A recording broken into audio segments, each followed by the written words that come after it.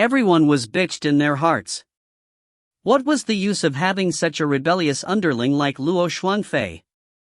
They had no idea that some people were capable and useful in their own way. For Luo Shuangfei to have a 9th grade White Lotus cultivation this young, it clearly meant that his cultivation method was exceptional and there was plenty of room for improvement. While Tian Qingfeng and the others were already old men, Luo Shuangfei's skill was extraordinary. His fierce and cunning spear art couldn't even be matched by the school of Blue Jade disciples. Moreover, with his precious defensive armor on, he could easily gain the upper hand even in a battle against a larger group. He was the best choice to charge into a battlefield under Miao Yi's banner. Also, Luo Shuangfei could poison 20 of them by himself. Up till now, no one knew how he managed to do it. With that capability alone, he was far stronger than Tian Qingfeng and the others in Miao Yi's opinion. He would definitely be useful in the future. Luo Shuangfei could even control that Martin to cure poison, which led Miao Yi to value him even more. If Tian Qingfeng and the other men had similar capabilities to Luo Shuangfei, Miao Yi would definitely treat them better, just like how Yang Qing treated him in the past. A dragon steed suddenly charged out from a nearby ravine. The rider was none other than Lin Pingping.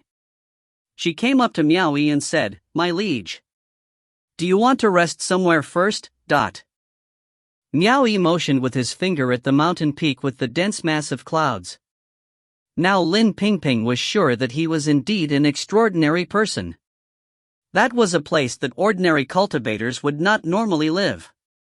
She quickly nodded and said, "My liege, please come with me." Luo Shuangfei was furious when he saw her. Seeing her pale bosoms bouncing up and down distractingly as she rode her dragon steed, he quickly used his spear to jab at her and shouted, "Cover your fat bouncing boobs immediately. Otherwise, don't blame me for killing you in a single strike when I grow tired of looking at you."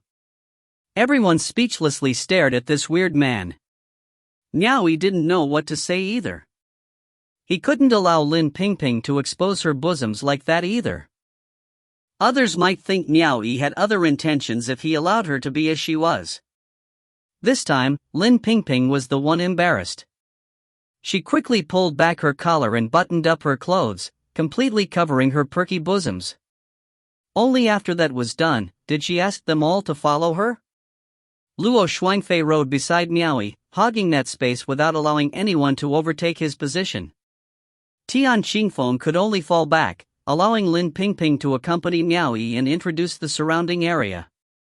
She was indeed more familiar with the city than him, because she was able to tell which street was which. By the time everyone arrived at the Jade Capital Peak, where the overlord of the Firth Earthly Branch stayed, they more or less had an understanding of the city's customs and practices after being briefed by Lin Pingping. Tian Qingfeng and the other men never stayed at Jade Capital Peak before, which made it even more apparent that Lin Pingping was more familiar with the city than them. She quickly led them to the registration counter once they arrived at Jade Capital Peak. Lin Pingping already briefed them earlier about the current location. The place where the cultivators were permitted to stay in Jade Capital Peak was categorized into 4 classes. Naturally, it wasn't anything like the dugout caverns the loose cultivators stayed in, and it wasn't anything like an ordinary inn either.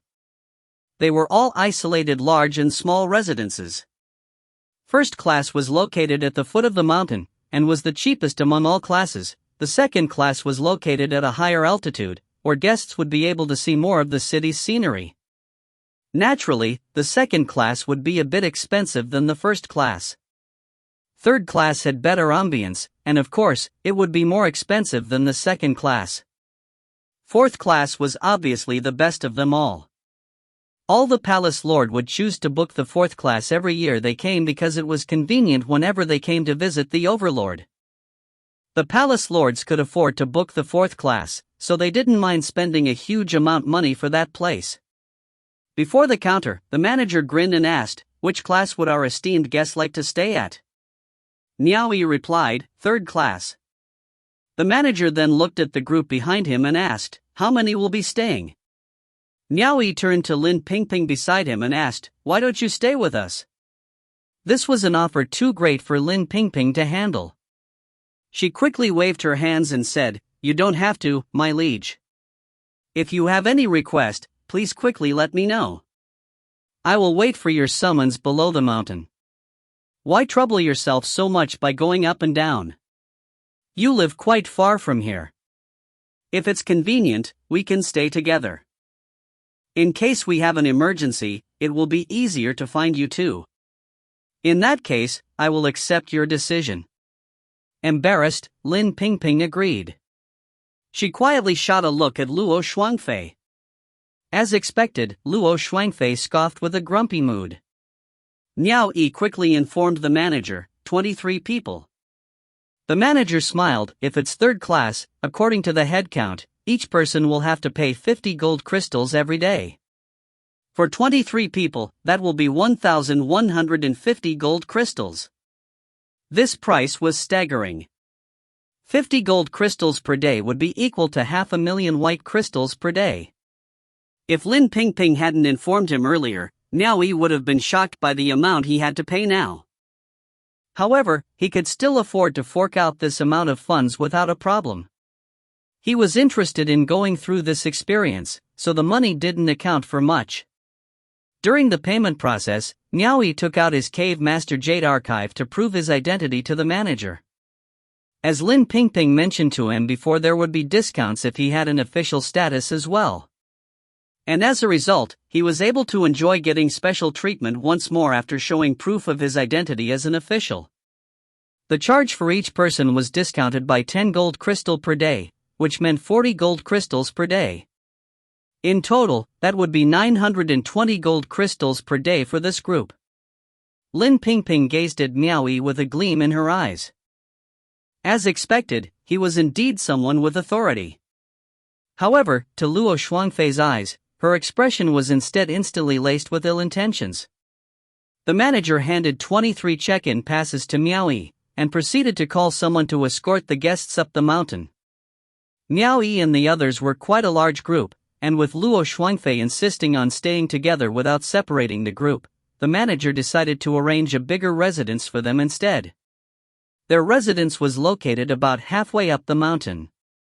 It was peaceful and quiet with a hint of classical influence in the scenery. The trees on the edge of the forest swayed as the wind whistled through the pines.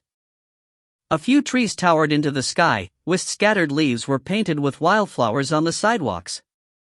The fragrance of the wildflowers was subtle. Turning to gaze at the cityscape with its curved rivers, Miao Yi found it quite pleasing to his eyes. The view below was that of a flourishing mortal world, whilst the mountain seemed extraordinarily ethereal. He felt lofty and powerful at this height. The scenery just then was like a painting. Someone already led their dragon steeds to their settle down within the residence. The number of servants coming forth to greet them in advance were enough to cater to their needs. These servants were all young people below the level of loose cultivators. Those with normal status or stable incomes would never come here to become servants. Employing ordinary civilians was also out of the question because they would not cope with dragon steeds. Loose cultivators were the best option for this position as they would be obedient and not dare to cause problems. Lin Pingping mentioned she had worked in the mountains when she was younger. The Celestial Nation Chamber of Commerce relieved her of her duty because she was getting older and losing her youth. They feared that guests would be unhappy looking at her. The loose cultivators working here earned their living with their youth. However, most loose cultivators did not have the power of the orbs of will, so their cultivation would progress slowly and they would age faster. They wouldn't be able to depend on their youth to keep living a stable life for long. If you find any errors, ads pop up, ads redirect, broken links, non-standard content, etc., please let us know. Report chapter so we can fix it as soon as possible. Chapter 255, The Outlandish Luo Shuangfei. Chapter 255, The Outlandish Luo Shuangfei. Translator, Claude Editor, Tom Yummy. The Celestial Nation Chamber of Commerce wasn't afraid that there would be nobody for them to make use of, as there was a vast number of young loose cultivators struggling to find work in the capital city. They could fire the aging and easily replace them with rookies. There were countless people out there waiting in line for the opportunity. In reality, apart from getting lucky and receiving gratuity from noble guests, the loose cultivators could only work for the Celestial Nation Chamber of Commerce. Jobs that other followers could perform in the capital were forbidden from being done by loose cultivators. Even if they didn't use any of their transcendence energy and honestly set up a stall just to sell some buns, they weren't allowed to. Once they were found out, the officials would never be courteous to a loose cultivator without any background. Miao Yi had a hunch that it would have been worth every penny using Lin Pingping as a guide. She really explained every area they went into without fail, and with great detail. She could even properly explain the conditions of the loose cultivators working there. This was at least something Tian Qinfeng wasn't too knowledgeable about. Only a loose cultivator in the capital city, as Lin Pingping herself was, could accurately describe their conditions, as she knew the circumstances all too well. However, Miao Yi was a little bewildered with how blunt Lin Pingping was with her words. She didn't even try to sugarcoat her own low and degrading status. Even Tian Qinfeng and the others were sighing profusely on hearing her words. As members of a sect, although they couldn't compare to officials, they were in a much better position than the loose cultivators. The only exception was Luo Shuangfei, who still found Lin Pingping a sight for sore eyes. Inside the residence, all the necessities were present, including pavilions and the like. The servants were also available at any time. Although it was expensive to live here, it was definitely a place that was worth staying. They didn't need the residence servants to lead the way, as Lin Pingping had worked here before. She stayed by Miao Yi's side and explained everything in detail whilst they were touring the place. She could even knew how many people could accommodate the respective rooms in detail. On hearing that, Miao Yi requested Tian Qinfeng and the others to go off by themselves and find a room of their own to rest. Although Lin Pingping had worked here before, it was still her first time staying at such a classy place as a guest, so she was feeling a little perplexed. Some of the servants working there recognized Lin Pingping. When they saw that she managed to secure the job of being a guide for the esteemed guests and even stay at a place like this, they were green with envy. Yet, they didn't dare to step forth and greet her. There were rules instilled here. Guests were guests, and servants were just servants. Should they upset the customers, they would be fired without hesitation. There were many others waiting in line for the job.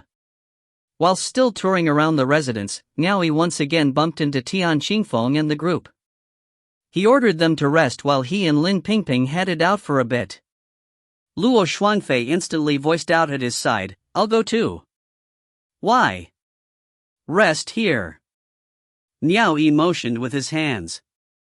He had personal matters to attend to and wasn't willing to bring extra baggage around. "No. As your subordinate, I have an obligation to protect you and prevent others from plotting anything against you." Luo Shuangfei stared at Lin Pingping from the corner of his eyes. Spending a large sum of money to stay here was because it was pretty safe. Perhaps more so than East Arrival Cave. Nobody dared to cause a disturbance under the watchful eyes of the Overlord. So what was there for him to protect there? Miao Yi was caught between laughter and tears.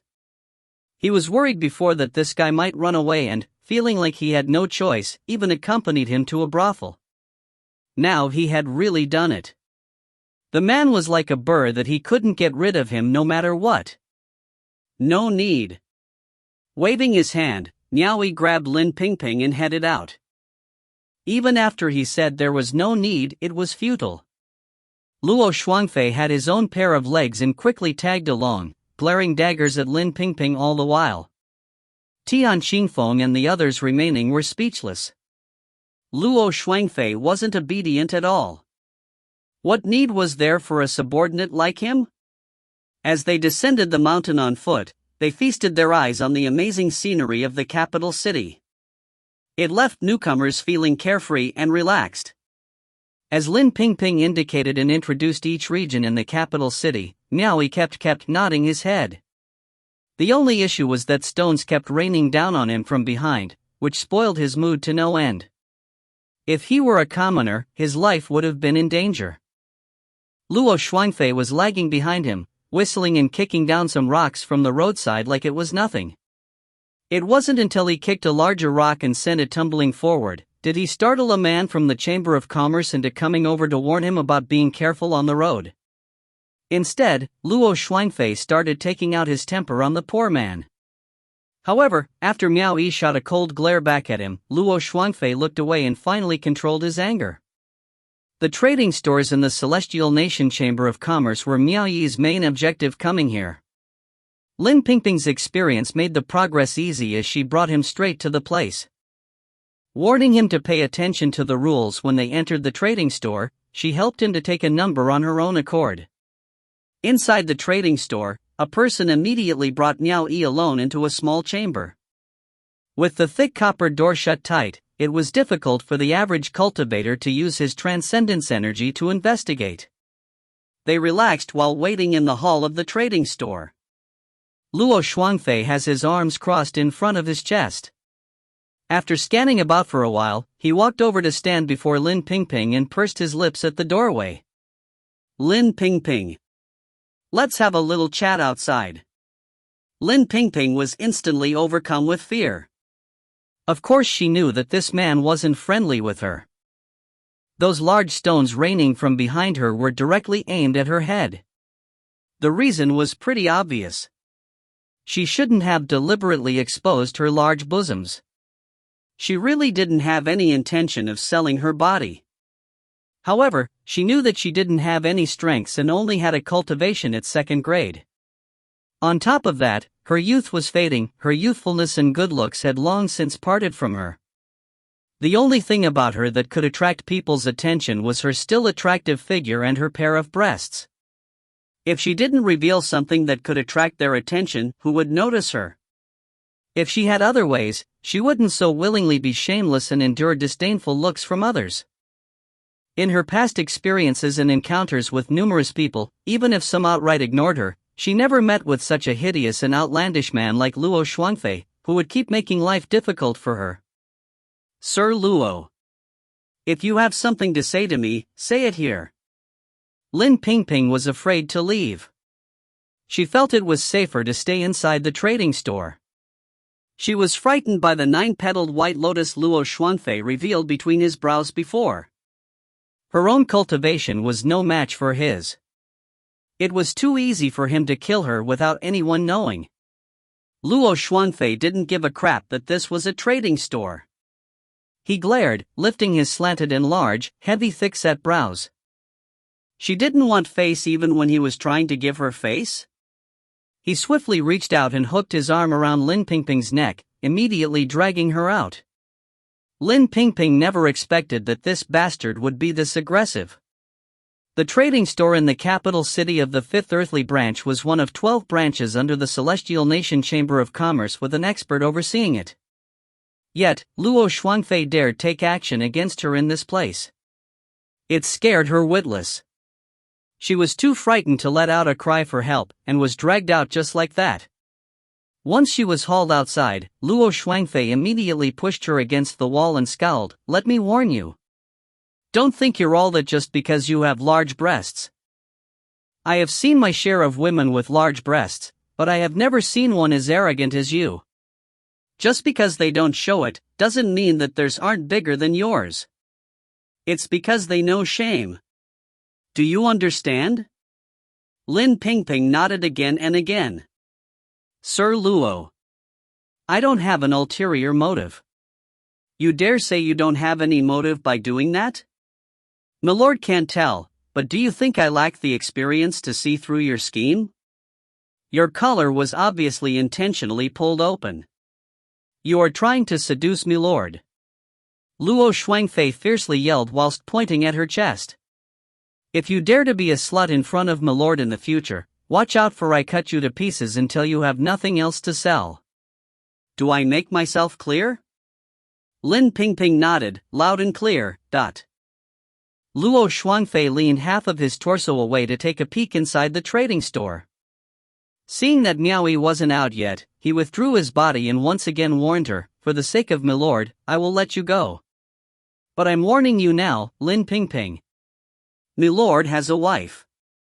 Before we departed, the mistress already told me that milord is forbidden from touching another with his hands, so that her body will not be tainted by others.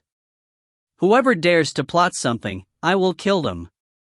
Lin Pingping didn't know whether to laugh or cry. Why was there a wife like his? No wonder this man kept harassing her. It turned out there was a female tiger keeping watch at home. Yet, she nodded and said, "Sir Luo, I won't dare to continue doing so anymore." Luo Xuanfei clasped his hands behind his back. Words alone are not proof. You have to act on it. Lin Pingping was caught off guard. She thought that he wanted to drive her away, so she pleaded, "Sir Luo, please don't drive me away. It's not easy for me to stay in the capital city. Please give me a chance." "Who says I'm driving you away?" Luo Xuanfei quickly leaned out to peek into the trading store again. If he ran Lin Pingping off now, Miao Yi would know that he was the culprit. Thus, he withdrew his body and uttered in a low voice, "Although you're older and look average, you know well that all men are pigs. If you keep flaunting your large bosom in front of him, I can't guarantee that he won't be tempted." Lin Pingping was stunned. "Then what do you suppose I should do?" Luo Xuanfei pursed his lips at her chest. "You need to think of some way to deal with your full bosom."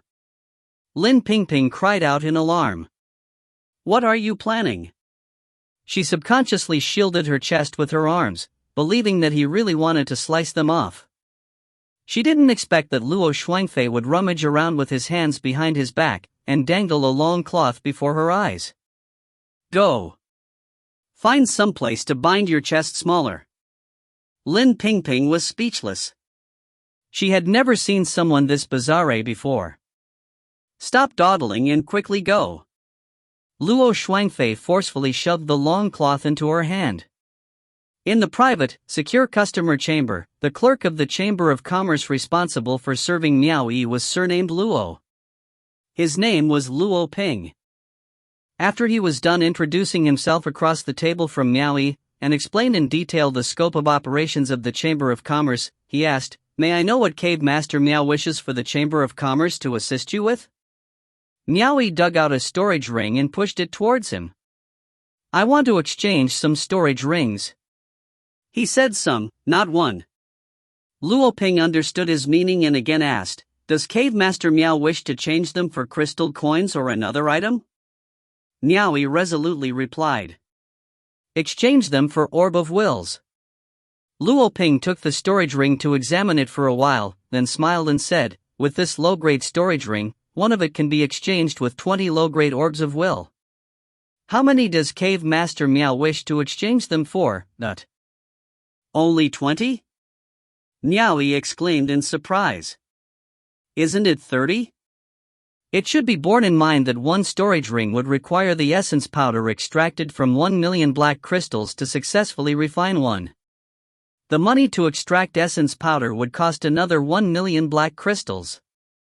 The artifact artisan's labor fee would cost an additional 1 million black crystals. So one storage ring was worth 3 million black crystals. It could be converted into 30,000 gold crystals. A low-grade orb of will had a market value of 1,000 gold crystals. Which meant that one storage ring could be exchanged for 30 low-grade orbs of will based on the market value.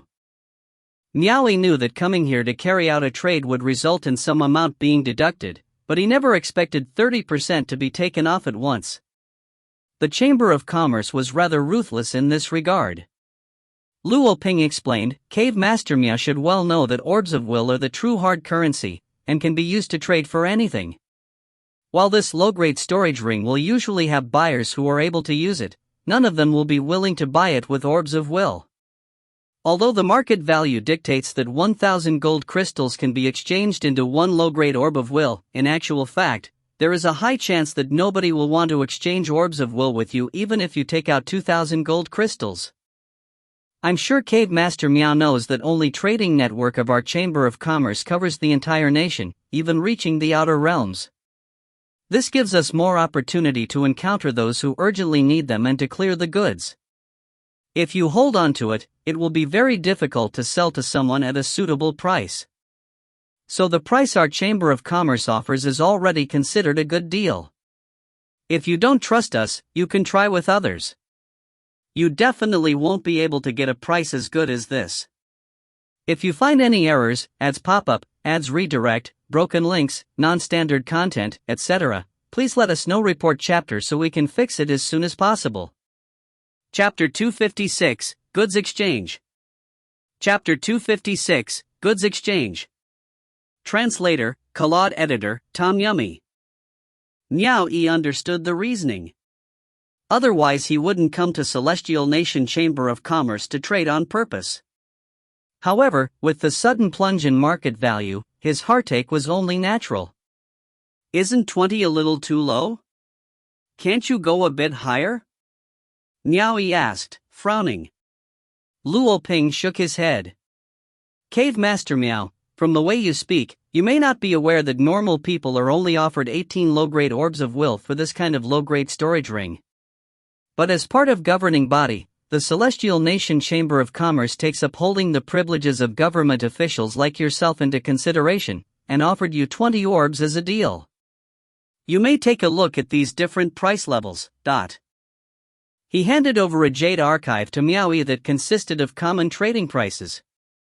Surprisingly among them were the exchange rate of storage rings against the orbs of will. Upon looking over it, only then did Miao Yi come to realize that there were actually 3 price categories for exchanging storage rings with orbs of will. Non-government officials would be offered 15 orbs without exception. An ordinary cultivator holding a government official title would be offered 18 orbs. People like Miao Yi who held the position of a local authority starting from the title of Cave Master would be offered 20 orbs. Miao Yi secretly felt deeply ashamed. If he were to reveal his identity as the Steed Deputy, then one storage ring could only be exchanged with 18 orbs of will. He finally felt the advantages of being a cave master. He only just began to realize the importance of an authority's status after the truth came to light. It allowed one to enjoy special privileges everywhere in the Celestial Nation, including a discount in accommodation. He didn't expect to also be given a deal when exchanging items with the Celestial Nation Chamber of Commerce. Naturally, Miao Yi also understood the reason behind these deals. The Chamber of Commerce handled the trade throughout the entire Celestial Nation. If they didn't give a good deal to dwellings of different branches, then who was going to take care of them? Taking East Arrival Cave as an example, if the Chamber of Commerce had any sea cargo arriving at East Arrival Cave, it wasn't likely for their goods to be snatched due to their powerful influence. However, East Arrival Cave could still deliberately make things difficult for the Chamber of Commerce. Within their strictly defined power and responsibility, the Chamber of Commerce had no rights to take action against them. Instead, they would have to look for a more powerful authority to pressure East Arrival Cave. In reality, if the Celestial Nation Chamber of Commerce had any issue in trading, they would also instantly seek help from the local authority. In this way, everyone maintained a mutually beneficial and reciprocal relationship. Miao Yi pushed the jade archive back and muttered with a little hesitation. I believe there's room for negotiation with regards to the stated price, right? It's impossible for it to always remain the same rate. There are fluctuations, but the prices are set according to the overall state of trading for each item. Inflation always exists, but common trading goods like these are always used and don't really change in the cultivation world. Thus, we've observed that they don't fluctuate very much. In comparison, special items like the glorious star immortal herb don't have a fixed price, and definitely have room to bargain. However, for common items like these, Cave Master Miao should know that we will give the fairest price. Not only that, the price is also made public so you may compare it with everywhere else. There's no room for bargaining in this. Since this was the case, Miao Yi couldn't really do anything about it. In the end, he had no choice but to nod. Alright, 20 it is. Luo Ping glanced at the 6 rings he wore on his hands and inquired, so how many would you like to exchange, Cave Master Miao? Miao Yi reached into his clothes and fumbled about for a moment. Clank. In a flash, he pulled out several strings of storage rings and tossed them on the table. 200. It had been very exhausting to lug these heavy things around for such a long time since he couldn't store them in other storage rings. He was finally going to get rid of them today. He didn't take out all of the storage rings he won from battling in the Sea of Constellations. He disposed of 200 of them, and kept 20 as reserves. He initially thought that he would shock the other person by suddenly tossing out so many storage rings, but Luo Ping only faintly smiled, then proceeded to calmly and carefully check the goods. The Celestial Nation Chamber of Commerce served the capital cities of the 12 branches. These few storage rings hardly amounted to anything because they had seen a great number of other amazing sights. Compared to them, the few items that Miao Yi pulled out were hardly worth mentioning. Miao Yi came to realize that he was overthinking matters. It seemed he hadn't made a wrong decision in coming here. Those items he had taken out weren't that conspicuous. Luo Ping had Miao Yi wait for a moment. After he was done checking the goods, he turned around and tapped open the other copper door of the secure room. He stepped inside, and vanished behind the closed copper door. The Chamber of Commerce here was a round building. The secure rooms were built around in a circle together with the lounge, and connected to the central administration room in the center via a passage. A short while later, the copper door swung open again. Luo Ping came out from the central administration room with another old man. After both of them inspected the goods together, Luo Ping asked, "Cave Master Miao, would you like to withdraw the Orbs of Will immediately, or store it here with us for now?" Miao Yi was aware that hard currency like Orbs of Will could be stored in the Chamber of Commerce like money, and be withdrawn from any manor within the Celestial Nation whenever needed, and at any time. For example, the Chamber of Commerce had a branch in South Edict Manor. However, prior notice needed to be given before withdrawal, and payment would only be received after the branch managed to get in touch with the capital for verification. Although the waiting time was a little inconvenient, the goods would be delivered instantly after everything was settled, and without any additional charge. The service was definitely reputable. Otherwise, this kind of business wouldn't be possible.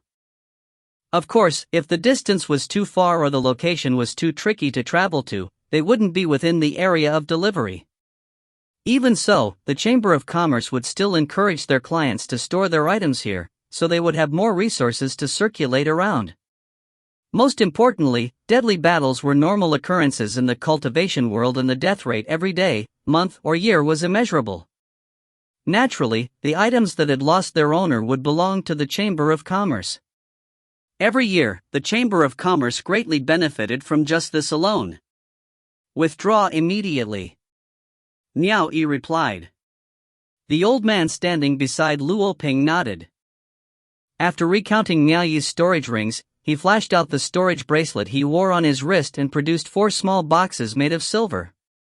He then handed them over to Luo Ping.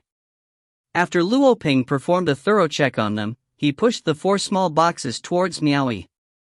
"You have exchanged 200 low-grade storage rings. The exchange rate for each ring is 20 low-grade Orbs of Will, making that a total of 4,000 low-grade Orbs of Will. Each of these 4 boxes contains 1,000 low-grade Orbs of Will. Please verify the transaction, Cave Master Miao." Miao Yi was obviously going to verify the transaction without being told to do so. These were all the items he had obtained by risking his life. After opening every box and verifying their contents, he nodded and said, "The number is correct. There is no problem." Luo Ping then promptly retrieved a jade archive to scribble down the transaction details and sealed it with his insignia. He then let Miao Yi seal it with his insignia. After verifying it once more, passed it to the old man to do the same. Upon verification by the 3 parties, the old man put away the official document along with the 200 storage rings on the table. He opened the copper door that led to the central administration, entered and vanished behind the closed door. Luo Ping gestured for Miao Yi to put away the 4 boxes of Orbs of Will before he asking another question. "Do you have any other request, Cave Master Miao? Perhaps even purchase some goods?" Miao Yi casually grabbed at a first-grade transcendent artifact and, without batting an eye, placed a shiny, silver-toothed club on the table. Pointing at it, he asked, "How many orbs of wool can this be exchanged for?" Luo Ping was speechless. He silently thought to himself that Miao Yi should have taken everything out in one go if he still had something to sell. Was he doing this on purpose? Despite the grievances in his heart, there was no sign of them on his face. He picked up the item and appraised it with a professional smile. It seemed like this item had room for bargain because, unlike the storage rings, it had no fixed standard price.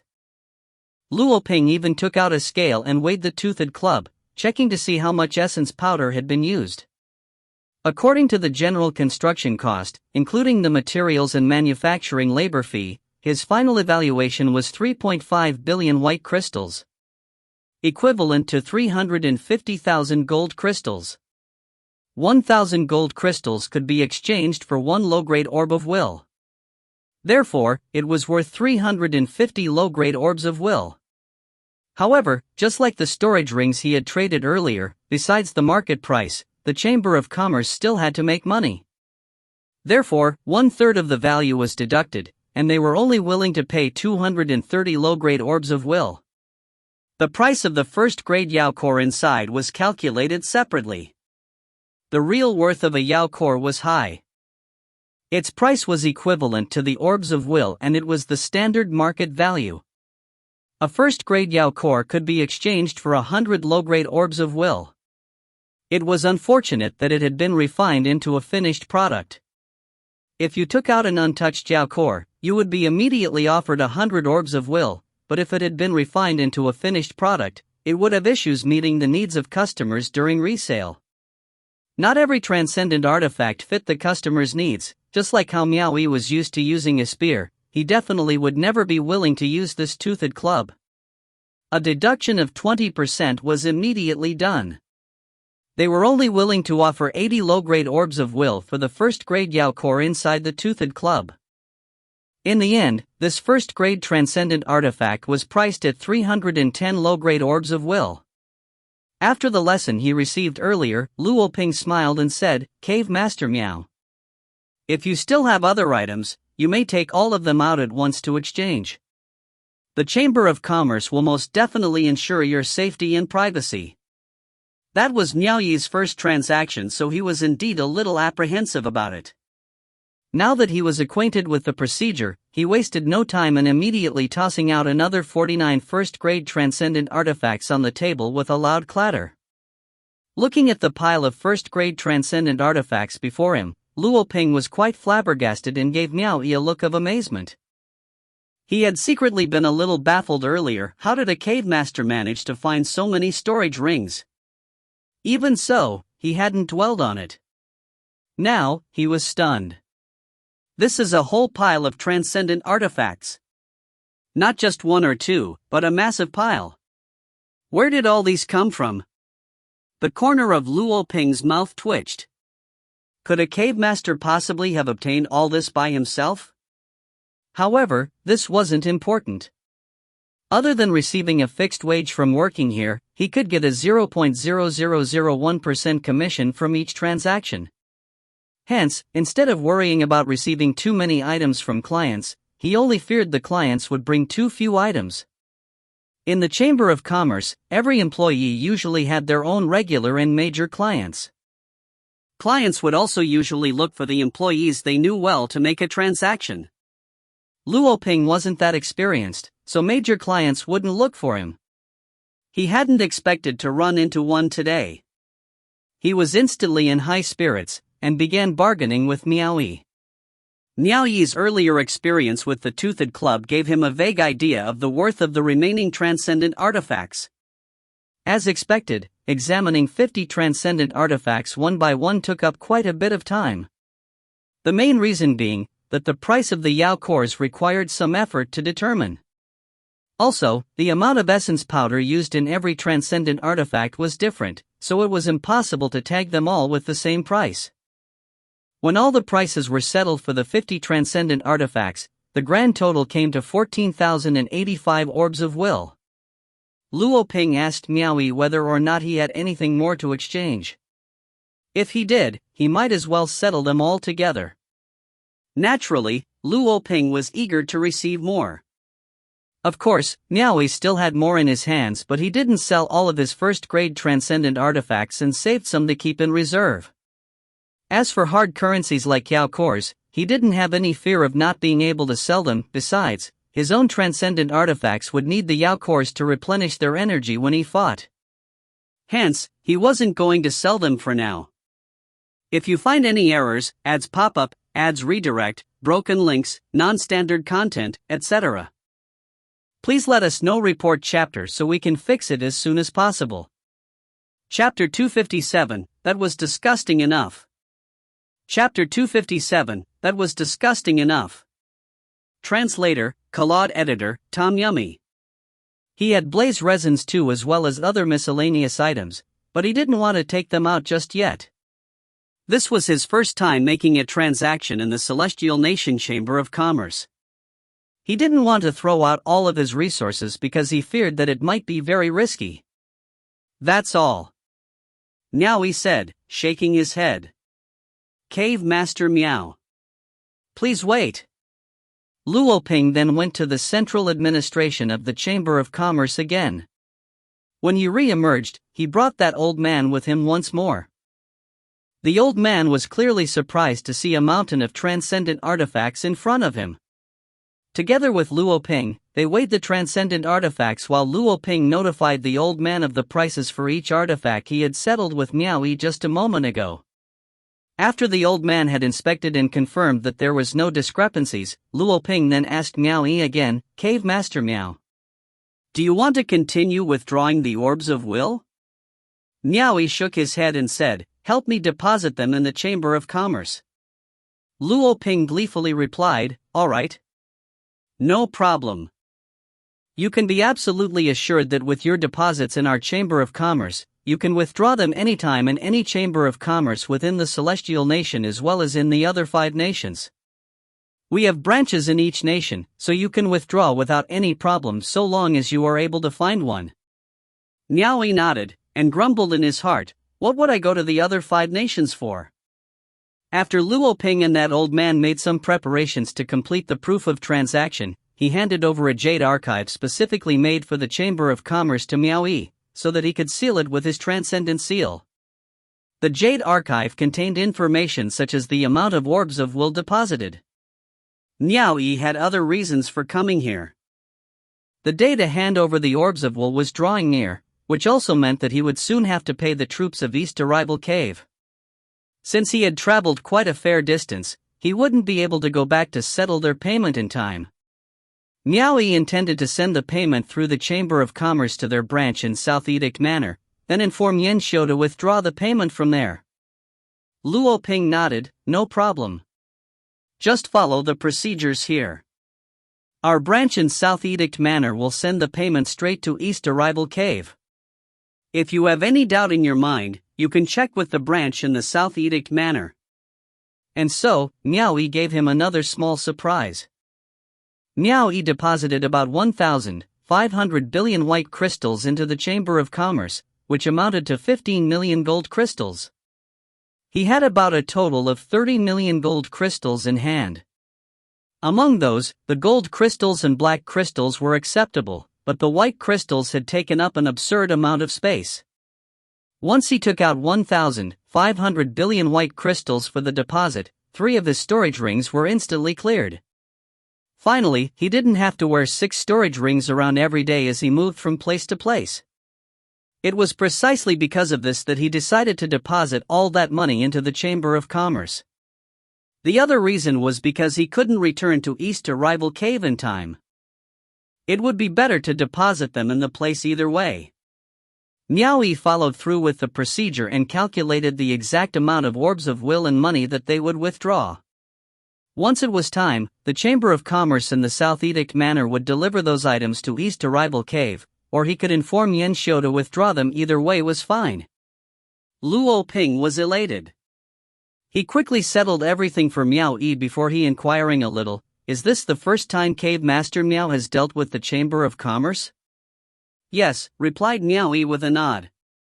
There was a subtle gleam in Luo Ping's eyes. So it is, he thought. Miao Yi just forked over 200 storage rings, 50 first-grade transcendent artifacts, and 1,500 billion white crystals. It wasn't a coincidence that they were whole numbers. Luo Ping surmised that Miao Yi still had more in hand, but he was still worried because it was his first time dealing with the Chamber of Commerce. Without hesitation, Luo Ping handed a jade archive over to Miao Yi and said, "If Cave Master Miao has larger transactions in the future and you're worried about making them in other branches of the Chamber of Commerce, you can show them my business card in any of the branches.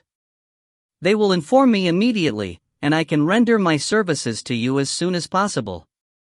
Most cultivators with smaller transactions would never be able to obtain this type of on-call business name card. Miao Yi was astounded when he took a closer look at the name card. Luo Ping would be available at any hour. There's even such caring service like this? It seemed he was really gaining quite the experience coming to the Chamber of Commerce. Miao Yi couldn't help but ask, "If I'm at a place far from you, aren't you afraid that you won't be able to reach me in time?" Luo Ping chuckled, "You worry too much, Cave Master Miao. As long as it's a large transaction, the Chamber of Commerce will send out a Red Lotus expert to escort me at the fastest possible speed. I will definitely reach Cave Master Miao in time. You have no need to doubt this." "Then that's good. If I have a large transaction next time, I will find you," Miao Yi said, waving the name card in his hand. Luo Ping nodded and gave a bow. "Remember to find me. I will definitely give Cave Master Miao the best price I can offer." Who was he kidding? He could receive quite a tidy sum from the commission of such large transactions. Important clients must be retained, so a door-to-door service was nothing. Miao Yi kept the name card and bid his farewell. "I still have business to attend to. I will take my leave." "Of course." Luo Ping quickly opened the bronze door of the secure room and personally accompanied Miao Yi to the main entrance of the Chamber of Commerce enthusiastically and with respect. Waiting for Miao Yi all this while, Lin Pingping was well aware of the rules in this place. When she saw Luo Ping enthusiastically escorting Miao Yi to the exit, her eyes gleamed. Only big clients would be able to enjoy such treatment. Luo Shuangfei had grown impatient from the wait. He curled his lips. He said, "Why were you gone for so long? And here I was thinking that you might have been robbed and murdered by the Celestial Nation Chamber of Commerce." The smile on Lu Ping's lips froze in the midst of cupping his fists to send Miao Yi off. He stood there on the steps before the entrance of the Chamber of Commerce thinking, what kind of person is this? He has some guts to say that the Celestial Nation Chamber of Commerce would rob and murder people. How dare he say things that can harm the reputation of the Chamber of Commerce? If it were an ordinary citizen saying those things, Luo Ping would definitely have gone forth and given a strict warning. However, for Miao Yi's sake, he decided to forget that it even happened. By the time the three of them left the Chamber of Commerce, the sky was already dark. The streets were lit up with colorfully decorated lanterns. It was apparent that Miao Yi had spent too much time inside making transactions. "Milord, where are your eyes looking?" Noticing that Miao Yi would gaze at Lin Pingping's bosoms every now and then, Luo Shuangfei scornfully sent a warning to Miao Yi. Miao Yi let out a dry cough because he couldn't resist taking another look. It was quite odd. He noticed that Lin Pingping's bosoms had abruptly become flatter. It made no sense, and really piqued his curiosity. Could these parts become larger or smaller at any given time? On the other hand, Lin Pingping was embarrassed.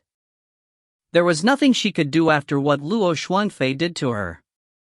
In any case, Miao Yi felt that it would be a terrible question to ask her, so he told Luo Shuangfei, "It's late. Go back and inform Tian Qingfeng and the others to descend the mountain. We will go for a stroll around the city together.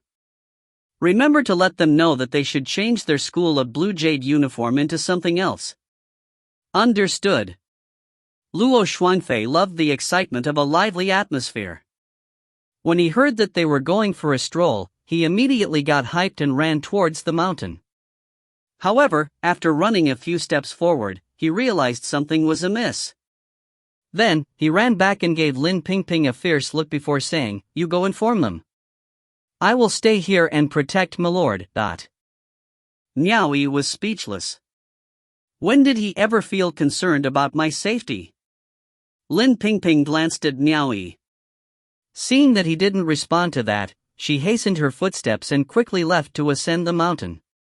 "Did you do something to her?" asked Miao Yi, turning to Luo Xuanfei.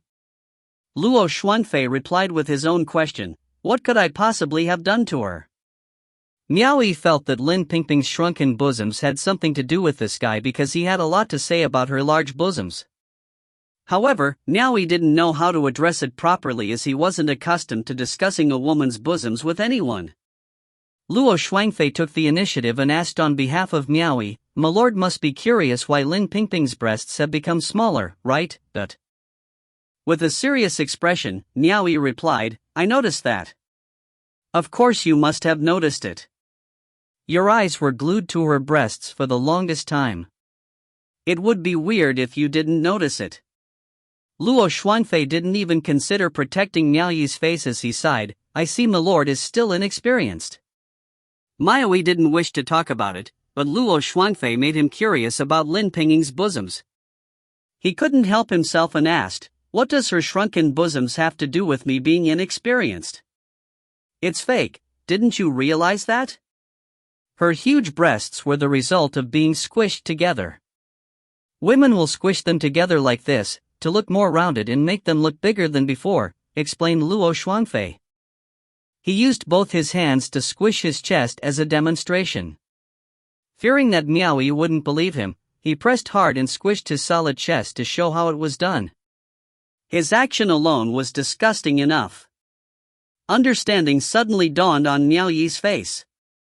Luo Xuanfei couldn't help but turn his face away slightly and breaking out a smile, thinking, this guy really has no experience on the affairs of men and women. He didn't even know of this idea, and was easily deceived.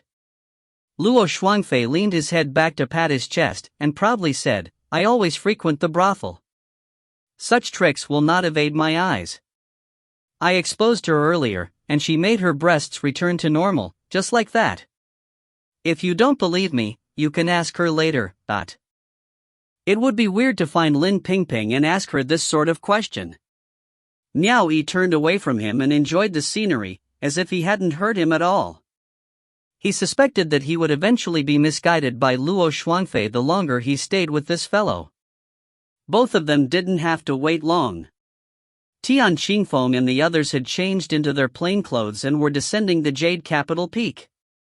They would have attracted a lot of attention if they continued to wear the School of Blue Jade uniforms instead. Both parties finally gathered together. Only after specifically glancing at Lin Pingping's chest to see that they were flattened down, did he begin to speak. "Lin Pingping, you are familiar with the city. Take us for a stroll." "Sure," replied Lin Pingping. "Milord, I know of a small restaurant that serves good food, and they are quite special.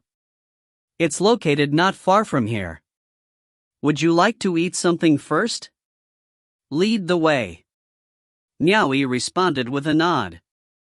Lin Pingping quickly forged ahead enthusiastically. Everyone followed behind without their dragon steeds. It would be inconvenient and troublesome to ride one through this busy street with all the passing crowds, bumping into people here and there. Besides, the city forbade cultivators from riding dragon steeds along this bustling street anyway. They crossed over a large bridge, witnessing a flower boat passing by underneath as they did so. Then, Lin Pingping led the group into a small and quiet street. Compared to the bustling of the main street, this street was rather dull. The street was paved with limestones, and lanterns hung along the entrance of every shop. A few children of unknown families were shouting and running about the street. While everyone else was still gazing about, Lin Pingping suddenly hastened her steps towards a small restaurant. It seemed like she wanted to inform the restaurant first. As Lin Pingping approached the restaurant, she bumped into a woman at the entrance. Both of them were surprised to see each other. Lin Pingping quickly held onto that woman's hand and smiled. Hong Hong. Quickly go inside. Before she could finish, the woman flung Lin Pingping's hand away and shoved her. With a detestful expression, she said, "Why are you here again? Go away. I don't have any extra money to give you, Adat." In the next moment, a man with a towel around his shoulder appeared. He cupped his fists and said, "You are a capable person. I beg of you, please leave us alone, alright? Our business hasn't been that good either." Miao Yi and the others approaching grew curious of the situation. They only saw Lin Pingping explaining to the woman, "Hong Hong. I don't mean to shame you. I have brought guests to eat at your restaurant." She pointed at Miao Yi and the others, but as she turned around to look at them, Miao Yi and the entire groups were already looking at her curiously. Her face looked red, as if she had gotten into an argument, and looking quite embarrassed at that. "What happened?" Miao Yi asked as he led his men to the scene. Lin Pingping was flustered. She waved her hands and said, "Nothing. It's nothing, me lord." She turned back to the woman and said, "Hong Hong. Quickly greet the guests." The couple standing at the entrance saw that Lin Pingping had brought about 20 guests to the restaurant. At a glance, these guests didn't seem ordinary either. They quickly changed their attitudes and bowed simultaneously, stepping aside before giving a warm welcome to invite the guests inside. If you find any errors, ads pop up, ads redirect, broken links, non-standard content, etc., please let us know. Report chapter so we can fix it as soon as possible. Chapter 258, A Trivial Skill. Chapter 258, A Trivial Skill. Translator, Soup Hunter. Editor, Tom Yummy. It was as the man said, business in the restaurant hadn't been going very well. There wasn't a single customer in sight. The couple seemed to be the owners of the restaurant. The restaurant was 2 stories high. On the lower floor, there were only 3 tables beside the counter and kitchen. Miao Yi threw a glance at the woman called Hong Hong and realized that her facial features bore some similarities to Lin Pingping's. Their ages seemed to be similar as well, so he couldn't help asking, "Are you two the owners?" To which the man replied, "Yes. Indeed we are. This store belongs to us husband and wife. My lord. It is more spacious upstairs. Please have a seat there." Lin Pingping quickly interrupted, seemingly afraid that Miao Yi would probe deeper. Miao Yi shot a glance at her, but he didn't say anything else and nodded his head. He allowed her to lead everyone up the wooden steps onto the second floor. The second floor was clearly more spacious, and was fitted with 6 tables. It was clearly enough to accommodate them all. Miao Yi and a few others sat at a table beside the window. The rest of them sat at a table of their own liking. "Honorable guests. What would you like to eat?" the boss asked in a deferential manner. Miao Yi turned to Lin Pingping beside him and said, "You're familiar with this place. You help us order." Lin Pingping immediately told the couple, "Bring out all the best dishes your restaurant has to offer." "Yes. Of course. Please wait a moment, honorable guests," replied the boss before quickly going downstairs. The lady boss was about to pour tea for everyone, but Lin Pingping stood up and went over to tell her, "Go and do your work downstairs. I will help you serve them." After that, she carried a pot of tea over and started working her way around table by table. When she finally sat back down next to Miao Yi, he asked, "It seems you're very familiar with the owners of this restaurant?" "I am," blurted Lin Pingping, before faltering towards the end. Suddenly, they overheard the conversation between the couple downstairs. It made Lin Pingping's cheeks flush red with shame, and the air became extremely awkward. "Why is your mother here again?" It was the boss's voice. The lady boss muttered, "But didn't she bring us many customers? Don't you know how your mother is?" "Yes, she did bring us customers. Yet later if she asks us for the earnings that we made from these customers, we will have to give them to her. Then it would have been a wasted effort for us." I think this should be the last time. These are your words. You go talk to your mother later on. Hong Hong. I don't mean anything by it, but business has been bad for us. Our lives are not faring any better than hers. Our eldest child has also reached the age where he should be saving money for marriage. All these years, we have always provided for her. She should spare some consideration for us as well. The couple downstairs thought their voices were low enough because they were whispering, but they didn't realize what sort of people were sitting upstairs. It was such a short distance between the two floors, that everyone heard what they said loud and clear. The gaze of everyone upstairs went to Lin Pingping. Her face was red all the way to her neck as she bit her lip with her head bowed, feeling unbearably embarrassed. Miao Yi furrowed his brows and asked, "The one below is your daughter?" The couple downstairs could not have made things any clearer. Lin Pingping knew that she couldn't hide it any longer, and awkwardly nodded, "Me lord. They are my daughter and son-in-law." Everyone exchanged glances. This mother and daughter pair looked almost around the same age. The daughter even seemed to be slightly older among the two. They never expected her to be Lin Pingping's daughter. However, in the cultivation realm, this wasn't unheard of. After all, a cultivator aged much slower than a normal person did, so it was understandable. I knew it was strange how there wasn't a single customer when we entered. My guess was that the food here probably tasted bad, but a certain someone said that a restaurant she knew had exquisite food and insisted on bringing us here. Luo Shuangfei didn't mince his words, and continued, "It turned out they were family. This lord's sharp judgment saw through your ruse long ago. The cat's out of the bag now, don't you think?" He turned to Miao Yi, "My lord. Don't you see now? It's not that I am biased against her. Even her daughter and son-in-law do not look upon her kindly." He stood up and swept his gaze over everyone, then began pulling back his sleeves to reveal a pair of fair and slender arms. "I doubt there will be anything delicious here. Why don't we just raise this restaurant to the ground?" Tian Qingfeng and the rest were speechless. A cultivator that would dare to destroy a follower's restaurant in the capital city must be tired of living. Lin Pingping had experienced how bloody ignorant Luo Shuangfei could be. He was someone who would dare openly lay a hand on her in the halls of the Celestial Nation Chamber of Commerce.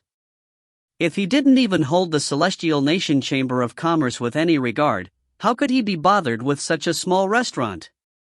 Lin Pingping hastily stood up and pleaded to Luo Shuangfei, "Sir Luo, please spare them. The both of them can only rely on this small restaurant to survive. You mustn't destroy it. I just wish to help my daughter gain some business for her restaurant.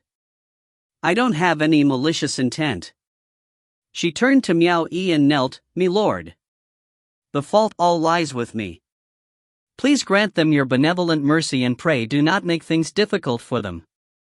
Miao Yi reached out to support her arm. "There is no fault in helping to bring your daughter's restaurant a little business. It is something anyone would do, so there is no need to blame yourself so. Hey! If you're going to talk, talk. What do you think you're doing getting all touchy?" Luo Shuangfei ran over and pushed Lin Pingping aside, slapping away Miao Yi's hand that was holding onto Lin Pingping's arm. He glared at Miao Yi and chided, "The situation is already clear as day, yet you're still taking her side. Tell me honestly. Do you fancy her? I knew you had some interest in her long ago, and now you actually dare to take advantage of this situation to win her fancy. You finally reveal your true intent." This information was beyond shocking. Tian Qingfeng and the rest gazed at Miao Yi in surprise, thinking, "How come we never thought about that? Could it be that Luo Shuangfei realized something as we descended the mountain?" Lin Pingping was stunned. Gazing at Miao Yi in a daze, she thought, "He's taken a fancy to me?" Miao Yi was furious. He slammed the table and abruptly stood up, "Get lost. I can't stand a subordinate like you, dot. You're chasing me away because of her?" Luo Shuangfei's eyes widened in disbelief. He pointed at Lin Pingping, then at himself. then also burst into a rage and thrust his hand out. I don't want to serve you anymore either. Return the heir to me. I'll leave immediately after you do. Completely taken by rage, Miao Yi immediately pulled out the beast's sack from inside the lower hem of his robes and threw it at Luo Xuanfei. He pointed out the window and shouted, "Get out of my face!" He had enough of this bastard's vexatious tendencies. He was fine with letting go of such a disobedient subordinate. Since he couldn't control the purple marten himself anyway, he had no qualms about giving it back. Fine. You're the one asking me to leave. Even if you beg me to in the future, I won't come back. Luo Xuanfei snorted indignantly, and turned around to leave, rushing down the restaurant with quick steps. Everyone gazed at Miao Yi in shock, thinking, could Milord really have taken a fancy to this woman who still retained some of her once graceful bearing? Otherwise, why would he chase away Luo Xuanfei, whose willfulness he always tolerated? Is it truly because of Lin Pingping? Lin Pingping was quite restless as well.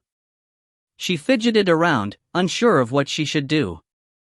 Unexpectedly, they could hear the thumping of footsteps coming up to the second floor once again. Everyone turned to look, only to see that Luo Xuanfei had come back. He had on a calm expression as if nothing had happened. Then brazenly sat back down at his seat right beside Miao Yi. Everyone's jaws almost dropped to the ground. He looked so angry just now. Yet why, in the blink of an eye, did it seem like the incident just moments ago had nothing to do with him? Even Miao Yi's anger had yet to simmer down. How could anyone have calmed so quickly? He stared in astonishment as Luo Xuanfei began leisurely sipping his tea beside him. Why did you come back? Miao Yi asked pensively. It's a trivial skill, said Luo Xuanfei, raising his cup with one hand and waving the beast's sack in the other. He smiled at Miao Yi. If I didn't do it like this, how could I get you to return the heir to me? He pulled open the lower hem of his robes, and tied the beast's sack back onto his waist. Then, he took another sip of the tea in his hands in satisfaction. Miao Yi was lost for words. Did I get tricked just like that? He furrowed his brows. Since I've already returned the thing to you, aren't you already free to go as you please? Why are you still here? I.e. Luo Xuanfei sighed, putting his cup down.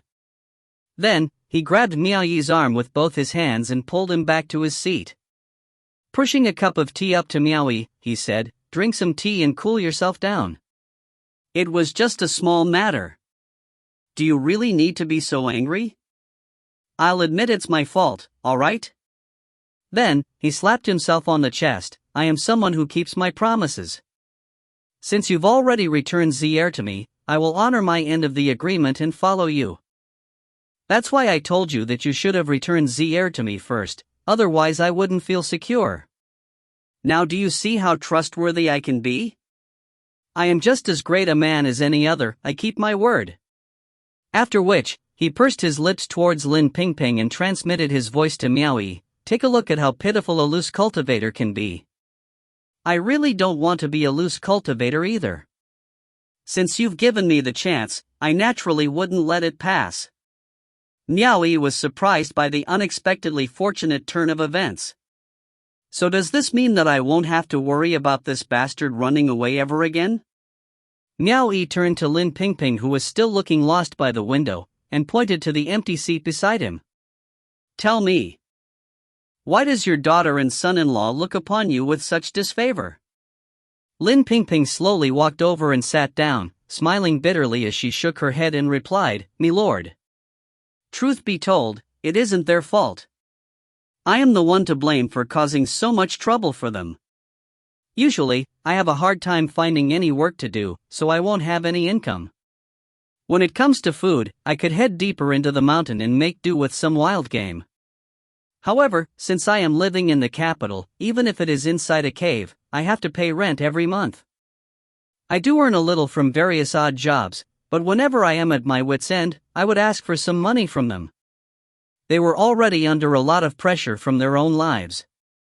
You heard it yourself. After some time passed, they naturally began to find me bothersome. Miao Yi furrowed his brows. Since you know that you can't survive in the capital, why not leave? Lin Pingping's expression was anguished as she replied, there are still more opportunities in the capital. Once I leave the capital, my chances become slimmer. I also hope to be able to make something of myself one day and give them a better life. What's more, they are my only relatives. I don't wish to part from them. I don't mind that they find me bothersome. Sometimes, even looking at them from afar is enough to make me happy. From his end, Tian Qingfeng said, I've heard before that for the loose cultivators in the capital to survive, they will tend to look for a dual cultivation partner and give birth to a child. Once the child is grown, he or she will become a normal follower of the capital. When these loose cultivators can't find any work to do, they will rely on their children to support them.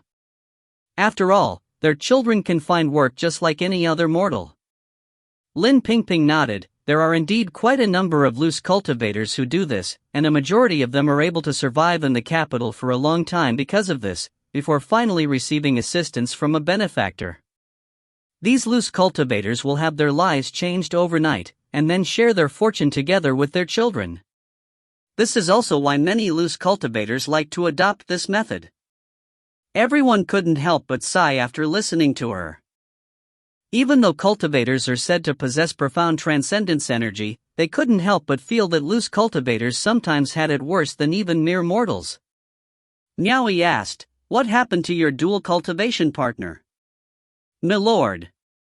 Even though there are plenty of loose cultivators in the capital that do this, I am not like them. I cannot simply be with someone just to birth a child. I am a runaway from Flowing Clouds Dune Sea. My husband's family was once famous in Flowing Clouds Dune Sea, but we eventually came across a strong enemy. All the members of my husband's family were killed, and my husband himself died then. It was only because a band of loyal, old servants risked their lives that I had the chance to escape Flowing Clouds Dune Sea with my newborn babe still in her swaddling clothes. Lin Pingping painfully recounted her past. If you find any errors, ads pop up, ads redirect, broken links, non-standard content, etc., please let us know. Report chapter so we can fix it as soon as possible. Chapter 259, Causing Trouble Again. Chapter 259, Causing Trouble Again. Translator, Soup Hunter. Editor, Tom Yummy. Watching her remain motionless with her face flushed red and looking immensely uncomfortable, she didn't seem like a loose cultivator who would be so shameless that her child would discriminate against her. He understood her situation after listening to what she had to say. It was little wonder that she found it difficult to return to Flowing Clouds Dune Sea. It turned out she had enemies there. She would only be sending herself to her death should she return with her current cultivation base. Miao Yi asked, is the one downstairs the child you escaped with? Lin Pingping noted in response, yes. We settled here after escaping from that place. There's little I can do when my child doesn't have the aptitude for cultivation. I can only raise her like a normal child. I feel relieved watching her grow up and marry someone, but as a mother, I feel sorry for her. I couldn't prepare any dowry for her, and on top of that, I have troubled them both so much. I really feel sorry for them, but... Tian Qingfeng hesitated a little before saying, from your looks, you must have been quite beautiful when you were younger. It would not have been difficult to find someone better to support you. Lin Pingping understood his meaning. Her face appeared pained as she continued, as you said, I don't mean to praise myself, but I was indeed quite attractive in my youth. Because of that, it wasn't difficult to find work in the city back then, and it was considerably easier raising my daughter. Coming from a family of great status, I'm not so shameless that I would sell my body. It's just that as I became older, the circumstances have become so bad that I have to sacrifice my dignity in order to survive. If I don't force myself to flaunt my body, no one will even take notice to me anymore. But when she thought about how she had pulled her clothes down to reveal parts of her full bosoms to these men earlier, Lin Pingping's face flushed red even further. She quickly added, I've only ever flirted to survive. I have never done prostitution before. It wasn't important to them whether she sold her body before or not. They could only secretly sigh after listening to her words. They could well imagine how difficult it was for a woman from a great family to pull in customers for a living in this age. Luo Shuangfei shot an odd look at Lin Pingping. He clearly knew what he had done to her. He let out a dry cough and said, "You've worked hard to raise this daughter of yours, yet she doesn't even respect you. Instead, she wants to send you away. Why do you still want this daughter?" Fearing that this man would want to destroy the restaurant again, Lin Pingping quickly defended her. "Actually, it was good in the beginning. But as time passed, it was inevitable that we would have a difference in opinions. They still treat me well." The situation was akin to an ungrateful child standing by the bedside of an ill parent. Cultivators always lived longer than ordinary people. Luo Shuangfei let out a cold sigh as he and the others came to have a little more understanding about her current situation. The couple continued to provide generous servings of food and drinks to their tables. There wasn't even a single waiter inside the restaurant to serve them. Everyone tried the food but did not compliment them. The taste was indeed nothing special. It was of no wonder the business was doing poorly. No one said a word for Lin Pingping's sake. Luo Shuangfei was the only one who cocked his head at the couple and spat the food he was chewing onto the floor. His actions were a little exaggerated. Even though the taste wasn't great, it wasn't terrible to the point of vomiting, it just wasn't appetizing enough. The couple were quite embarrassed because of that. This slap to their faces was a bit extreme, but the couple could finally understand why their business was doing so poorly. A few tables were filled with food and wine. Everyone casually took a bite out of the food. Indeed, they were unappetizing. These men couldn't sacrifice their tongue for the sake of Lin Pingping anymore. There was no need to force themselves to do so either, so they got up and left. As they went downstairs to settle the bill, Luo Shuangfei slammed the counter, frightening the owners. "How much?" The owner looked at Lin Pingping in embarrassment before forcing a smile and saying, "Forget about the odd numbers. That will be 3,000 white crystals. The taste was so horrible, yet you dare charge us this much? If it wasn't for your mother-in-law, I would crush your restaurants into bits," huffed Luo Shuangfei. He began taking money out to pay the bill when Miao Yi casually tossed a piece of gold crystal onto the counter. "Keep the change." Miao Yi left with those words, signaling to Luo Shuangfei that he should not interfere any longer, then led his men off the premises. One piece of gold crystal was equivalent to 10,000 white crystals. It meant that Miao Yi had given an extra 7,000. This was obviously done on behalf of Lin Pingping. Honored guests, please take care. The small surprise made the couple escort their guests to the front door as quickly as possible. Lin Pingping hastened her steps to catch up to Miao Yi's side. She proceeded to offer her apologies, then suggested bringing Miao Yi and the others somewhere else for a meal. Miao Yi rejected the proposal with a wave of his hands. They would be fine even without eating anything for 10 days or half a month. What's more, they just lost their appetite. He diverted the topic and asked, "Where are the best attractions in the city?" Lin Pingping replied, "If it's the best attraction you're after, should you choose to stay a few more days, the various palace lords will be coming to visit the overlord in a few days for the handover of the annual tribute. Courtesans from the major brothels will be leading the activity held in the Jade Lake on the night of the annual festival. It will be an extremely lively event." Luo Shuangfei cheered up immediately. He liked lively atmospheres. "Great! Then we shall stay a few more days." Just as he was saying so, his expression abruptly froze as he realized he was making decisions on behalf of Miao Yi again. Luo Shuangfei turned his head meekly around to glance at Miao Yi, then turned his statement into a question by adding, "If that is all right, It seemed he was still a little shaken by Miao Yi chasing him away in the midst of his rage earlier on, and knew that he had to stay humble from now on. Miao Yi intended to expand his knowledge when he came to the city. Hearing that the palace lords of the Fifth Earthly Branch would soon be arriving, he became rather excited. The highest-ranking person he had ever seen was Yang Qing. He wanted to see if he could have the chance to discover how the respective palace lords looked like. It was customary for the hall masters under the palace lords to travel together for the handover of the annual tribute. Perhaps he could even discover how the hall master of Second Suppressing Hall looked like. Miao Yi nodded, consenting to stay for a few more days. Luo Shuangfei immediately cheered and danced for joy. There was a place that they must absolutely visit when coming to the city, and that was the Heart Island. A place designed to accommodate cultivators gathering in the city. As the name suggested, it was an island situated in the middle of the river. They rented a boat and enjoyed the scene of other boats floating by. Eventually, they drifted towards the shore and hopped onto the island. The cultivators on this island were all in smaller groups, either moving about or sitting on the ground. Their conversations were mainly about cultivations, and the most discussed topic was about the Sea of Constellations subjugation crusade that was coming in a few years' time. It was held once every 300 years, and the date of the next crusade was nearing. A few years were a mere snap of the fingers in the cultivators' point of view. When the time for it comes, 6 countries would dispatch a large amount of troops to participate in a bloody fight of life and death. I wonder who South Edict Manor will dispatch then? Miao Yi couldn't help asking when he overheard the discussions.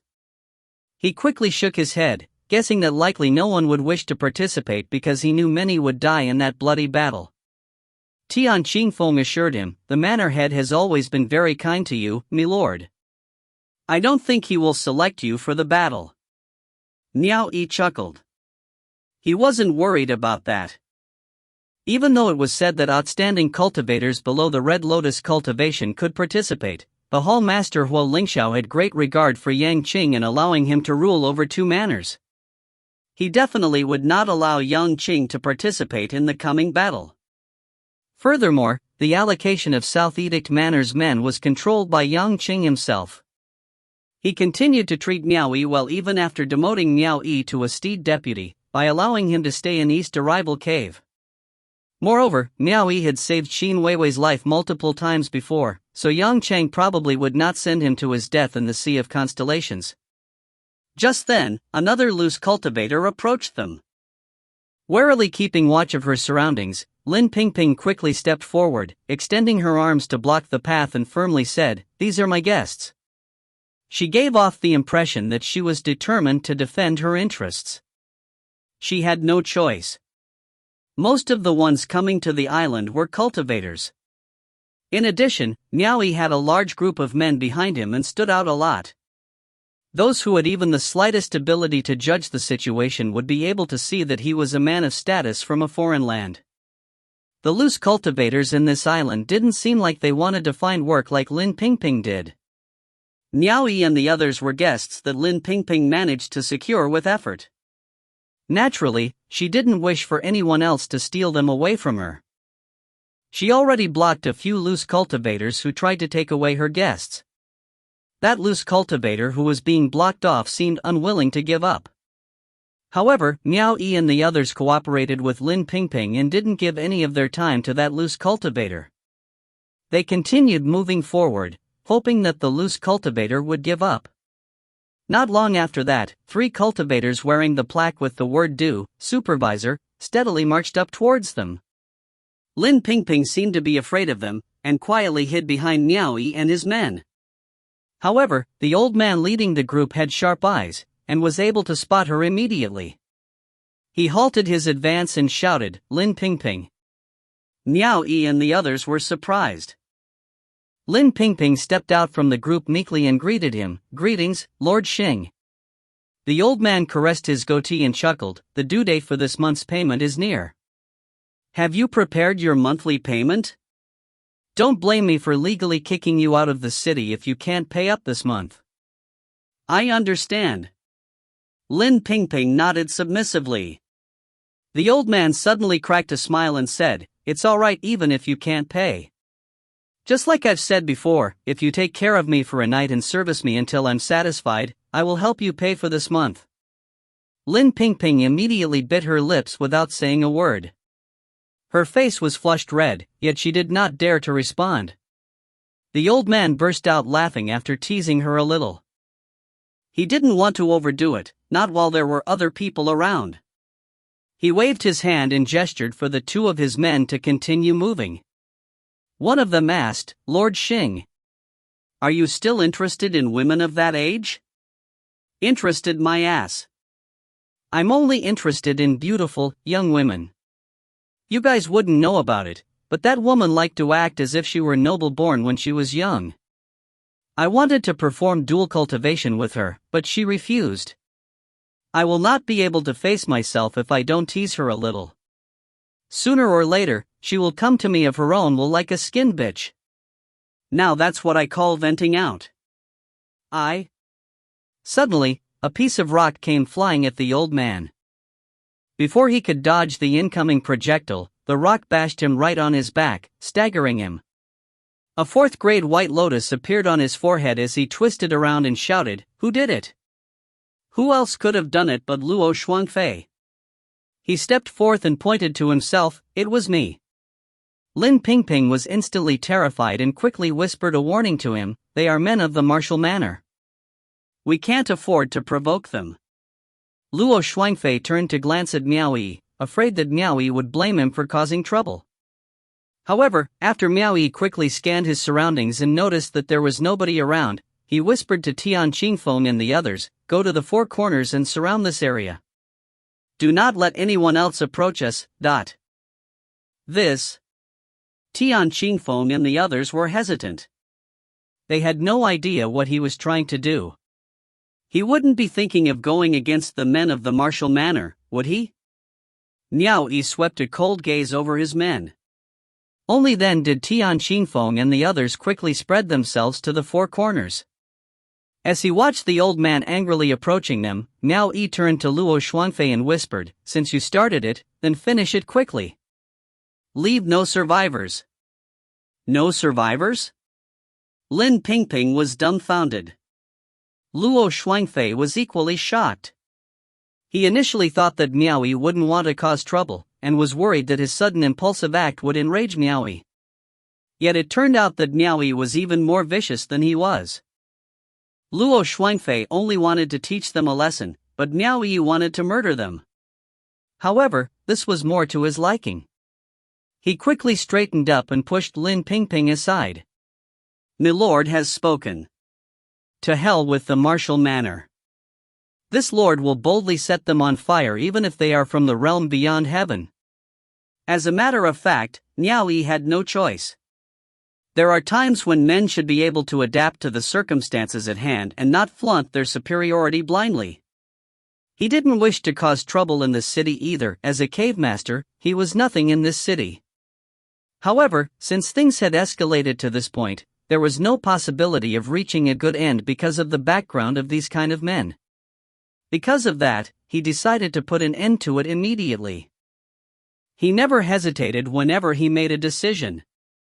If you find any errors, ads pop up, ads redirect, broken links, non-standard content, etc., please let us know. Report chapter so we can fix it as soon as possible. Chapter 260, Qin Weiwei is furious. Chapter 260, Qin Weiwei is furious. Translator, Soup Hunter. Editor, Tom Yummy. Who are you people? Lord Xing stepped up to Luo Shuangfei, shouting at him while pointing at his nose. How dare! His words caught in his throat before he could finish as a cold piercing glint shot towards him.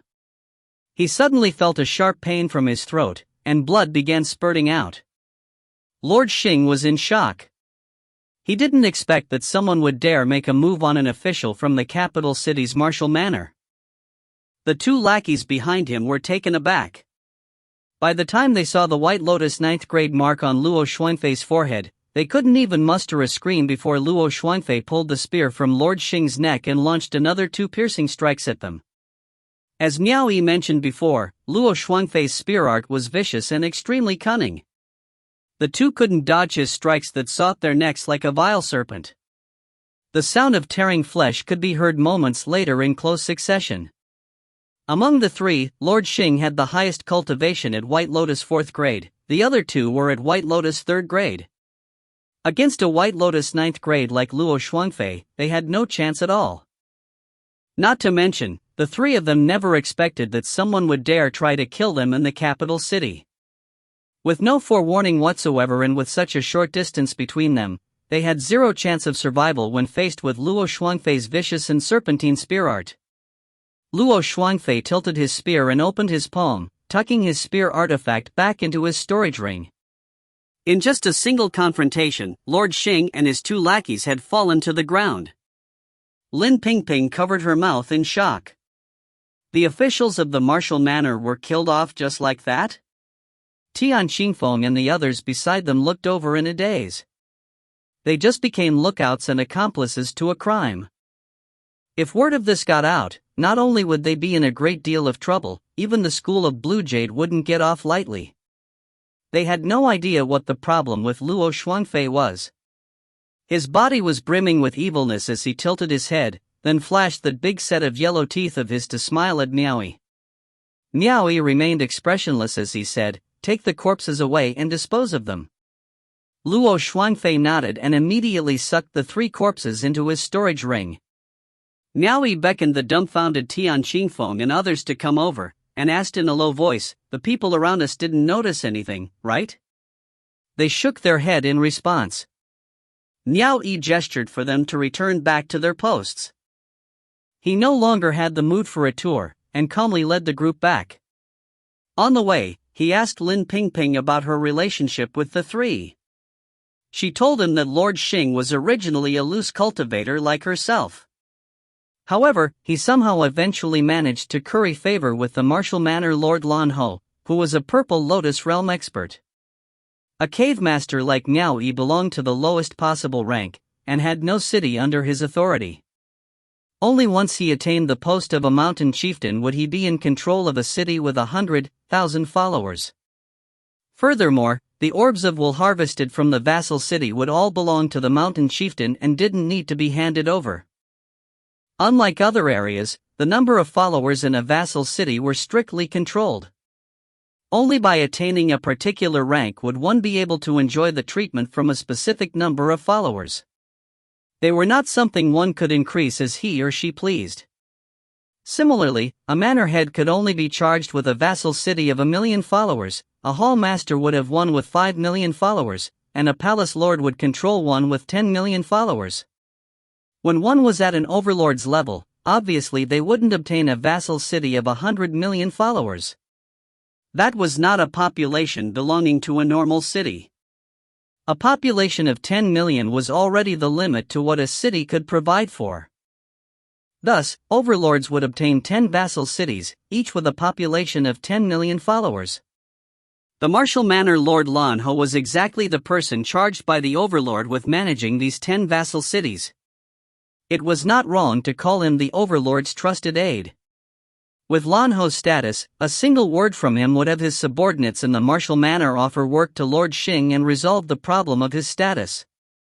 It wouldn't be anything difficult at all. However, when Miao Yi and the rest heard that Lord Xing actually had a connection to the martial manor Lord Lan Ho, they were surprised. They didn't think that a cultivator at White Lotus 4th grade would be able to have any kind of relationship with an important figure like Lan Ho. They initially thought that he was just an average grunt. However, the deed was done. There was no point in being fearful now. Lin Pingping really wanted to cry, but she couldn't. She still didn't know what their true identities were, and she was already dragged into an incident like this. The esteemed one before her was a little too bold, actually killing people off from the martial manor at the drop of a hat. Just because of a minor dispute, he didn't just kill one, but 3 in a single stroke. Even I could endure it. Why couldn't you? I dread the thought of what would happen if word of this got out.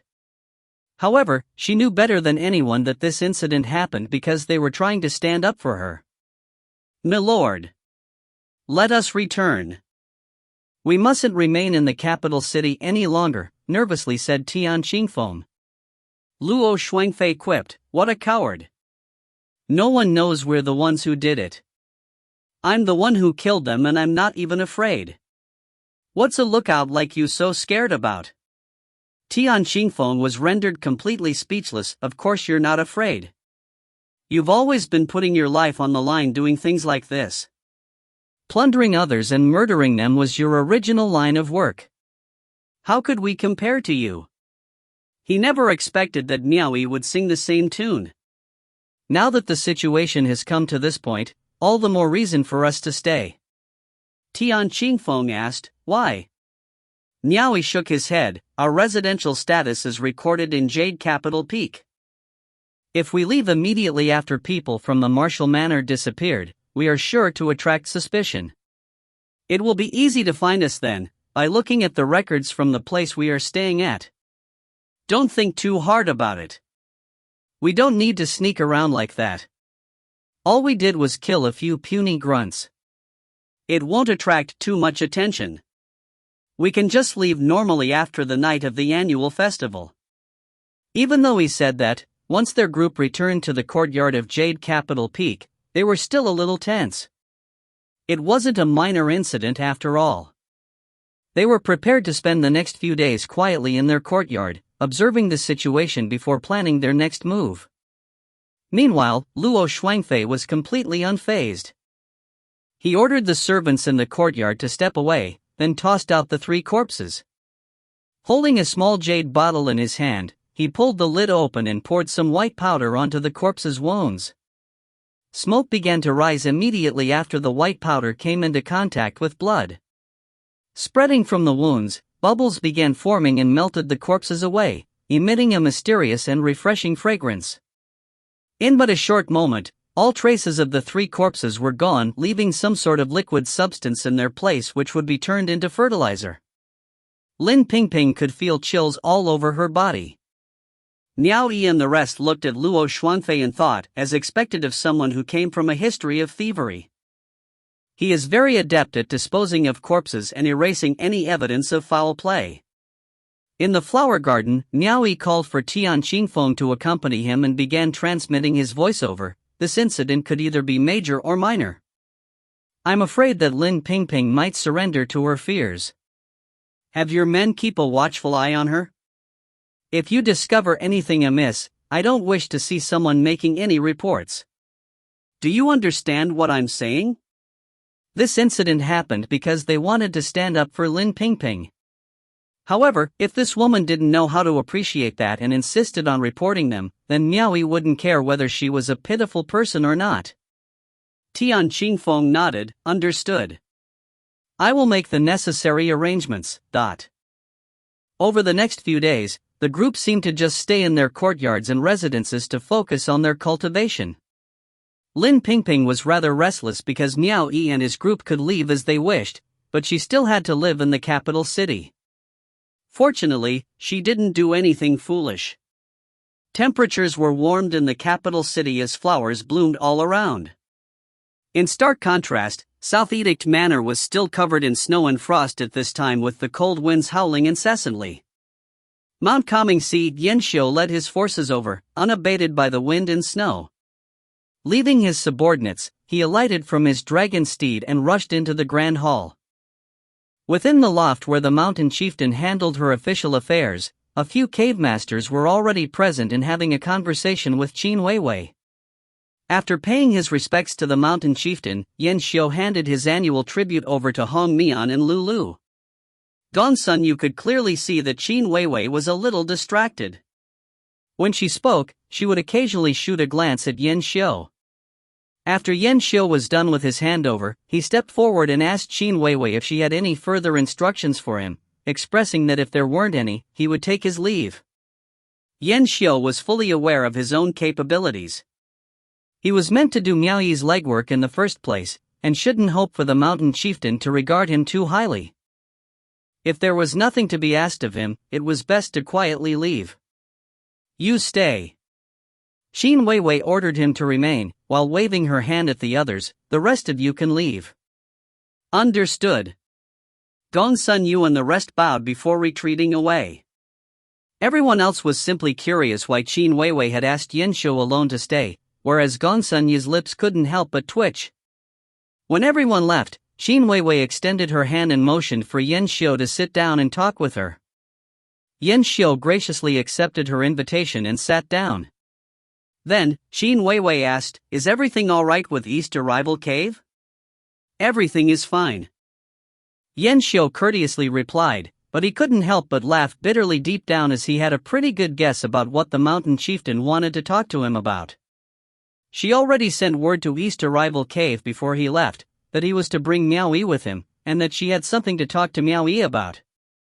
As he expected, after Qin Weiwei gave him a nod of approval, she moved on to ask, "Is Miao Yi here with you?" Yan Xiu had an awkward expression as he continued to help Miao Yi shoulder the blame. "Your subordinate has previously ordered Miao Yi to run an errand outside. It appears he has yet to accomplish his task, which is why he couldn't make it back in time. When he returns, I will have him come see you immediately." Qin Weiwei narrowed her eyes at him.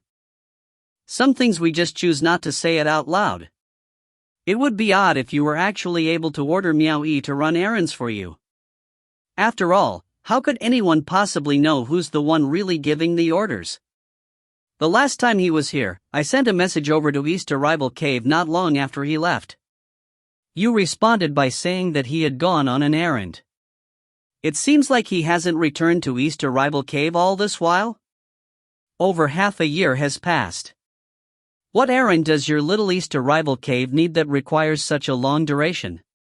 Yan Xiu broke out in a cold sweat, and awkwardly replied, "I ordered him to go purchase several items." Qin Weiwei knew this was definitely just an excuse, but she didn't make things difficult for him. She knew that he was most likely forced by Miao Yi to reply that way, and simply asked, "Where did he go? How many men did he bring with him?" It is a small matter. He didn't bring anyone with him and departed alone. For the moment, I don't know where he is.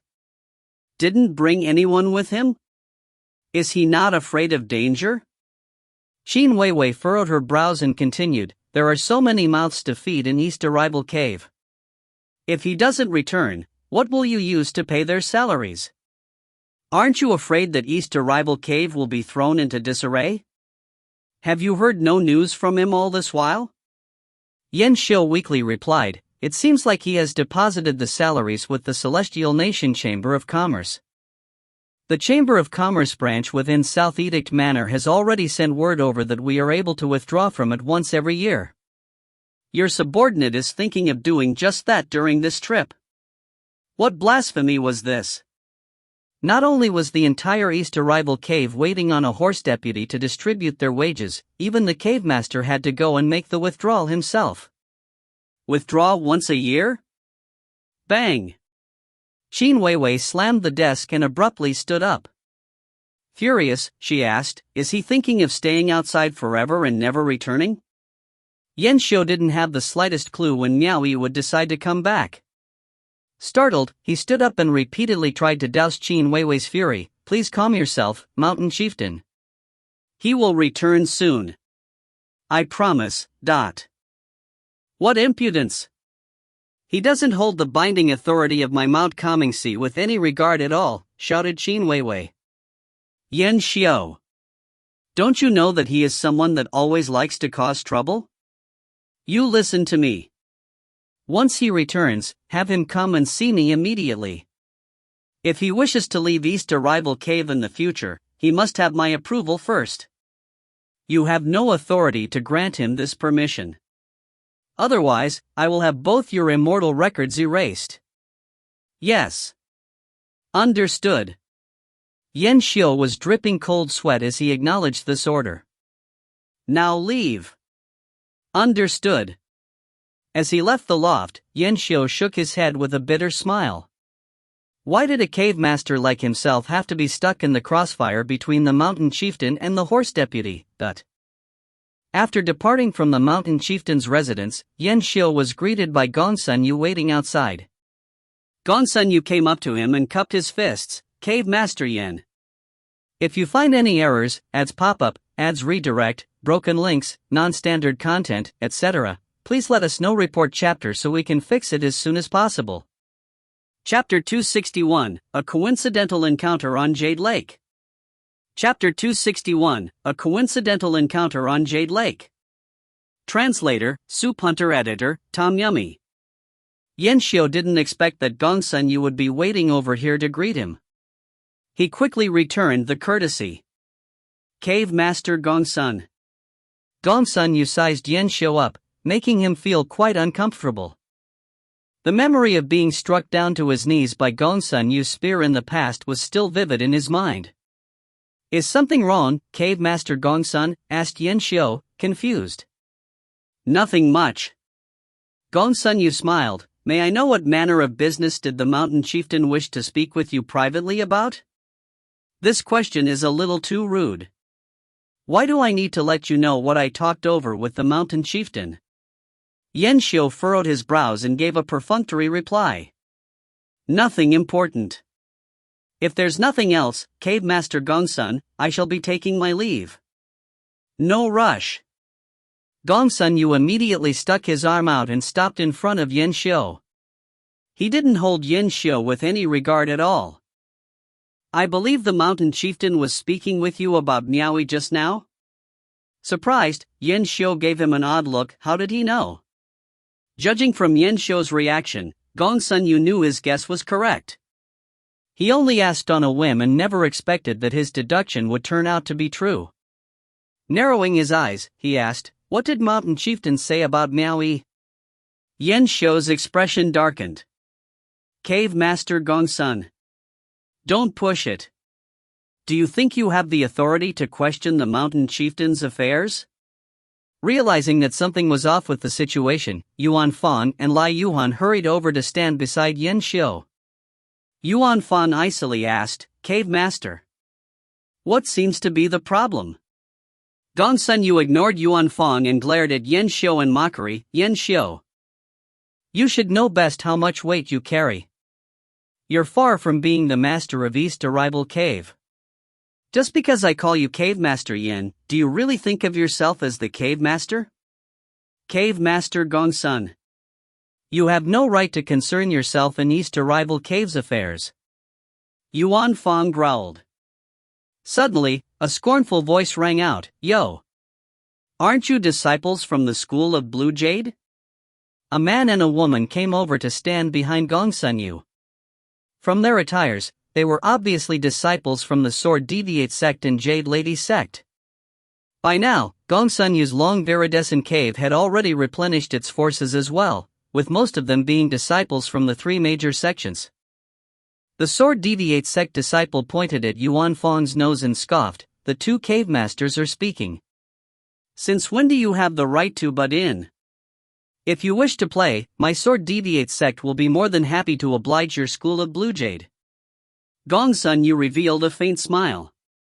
The school of Blue Jade wouldn't be bold enough to challenge the Sword Deviate sect. Yuan Fan and Lai Yuan held back their anger.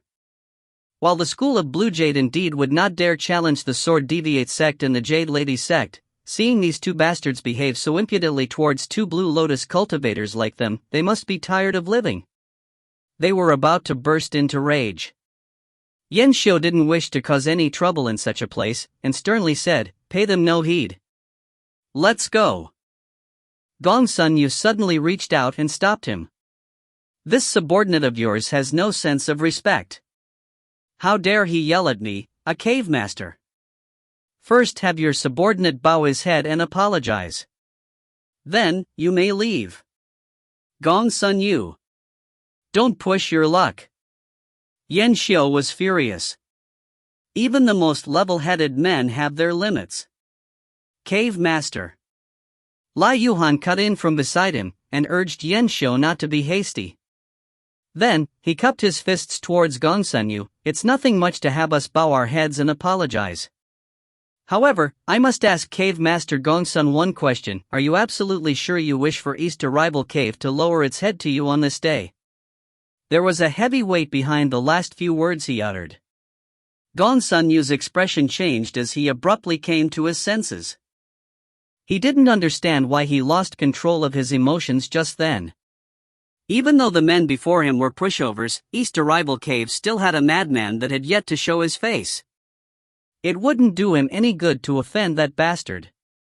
Nothing was impossible for that fellow. If Gongsun Yu really pissed him off and Miao Yi decided to launch an assault on Long Viridescent Cave, Gong Sun Yu's forces wouldn't be able to hold a candle to his. He slowly lowered his hand. Forget it.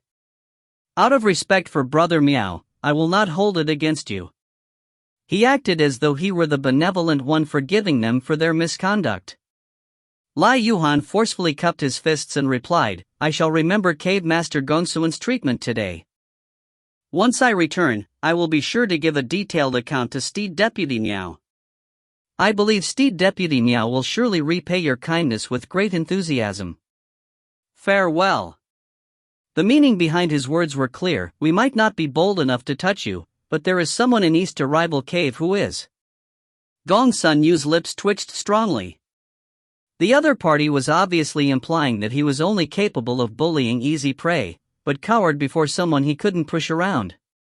He watched on as the three men left, not daring to keep them any longer than he already did. He was even worrying a little about what he should do if a certain maniac came knocking on his door. It was true that Gong Sun Yu was Yang Qing's trusted aide, but so was Xiong Xiao, and he almost lost his life to a certain someone regardless. Gong Sun Yu was a little regretful. It seemed ever since Miao Yi was demoted to Steed Deputy, he only met with Qin Weiwei once over an entire decade. Gong Sun Yu couldn't even get a proper grasp of the situation yet. How could a person who was usually composed like himself suddenly lose his cool like that? Fifth Earthly Branch Capital City, Jade Capital Peak, standing in the midst of the courtyard, Miao Yi and the rest lifted their gaze up to the sky as dozens of light rays approached from the horizon, swiftly descending upon the tallest point of Jade Capital Peak. Today was the day the various palace lords would flock to the capital city for the handover of the annual tributes. They would be escorted by the respective hall masters serving under them. The sight of them soaring through the skies was a breathtaking one to say the least, with the lowest cultivation among them being Red Lotus Realm experts. Today was also the day of the New Year celebration, so the entire capital city was illuminated with bright lights and festive decorations. Soon, another dozen rays of light shot over from a different direction across the sky, causing both citizens and cultivators alike to look up in awe. Even though they were on the mountainside, Miao Yi and the rest could hear the commotion going on from down below. Alas, Miao Yi and his group's cultivations were not high enough. Furthermore, the speed at which they were going was astonishing. They couldn't make out how any of the palace lords and hall masters looked like at all. Miao Yi and his group could only sigh in admiration as they gazed up at the skies. They didn't know when their own cultivations would ever be high enough to reach the level where they could freely traverse the realm. It seemed like Luo Shuangfei wasn't interested in flying around. Instead, every once in a while, he would pluck blooms from the nearby flower beds and place them into his hair. He even had a mirror on hand that he would use to peer at his reflection from time to time. Feeling delighted with himself, he would raise those thick, bushy eyebrows of his in a flirtatious manner while flashing that large set of yellow teeth. With the large, black, hairy mole on his face alongside the bloom on his head, he looked completely disgusting. Yet he seemed unabashed in his elation. It sent chills down their spines whenever passers-by occasionally caught sight of him, and made them wish for nothing more than to go over and plant a couple of kicks in his face. When night fell, the entire capital city was covered in a festive light. All around, fireworks could be heard as beautiful bursts of flames rose up to the skies. The juxtaposition with the surrounding landscape made the scenery incomparably beautiful. After coming down from Jade Capital Peak, Miao Yi and his group could smell the heavy scent of smoke in the air. As they walked down the streets, they allowed themselves to bask in the joyous and rowdy atmosphere, taking in the excitement from the festivities. They were on their way towards the most bustling place of the night, Jade Lake. They wanted to admire the scenery, but the streets were too crowded with celebrants. Thus, they decided to rent a cruise boat instead, one adorned with lanterns of various colors. They dined on pastries and tea as they sailed across the water. However, even the water was quite crowded, full of boats going back and forth on this day. Both shores on the river were in full festive swing, with bright, flashy lights further adding on to the excitement. Luo Shuangfei was taking it all in with his eyes until he finally couldn't sit still any longer. With wine in his hand and food in his jaws, he ran back and forth across the deck. When he caught sight of a cruise boat carrying a crowd of women pleasantly chattering together, he immediately swallowed the food in his mouth and blew a wolf whistle at the ladies, waving at them with an elated expression on his face. The women on the boat waved their handkerchiefs and said invitingly, "Come up here, young master." "I will. Don't worry. I will be there in a short while." Luo Shuangfei winked and made signs at them. He was completely overjoyed. Looking at that behavior of his, Miao Yi and the rest within the cabin shook their heads. How could there be a cultivator as peculiar as him in this world? Leaning on the railings, Miao Yi swept his gaze about and couldn't help giving praise to such a magnificent sight. What a wondrous spectacle! As the boat followed the river's course into the Jade Lake, the river suddenly stretched out before them. Near and far, countless cruise boats of varying sizes were strewn across the surface of the lake.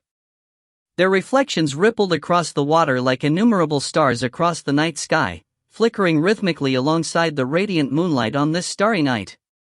It was a soothing and pleasant sight to behold.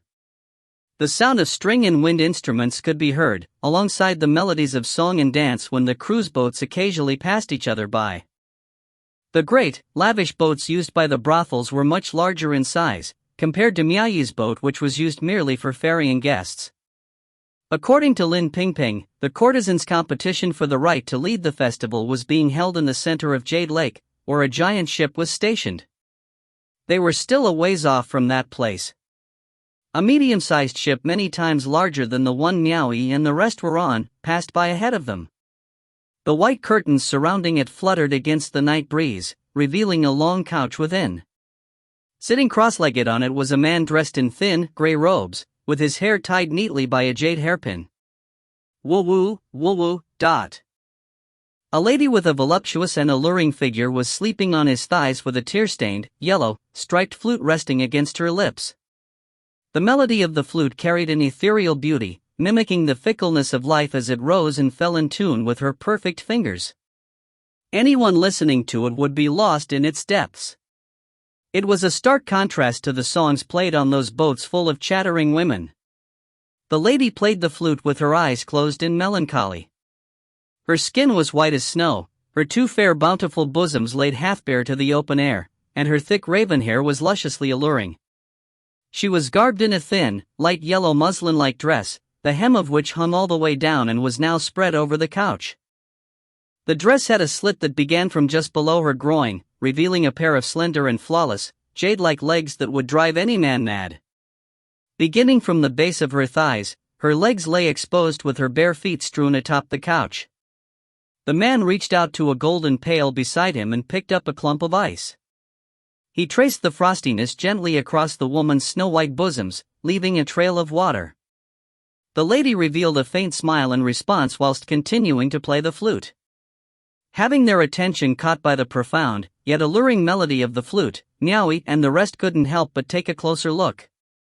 As the curtains fluttered against the night winds, Miao Yi caught a glance at the man's face and couldn't help jumping in shock.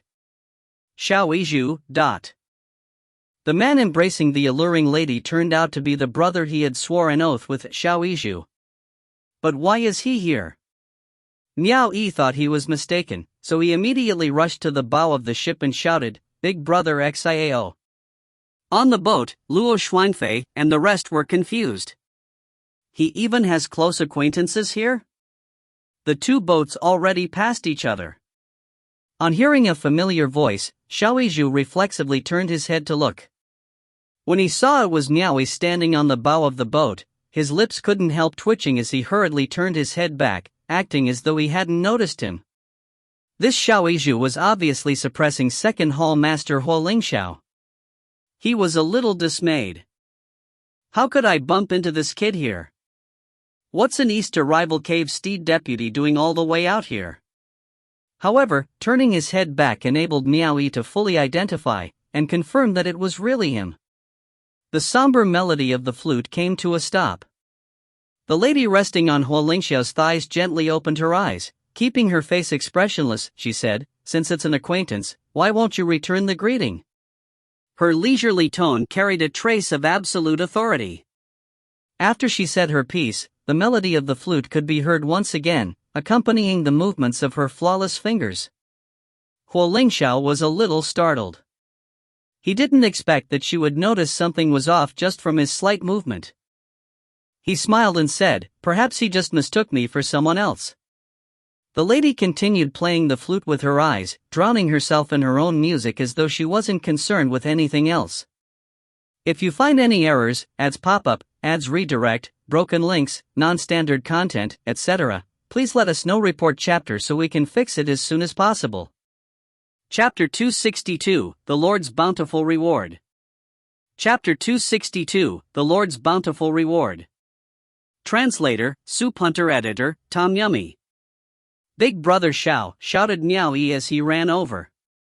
At first, Huo Lingxiao wanted to transmit a message over to Miao Yi and tell him not to come over. However, he was afraid that the ripples of transcendence energy from it would fail to escape the scrutiny of the lady before him. In the end, he decided to try his luck. Yet, Miao Yi didn't give him any face at all. He actually leaped atop the waves and landed on his ship. Huo Lingxiao was utterly lost for words. Outside the curtained pavilion, two incomparably handsome men stepped up and stuck their arms out, stopping Miao Yi and barring him from entering. "Who are you?" "I am looking for my big brother," Miao Yi replied while pointing at the silhouette behind the white curtain. Miao Yi's boat already changed course and was heading over. Miao Yi had ordered his men to wait on the boat, but Luo Shuangfei couldn't resist leaping over to stand beside Miao Yi. He poked his head around trying to get a good view of the inner reaches of the ship.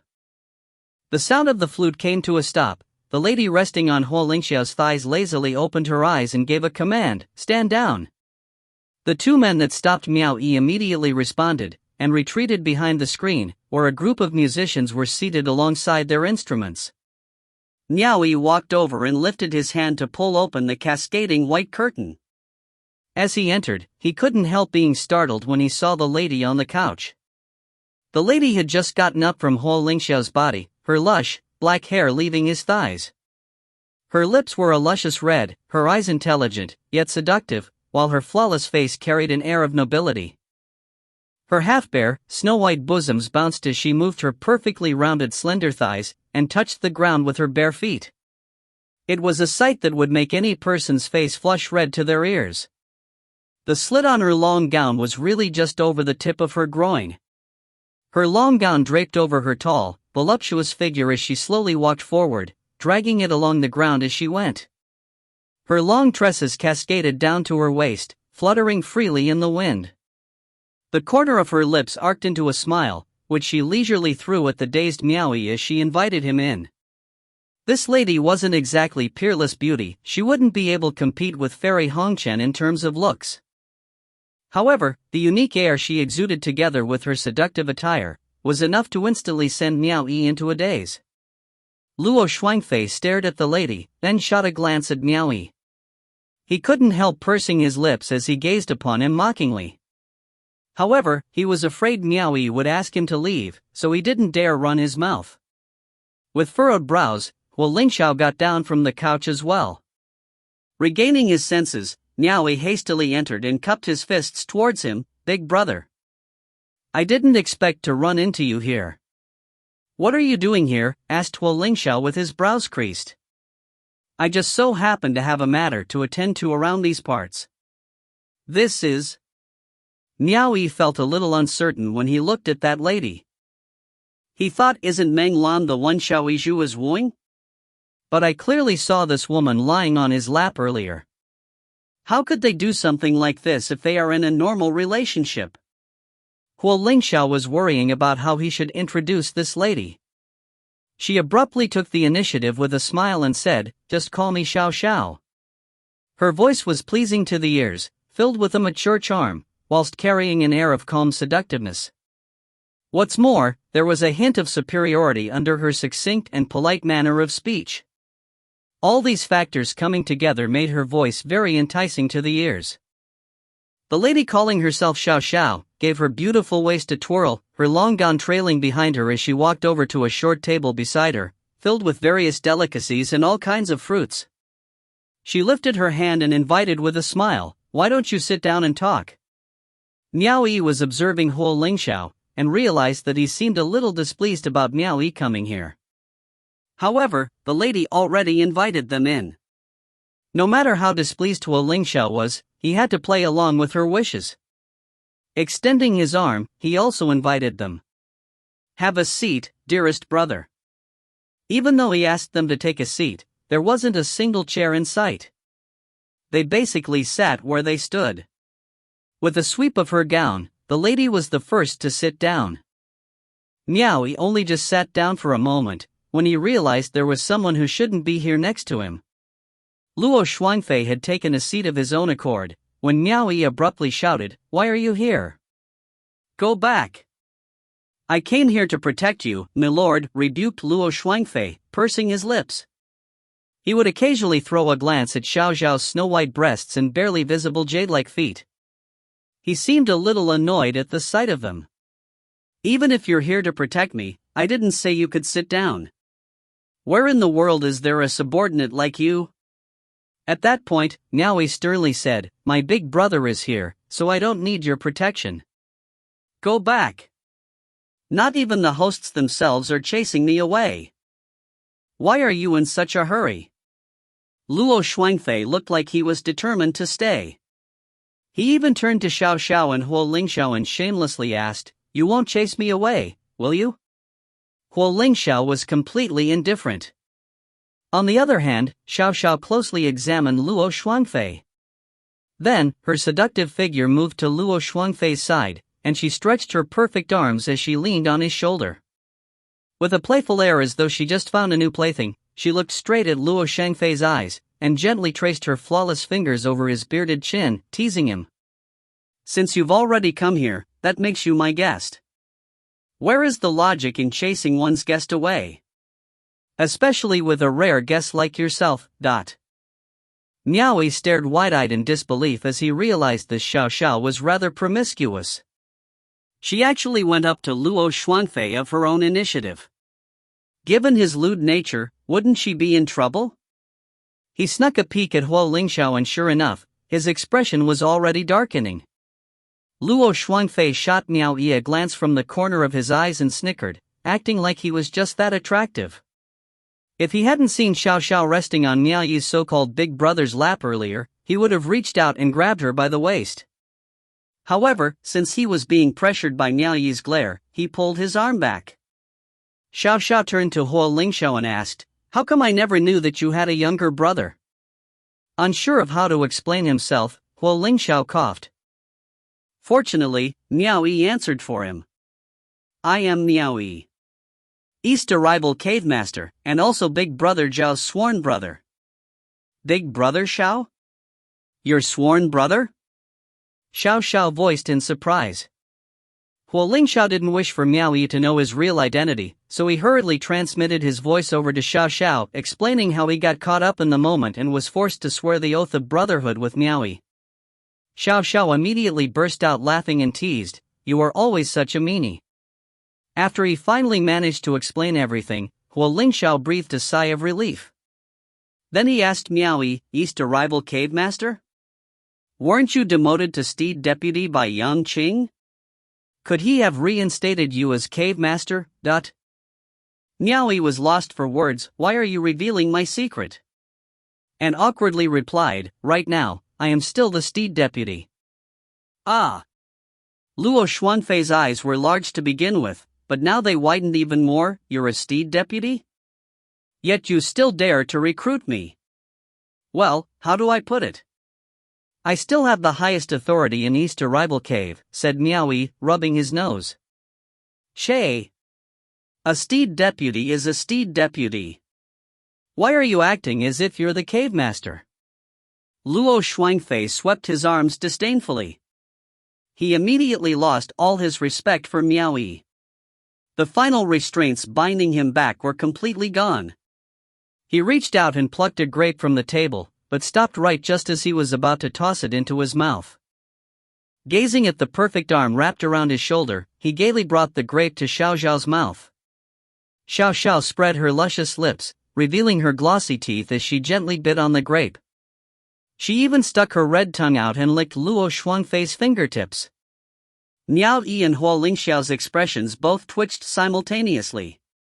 In stark contrast, Luo Shuangfei was laughing like a sly fox that had stolen a chicken. Reaching out, he grabbed a cluster of grapes and began plucking them one by one, happily tossing them into his mouth. Every once in a while, he would bring them to Xiao Xiao's mouth and feed her. "How are Xiao Xiao and Big Brother related?" Miao Yi asked Huo Lingxiao. He was a little uncertain about their relationship. If she really were Huo Lingxiao's woman, how could she flirt around so openly with Luo Shuangfei? "Don't you understand this much?" Luo Shuangfei rolled his eyes at Miao Yi with food still in his mouth. Brazenly wrapping his arm around Xiao Xiao's beautiful waist, he chuckled and asked, "Xiao Xiao is your stage name, right?" Xiao Xiao leaned against him and teased, "What do you think?" "Ha ha! I knew it." Luo Shuangfei chuckled, as expected of the capital city in the fifth earthly branch. It is quite a rare sight to behold such a beautiful lady in brothels. "May I know which establishment my fair lady belongs to? I will be sure to pay you a visit another day." Xiao Xiao shook her head and teased, "Not telling you, but." Huo Lingxiao coughed a little, then brought his cup to his lips and downed his wine. Miao Yi appeared to have finally realized, and surmised that this Xiao Xiao was likely from a brothel. Suddenly, Luo Shuangfei lifted Xiao Xiao off her feet and laid her down on his thighs.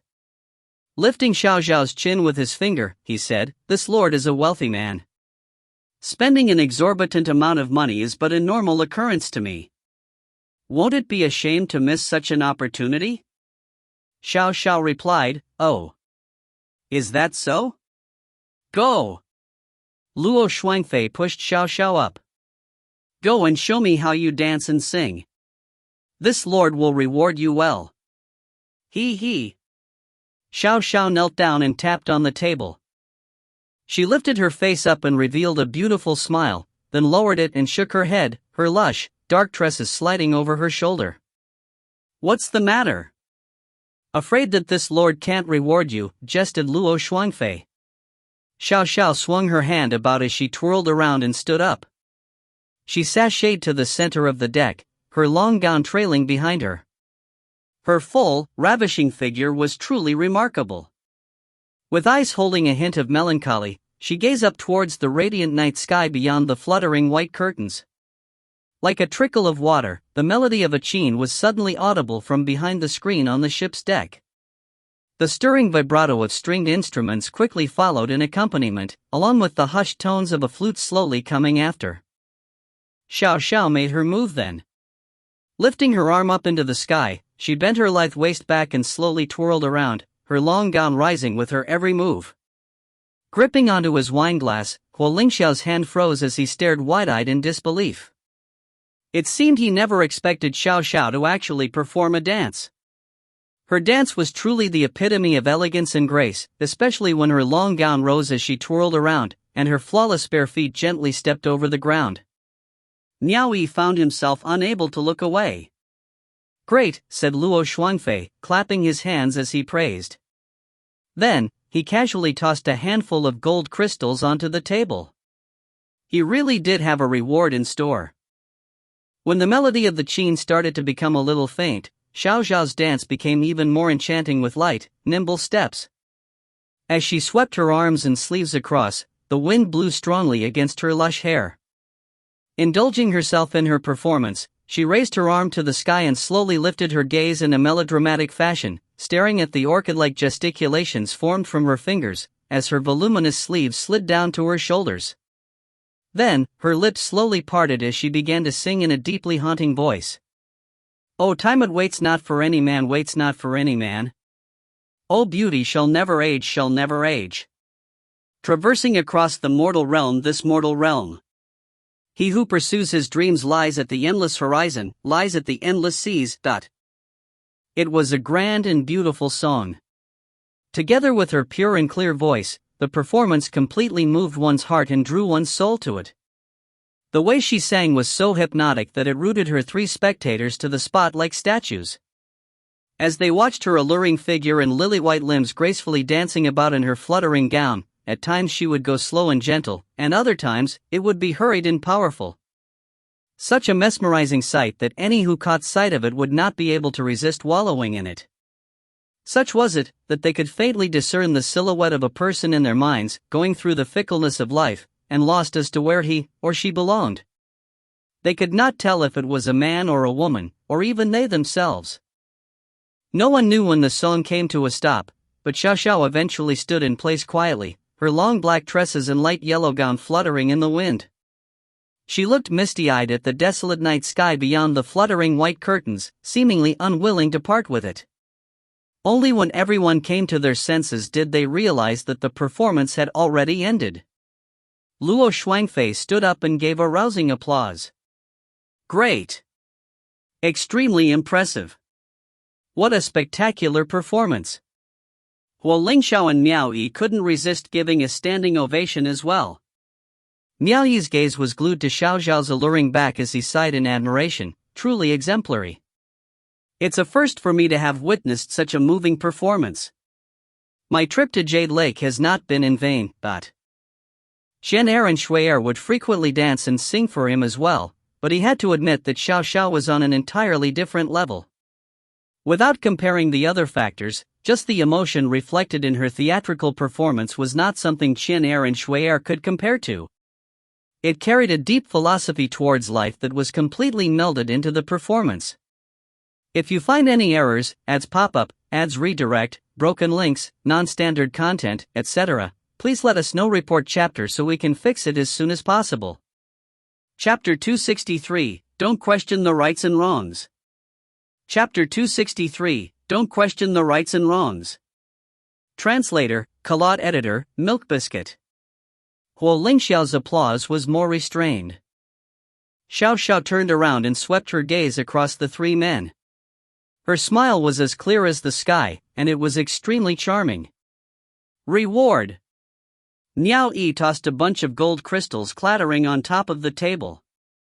But in that moment, someone outside shouted abruptly, "Stop the boat, stop!" A few of them tilted their heads to look at the situation.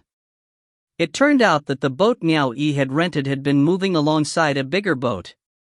Tian Qingfeng and the others had the good fortune to witness and listen to a beautiful lady dancing and singing on the other boat. Before they knew it, a speedboat with a lantern plastered with the word "Do" approached their boat.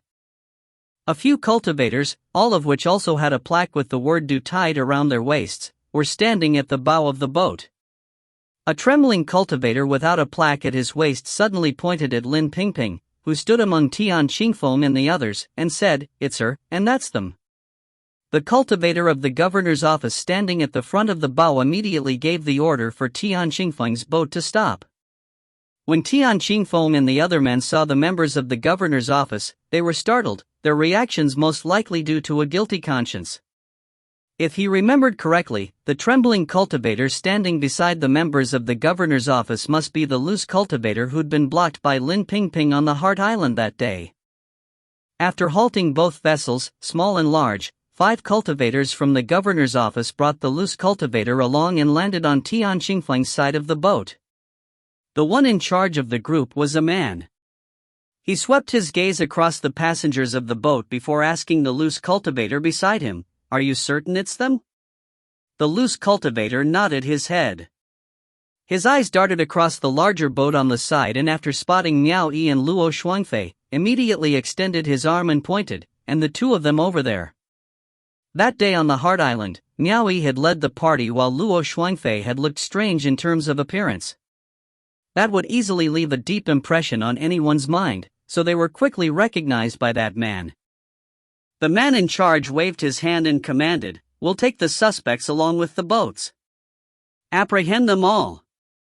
2 men swiftly revealed their weapons from behind and jumped onto the bigger boat, intending to arrest both the ship and the people on it. Xiao Xiao turned around. As she dragged her long skirt towards the couch, she gave what appeared to be a casual flick of her sleeve. No one could sense any transcendence energy emanating from her, yet when those 2 men boarding the ship tried to push aside the white curtain hanging above the rail, was the only terrified scream that rang out from their mouths. Two streams of delicate white curtain cloth swiftly flowed like passing clouds and struck fiercely at the two like steel plates. Before they could even react to the sudden assault, they were quickly struck several dozen meters away to the air. Bang bang! Both exploded into bursts of bloody rain as their bodies were turned to pulp, scattering into the lake. Sensing that there was going to be trouble, Miao Yi was stunned, completely astonished by the two streams of flowing, delicate curtain cloth. The passengers on both boats were instantly shocked at the scene. What a ferocious cultivation base! Two cultivators had been quickly beaten to a literal pulp. Everyone looked around but were stunned at the fact that they couldn't tell who'd made the move. Wu Liang Fan was the only one quietly shooting a glance at Xiao Xiao, who was already reclining on her side on top of the couch, her long skirts slightly unfolded. The rest of the members of the governor's office were shuddering in fear. They knew they'd just met a master. No one dared to board the bigger boat without obtaining permission first. "Who are you people? How dare you murder members of the governor's office right here in the city? You should know the consequences of that," yelled the man in charge. Wu Liang Fan took a few steps forward and pushed aside the white curtain, which startled the members of the governor's office, forcing them to take a step backward, thinking that he was the one who did it. Wu Liang Fan frowned and asked, "Why did you stop my boat for no reason?" The man in charge pointed at Miao Yi and the others. "A few days ago, 3 members of the governor's office were killed on the Heart Island. These people are suspects, and I want to take them in for interrogation." "Members of the governor's office were killed?" Wu Liang Fan turned around and looked at Miao Yi. He thought, this kid isn't that bold, is he? He then turned back to the man and asked once more, "Do you have evidence?" The man murmured, "Anyone who appeared on the island that day are suspects.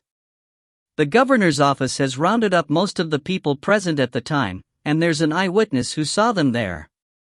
This is an order from the governor's office, so you must come with us. Don't tell me you want to go against the governor's office? Quickly submit yourself to us." This man was too gutless to make a move, so he was using the name of the governor's office to pressure others. Miao Yi, who felt curious about the eyewitness of the murder that day, suddenly had a gleam in his eyes. He realized where the problem lay, and it might be the bloodstains that they hadn't managed to clean up. Otherwise, they wouldn't be in this current situation where, due to a lack of physical evidence, everyone who'd appeared on the island that day had to be captured for interrogation. If there was evidence, they could easily point them as the murderers. Miao Yi could not help but be alarmed at the controlling powers of the governor's office. How were they able to find those who'd been at the island when these people were all strangers to one another? It was just as he'd said in reality. Inspections in all regions and routes were designated by the governor's office every single day. If 3 people suddenly went missing, they would naturally look for them. Just as they were investigating the route that Lord Xing and his 2 men were stationed, they discovered bloodstains indicating that 3 people had fallen. Coincidentally, the men who'd gone missing had been those exact 3. With that, the governor's office immediately realized that something had happened to the 3 men. Wasn't it horrible enough that someone dared to make a move against the members of the governor's office? This was simply a challenge to the authority of the governor's office, and this incident had completely shocked governor's office head Lan Ho. The only words Lan Ho said were, "Investigate. Investigate thoroughly. I would rather kill the wrong person than let them get away with this." Being in charge of tens of thousands populating a city that covered a large area, and to be able to frighten those loose cultivators from acting rashly in its every nook and cranny, it was evident how much power the governor's office had in possession to control the city. With just a direct order from Lan Ho, the governor's office had immediately investigated the entire city, their movements so unobtrusive they hadn't disturbed the ordinary citizens in the slightest. As for those who had set foot on the island before, they'd all been swiftly captured. Several cultivators who had left the city were caught in the middle of their journey. Those who had been captured also reported to the governor's office of those they had seen before on the island. Huo Lingxiao wasn't fool enough to ask Miao Yi in front of all these people whether he had really killed the men of the governor's office or not. If Miao Yi admitted to the accusation under pressure while facing a crowd, as a hall master of the suppressing second hall, how could he endure this? His own underling had come to the city and killed the members of the governor's office while he was in the city too. Not to mention the other stuff he'd done. Would he allow the members of the governor's office to capture his men in front of him, or put up a fight with the governor's office? Huo Lingxiao couldn't afford to provoke the governor's office as well. He turned around and looked at Xiao Xiao. Xiao Xiao spoke out as she lay on her side on the couch. With her elbow upright and a fist to support her head, she closed her eyes and said in a soft manner, "You want to take us away without evidence? Leave now while my mood isn't completely terrible.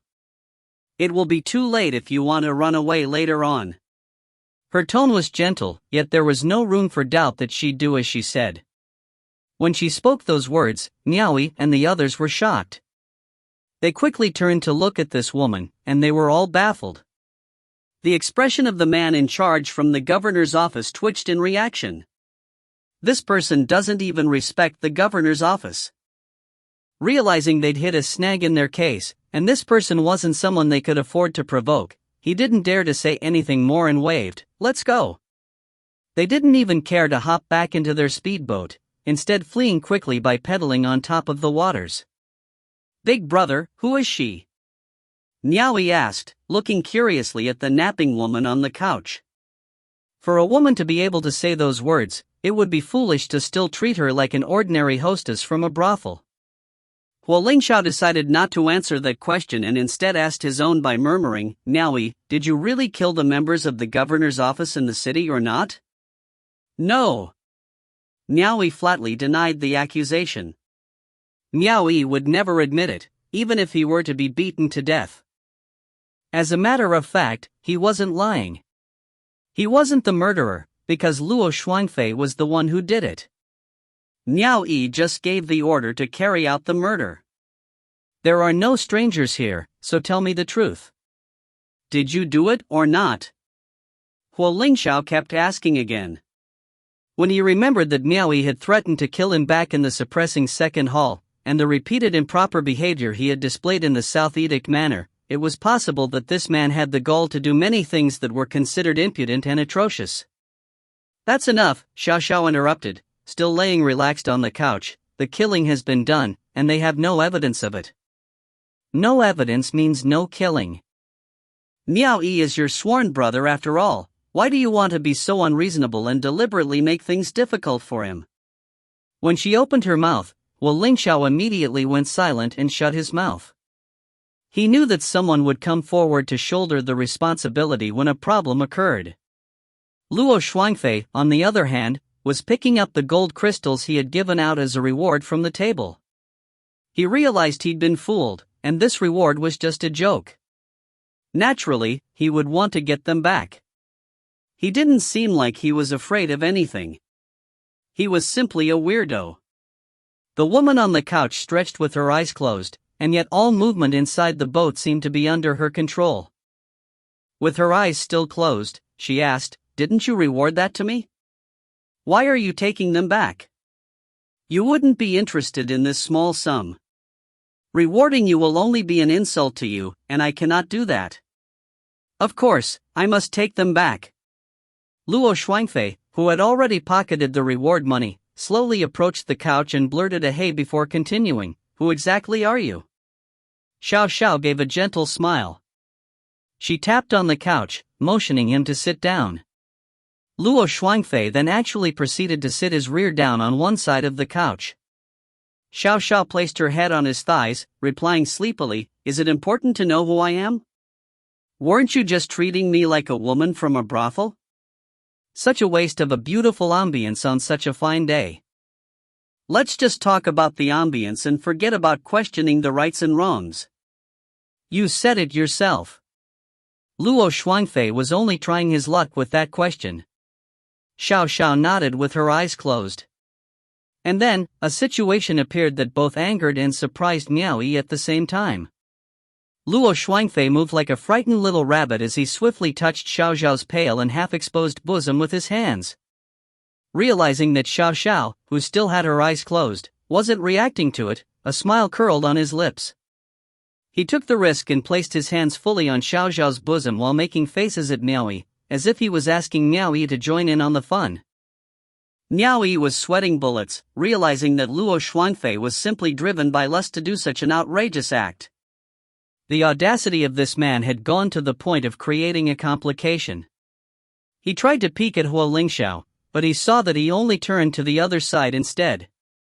Miao Yi, who'd been watching at the sidelines, began to make a guess as to who this woman was. Xiao Yizhu was a steed deputy of the suppressing second hall, so how was he able to tour the Jade Lake together with such a person? Then an image flashed through his mind, and it was the image of Xiao Yizhu and Menglan at East Arrival Cave. He remembered when they'd talked about the marriage of the daughter of the exquisite refinement sect. Xiao Yizhu had said that there would be boundless prospects for the person who was able to marry their daughter, which prompted sarcasm from Menglan after that. Menglan mentioned before that there were still some people who were still interested in playing up to the power of others, and those people were scum and so forth. Menglan's words were clearly meant to ridicule Xiao Yizhu. When he thought about that, Miao Yi seemed to have a revelation. Perhaps Menglan was saying that Xiao Yizhu was attached to this woman for power? Just as he pondered this thought, Huo Lingxiao's expression changed slightly as he cocked his head towards the direction of the Jade Capital Peak.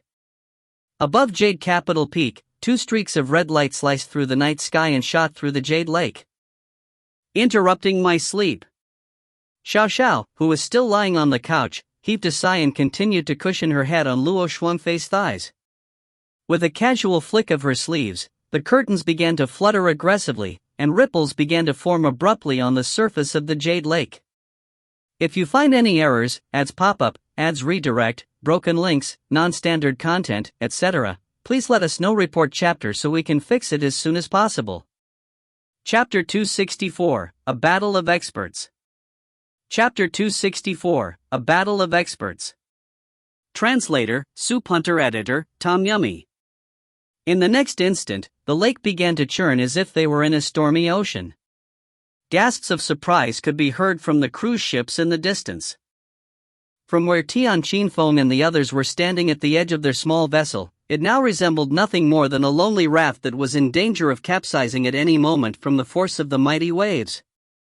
Everyone joined hands and tried to use their transcendence energy to stabilize the boat, but to no avail. They didn't dare jump onto the large ship Miao Yi was on either.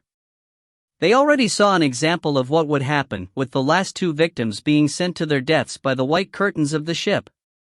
Stuck between a rock and a hard place, their expressions drastically changed.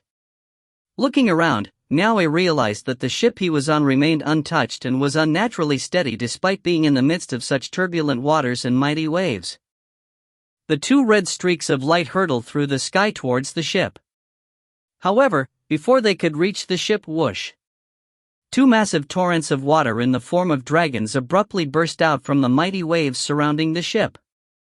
The crystal-clear bodies of the twin water dragons rapidly swept out and hurtled up into the sky, charging straight towards the two men above the ship and aiming to knock them down.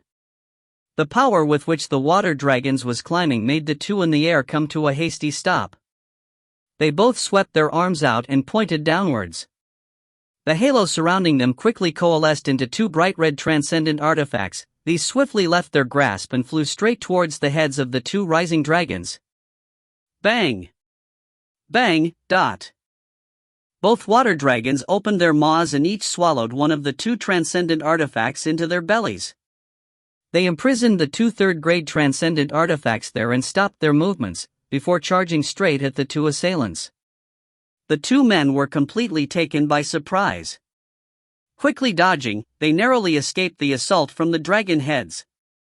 However, the tails of the dragons caught them by surprise with a vicious lash. From their mouths, blood spurted out into the sky. They were thrown over 100 meters away before coming to a stop mid-flight. Floating in mid-air, the two had their hands over their chest as their foreheads shone with the red lotus 5th grade mark. Without even catching a glimpse of the person attacking them from the ship, they already suffered such severe injuries. Discovering that there was such a large disparity in strength between both parties, they realized that they were no match for the other party and together said, "Let's withdraw." Then, they quickly turned around and flew off. The two water dragons hovering above the cruise boat abruptly burst into a shower of rain before falling onto the lake. Having already stuck his head out to take a look, Miao Yi was startled by this and quickly drew his head back. The two transcendent artifacts that were gobbled down flew onto the deck of the ship. All this while, Xiao Xiao had been lazily lying on Luo Shuangfei's lap, pretending to be asleep. She swept her sleeve out, and casually stowed the two third-grade transcendent artifacts into them in an instant. The turbulent turquoise waters around them slowly stilled once more. Miao Yi took a deep breath and turned around, staring at the woman on Luo Shuangfei's lap in disbelief. Is this still the same woman who was singing and dancing just a moment ago? He knew this lady was strong, but he never imagined she was this powerful. She barely moved at all. With a sweep of her hand, she crushed two Red Lotus experts and stole their third-grade transcendent artifacts. Despite how terrifying her cultivation must be, he could not see any indication of how strong she was from her forehead. Staring down at the pretty face on his lap having a peaceful slumber, Luo Shuangfei suddenly felt like he was embracing a beautiful gorgon. Feeling fearful, he gently withdrew the hand resting on the other person's lily-white bosom. He didn't dare to casually grope around any longer. He lifted his face to look at Miao Yi and quietly stuck his tongue out. He seemed to have also realized that he was playing with forces that were far beyond his capabilities. However, he didn't dare to push the other person away. Thus, all he could do was sit quietly and be her lap pillow.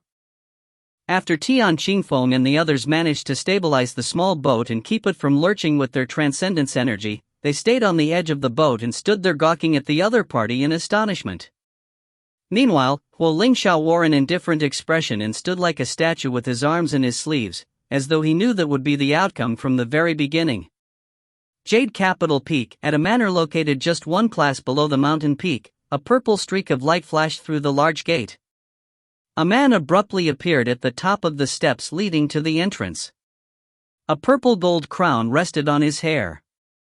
He wore a large purple robe embroidered with gold motifs. These were held together at the waist by a jade belt. His face was neatly chiseled and completely flawless, with sharp eyebrows resting atop dark, confident eyes, a sharp and straight nose, and lips that were bright red. His gaze was now cold and stern, yet he exuded a bold and imposing aura. From birth, his features were handsome and his countenance, extraordinary. Inscribed on the name plaque above his head were three large and powerful characters, Governor's Office. Judging from the look on his face, it seemed he was alarmed by the commotion from the battle outside. Two silhouettes shot out from the sky and descended onto the ground uneasily. They quickly approached him and cupped their fists. "Governor. It is a strong opponent. Even with both of us joining hands, we were injured by the other person and had our transcendent artifacts stolen away in a single confrontation." This man was the head of the governor's office under the fifth earthly branch, Lan Ho. Standing atop the steps, Lan Ho questioned, "Who is the other person?" "Your subordinates regretfully informed that we failed to even catch a glimpse of what the other party looked like," said the two, cupping their fists in embarrassment. "Sua." By the time the two raised their heads, any trace of Governor Lan before them was long gone.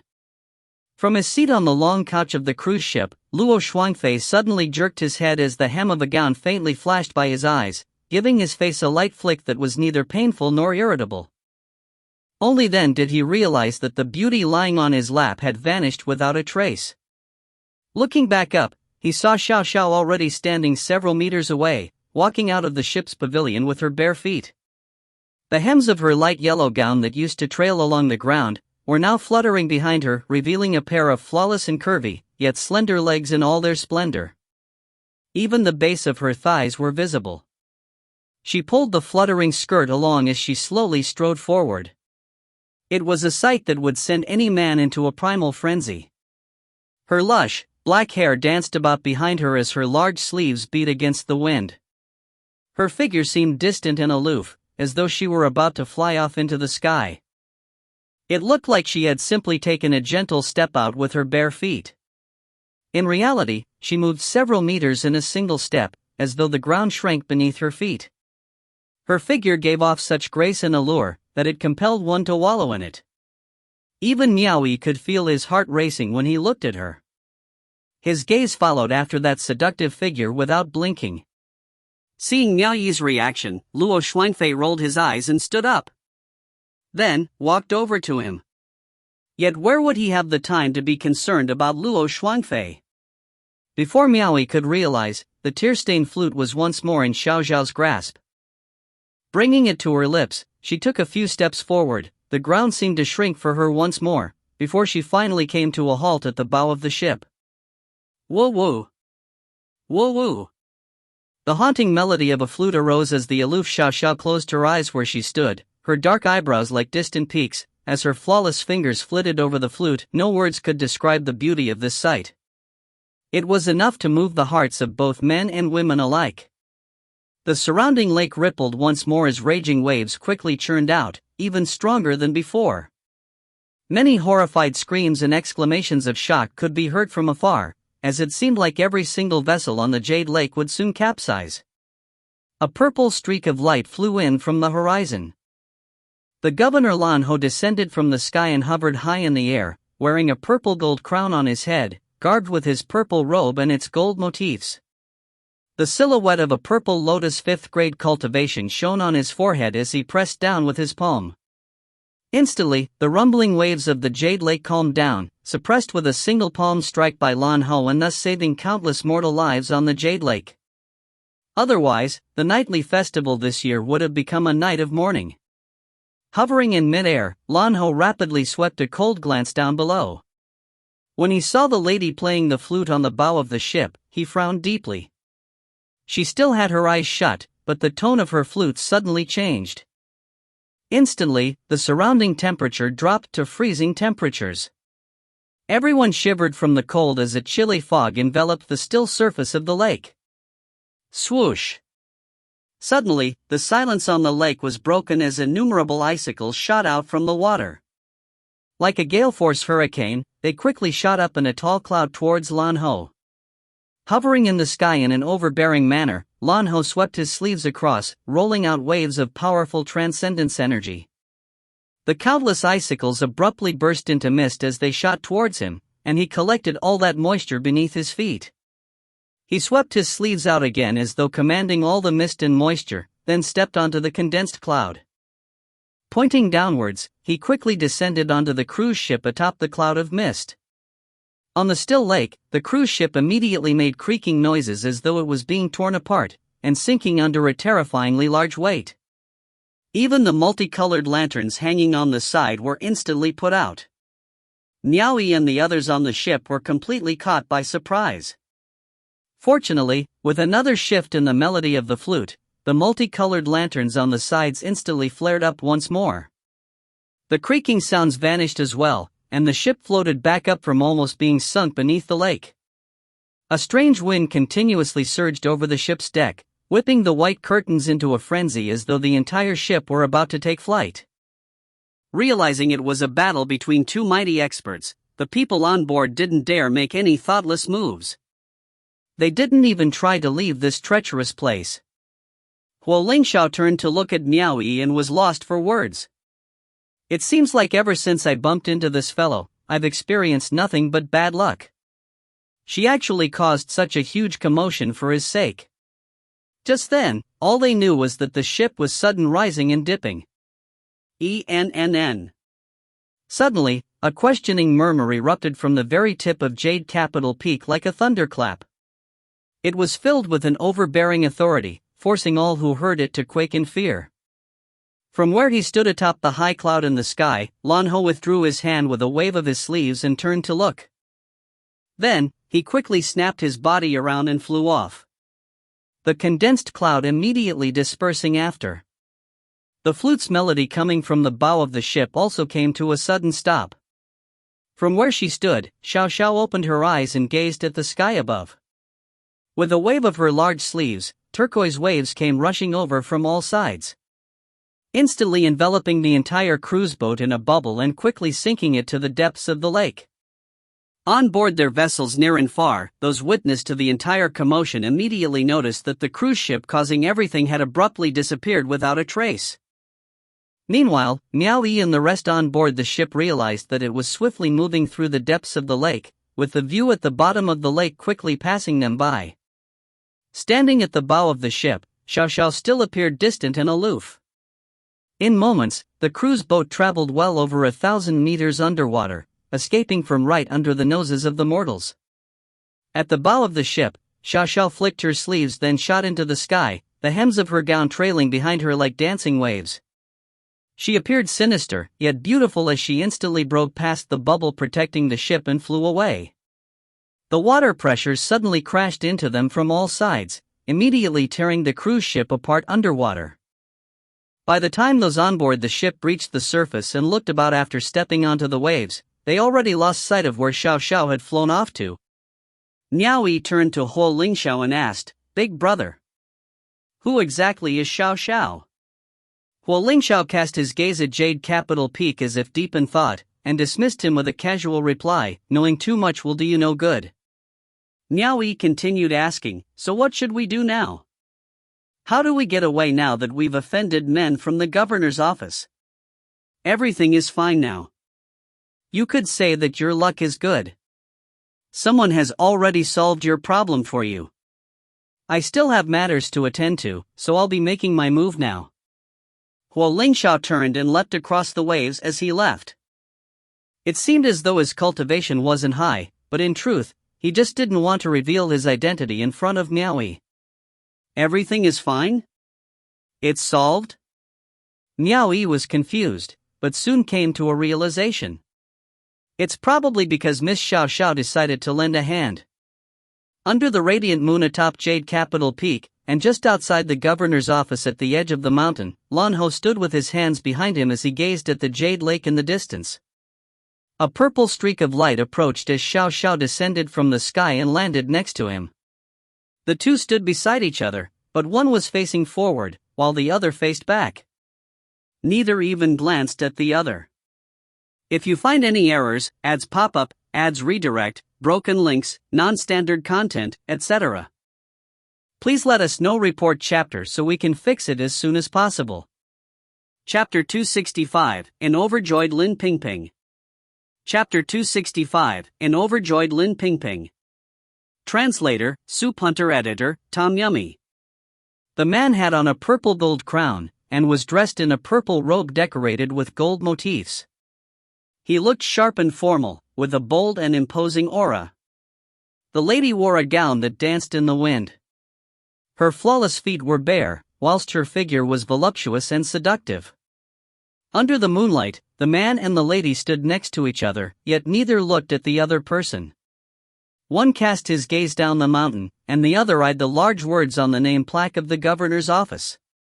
One had a penetrating gaze, the other, a quiet one. After a long while, with an expressionless face, Lan Ho said, "You went too far today." "Did I? Compared to what you did to me, would that be considered too far?" Xiao Xiao replied indifferently. "This is the capital city under the overlord's jurisdiction.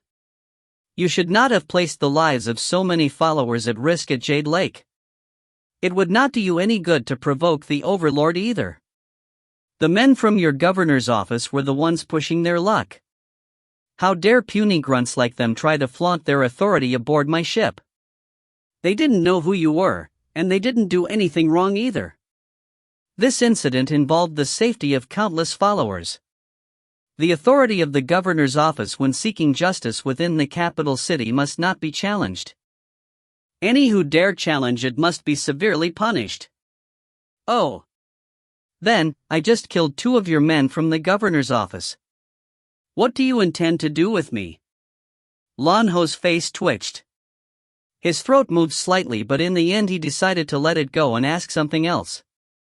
"Skipping around the matter of the murder atop the ship altogether," he asked, "are the ones who murdered the men on Heart Island your subordinates? Be careful what you say. What proof do you have?" First, hand the suspects over. After the trial, if they are found to be innocent, I will naturally release them. If you have any proof, then I will hand them over to you. If you don't, go ahead and try touching my traversing Moon Palace's men. Even if we have to go before the Overlord, I won't be afraid of you, but you're being unreasonable. Unreasonable? Then I will show you how unreasonable I can be. The ones who were on Heart Island were acting on my orders. The mastermind is standing before you now. You have always been a ruthless person. What do you intend to do with me then? Are you going to kill me? Or will you capture me and bring me before the Overlord? Xiao Xiao. Don't test me. Silence. Do you think you are fit to call me by that name? What right do you have to call me Xiao Xiao? Shouted Xiao Xiao, abruptly turning to cast a cold gaze at the side of his face. Lan Ho was silent, his face remained expressionless, but he had a complicated gaze as he stared ahead without moving. His hands moved from his back to grip the jade belt hanging around his waist as he changed the subject. Regardless of whether it is his status or his appearance, that man is not good enough for you. His intents in courting you might not be sincere either. The gap between you two is too wide. All he is interested in may just be the benefits that you can give to him. The two of you are not a good match. Oh great Governor Lan. Don't you think your governor's office's jurisdiction is a little too wide? You want to butt in on my personal affairs as well, mocked Xiao Xiao, as she lifted her gaze. I will choose to be together with whichever man my heart desires. What right do you have to order me around? Lan Ho's lips twitched. I am just trying to give you friendly advice. I don't mean anything by it. Do I need your advice? Is there another man that has treated me more ruthlessly than you? When does a cold, unfaithful scoundrel like you have the right to lecture me? She mocked, as she continued glaring to the side of his face. Let's cut the bullshit. I was the one who killed your governor's office's men. What are you going to do about it? Lan Ho's hands on his jade belt slowly clenched as he sucked in a deep breath. Don't force me to do this. You should know that you are no match for me. If this happens again, I will not spare you lightly. Leave the two transcendent artifacts and be gone, Nut. Seeing this man avoid looking her in the eye from start to finish, and not sparing her so much as a glance, Xiao Xiao bit her lips and levitated up into the sky, her figure as elegant as the fleeting moon. The hems of the light yellow gown gently swept past Lan Ho's nose. He didn't evade it. His gaze didn't waver as he stood there motionlessly. Only, he could smell a familiar fragrance from the hems of the gown. Hovering in midair, Xiao Xiao flicked her large sleeves. Two transcendent artifacts shot out and pierced the ground behind Lan Ho. Still, Lan Ho stood unmoving like a statue. Seeing this, Xiao Xiao bit harder on her lips. Then, with a purple flash, she instantly disappeared into the night sky. At this moment, the two who were injured earlier came out from the governor's office and asked, Governor, what should we do now? Inform those down below to cease whatever they are doing. This matter ends here. Don't let it escalate further. Lan Ho said indifferently with his back facing the two. Ah. Didn't you tell us that it was better to mistakenly kill the suspects than let them go? One of them exclaimed, Are we just going to let them go like this? This matter has already come to the attention of the Overlord. What should we do if the Overlord inquires about it?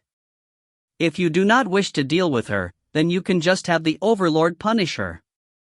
Lan Ho abruptly turned his head, his gaze becoming sharp as he coldly interjected, I told you that this matter ends here. Did you not hear me, or did you just choose not to listen? Yes. Your subordinate understands, blurted the person as cold sweat dripped from him. The other person hastily apologized, we do not mean anything by it. We are just thinking of you, esteemed governor. For such a large commotion to happen on Jade Lake on the night of the New Year, we are afraid that even you, esteemed governor, would have a difficult time explaining it to the Overlord. The two of you need not worry about this. I will explain this to the overlord myself. With a flick of his sleeves, Lan Ho turned around with his purple gold crown and robes, and strode over to the governor's office with large strides. Not pushing the responsibility away when you could. Wouldn't you just be making things difficult for yourself? The two exchanged glances and shook their heads, then pulled their respective transcendent artifacts off the ground and stowed them away. The chaos on Jade Lake gradually died down, but the battle from before was still vivid in Miao Yi's mind.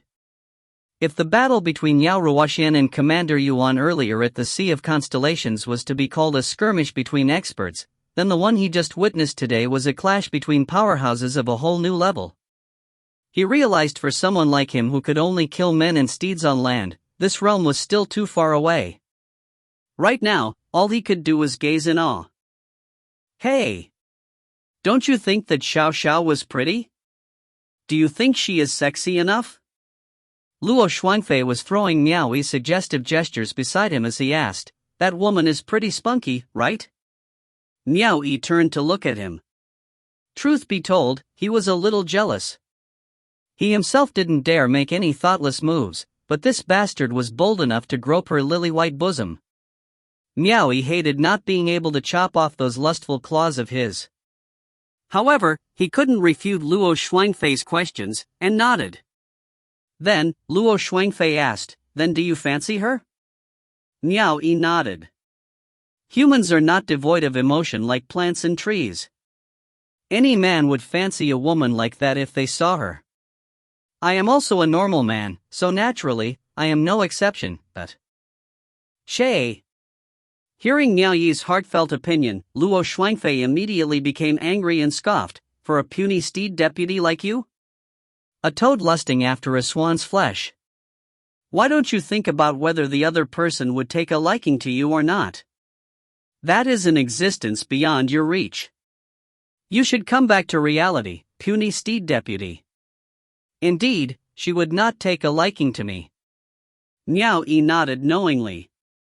He lifted his gaze up to the bright moon hanging in the night sky as Lao Bai's elegant silhouette flitted past his mind.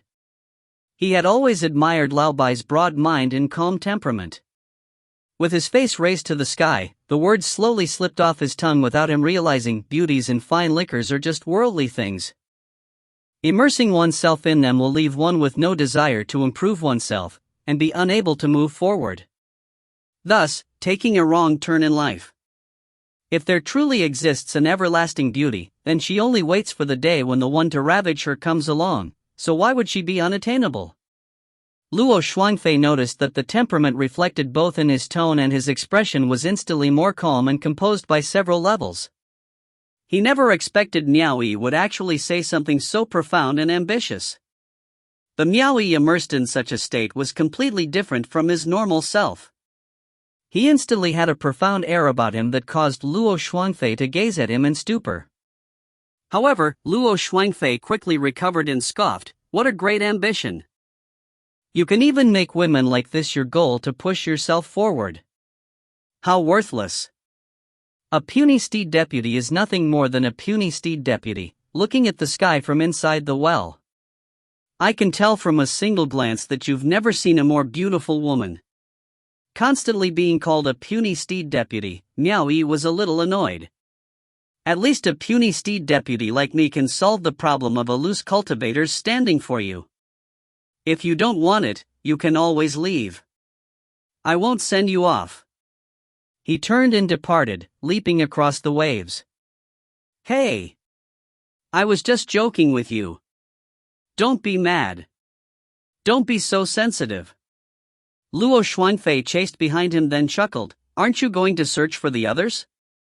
"Not going to look for them anymore, If they could not find us, they would have definitely returned to the courtyard." Their ship had traveled far through the bottom of the lake using Xiao Zhao's transcendence energy. When they re-emerged from the depths of the lake, the two of them were already separated from Tian Qingfeng and the rest. Tian Qingfeng and the rest indeed came back not long after the two had returned to Jade Capital Peak's courtyard themselves. Still thinking about what had occurred tonight, they were all in a state of shock, especially Lin Pingping, who was simply following behind them. As soon as Tian Qingfeng saw them, he said, "Milord, it is best we leave quickly." After such an incident, it was indeed unwise to stay in the capital city any longer. However, Miao Yi didn't agree to leaving immediately because Wu Liang Fan told him that everything was fine. He wanted to wait a little longer and see whether that was true or not. If something were to happen, leaving now would arouse even more suspicion. By staying here, even if they were caught, they could still deny they had any relation to the incident. It was an entirely different matter if they were caught while on the run. The party stayed another couple days on Jade Capital Peak, and nothing happened in that time. Evidently, the crisis really passed just like that. Otherwise, with the reach of the governor's office, they should be able to discover that Miao Yi and his party were staying here. Everyone felt relieved. Then, Miao Yi called Lin Pingping alone to his side. Obviously, a certain someone ran over as well to join in on the excitement. He couldn't be chased away even if Miao Yi wanted to. It appeared he was not afraid of anyone simply because of his past as a thief. "Lin Pingping, are you willing to serve under me?" When Miao Yi said this in the hall, Lin Pingping was instantly overjoyed. She almost trembled from the intensity of it. She knew what these words meant. She knew how countless loose cultivators in the capital city painfully waited for such an opportunity to come by. She finally came across it. Immediately, she nodded repeatedly and knelt down to show her sincerity, saying, "I, Lin Pingping, am willing to serve Milord with my whole life." Lin Pingping sincerely asks Milord to give her this opportunity. "Arise," said Miao Yi, reaching out and urging her to stand up. Then he stepped closer and said, "If I need manpower, I could always look for those schools and sections. There is no need for me to use a White Lotus second-grade loose cultivator like yourself. I want you to stay in the capital city for now. After 3 years, if your performance is satisfactory, I will give you an official status." Lin Pingping cupped her fists excitedly. "Please tell me what to do, milord." Lin Pingping will not disappoint you. Since she would be working for him, Miao Yi naturally wouldn't allow her to continue staying in one of those decrepit caves. He obviously wouldn't allow her to stay in the courtyard they now resided on the Jade Capital Peak either, as that would be too expensive. He instructed her to head to the foot of the mountain later on and reserve a small courtyard at the lowest class. Even though the conditions weren't as good as the ones situated higher up, it was enough for her to get by with. What's more, as a resident of Jade Capital Peak within the domain of the Celestial Nation Chamber of Commerce, her safety could be guaranteed to an extent. Miao Yi would give her 1 low-grade orb of wool every year, along with crystal coins and the like. Miao Yi would arrange for it beforehand with the Chamber of Commerce, and allow Lin Pingping to enter the Chamber of Commerce herself to make a withdrawal every month. This provided Lin Pingping with enough resources to continue living well in the capital city. Naturally, he wouldn't be providing those resources for nothing. Miao Yi ordered Lin Pingping to remain in the capital city to gather information and report to him once a month. If her performance was good, he would fulfill his promise to her and officially relieve her of her loose cultivator's status 3 years from now. To Miao Yi, this wasn't offering much. However, to Lin Pingping, this was already a major change to her life, so she gratefully accepted it. If you find any errors, ads pop up, ads redirect, broken links, non-standard content, etc., please let us know. Report chapter so we can fix it as soon as possible. Chapter 266, Mother's Pride. Chapter 266, Mother's Pride. Translator, Soup Hunter. Editor, Tom Yummy. Once he was done briefing Lin Pingping, Miao Yi handed a jade archive over to her and instructed, "Bring this name card with you to the Chamber of Commerce and ask Luo Ping to come see me." Understood. Lin Pingping took the name card and quickly departed. The Chamber of Commerce where Luo Ping worked was just at the foot of the mountain, so it didn't take long before he came back alongside Lin Pingping. He gave Miao Yi a short greeting as soon as they met. Luo Ping didn't know whether to laugh or cry when he found out what Miao Yi's business was. He assumed Miao Yi had some kind of huge deal that he wished to offer him. He never expected to be called over for something as trivial as this. I just wanted to try and see if it works. Miao Yi shut Luo Ping up with just this single sentence. Since I came all this way, I might as well get it done. A minor issue like this can be easily handled after all. Miao Yi clearly defined the withdrawal limit that Lin Pingping would be allowed each time in the contract. She had to engrave her transcendence seal on it as well, in order to avoid another person impersonating her to make a withdrawal. Furthermore, if Miao Yi did not wish to allow Lin Pingping to make any further withdrawals from the Chamber of Commerce, he could notify any of their branches. The information would be relayed over, and Lin Pingping would be barred from doing so. Even though he wasn't offering much, Miao Yi wouldn't let Lin Pingping withdraw a whole year's worth of wages in one go either. What if she couldn't accomplish the task after withdrawing her wages? It was best to have her withdraw it once a month. At least there was a limit. Once their business was done, Lin Pingping escorted Luo Ping back to the Chamber of Commerce. When she returned, she brought 2 messenger spirit eagles along with her. The neck of a spirit eagle has a ring of feathers differently colored from the rest of its body, commonly known as spirit feathers. This was the most mystifying part on the spirit eagle's body. As long as one plucked and kept a spirit feather from its neck, no matter where they were, the spirit eagle would be able to feel their approximate location and find them. This was why they were such an effective means of communication. The price of a spirit eagle depended on the number of spirit feathers on its neck. If all the spirit feathers on its neck were plucked away, it would lose all value and no one would try to even buy or sell it. Miao Yi and Lin Pingping both plucked a spirit feather from the neck of each spirit eagle. Lin Pingping held onto one of the spirit eagles to easily communicate with Miao Yi, and he took the other one with him, to send messages over to the capital city as well. Once everything was settled, Miao Yi and the rest left Jade Capital Peak. Then made their preparations to return to East Arrival Cave. With no words to describe how grateful she felt, Lin Pingping insisted on escorting Miao Yi out the capital city. She watched them for a long time after they left. Once Miao Yi's party were completely out of sight, she wiped her reddened eyes. Then, rode her dragon steed back. She couldn't wait to return to her new home. It was the cheapest accommodation on Jade Capital Peak. Simply a small house within a small courtyard. Inside the house, there was a single bedroom, a study room, a living room, and a kitchen. In the small courtyard outside, there was a small alcove beside a rock garden. There was even a tiny pond with several ornamental fish living inside, a giant tree providing shelter against the heat, and a small bed filled with blooming ornamental flowers. A channel entered the courtyard, fed from a spring in the mountains, which made gathering water a simple task. Even though the place was small, it had all the necessities covered. It was very well designed and tidy. There were even cleaners who would immediately respond when called, so it was no problem at all for a single person. This was intentionally built for someone staying alone in the first place. It couldn't accommodate many people. Even though the environment wasn't as beautiful as the residence they stayed in before higher up the mountain where they had a group of servants at their beck and call, it was still much, much better than the inns outside of Jade Capital Peak. The cave she previously stayed in couldn't even compare. Most importantly, this place was safe. Those ruffians would not dare to cause trouble here in Jade Capital Peak. After touring the place, Lin Pingping sat under the alcove, admiring the peaceful and serene garden surrounding her. This was the place she was renting out for her long-term residence.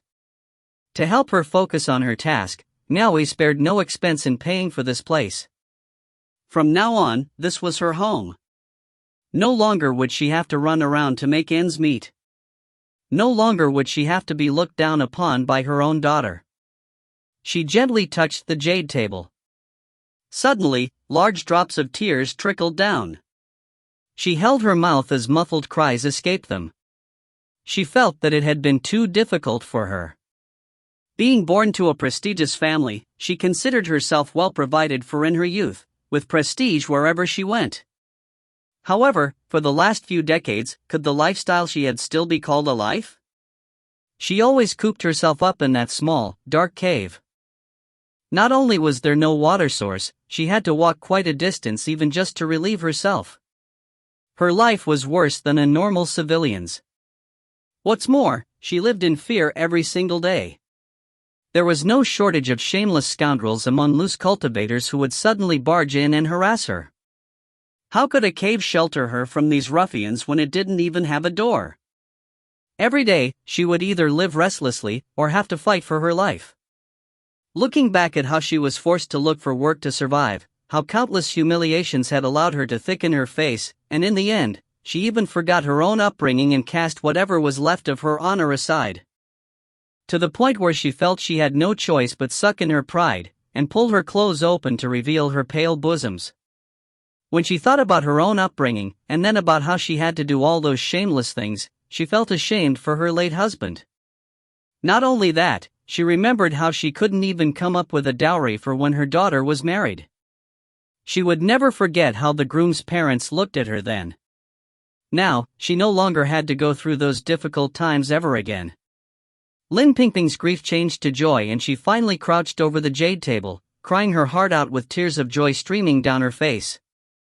Startled by her crying, the spirit eagle locked up in the cage under the eaves cawed, bringing her back to her senses. She wiped her tears away, remembering that Miao Yi didn't provide her with such a good environment just for her to cry, but for her to focus on the tasks he assigned. If she couldn't accomplish Miao Yi's tasks satisfactorily, then she would lose all of it just as quickly. Lin Pingping took a deep breath. It wasn't easy for her to earn all of this. She couldn't afford to lose it again. She must not disappoint Miao Yi. So long as she performed well, Miao Yi told her that he would officially resolve her loose cultivator's status. Remembering the orb of will that Miao Yi left her before he departed, she carefully took it out. It emitted a gentle glow on her fingers and was such a beautiful sight. She lost count of how many years it had been since she had last used an orb of will. She almost forgot how it felt like to use one, and even thought that she would never have another chance to use one again before she died. Now, this orb belonged to her, and her alone. As long as she did her duty well, she would get one every year from now on. She carefully stowed the orb of will in her robes once more. Then, took out 100 gold crystals. Obviously, these were also given to her by Miao Yi before he left. Miao Yi understood that it would be difficult for her to perform the tasks he requested when she didn't even have money, so he provided her with some capital beforehand. For her subsequent wages, she would need to withdraw from the Chamber of Commerce. Miao Yi already thought of everything for her, taking into account that she might face problems. Miao Yi told her to head straight to the Chamber of Commerce and ask Luo Ping for assistance if she did happen to run into any. He already spoke with Luo Ping about this matter. She took out 50 pieces of the gold crystals and stored them away. The remaining half, she wrapped in a handkerchief and tucked it in her clothes. Then, she stood up and left her modest courtyard. She crossed the stone bridge once more, entered a small alleyway, and came up to the restaurant managed by her daughter and son-in-law. They were cleaning the restaurant. When they saw her approaching, they couldn't help but frown. The son-in-law shook his head and sighed. I told you that she didn't bring those guests from before here to our restaurant for nothing. Hong hong. It was good that I had you prepare the money in advance, right? The daughter bit her lip. She quickly walked to the counter and took out a small pouch. Then, came out and tossed it onto the table. Not even looking at Lin Pingping, she turned her head away and said, "Take it." Lin Pingping didn't take the money on the table, but stood there with her chest out as she said, "Come here, both of you. I have something to tell you." The couple exchanged a glance, realizing that her tone was different today.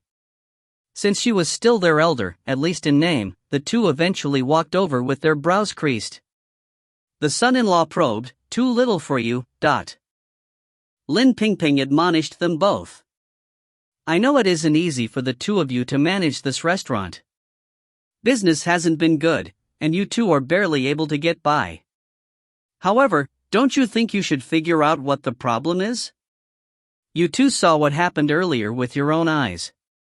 Your dishes are truly lacking in taste. The guests were very unsatisfied. I suggest you both close down shop for a while. Sharpening your axe will not delay your work of cutting wood. It won't be too late to open your restaurant again once your cooking skills have improved. The daughter immediately rebutted, easy for you to say. If we close the restaurant, how will we eat? What will we drink? We still have to spend our time every day to offer up our willpower, unlike you who can go wherever you please day after day without a care. Where would we find the time to improve our cooking skills? At times, you would even take some money from us without warning. We don't dare to close the restaurant, and we can't afford to either. Lin Pingping took out her handkerchief and opened it up on the table, revealing the very eye-catching sight of 50 gold crystals. The couple stared at it with their mouths agape. Take this money. It should be able to help you two support the restaurant for a while. I wish you both the best of luck. Lin Pingping didn't say anything else. She turned around and left. No longer would she have to lower her head in shame as though she had done something unspeakable, as it was before, when she would walk through the door in the past. Instead, she now walked out with her head held high and her chest puffed out. After all these years since her daughter was married, she could finally display a mother's pride in reprimanding the two young ones. As she walked down the road, her eyes were moist with tears. The couple in the shop kept staring at the money left on the table, then exchanged glances. 50 gold crystals was equivalent to 500,000 white crystals. It was no small sum to mortals. It was enough for them to live off of without having to open the restaurant for a long time. As soon as the 20 steeds entered suppressing second hall territory, Miao Yi split off from Tian Qingfeng and the rest. They had to report back to the school of Blue Jade, and at the same time, Miao Yi had tasked them to pass on a few words to Tong Renmei. As soon as both parties separated, Miao Yi and Luo Shuangfei carried on with their journey for several more days. It was a long and arduous journey before they finally made it back east to Rival Cave. When the gatekeepers saw him from afar, they obviously wouldn't stop him. Miao Yi brought Luo Shuangfei charging in. They even cupped their fists and called out "Milord" in greeting. Miao Yi simply nodded in reply, and proceeded to the small courtyard behind the grand hall before dismounting from his dragon steed. Then, he brought Luo Shuangfei straight in through the side gate. Upon hearing the commotion, Shui'er came to take a look. Then, she joyfully exclaimed, "Master is back! Master is back!" Xian'er soon ran out as well. The two chattered away beside Miao Yi, completely ecstatic. Following behind them, Luo Shuangfei eyed the two young ladies with a scrutinizing gaze, then said, "Hey! These are your two personal handmaidens?" After walking into the house and taking a seat in the living room, Miao Yi nodded to Luo Shuangfei and said, "This is Qian'er, and this is Shui'er. This is Luo Shuangfei. He will be a member of the cave from now on." Qian'er and Shui'er began greeting him, when Luo Shuangfei suddenly scoffed, "This is what your personal handmaidens look like? They're a little too lacking in terms of looks. It's an insult to your status, milord. I suggest you change them. I'll help you find two prettier ones later on." What's going on? Qian'er and Shui'er were instantly stunned. They didn't know if Luo Shuangfei's words held any weight with Miao Yi. However, considering he was able to say such a thing to Miao Yi's face, their relationship must not be normal. Truly shocked, both girls looked as if they were struck by lightning. The joy from seeing their master return was instantly gone as they anxiously turned to look at Miao Yi. If you find any errors, ads pop up, ads redirect, broken links, non-standard content, etc., please let us know. Report chapter so we can fix it as soon as possible. Chapter 267, A Cat Meowing. Chapter 267, A Cat Meowing. Translator, Soup Hunter. Editor, Tom Yummy. Miao Yi had long since become accustomed to Luo Shuangfei's nonsense. However, even he couldn't help being stunned. He never expected Luo Shuangfei would go so far as to insult his own handmaidens. When he finally reacted, he was once again astounded with how lecherous this bastard was. His face darkened as he said, "I'm warning you. You better keep your rogue habits in check now that you are in East Arrival Cave, and you better be more respectful to them both. If you dare be disrespectful again in any way, don't blame me for being discourteous." He. "Don't worry. I was just having a little friendly banter." Luo Xuanfei winked at the two young ladies and whistled. "I was just joking around." That lewd and mischievous gaze of his caused the two to feel slightly apprehensive. "Have Yan Xiu and the others come see me in the Grand Hall?" Setting the matter aside for the moment, Miao Yi gave a signal and issued a command. He had been gone for too long, so he had to first handle the work he missed out on. Shui'er immediately received the order and left, whilst Qian'er followed behind Miao Yi as they walked over to the Grand Hall. Following behind them, Luo Xuanfei occasionally whistled as he gazed about. Not long after, other than those who were assigned work, Yan Xiu and the others were all gathered within the Grand Hall. Watching everything from the sidelines, Luo Xuanfei was feeling gleeful when he saw the situation in East Arrival Cave Grand Hall. He pinched the hair on his mole, feeling amused. A cave actually has so many men. The cave master stands below and makes his report, whereas the steed deputy sits on the cave master's seat and requests for updates. This is not normal at all. How interesting. You don't have to mention the daily affairs. I trust that you have handled them well. Miao Yi raising his hand to stop Yan Xiu. Then asked, "Nothing out of the ordinary happened, right?" "Everything was normal." Yan Xiu replied. Lai Yuhan suddenly stepped out of line, before cupped his fists and said, "Your subordinate has something to mention." Miao Yi nodded his assent. Lai Yuhan immediately recounted how Gongsun Yu had harassed them when last they ascended Mount Kangxi for the handover of the annual tribute. Yan Xiu looked terribly uncomfortable as he listened. Seated on his high throne, Miao Yi slowly leaned his body forward and raised his eyebrow.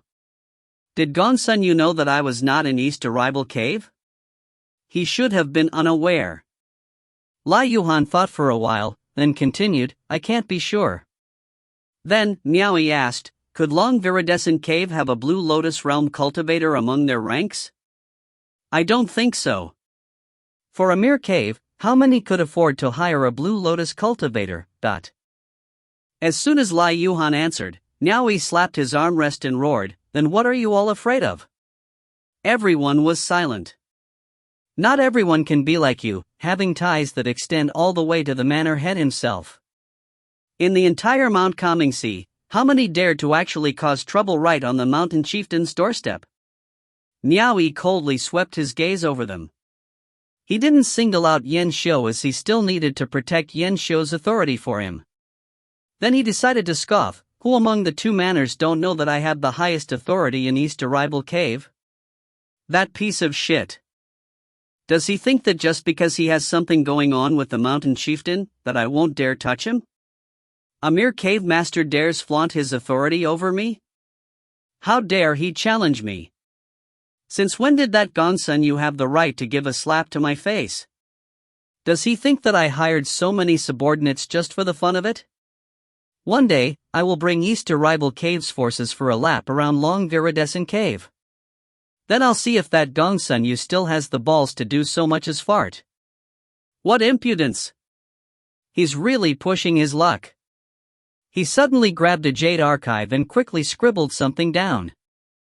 Then, he tossed it over to Yan Xiu and pointed at him as he commanded, "Have someone send this over to Long Viridescent Cave immediately and deliver it up to Gongsun Yu himself. Just say that this steed deputy recently returned after journeying abroad and finishing his task. You can even tell Gongsun Yu that I have missed him terribly, so I have prepared a feast for him, and am hereby inviting him over to East Arrival Cave for a meal." Understood. All Yan Xiu could do was acknowledge the order. It's over. Trouble is brewing again. Every single person in the two manors knows that Gongsun Yu has an intimate relationship with the mountain chieftain. If you do this, there'll probably be huge blowout in store for us. Yuan Fong and Lai Yuhan exchanged glances. It was impossible for them to expect Yan Xiu to help them vent their frustrations on Gong Sunyu, but the person who could has finally returned.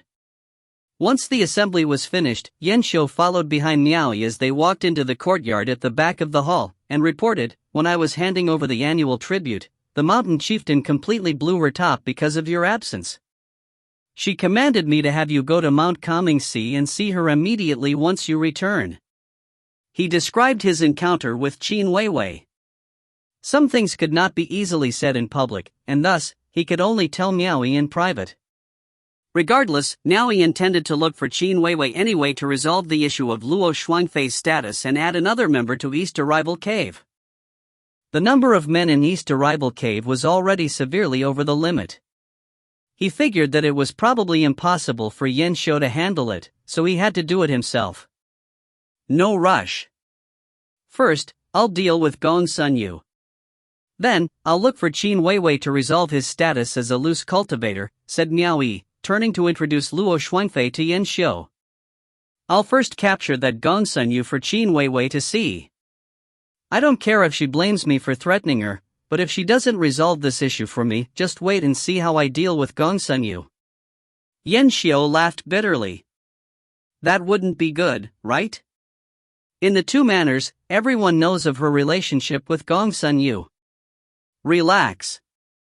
I'm already demoted to a steed deputy. What else can she do to me? Even if she wants to erase my immortal record, she still needs the approval of the manor head, and the manor head is a man who cares much for the opinion of his subordinates. After all, I saved his daughter before. He won't go too far, said Miao Yi, signaling with his hand that he didn't wish to speak of this issue any longer. He had a clear image in his mind and knew how far he should go. Pointing to Luo Shuangfei, he said, I remember when we rebuilt East Arrival Cave, we built a few extra residential quarters as well. Assign one to him. Understood. Yan Xiu replied. Unexpectedly, Luo Shuangfei waved his hand and refused, it's no trouble. There are plenty of rooms here. Just give me any one of these. I'm not a very picky person. What's more, I can better protect Milord as well. Absolutely not. Miao Yi sternly disagreed. There is no place for you to stay here. You must stay outside. Yan Xiu. Go and make the arrangements for him. He did not dare let Luo Shuangfei stay here. If he allowed such a huge pervert to stay here, he would be worried for Qianer and Shui'er's safety. Yan Xiu left to make the arrangements, but Luo Shuangfei was adamant about staying. He didn't want to stay anywhere else but there. As though understanding what Miao Yi was worried about, he made hundreds of assurances that he wouldn't touch a single hair on Qianer and Shui'er's head, that if he did, Miao Yi could chase him away and not resolve his loose cultivator status, and could even kill him. Miao Yi didn't even have the time to warn Qianer and Shui'er himself about this bastard, before Luo Shuangfei blurted them all out himself. Qianer and Shui'er were instantly anxious and decided to stay away from Luo Shuangfei from then on. After Luo Shuangfei's endless pestering and countless assurances, Miao Yi finally relented, and instructed the two young ladies to clean out one of the rooms in the spare courtyard for him. The two young ladies received their order and left. After chattering beside Miao Yi for a while, Luo Shuangfei stepped away as well, saying that he wanted to go outside and look around East Arrival Cave. Miao Yi didn't suspect him at all, and never expected that this bastard would actually sneak into the spare courtyard. When he saw the two girls cleaning inside one of the rooms, he walked up to the door and waved, "My two beautiful young ladies. I hope you will forgive me for my transgressions earlier." The two girls looked at him and shook their heads without saying anything. They still had their guard up against him. Luo Shuangfei leaned against the doorframe and chuckled, "Shall I tell you both a secret? It has to do with Milord. It's about one of our experiences while we were abroad. It was truly shocking." Something to do with Master? The two young ladies exchanged glances. They were very curious. Shui'er cautiously asked, "What is the secret?" Immediately, Luo Shuangfei made a cone with his hands and whispered to the two, milord and I went to a brothel for some fun." The expressions of both ladies froze. They were wondering what kind of secret it was, but it turned out to be one of those vulgar affairs between men. How dare he mention something like this? Xian'er's face darkened as she warned, "Luo Shuangfei, you better not be spouting nonsense. Master is not that kind of person. If you speak of this nonsense again, I will tell Master." "So you two know about this secret as well?" Luo Shuangfei shrugged before continuing, "Of course I know milord is not that kind of person." The two girls were stunned, and couldn't wrap their heads around what he was saying. Luo Shuangfei scanned behind himself carefully, then snapped his head back around and whispered, "I only found out after visiting the brothel with milord. It turns out, milord doesn't have the ability when it comes to that aspect." "What ability?" Shui'er curiously asked. Luo Shuangfei pointed to his own pants and explained, "The tool down here that men possess. Milord's tool doesn't work, so he can't do those things with women. Don't you two know?" Xian'er and Shui'er were instantly astonished. They both cupped their hands over their mouths and slowly turned their heads to exchange a glance, as though finally understanding why their master had never touched them all this time. They finally knew the reason why. Luo Shuangfei paid close attention to the expression on their faces, his eyeballs rapidly moving back and forth. Earlier on, when Miao Yi told him that he had never done these kinds of vulgar things before, he was rather suspicious. It's not possible that he hasn't even done it with his own personal handmaidens before, right? Now, he finally obtained the proof he needed. From the two girls' reaction, he could tell that Miao Yi really had never done it before. Otherwise, the two girls wouldn't react in such a way. It seems that fellow truly hasn't even touched his own handmaidens. What a weirdo! Luo Shuangfei snickered silently. Now that his objective was complete, he coughed and waved his hand, saying, "I'll let you two get back to work. I'm going out for a walk." This bastard leisurely placed his hand behind his back and whistled as he left, leaving the two unable to recover for a long time as they stood dazed in the room. If Miao Yi found out what this bastard did, he would surely strangle him to death. It would have been fine if he just set him up, but he even tarnished Miao Yi's reputation. Once night fell, Miao Yi returned from Yuan Fan and Lai Yuhan's quarters. After casting Hong Changhai aside, he needed to reassure these two fellows as well. He couldn't act as if nothing had happened. At the same time, he could also observe how the two reacted. As soon he returned to his manor, Miao Yi finally said he wished to take a bath after such a long and arduous journey. The two girls responded and accompanied him to his silent quarters. Xian'er and Shui'er's skin already regained their snow-white complexion. As the two seductive figures accompanied him into the bath, Miao Yi couldn't help stealing glances at them. However, he completely didn't notice that their gaze looked a little odd as they glanced at his lower body from time to time. When the two girls touched his body, Miao Yi already felt a little amorous and pulled their supple bodies into his embrace. The two looked at him in surprise. Miao Yi laughed and said, "Before I left, I promised you two that I would have you both once I return." After hearing about the secret from Luo Shuangfei, the two girls didn't know how to respond. They wanted to speak, but the words weren't coming out of their mouths. Still, they gently leaned into his embrace. Those matters couldn't be asked lightly after all.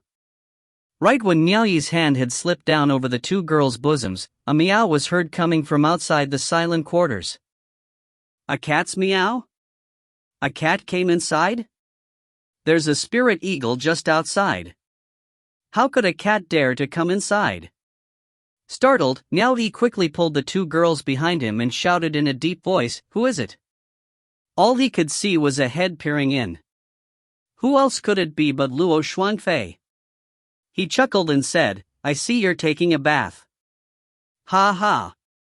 Carry on, you three. I won't disturb you. I'll keep watch outside and make sure everything is safe." Miao Yi was speechless. No wonder he couldn't sense someone approaching. It was because this bastard had a higher cultivation than him. If it wasn't for him sneaking around, How could I not have sensed him? Miao Yi was instantly furious from embarrassment. It wasn't easy for him to get into the mood. Now his mood was completely killed off, and he furiously roared, "Scram the fuck off." The sound of hurried footsteps could be heard outside. Miao Yi obviously lost all interest after that. There was someone who could be watching at any time out there. It would have been good enough if he could actually bathe in peace, let alone have any such interest. If you find any errors, ads pop up, ads redirect, broken links, non-standard content, etc., please let us know. Report chapter so we can fix it as soon as possible. Chapter 268, He Knows Too Much. Chapter 268, He Knows Too Much. Translator, Soup Hunter. Editor, Tom Yummy. This time, Luo Shuangfei really pissed Miao Yi off. After taking his bath, Miao Yi went to the spare courtyard and ordered Luo Shuangfei to get out immediately and move into the place he arranged for him. However, Luo Shuangfei was adamant about staying. The consequences were severe. Even Yuan Fong and Lai Yuhan had to come. Within the spare courtyard, 6 of East Arrival Cave's members with the highest cultivation surrounded Luo Shuangfei armed with weapons. In the end, Luo Shuangfei could only bite his lip and lower his head, like he was being unfairly treated, as the 6 men dragged him away. Just before leaving the gate of the courtyard, he shot a gaze at Miao Yi staring at him indifferently. Miao Yi gently sighed as he met the resentful gaze in his eyes. Miao Yi didn't wish to treat Luo Shuangfei so harshly at first. He was the first talent he recruited himself, so he had great hopes for Luo Shuangfei. He wanted to be like how Yang Qing was when he had first recruited Miao Yi, always treating him with kindness. That was why whenever Yang Qing had a problem, he would risk his life to serve him. In light of that, perhaps he himself had been a little too lenient on Luo Shuangfei. He believed that he was already quite lenient, but never expected that it wouldn't work on that fellow at all. Now he had actually become so brazen that he would peek on him and his handmaidens while they were in the bath. If he continued allowing such misbehavior to occur, who knew what that fellow would do next? Obviously, he had to teach him a lesson. This time, he must make sure that Luo Shuangfei understood that if there was a next time, Miao Yi could very well take his life, and that within East Arrival Cave, he, Miao Yi, had that authority. Miao Yi breathed a sigh of relief. He never imagined that his first time recruiting a talent would be so disastrous. It seems like I'll have to settle the issue of this bastard's loose cultivator status as quickly as I can. Maybe that will let him settle down sooner. Once he's bound by the immortal record, surely he wouldn't dare to fool around anymore. He turned back and returned to his silent quarters to cultivate. After such an incident, he already lost his mood to do it with Qian Er and Shui Er. Long viridescent cave, sitting cross-legged in cultivation inside his silent quarters, Gongsun Yu said, "Come in." A handmaiden slipped in and reported, "Cave Master. There's someone from East Arrival Cave requesting an audience with you." East Arrival Cave? Gongsun Yu opened his eyes, then curiously asked, "Who wishes to see me?" The handmaiden replied, "He says that there's a letter from the steed deputy of East Arrival Cave, Miao Yi, that needs to be handed to you in person." When he heard the words Miao Yi, Gongsun Yu's heart thumped. That lunatic can't really be looking to stir up trouble with me, right? However, he dismissed the thought a moment later. If he really wanted to cause trouble for me, he would have come looking for me after the handover of the annual tribute. Why wait until now? He stopped his cultivation, then quickly got up and left the silent quarters. As he entered the living room, he waved his hand and said, "Bring him to see me." After a short while, the handmaiden brought the messenger over. He cupped fists and said, "I respectfully greet Cave Master Gongsun." Gongsun Yu nodded. "Miao Yi has a letter for me?" "Indeed." The messenger took out a jade archive and gave it over to the handmaiden, after which she passed it over to Gongsun Yu.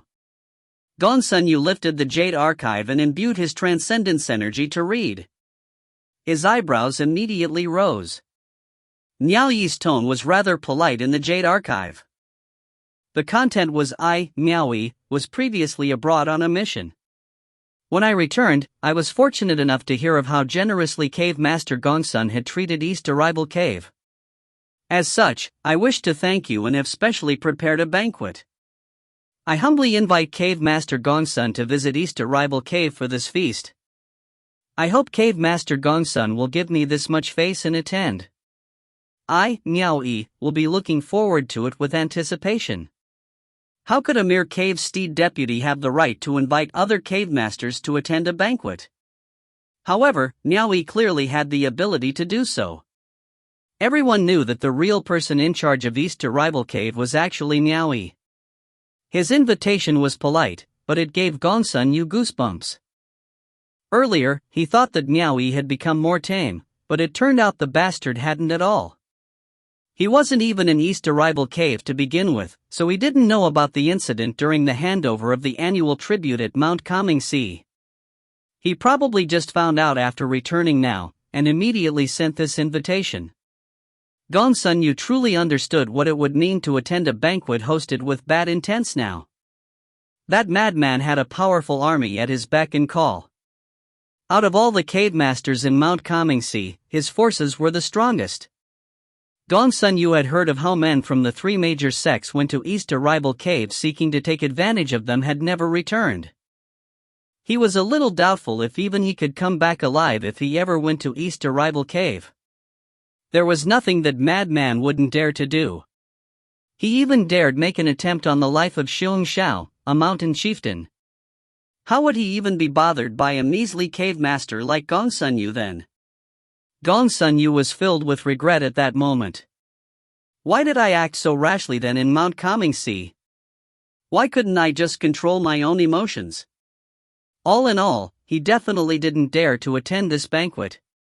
He placed the jade archive on a side table and smiled at the messenger. I'll have to trouble you to report back to Brother Miao and say that I currently have important matters to attend to and thus will not be able to attend his banquet. I will definitely host one myself and send an invitation to Brother Miao one day. He wrote a gentle rejection on a jade archive and handed it to the messenger, then brushed him off dismissively just like that. After which, he immediately gathered his forces and discussed how they should go about this. East Arrival Cave. After Miao Yi heard the response brought back by the messenger, he sat on his throne in the grand hall looking through the jade archive and scoffed. He wishes to hide? Gongsun Yu. Since you had the balls to lord over my head, do you think you can hide so easily without giving me a proper explanation? The men standing below could feel their frustrations being released just from listening to him. They chuckled as Miao Yi wrote another jade archive and tossed it to the messenger. I'll have to trouble you to make another trip. I want to see just how long he thinks he can hide. If he doesn't apologize, he can forget about me letting this matter slide.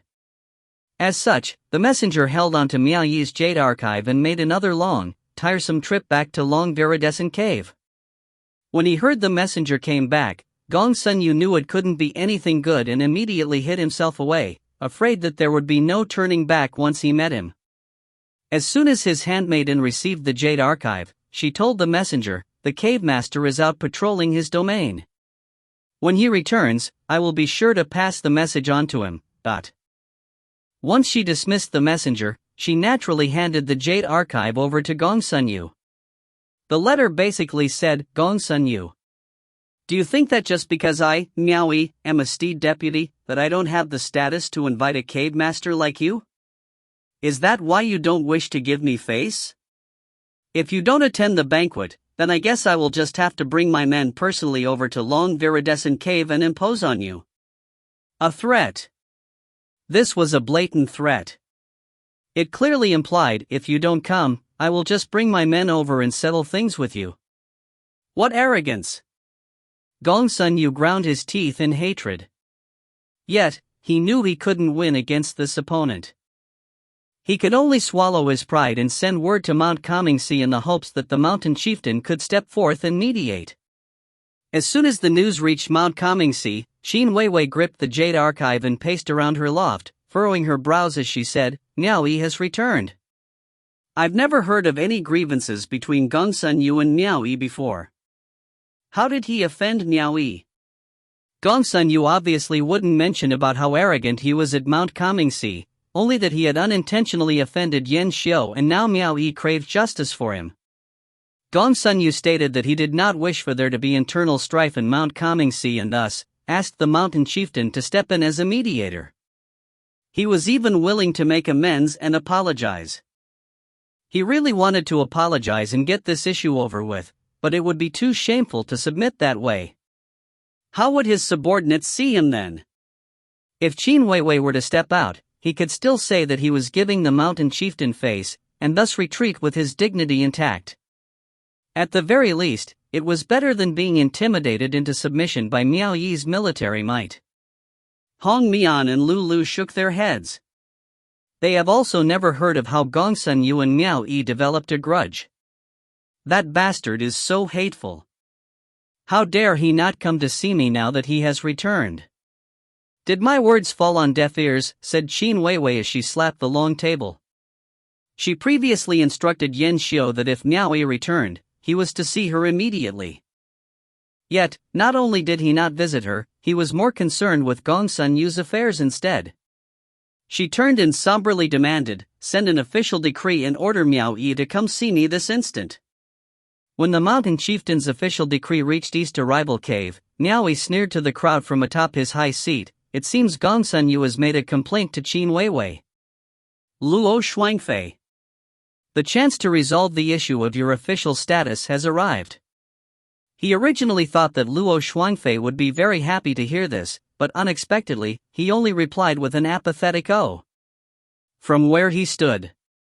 After that, he went completely quiet, standing there listlessly with hunched shoulders. Ever since Miao Yi set harsh measures and him kicked out, Luo Shuangfei lost the usual exuberance that hung around his face and seemed listless day after day.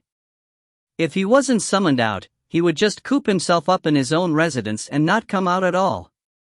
Yan Xiu wanted to head to the city to help him arrange for 2 handmaidens, but Luo Shuangfei didn't want that either. For the fellow who was always jumping around, to be suddenly reduced to this and have that pitiful look on his face every day. Even Miao Yi could feel his heart lurch after seeing such a large difference, and even wondered if he had pushed him too far. Suppressing second hall, all the respective manor heads were gathered in the grand hall. Yan Qing was naturally among the crowd as well. It was an important day for the entire suppressing second hall. The Sea of Constellation subjugation crusade that came once every 300 years was just around the corner, so each manor had to draft 2 members in to participate. Since Yang Qing managed 2 manors, he had to hand over 4 names. This was a matter that would antagonize many. Even though one was heavily rewarded if one performed well in the Sea of Constellation's subjugation crusade, the probability of death was too high, so no one was willing to go. At the same time, it offered the manor heads a chance to eliminate potential threats to them. As soon as the meeting was over, each manor head handed over the respective name lists they decided upon over to little Auntie Lu Xing. From his high seat, Wu Lingxiao gestured with his hand and adjourned the meeting. Then, he left with his 2 handmaidens. In the meantime, all the manor heads waited for their final orders in the holding room. The final authority for the name lists they handed in was still in Wu Lingxiao's hands. All the manor heads couldn't help feeling a little restless. If Wu Lingxiao were to put their names in, then they would be doomed. Inside the harem, Wu Lingxiao looked through each of the jade archives handed in by the respective manor heads. For the most part, he had no objections and immediately approved of it. Beside him, his handmaidens immediately noted down the names on the name lists, as ultimately, they would have to tally these names together and hand it over to their superiors. When he reached Yang Qing's name list, Wu Lingxiao was surprised to see Xiong Zhao's name among the 4 he handed in. He furrowed his brows, originally intending to cross off Xiong Zhao's name, but as he placed his finger on the jade archive, he stopped. In the end, he erased another name and filled a different one in its stead. This name was none other than Miao Yi's. He casually handed the names over to Lu Xing to tally. When she saw Miao Yi's name, she was slightly taken aback. She shot a glance at Wu Lingxiao, understanding that there must be a reason why he did this. Once all the name lists for suppressing second hall were confirmed, Lu Xing carried the pile of jade archives over to the holding room, and delivered the hall master's orders down to all the manor heads. When the manor heads looked through the list, most of them sighed in relief that the hall master did not make things difficult for them. Yang Qing was the only one startled when he looked through the name list. He handed in 4 names of cultivators, all at Blue Lotus Realm. He guessed that the hall master might cross off Xiongzhao's name, but the hall master unexpectedly gave him face. Instead, he added Miao Yi's name to the list and made Yang Qing utterly confounded as to the reason why. All the other manor heads dispersed and returned to their own domains. Yang Qing instead went to the large gates at the harem and requested an audience with Huo Lingxiao. However, Huo Lingxiao did not meet with him. Tianyu stopped him and said, "The hall master knows what matter you wish to discuss, and said that you should just follow the order." Yang Qing was stunned. He cupped his fists and asked, "Miao Yi is only a White Lotus Realm cultivator. May I ask why the hall master drafted him into the list?" All he wanted was an explanation, a reason why, but Tianyu indifferently replied, "The rules don't state that a White Lotus Realm cultivator cannot participate. Please return, Manor Head Yang." After dismissing Yang Qing, Tianyu wanted to know about the reason as well. When she saw Huo Lingxiao later on, she couldn't help asking, "Hall master, why did you add Miao Yi's name inside?" "Because he knows too much." Huo Lingxiao only gave a short and perplexing answer in response. If you find any errors, ads pop up, ads redirect, broken links, non-standard content, etc., please let us know. Report chapter so we can fix it as soon as possible. Chapter 269, Adding Insult to Injury. Chapter 269, Adding Insult to Injury. Translator, Soup Hunter. Editor, Tom Yummy. Tianyu and Lu Xing shared a glance and noticed the confusion in each other's eyes. As far as they knew, Miao Yi wasn't aware of anything and seemed like he had yet to realize that the hall master was his sworn brother. Neither had Miao Yi ever troubled him in any way. They didn't know why he wanted to send Miao Yi off to his death in the Sea of Constellations. Huo Lingxiao knew what the other two were thinking. However, some things could not be mentioned even to those closest to him, especially when this extremely private affair of his concerned his reputation. He never wanted to antagonize Miao Yi in the past. Simply put, the difference between them was too great. Miao Yi didn't pose any threat to him at all and wasn't worth keeping tabs on. Otherwise, Miao Yi would have died countless times by now.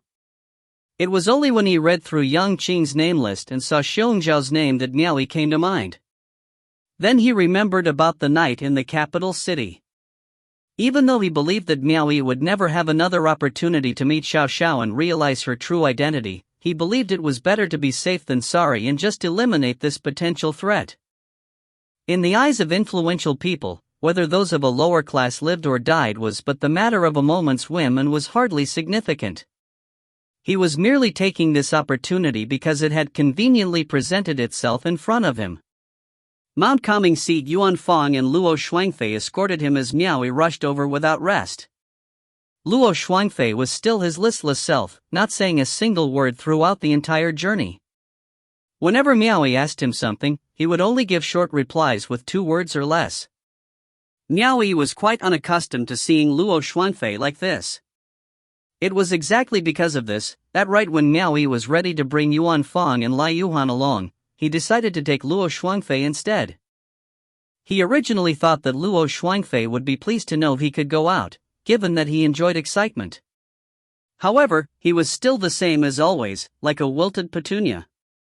"Don't tell me I have to invite you back to stay with me in my residence before you will come back to life?" Miao Yi turned to look at Luo Shuangfei as he walked up the steps. Then, he spun his head back to see Hong Mian by the gates, smiling as she examined him. He cupped his fists and said, "I respectfully greet Elder Auntie." Hong Mian turned around and led him inside. Then, she asked him in a very familiar manner, "Nothing happened on the way here, I hope?" "Thank you for your concern, Elder Auntie. Nothing out of the ordinary happened. Don't say I didn't warn you. The mountain chieftain is very furious." The two entered the courtyard and ascended the loft. Then, they saw Qin Weiwei, dressed in her usual white gown, and standing gracefully before the window as she gazed outside.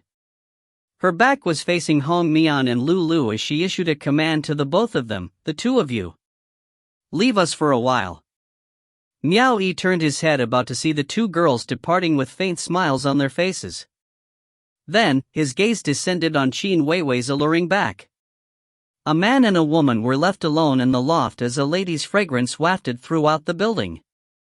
After receiving Hong Mian's reminder earlier on, Miao Yi assumed that Qin Weiwei was furious because of the incident with Gong Sunyu. Yet, when Qin Weiwei turned to look at him, the usually cold, deadpan but equally beautiful face of hers actually revealed a rare winning smile.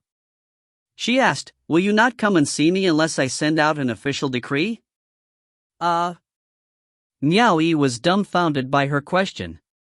This cold-faced beauty is smiling at me? What is she playing at? I have already gone so far as to even make a move on your lover. Yet you're still able to smile? As always, his guard was up against Qin Weiwei. Despite grumbling to himself, he still kept up appearances and politely greeted, "Your subordinate greets the mountain chieftain.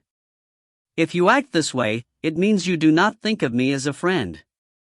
"I told you to call me by my name when we're speaking privately," said Qin Weiwei as she walked up to him.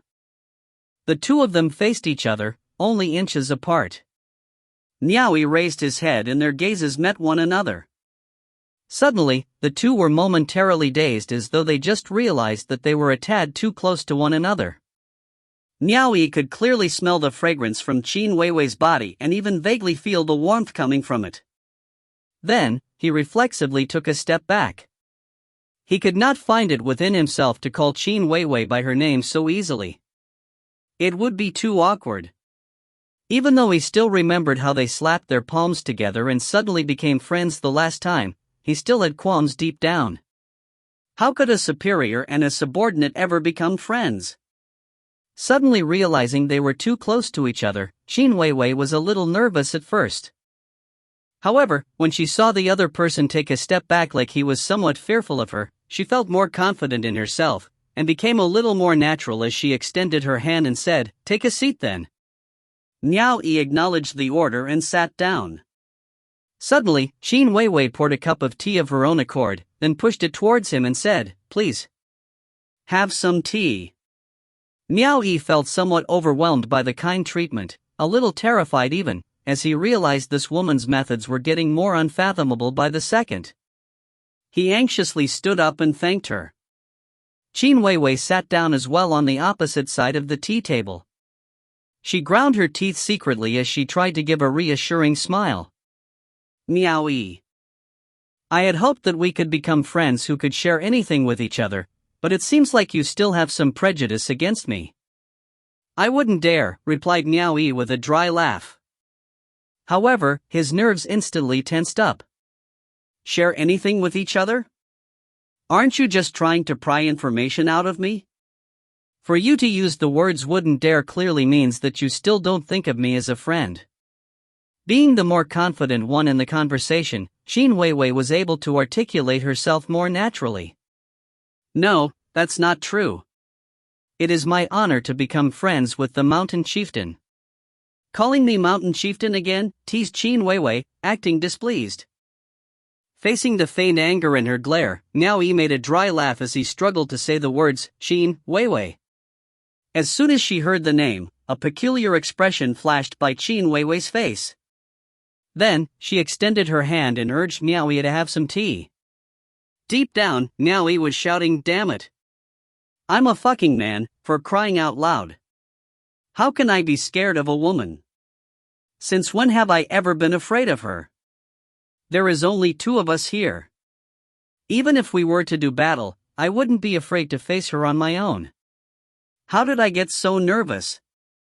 Immediately, he eased up, mentally steeling himself against whatsoever he may encounter and convinced himself that there was always a solution to every problem. He acted relaxed and leaned back on the chair, lifting his cup to take a sip of tea. Then, he crossed his legs and asked, "Qin Weiwei, why did you ask me to come here?"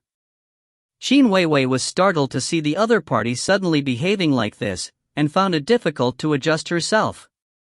Are we friends or not? You're the one with the final say in this matter. Who asked you to be the direct superior? I have no choice but to follow what you say. If you say it's true, then it's true. If you say it isn't, then it isn't, thought Miao Yi. He smiled at her. We made a promise last time when we slapped our palms together that we would become friends.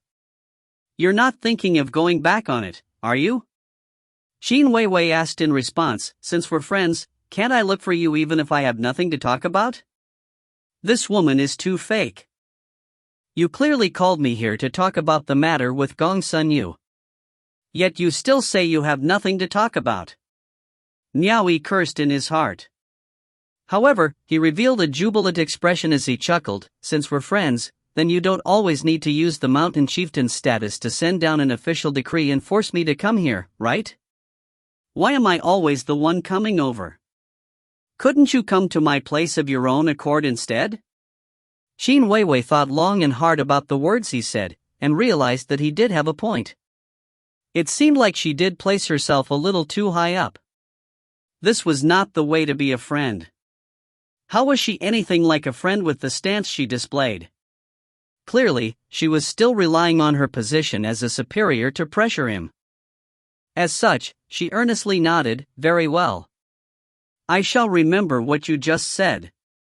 From now on, I will go and look for you myself. Miao Yi was startled. He cursed to himself, shit.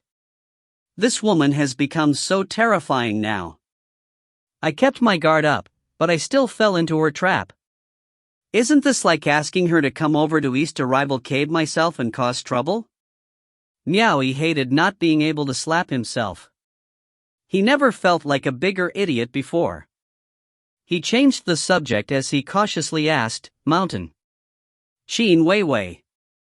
You really don't have anything to talk about?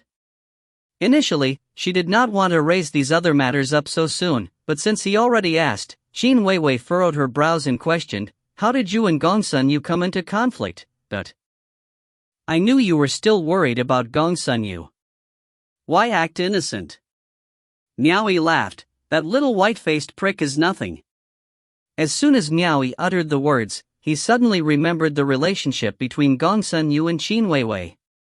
A white-faced man was a mocking title to describe a man who liked to seduce women. Wouldn't he be insulting Shan Weiwei as well by calling Gong Sun Yu a white-faced prick to her face? He anxiously explained, Mountain Chieftain. I did not mean anything by it. I just feel that Gong Sun Yu's face is rather pale and fair. It looks quite good. Without the need for further explanation, Shan Weiwei knew what he was hinting at, and couldn't resist clenching her teeth. How could she not be aware of how her relationship with Gong Sun Yu was perceived among the two manners? Even Yang Qing had asked her about it. However, she never thought to explain herself in regards to these matters, because she believed that the innocent need not explain themselves if they were truly innocent, whereas the sinful would still be of sin no matter how hard they tried to prove differently. Thus, she never saw the need to explain herself. Yet Gong Sun Yu had to purposefully make things seem vague, as though admitting that they were in a relationship, and making others believe that they really did have something going on. She felt like she absolutely must explain this matter clearly today and not leave so much as a shred of doubt. The bountiful bosom under the white gown heaved as she sucked in a deep breath, and explained, Miao Yi. I can tell you very responsibly that my relationship with Gong Sun Yu is not in any way like what everyone else is saying. Those are all baseless rumors that are spread outside. Yes, I understand. They most definitely are rumors. Miao Yi immediately nodded in assurance. He did not even take the time to think. It was too obvious. Shan Weiwei was not a fool, so how could she not see that he was just sucking up to her? She ground her teeth and said, Gong Sun Yu and I definitely do not have that kind of relationship between a man and a woman. We are innocent. Again, Miao Yi did not even stop to think as he nodded repeatedly, yes, yes. I understand. Mountain Chieftain is not that kind of person. Those are just baseless rumors that are spread outside. I have never believed in this nonsense even once, and have always helped Mountain Chieftain to refute such claims. That attitude of his as he went along with her every word without so much as a second thought almost infuriated Qin Weiwei to the point of slamming the table and standing up. Her bountiful chest heaved a couple more times in her impatience, as she ground her teeth and asked, "What will I have to do for you to believe that he and I are innocent? Is there a need to explain yourself to me?" Miao Yi thought as he replied, "I believe you." Qin Weiwei suddenly pointed at his nose as she ground her teeth in frustration and said, "You don't believe me at all. Why are you still asking if you already know the answer?" Miao Yi put on a serious face and said, "I really believe you." He felt that there was no need to continue discussing about this topic. He came here today on official business, and not to argue with her. If we continue to dwell on this topic, this woman might just blow her top from the embarrassment. Don't let this ruin what I came here to do. He quickly smiled and changed the subject, Mountain Chieftain. It is not that I am biased against Gongsun Yu. However, he is truly too overbearing. From calling her Mountain Chieftain in the beginning, to calling her Qin Weiwei, and now he naturally shifted back to calling her Mountain Chieftain. It was evident how deep the prejudice this fellow had against Qin Weiwei. Yet Qin Weiwei didn't want to change the subject. She felt like she must explain this matter clearly today. Her expression turned cold as she said, "What will I have to do for you to believe that he and I are innocent?" This woman is even trying to be forceful now. She isn't going to give it a rest. Fine. You forced me to do this. Miao Yi coughed as he put on a serious face and said, "It is not difficult to quell the voices of the public. Your subordinate is willing to do this for Mountain Chieftain. That bastard Gongsun Yu is not a decent fellow anyway. After this, I shall help you slaughter him. Then, this matter can be put to rest. Your subordinate assures that there won't be any traces left behind." Qin Weiwei was stunned. She quickly waved her hand and said, "No, you can't do that. Your intention is clear with such a simple test. For you to try and protect him so anxiously, you still dare say that there is nothing going on between you two?" Miao Yi replied with an amused, "Oh." Clearly implying with his tone, "Now you understand what I'm saying." Then, he just kept quiet. If you find any errors, ads pop up, ads redirect, broken links, non-standard content, etc., please let us know. Report chapter so we can fix it as soon as possible. Chapter 270, Repay with My Body. Chapter 270, Repay with My Body. Translator, Soup Hunter. Editor, Tom Yummy. Qin Weiwei was utterly lost for words, but she understood him well enough. It would have been better if she hadn't. When she did, she almost wanted to grab the teapot from the teapoy and smash it on his face. She abruptly stood up, biting her lip as she glared daggers at Miao Yi. Her face had paled with anger. She had never received such injustice before in her entire life. Yet she could not even explain herself in a way that he would understand. Miao Yi quickly stood up as well, on guard against a sudden ambush from the other party. Seeing him keep his guard up against her so, Qin Weiwei regained her composure. She knew that she couldn't completely blame Miao Yi for this. She herself played a big part in the problem as well. Looking back, she remembered how she used to always antagonize him, seeking to remove him from his cave master position and even wanting him dead once. When they first met, she inflicted some serious injuries on him. If she were standing in his position, she would be wary as well. This was a common occurrence in the cultivation realm. Yet despite all that, he had returned her hatred with benevolence. If it were anyone else when she was being surrounded, they would probably have fervently wished for a nemesis like her to die. Yet he still risked his life to save her from her predicament. At the same time, everyone in South Edict Manor had always assumed that Gongsun Yu and her were a couple. She never stood up and explained herself either. She remembered back then in South Edict Manor, she didn't leave Miao Yi a shred of dignity at all when she publicly ridiculed him and gave him a vicious slap to the cheek before everyone. She slapped him, and showed favor to Gongsun Yu at the same time. It was probably difficult for him not to misunderstand after that. Qin Weiwei could imagine herself how humiliating it must be for a man to be treated like that by a woman before a crowd. If she were the one on the receiving end back then, she would probably wish to kill her too. At the very least, she would carry a deep resentment. Considering the circumstances, it was indeed a little too much to ask for him to suddenly change his opinion of her. He might even think that she had some malicious plan in store for him. Thinking back on how badly she treated him in the past, even Qin Weiwei started to feel a little resentful of herself. She quickly regained control of her emotions and silently sighed. Then, she pointed to the side, "Sit down and let's talk slowly." After saying this, she sat back down and refilled Miao Yi's cup of tea. Miao Yi cautiously sat back down with a laugh as he said, "Mountain Chieftain, please forgive me for my transgressions. If I said anything to upset you, please don't hold it to heart. I hereby apologize to you." Under another person's roof, he had to lower his head. "No matter. I am to blame for this as well.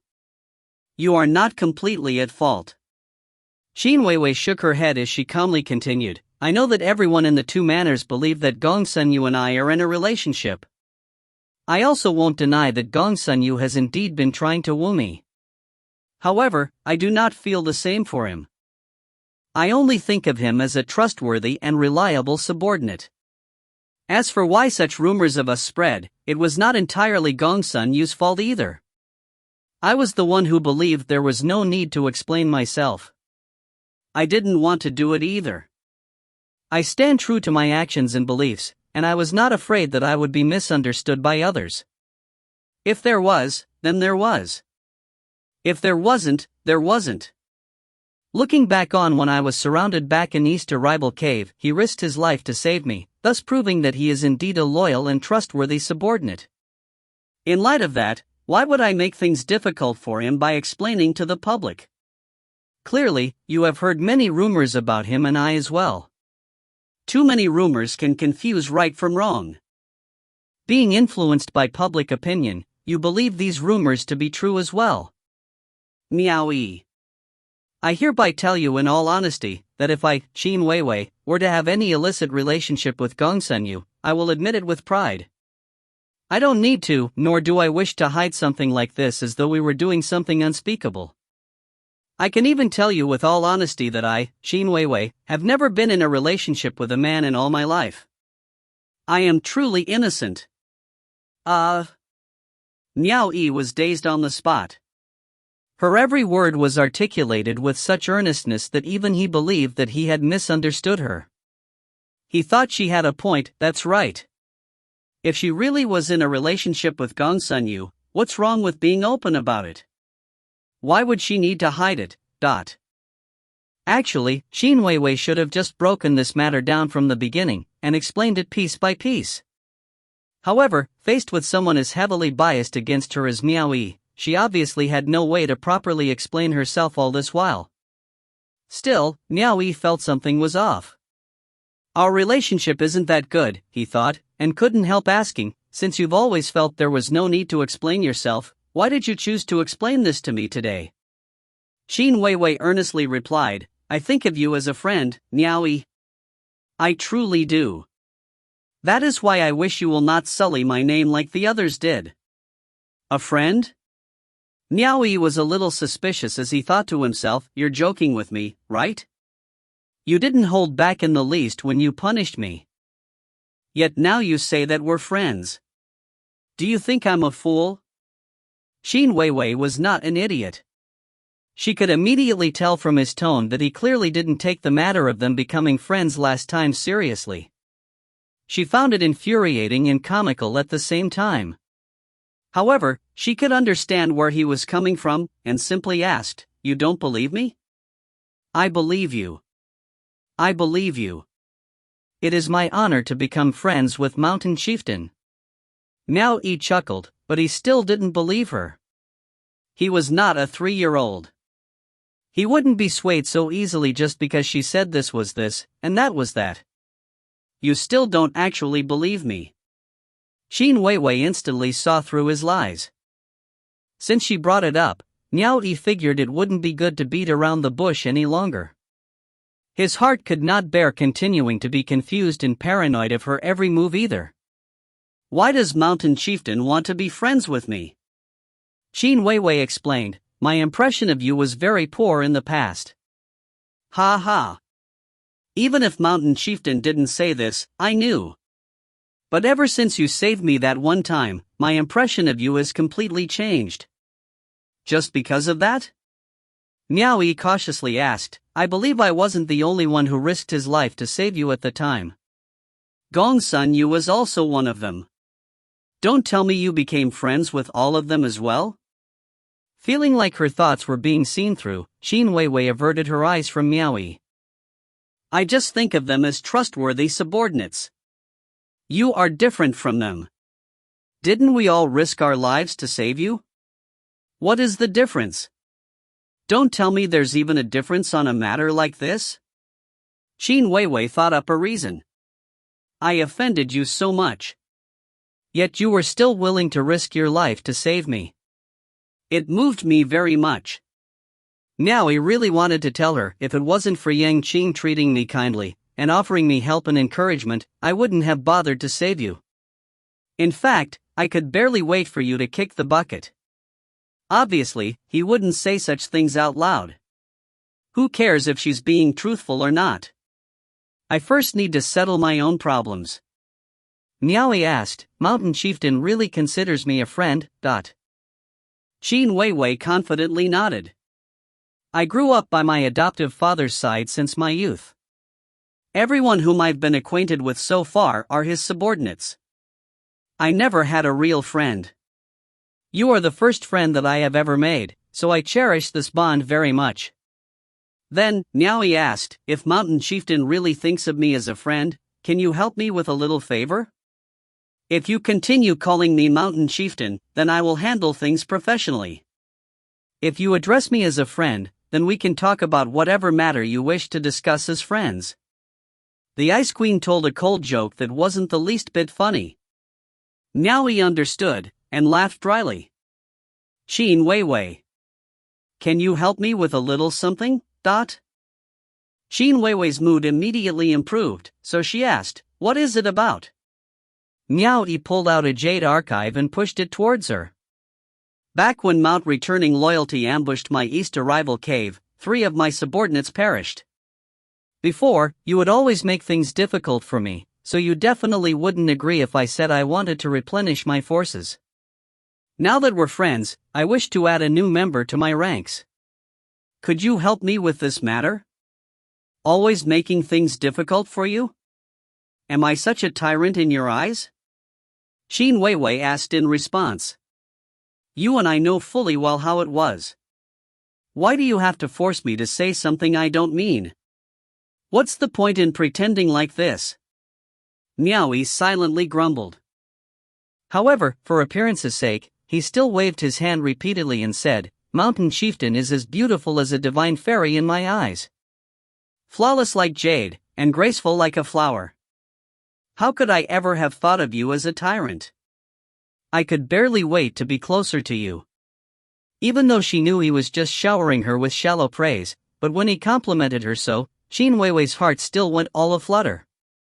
Regardless, she purposefully replied him with a simple, before saying in a questioning tone, Mountain Chieftain? Miao Yi was slightly taken aback, why is this woman so shameless? And hastily rephrased, Shan Weiwei. Shan Weiwei narrowed her eyes at him. Weiwei. Miao Yi quickly swallowed his pride and rephrased once more. Even he felt his skin crawl from how affectionate it sounded. Even though she knew that this fellow was forcing himself to say it, Shan Weiwei still revealed an expression of joy. She lifted the jade archive and looked through it, then said, Luo Shuangfei, White Lotus 9th grade. A loose cultivator? Her lush eyebrows furrowed as she turned to ask Miao Yi, he is a loose cultivator? Don't you have a way to recruit men from the school of Blue Jade?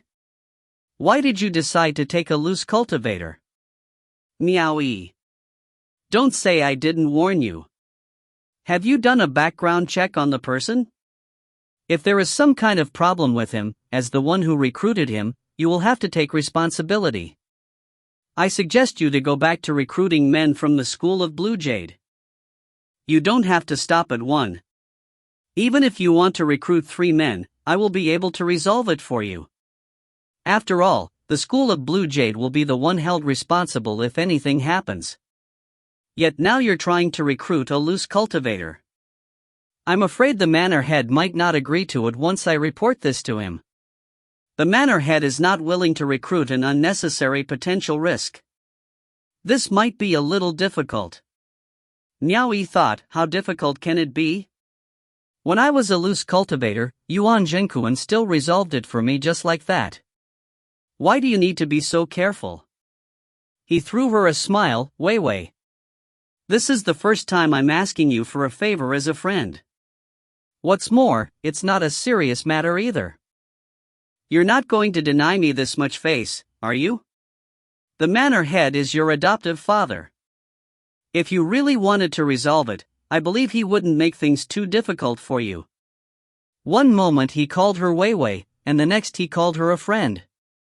Qin Wei Wei was at an impasse, but what else could she do? She couldn't resist rolling her eyes at him, but she didn't reject him any further as she sighed, fine. After this, I will personally talk to the manor head about it. I believe it shouldn't be too difficult. However, on the off chance that there is a problem with this person, it will be difficult for you to escape responsibility as the one who recruited him. You best think it through. That's settled. Miao Yi chuckled, it's fine.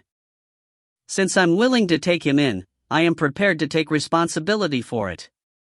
Qin Wei Wei waved the jade archive in her hand and said, to help resolve your matter, I still have to personally make a trip to South Edict Manor and convince the manor head. How are you going to thank me for it? Isn't it a little too hurtful to be talking about giving thanks amongst friends? Since you think of me as an evil woman anyway, being hurtful one more time shouldn't matter. Qin Wei Wei looked like she was rather enjoying this, to actually be in the mood to crack jokes. Miao Yi knew she was joking around, so he followed suit and teased, what do you want from me as thanks? A mere steed deputy like myself can't take out anything worth noting to thank you. You don't expect me to repay you with my body, do you? He never expected that Qin Wei Wei would suddenly behave so serious and look like she was actually entertaining the idea. Then, she nodded. I was just searching for a dual cultivation partner. If you wish to repay me with your body, I don't have any objections. If you find any errors, ads pop up, ads redirect, broken links, non-standard content, etc., please let us know. Report chapter so we can fix it as soon as possible. Chapter 271, Betrayal. Chapter 271, Betrayal. Translator, Soup Hunter Editor, Tom Yummy. When she said this, it was impossible to tell if she was joking or not. Judging from her expression alone, it seemed like she was serious. However, considering that she was just joking about earlier on, it would be more logical to assume that this was a joke as well. Obviously, Miao Yi assumed she was just joking. Given her status, how could she ever take a liking to him? He had never seen a woman who fancied him before, much less beautiful ones, and especially one whose status was higher than his own. However, he was still surprised to see that a cool beauty like Qin Wei Wei could joke about a topic like this. He suddenly felt this woman might not be so difficult to get along with after all. Jokes that crossed the line between two individuals would always make it easier to close the distance between them. After imposing on Qin Wei Wei to settle his own problems, Miao Yi immediately tried flattering her. I do wish to repay you with my body, but I am not fitting for you. I'm afraid the number of people who wish to be your dual cultivation partner could form a line from Mount Comingse all the way to South Edict Manor. Keeping her face impassive, Qin Wei Wei replied, how do you know you are not fitting if you don't give it a try? For her to be able to say something like this was already unprecedented. It had taken her a lot of courage to do so. Even though she made it seem like she was joking, it was truly not easy for her. She could only say such things by sounding vague or by joking around. Miao Yi chuckled, I am not that bold. If the manor head finds out that a toad like me lusts for the swan's flesh, he is sure to kill me. I shall refrain from such inappropriate thoughts. It is already enough that we could become friends." That fellow ended the conversation just like that. Xin Weiwei had more to say but held back.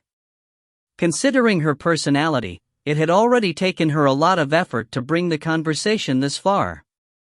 Unless Miao Yi was more proactive and took another step forward, she truly wouldn't be able to say anything more. She still had her own dignity, and wouldn't beg him so shamelessly. "What happened between you and Gong Sun Yu?"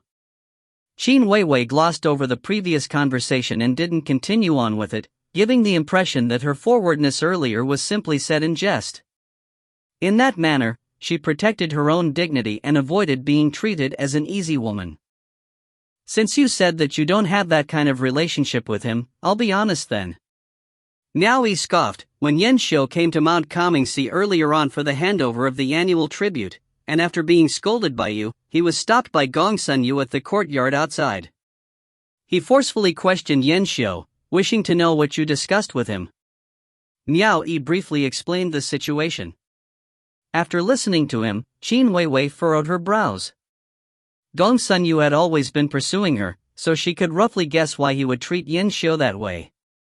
She thought it over for a moment, and decided not to reveal the reason. Then she solemnly said, "Could it be some kind of misunderstanding? Gong Sun Yu isn't the kind of person who would rely on superior numbers to bully others. I used to think he was a decent fellow as well. However, don't you think he's acting a little too arrogant to my East arrival cave? Since he was trying to lord over me, I figured I should return the favor. So I personally extended an invitation for him to visit East Arrival Cave for a feast. That bastard was all hot blood, but cold feet. He was actually afraid to come. Then, I sent him another invitation telling him that if he didn't come to East Arrival Cave, I would bring my men over to Long Viridescent Cave to find him. I didn't expect him to tattle to you so quickly." Miao Yi chuckled. Xin Weiwei asked, "Miao Yi, you're not really thinking of making a move on him, are you?" Miao Yi rolled his eyeballs and asked, "If I really did so, as your friend, will you stand by me?" Xin Weiwei found this irritating yet amusing at the same time. How could she not catch his intent to test her? She couldn't help rolling her eyes and said, "It seems like I am only your friend when you have a use for me. When I don't, I guess you probably won't truly treat me as a friend." Miao Yi laughed dryly. "Of course not. It is I, Miao Yi's, honor to be friends with Mountain Chieftain. I would never dare sully our friendship so. I just wish to know if something did happen, whose side would Mountain Chieftain take?" Xin Weiwei shook her head. "Miao Yi, you don't have to test me. Even if Gong Sun Yu were not my trusted aide, given my position, I would not choose to side with anyone. You had better not do anything rash. Miao Yi lifted his cup and took a sip, and didn't continue speaking. He never expected Xin Weiwei to take his side in the first place. Xin Weiwei could see it as well. If Gong Sun Yu really did offend him first, this bastard likely wouldn't let the matter rest so easily. She did not wish to see Gong Sun Yu and Miao Yi going at each other's throats, and offered to mediate. "I will reproach Gong Sun Yu for his actions and have him apologize to you, but you will need to let the matter rest as well." She did not mention that Gong Sun Yu had already made it clear to her that he wished to apologize to Miao Yi. In order to quell Miao Yi's anger, she had to make it seem as if she were going to give Gong Sun Yu a scolding. Obviously, Miao Yi didn't wish to let him go. "After bullying my men that much, you think you can just casually walk away after an apology? Sure, let me tear you a new one first. Then, I can apologize to you as well." "All right.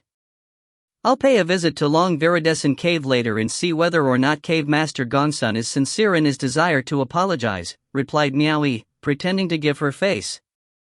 Xin Weiwei didn't hate his guts in the past for no reason. She couldn't trust his words, and said, "I'll have Hong Mian send my message over and accompany you to Long Viridescent Cave." "Wouldn't having Hong Mian come with me ruin my plans?" Miao Yi accepted with some hesitation. They finished discussing both private and official affairs. Once again, Qin Weiwei invited Miao Yi to stay for a day, preparing to welcome him as a friend. However, Miao Yi declined the offer. Qin Weiwei was somewhat disappointed. The two of them only met once or twice in over a decade, so she wanted to create more opportunities for both of them to interact more and close the distance in their relationship. However, she wouldn't lower her pride and beg Miao Yi to stay.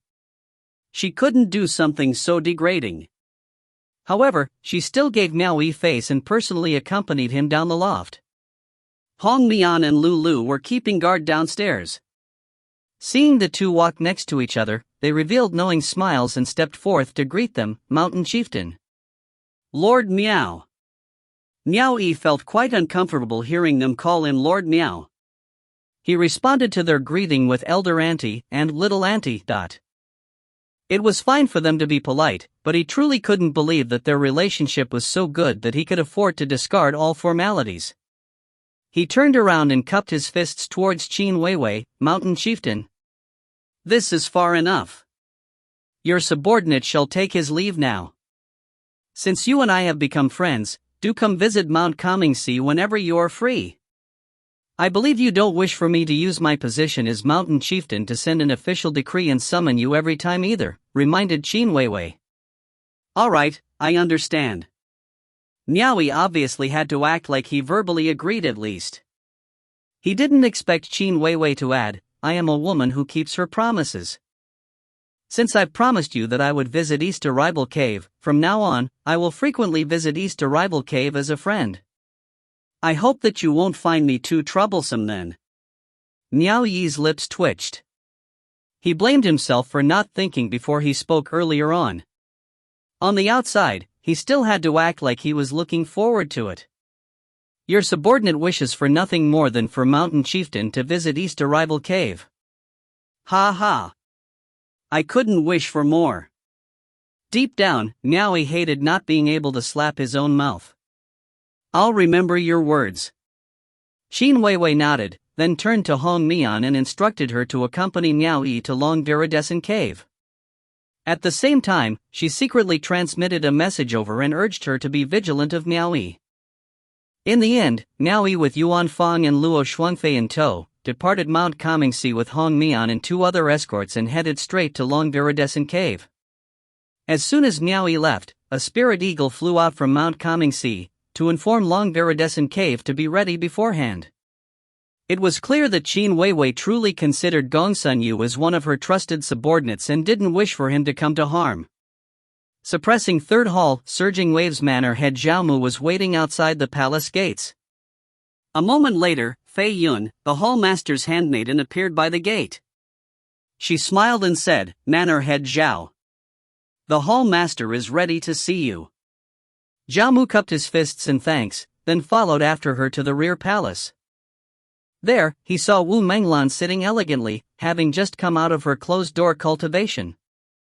Fei Yun walked up to stand beside Wu Menglan as Zhao Mu greeted. Zhao Mu respectfully greets Hallmaster. Wu Menglan simply acknowledged his response, then continued, Zhao Mu. It has only been a few days since you left. Why have you returned? Fei Yun told me that you have something that has to be reported to me personally. What is the matter? This matter concerns suppressing Second Hall. Your subordinate does not dare to make this decision on his own, so I came here to ask for Hall Master's guidance. Zhao Mu handed over a jade archive with both hands, which was then passed to Wu Menglan by her other handmaiden, Fei Wu. Suppressing Second Hall? Wu Menglan threw him a curious gaze, then focused her attention on the jade archive. After she read it through, she was a little startled and raised her head to ask, is this Xiong Xiao the same one who risked his own life for Yang Cheng and tricked Lu Jingtian to deploy his forces in an attack on Zhang Diqing all those years ago? Zhao Mu replied, yes, this is truly that Xiong Xiao. Yang Qing's trusted aide. As Surging Waves Manor is close to Mount Shaohai, Xiong Xiao thus contacted your subordinate. Wu Menglan asked, since he is Yang Qing's trusted aide, he is sure to be highly regarded by Yang Qing. Why would he wish to defect to my suppressing Third Hall? As far as I know, this Xiong Xiao is rather well treated by Yang Chang and was given charge of 2 mountains. Given his cultivation, he won't obtain any benefit whatsoever by defecting to my suppressing 3rd hall. Was there some kind of unforeseen development in this situation? Zhao Mu replied, according to Xiong Xiao, Yang Qing did not treat him as well as outsiders thought, and that it was only a facade. He said Yang Qing was petty and unforgiving. He already sensed that Yang Qing would make a move on him eventually, and found out that Yang Qing had drafted him into the Sea of Constellations subjugation crusade, wishing to use this opportunity to eliminate him. Therefore, in order to save himself, Xiong Xiao was willing to defect to our suppressing 3rd hall. Wu Menglan knit her brows and said, there are still a few more years till the Sea of Constellations subjugations crusade. Normally speaking, Yang Qing wouldn't reveal the name list too early either. How did Xiong Xiao find out? Zhao Mu replied, your subordinate also found this suspicious, and also asked about it earlier. He said that he has a spy in suppressing 2nd hall. This matter involves the 2 halls, so your subordinate dares not to make this decision, and has thus come forth to ask for hall master's instructions. Xiong Xiao wishes to defect over to me. Should I accept it or not? Please advise me what I should do, hall master. Wu Menglan stood up. Her voluptuous figure under the long dress was seductive and alluring, as she slowly paced around the hall. Suddenly, she stopped and laughed. Accept it. Why wouldn't you accept it? It's not like my suppressing 3rd hall is stealing his forces. Xiong Xiao is the one who wishes to defect of his own accord. That Hua Lingxiao can't blame anyone else if he can't hold on to his own forces.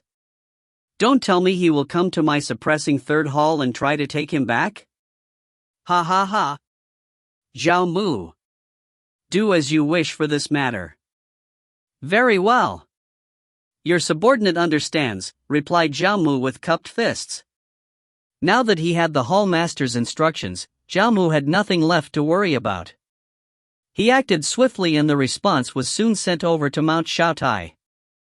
After receiving the reply, Xiong Xiao lifted the jade archive and carefully examined it. Seeing that there was even the transcendent seal of approval from the suppressing 3rd hall master herself, Xiong Xiao was immediately relieved. He gripped the jade archive tightly and revealed a devious smile. Yang Cheng. Since you're so heartless, don't blame me for being unfaithful. Miao Yi, you little thief, this time, I will put an end to all our past grievances. He whisked his hands about and wrote out several jade archives one after another on the spot. Then, passed them to his handmaiden beside him and said, immediately send this to all the cave masters and gather them up. I want to flatten East to rival cave and rip that little thief Miao Yi to shreds to wash away this hatred in my heart. If you find any errors, ads pop-up, ads redirect, broken links, non-standard content, etc., please let us know. Report chapter so we can fix it as soon as possible. Chapter 272, Private Apology. Chapter 272, Private Apology. Translator, Soup Hunter. Editor, Tom Yummy. Since he decided to defect, he was bound to be in opposition to Yang Qing. Xiong Xiao no longer needed to hold himself back under Yang Qing's suppression any longer. His cultivation level was already at Blue Lotus 1st grade, and he even had 3 other Blue Lotus 1st grade cultivators as his subordinates. Along with the might of 20 caves, he had long possessed the power to trample East a rival cave with ease. Killing Miao Yi and taking his revenge would not be difficult at all. If he wasn't fearful of Yang Qing, he would have done this a long time ago. It was precisely because he was fearful of Yang Qing and aware that Yang Qing was already quite displeased with him, that he had suppressed his resentment. He kept a low profile for the last few years and threw most of his time into cultivation, taking advantage of the fact that he was charged with 2 mountains and had a sufficient supply of orbs of will. He tried his utmost to bolster his own cultivation in the event of any mishap. It could be said that things were rather peaceful between him and Miao Yi throughout these past few years. He was afraid to touch Miao Yi because of Yang Qing, while Miao Yi was similarly wary of the forces he possessed, realizing that he could not beat Xiong Xiao at the present moment. As such, both sides endured, ushering forth over a decade of peace. He never expected to receive such terribly distressing news. Yang Qing had actually secretly drafted his name into the list of men for the Sea of Constellations subjugation crusade. Every time that the crusade was held, a 10% survival rate was already an optimistic estimate for the cultivators. Those that could come out of it alive were definitely the cream of the crop. The celestial nation was very large and had numerous talented individuals. Xiong Xiao admitted that he was no elite, and couldn't compete with those who were gods among men. Once he went to the Sea of Constellations, he basically has no chance of survival. Xiong Xiao was full of bitterness. He had already suppressed his resentment and maintained an abnormally low profile. He never expected that Yang Qing wouldn't even give him the chance to slowly raise his cultivation level, and secretly laid a trap for him. Now that he was determined to betray Yang Qing, he didn't mind using the last of his authority to eradicate Miao Yi. He even thought of launching an assault on Mount Comingxi to kill Qin Weiwei as well, to rub it in Yang Qing's face. However, he knew that that plan was unrealistic. It wasn't that he didn't have the ability to kill Qin Weiwei off. He was very much capable of doing so. However, his subordinates may not feel the same way he did. Even if he did not let them know of the plan from the beginning, once they reached Mount Comingxi, it was likely that no one would be willing to obey his orders to move against Qin Weiwei even if he commanded them to. This was because Yang Qing was standing behind Qin Weiwei. If they still wanted to continue on within the two manors, then no one would dare act on Qin Weiwei. Therefore, Xiong Xiao could only give up on this. He was not confident that he could convince his subordinates to defect alongside him. There were many among his subordinates who had benefited greatly from being in command of two caves. Should they decide to defect as well, where else would they find such a place that could provide them with such lucrative gains? Even Xiong Xiao himself wouldn't do such a thing for his own gain.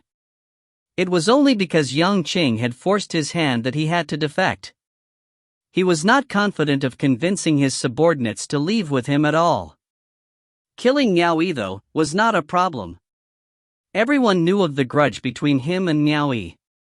It wasn't unusual for both parties to fight.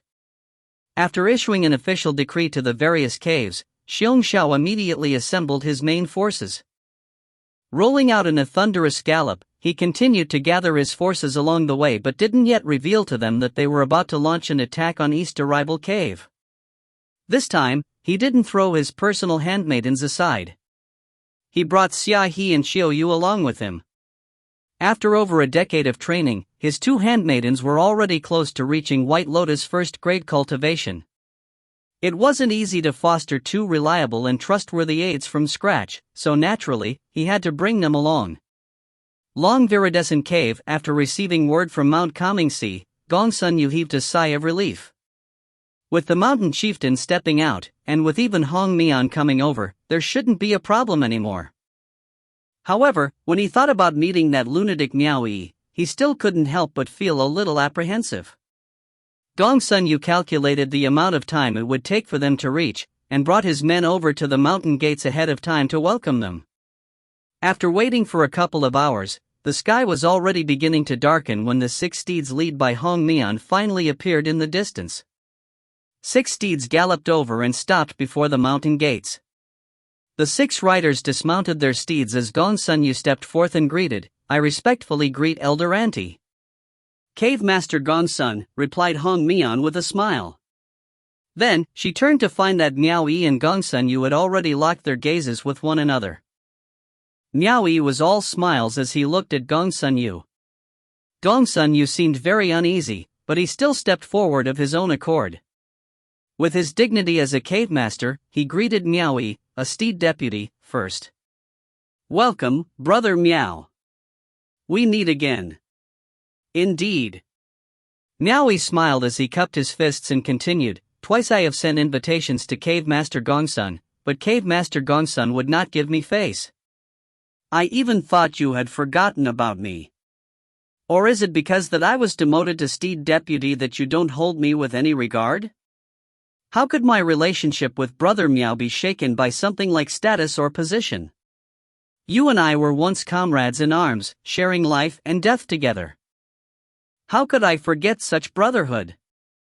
It was only because I was busy with work that I could not leave it then. Today, let me make it up as the host and offer Brother Miao my sincerest apologies. Gongsun Yu turned and extended his arm. Elder Auntie. Brother Miao. Please, come inside. In front of his subordinates, he sure made it sound pretty.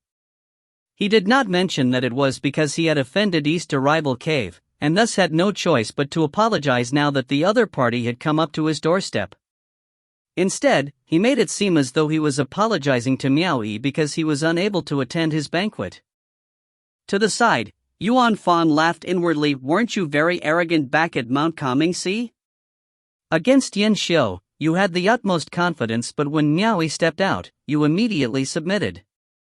Evil can truly only be suppressed by a much greater evil. From the corner of his eyes, Miao Yi shot a glance to Hong Mian. He had to give Gongsun Yu face in front of her. Otherwise, he would have definitely ripped Gongsun Yu's facade apart and put him on the spot.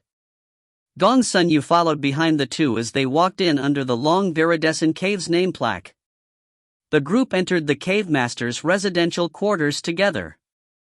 The two escorts that Hong Mian brought, along with Miao Yi's two subordinates, were invited to a separate location to be entertained. It wasn't appropriate for them to share a seat with their masters because of their status. In the meantime, Gongsun Yu personally entertained Hong Mian and Miao Yi with a welcoming feast in the cave master's residential quarters. The dishes were all prepared earlier, and were ready to be served as soon as they arrived. Gongsun Yu cordially invited the two to sit down, and his two personal handmaidens swiftly poured wine for the three of them. Hong Mian narrowed her eyes at Gongsun Yu's two beautiful handmaidens, with their radiant complexions resulting from rich foods, and lightly shook her head. She was long acquainted with Gongsun Yu. Before Gongsun Yu became a cave master, he didn't have the authority to choose handmaidens with an aptitude for cultivation. The human handmaidens by his side were changed multiple times. Those that grew old and lost their charm would be sent to places like the Manor of Merciful Hope to receive new duties, and would then be substituted with young, beautiful women. She obviously knew that Gongsun Yu was trying to pursue Qin Weiwei. Moreover, compared to the other cultivators in the two manors, Gongsun Yu was rather decent in terms of both looks and loyalty. Not to mention, he was also Yang Qing's trusted aide. Even Yang Qing himself intended to match them both together at first. To Yang Qing, Gongsun Yu switching handmaidens as often as he did was nothing out of the ordinary. However, that was looking at things from a man's perspective. Hong Mian sighed inwardly. Why couldn't Gongsun Yu just stand from Qin Weiwei's perspective as a woman? Even disregarding the fact that he took such pleasure in his personal handmaidens, his status was nowhere near Qin Weiwei's and his strength was all the more so. Yet he still wished to be Qin Weiwei's dual cultivation partner. He placed Qin Weiwei at the same level as those of his handmaidens when it came to pleasures of the flesh. How could Qin Weiwei be willing to accept that? Hong Mian and Lu had shared many of these private conversations with Qin Weiwei when it was just them, so they knew her thoughts for the most part. Alas, such was the way of the world. However, Qin Weiwei wasn't expecting any man to really keep his chastity for her his whole life either. At the very least, whoever Qin Weiwei would marry, her two personal handmaidens would eventually have to wait on the husband in bed as well. Qin Weiwei was not so selfish as to deprive Hong Mian and Lu of the taste of a man for the rest of their lives. That being said, as mistress of the house, Qin Weiwei wished to be first in line. All she wanted was for the husband to restrain himself, and not flirt around too much. Wasn't it enough already for a man to have several women beside him? Qin Weiwei believed that this wish of hers wasn't too difficult to fulfill. If Gongsun Yu didn't have these traits that Qin Weiwei detested, Hong Mian believed that Qin Weiwei would likely have been wed to Gongsun Yu and she herself would already be waiting on him in bed. Alas, this was not meant to be. Hong Mian then looked at Miao Yi. She found this fellow rather decent. He was faithful and was never too flirtatious when it came to women. When it came to romance, he possessed moral qualities that were rather difficult to find in the cultivation realm. If Qin Weiwei were to truly marry him one day, it would not be too unacceptable to wait on him in bed either. Little did she know that she was overestimating Miao Yi. If she knew about how Miao Yi wanted to take Chen Er and Shui's chastities but had his plans foiled by Luo Shuangfei, who knew what she would think then? The two handmaidens stood to the side after filling the cups with wine. Gongsun Yu raised his cup and smiled cheerfully. Elder auntie and brother Miao have traveled far to come here. I shall first offer a toast to the two of you. Miao Yi did not come all this way just to drink and chat with him. He came here to demand Gongsun Yu to compensate for his transgressions. He did not want to raise his cup and sat there like a statue. With his cup raised, Gongsun Yu was left in an awkward position. Beside Miao Yi, Hong Mian immediately kicked him in the shin under the table and shot him a glare. Only then did Miao Yi reluctantly raise his cup and half-heartedly drink to Gongsun Yu. The look on Miao Yi's face reflected his thoughts. There were no outsiders here. Hong Mian shot Gongsun Yu a glance to remind him, I'm afraid the patience of this fellow beside me is terribly short. You better do what you should be doing quick. Otherwise, if you wait until this fellow casts all courtesies aside, it would look bad for everyone. Don't waste the mountain chieftain's goodwill. Gongsun Yu understood what she was trying to tell him. He refilled his cup, then raised it with both hands and said, Brother Miao. Back in Mount Comingxi, I offended East Arrival Cave. It was all my fault. I hereby offer my sincerest apologies to Brother Miao. I hope Brother Miao will not lower yourself to my standard and hold it against me. Miao Yi looked around. Damn it. There isn't a single outsider here. You think that everything would be over by just hiding here and apologizing in private? Don't you think you need to make a public apology at least? Otherwise, who would know that you apologized to me? You think that just because you want to save face, my East Arrival Cave doesn't? Just wait and see. He raised his eyebrow, about to burst out in fury and show Gongsun Yu a piece of his mind. However, Hong Mian immediately interjected when she realized something was off and said, Miao Yi. Everyone serves under the mountain chieftain's banner together. Even if Cave Master Gongsun is at fault, East Arrival Cave did not suffer any loss. Now that Cave Master Gongsun has made a sincere apology, I hope you will not make things difficult for the mountain chieftain. She was sent over by Qin Weiwei to mediate between these two in the first place. Naturally, she would not allow things to escalate and tried her best to solve it peacefully. Miao Yi's lips twitched. Now that Hong Mian brought Qin Weiwei up, he couldn't deny her this face, at least in public. If he really caused Qin Weiwei to lose face, that would be a slap to not only Qin Weiwei, but to Yang Qing's face as well. Yang Cheng would definitely punish him severely for that. It wouldn't be good to stir up any trouble with Hong Mian sitting here. All Miao Yi could do was lift up his cup and blankly say, I can feel the sincerity behind Cave Master Gongsun's apology. It would not do us any good to discuss this topic any further. Let bygones be bygones.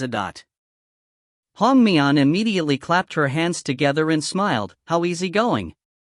Precisely because of such admirable traits, I shall take this drink together with the two of you. As the mediator, she lifted her cup and stood up. Miao Yi and Gongsun Yu could only follow suit. The three then knocked their cups together before drinking. As soon as the three of them sat down, Hong Mian and Gongsun Yu were finally able to heave a sigh of relief.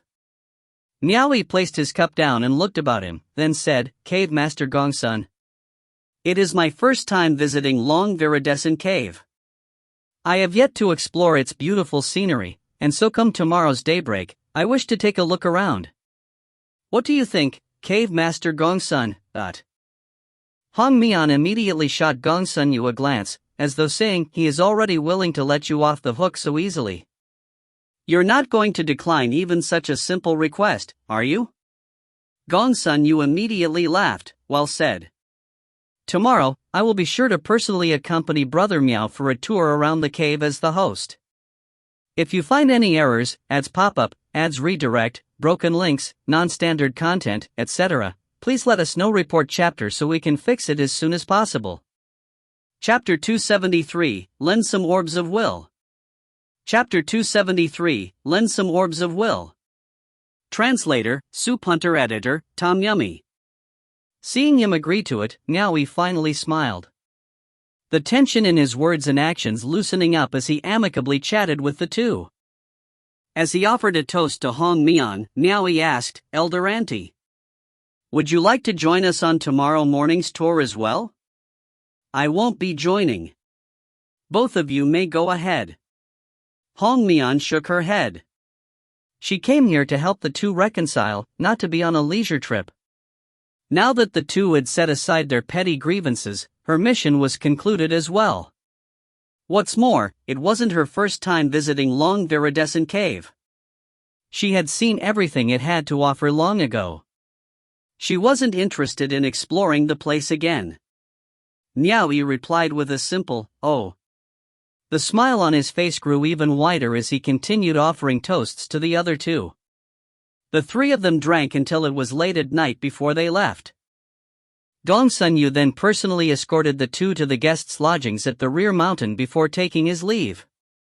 As soon as he entered the lodgings, Miao Yi dismissed the handmaidens that came to serve him with a wave of his hand. He then motioned for Yuan Fang and Luo Shuangfei, who were following behind, to inspect the surroundings. Luo Shuangfei's head was still drooping listlessly, and he completely failed to see Miao Yi's signal.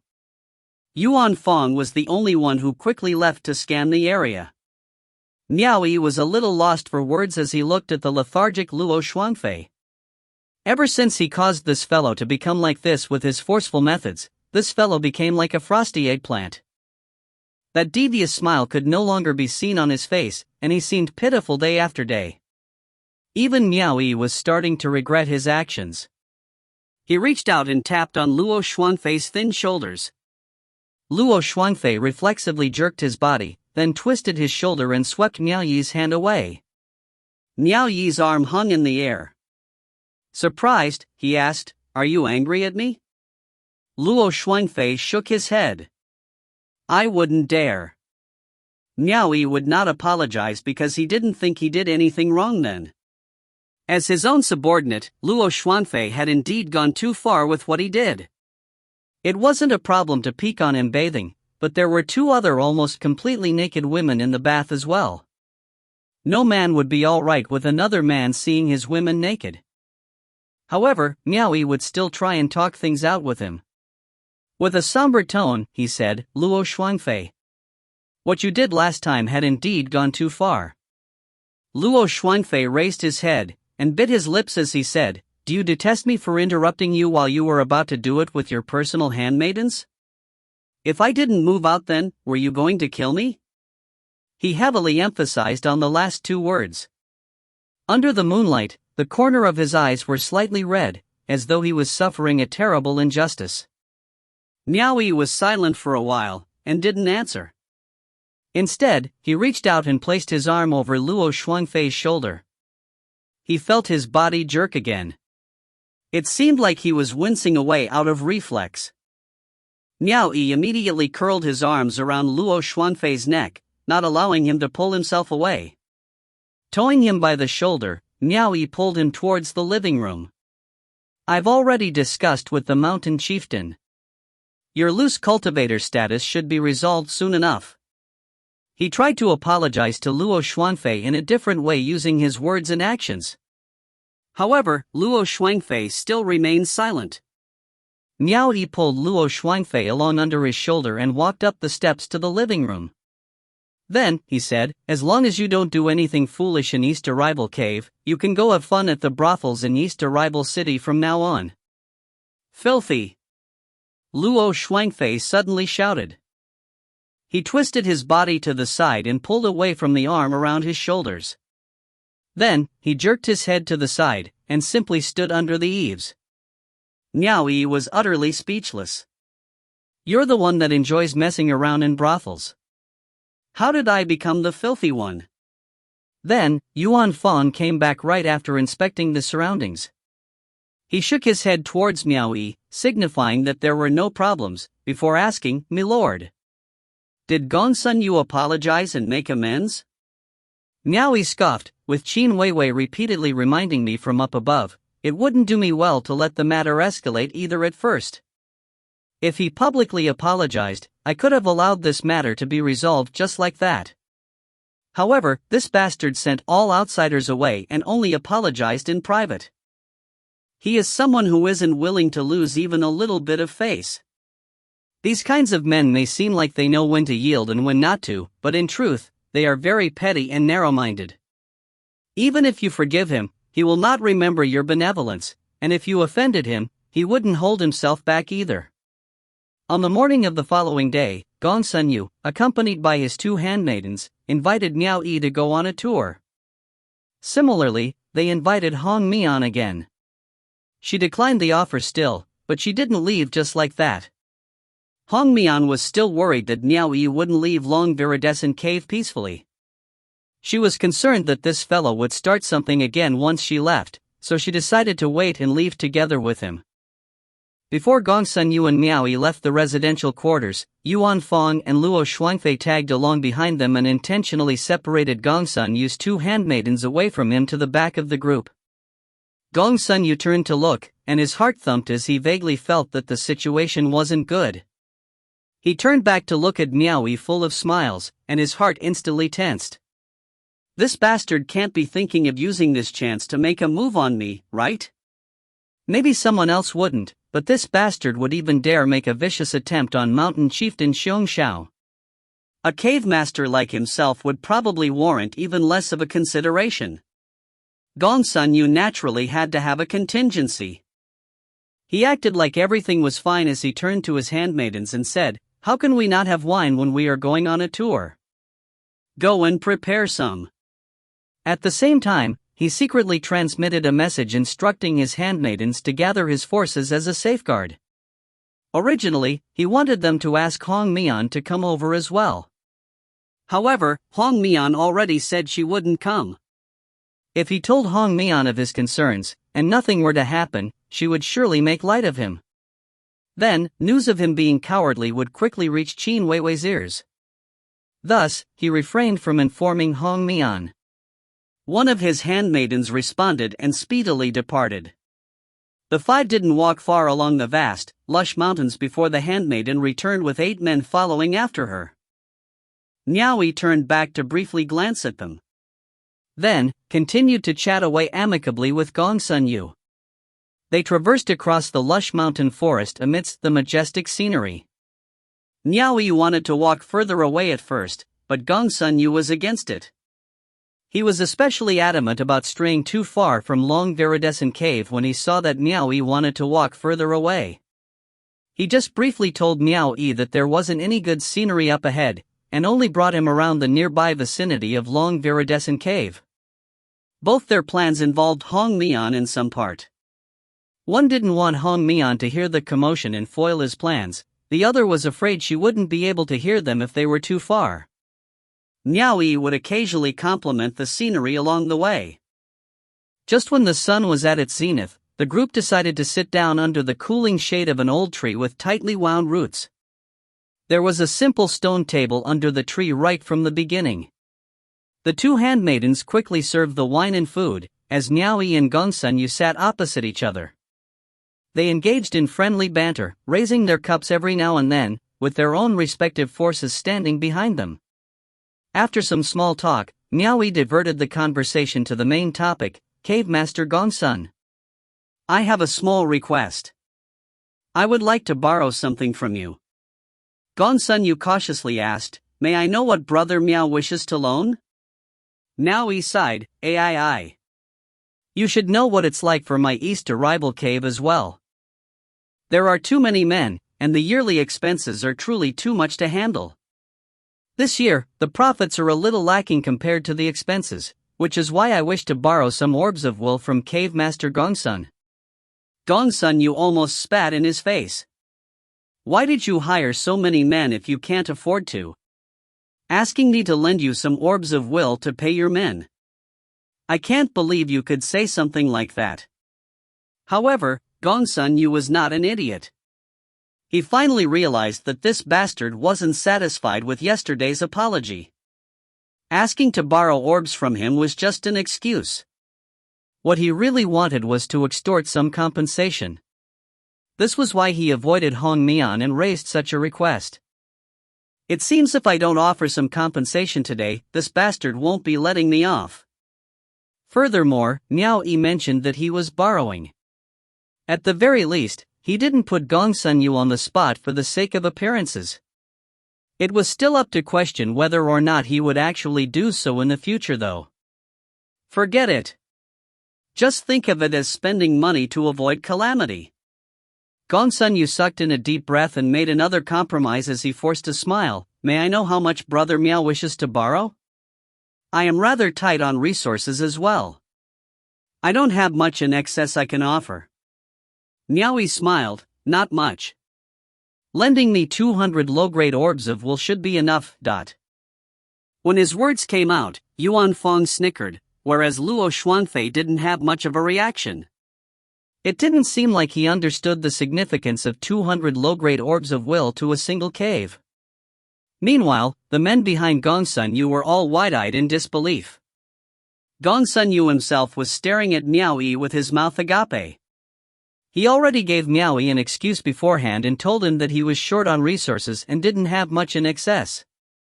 He never expected that this bastard would ask for so much regardless. Gongsun Yu forced a smile and said, "Surely you are joking, Brother Miao?" Long Viridescent City receives a little over 100 low-grade orbs of will in a year. Besides those that were to be handed over for tribute, the 20% that Long Viridescent Cave is left with only amounts to around 20 orbs. Where would I find 200 orbs to lend to you? Miao Yi waved his hand and said, Cave Master Gongsun misunderstood me. I am not asking for you to lend it to me in a single stroke. You only need to lend me 20 orbs a year, over the next 10 years. Now that Miao Yi made things clear, Luo Xuanfei finally came to a realization. His lips perked up as his bushy eyebrows twitched. His face finally revealed a smile, but a suppressed one at that. Gongsun Yu's expression twitched. If you borrow it all away, what about me? This matter concerned the benefits of everyone in Long Viridescent Cave. Finally, one of the men behind him couldn't resist speaking up, Steed Deputy Miao. Are you dreaming? Long Viridescent Cave only receives around 20 orbs a year as profit. If you borrow these away for 10 years, then wouldn't it mean that we would not have any wages for 10 whole years? The one that spoke up was called Tao Rupiang. He was the old man who spoke out and threatened Yuan Fong back then at Mount Comingxi. Last time, he dared to disregard Yan Xiu. This time, he even addressed Miao Yi directly as Steed Deputy. Naturally, he had a fallback of some sort. What he relied on was precisely his White Lotus 9th grade cultivation as well as his Sword Deviate sect background. With his cultivation, it was only because there wasn't enough resources to share around that he had no choice but to lower himself to serve under a cave. He really did not hold someone like Miao Yi with any regard. When Yang Qing was recruiting the disciples of the three major sects, all of them wanted the opportunity. Naturally, the more capable disciples were the ones who won out when they competed internally. They didn't mind starting from a low position either, as they believed that with their cultivation, they would eventually be able to set themselves apart from the rest. It was because of this that Yang Qing's forces rapidly increased in strength. This was evident from the fact that there was also 2 White Lotus 7th grade disciples from the Jade Lady sect and the School of Imperial Beasts respectively. Yuan Fong immediately transmitted a message secretly over to Miao Yi and told him that this old man was the one who insulted them last time at Mount Comingxi. Little did he know that Miao Yi was fully aware that Long Viridescent Cave was unable to fork out so many orbs of will, and only wanted to incite them. If the other party didn't take the bait, Miao Yi had even worse things to say. Miao Yi didn't expect someone to immediately fall for it though, but it did save him much effort. He immediately narrowed his eyes at the other person and asked, "Which sect are you from?" He was asking a question for which he already knew the answer to. It was obvious if one simply judged by the other person's attire, having 4 swords strapped with blades pointed up on his back. Arrogantly, Tao Ruping said, "Sword Deviate Sect." "So what if you're from Sword Deviate Sect?" Miao Yi did not mince his words, mocking them right in their faces. "Do you dare to touch even a single hair on this steed deputy's body?" When he said this, the 3 Sword Deviate Sect disciples took a step forward, their faces flushed with rage. The other party actually dared to insult their sect. Tao Ruping pointed at Miao Yi and furiously bellowed, "How dare a puny steed deputy be so insolent? If you don't apologize, even if the cave master gives you face, we are not be afraid of you." The Sword Deviate Sect indeed didn't dare to openly touch Miao Yi. However, the 3 of them were already a member of the system. Not to mention, Miao Yi's status at the moment was that of a steed deputy and not a superior officer, so they had nothing to be afraid of. If you find any errors, ads pop up, ads redirect, broken links, non-standard content, etc., please let us know. Report chapter so we can fix it as soon as possible. Chapter 274, 1 verses 8. Chapter 274, 1 verses 8. Translator, Soup Hunter. Editor, Tom Yummy. Insolent. Gongsun Yu turned back to shout. Then, he turned back to Miao Yi and with a bitter smile, said, "Brother Miao, I really can't fork out 200 low-grade orbs of will, but we can slowly discuss this matter between us," said Miao Yi, lifting his hand to stop him. He continued meeting the contemptuous gazes of the Sword Deviate Sect disciples and said, "What happens if I don't apologize?" Tao Ruping scoffed, "Then don't blame us for being discourteous." "Stand down." Gongsun Yu bellowed once more. "Cave Master Gongsun. It's all right. I won't lower myself to their standards," said Miao Yi, standing up to indicate the men behind Gongsun Yu. Not only was he provoking the Sword Deviate Sect, he was also insulting the Jade Lady Sect and the School of Imperial Beasts. "I am not looking down on your Sword Deviate Sect, Jade Lady Sect and School of Imperial Beasts, but with just you lot, you aren't even fit to hold my shoes for me." His words were too arrogant.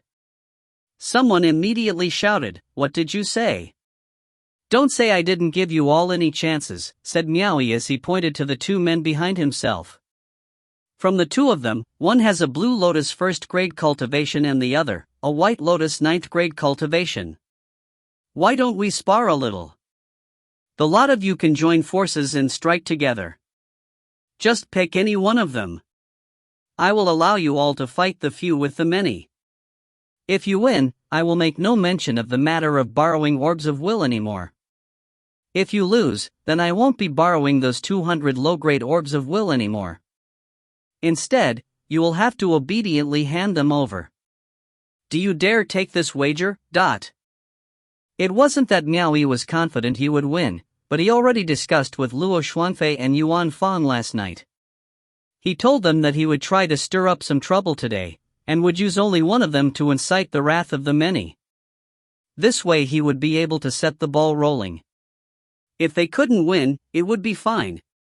The remaining 2 would then strike together and beat the entire long viridescent cave into a pulp before deciding their next move. The disciples of the 3 major sects were no pushovers. Each sect naturally had their own unique traits for them to become what they were today. It wasn't completely without reason that they dared to provoke 2 Blue Lotus 1st grade cultivators like Yuan Fang and Lai Yuhan back at Mount Kamingxi.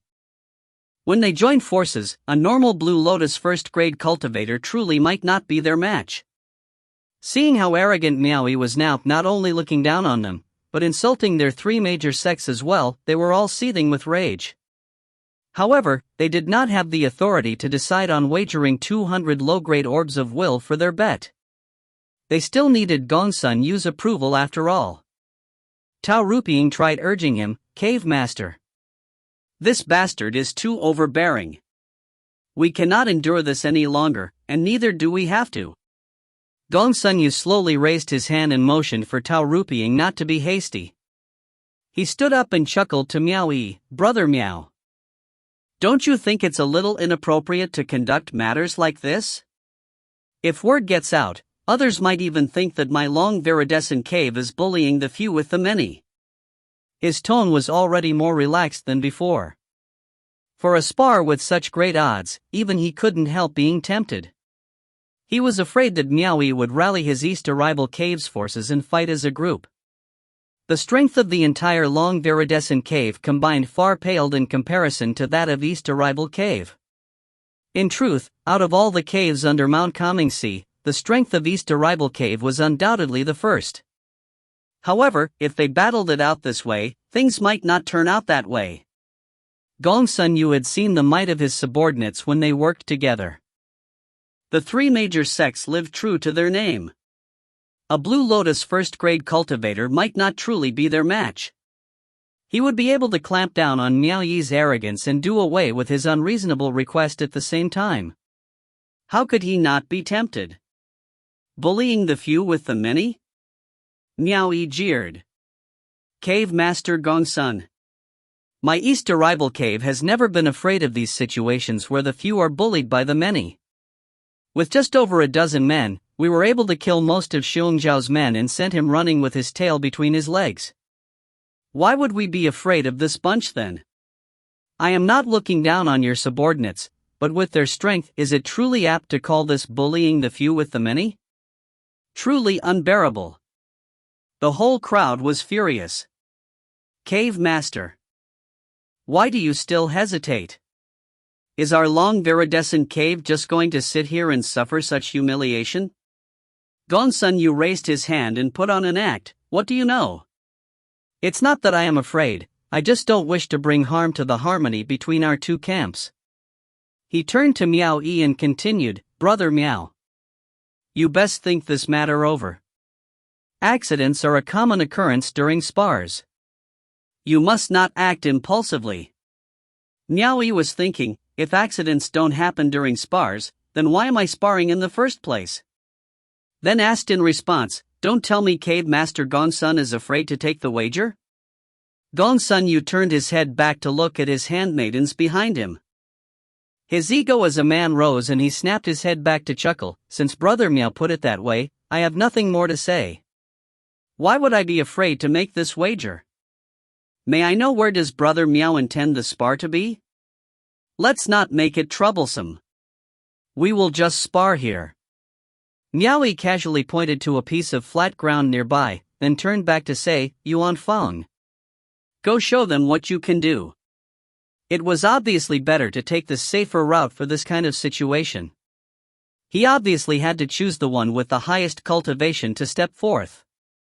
Yuan Fang was just taking a step forward and brought out his long spear when Tao Ruping shouted, Hold it. Miao Yi asked, Trying to go back on your word? We are not trying to go back on our word. Earlier, I remember you mentioning, Steed Deputy, that we are allowed to pick anyone out of the two of them. If you are true to your word, then we will pick him, said Tao Ruping, pointing at the listless Luo Shuangfei standing to the side. Miao Yi wanted to take the safer route, but the other party weren't idiots either. Seeing Miao Yi acting so confident, Tao Ruping didn't want to take any risks. He knew that Yuan Fang's cultivation was at Blue Lotus first grade. The pressure on him would be quite significant if they fought. After all, a Blue Lotus cultivation was a completely different realm compared to that of White Lotus. Therefore, he obviously chose the one with a lower cultivation.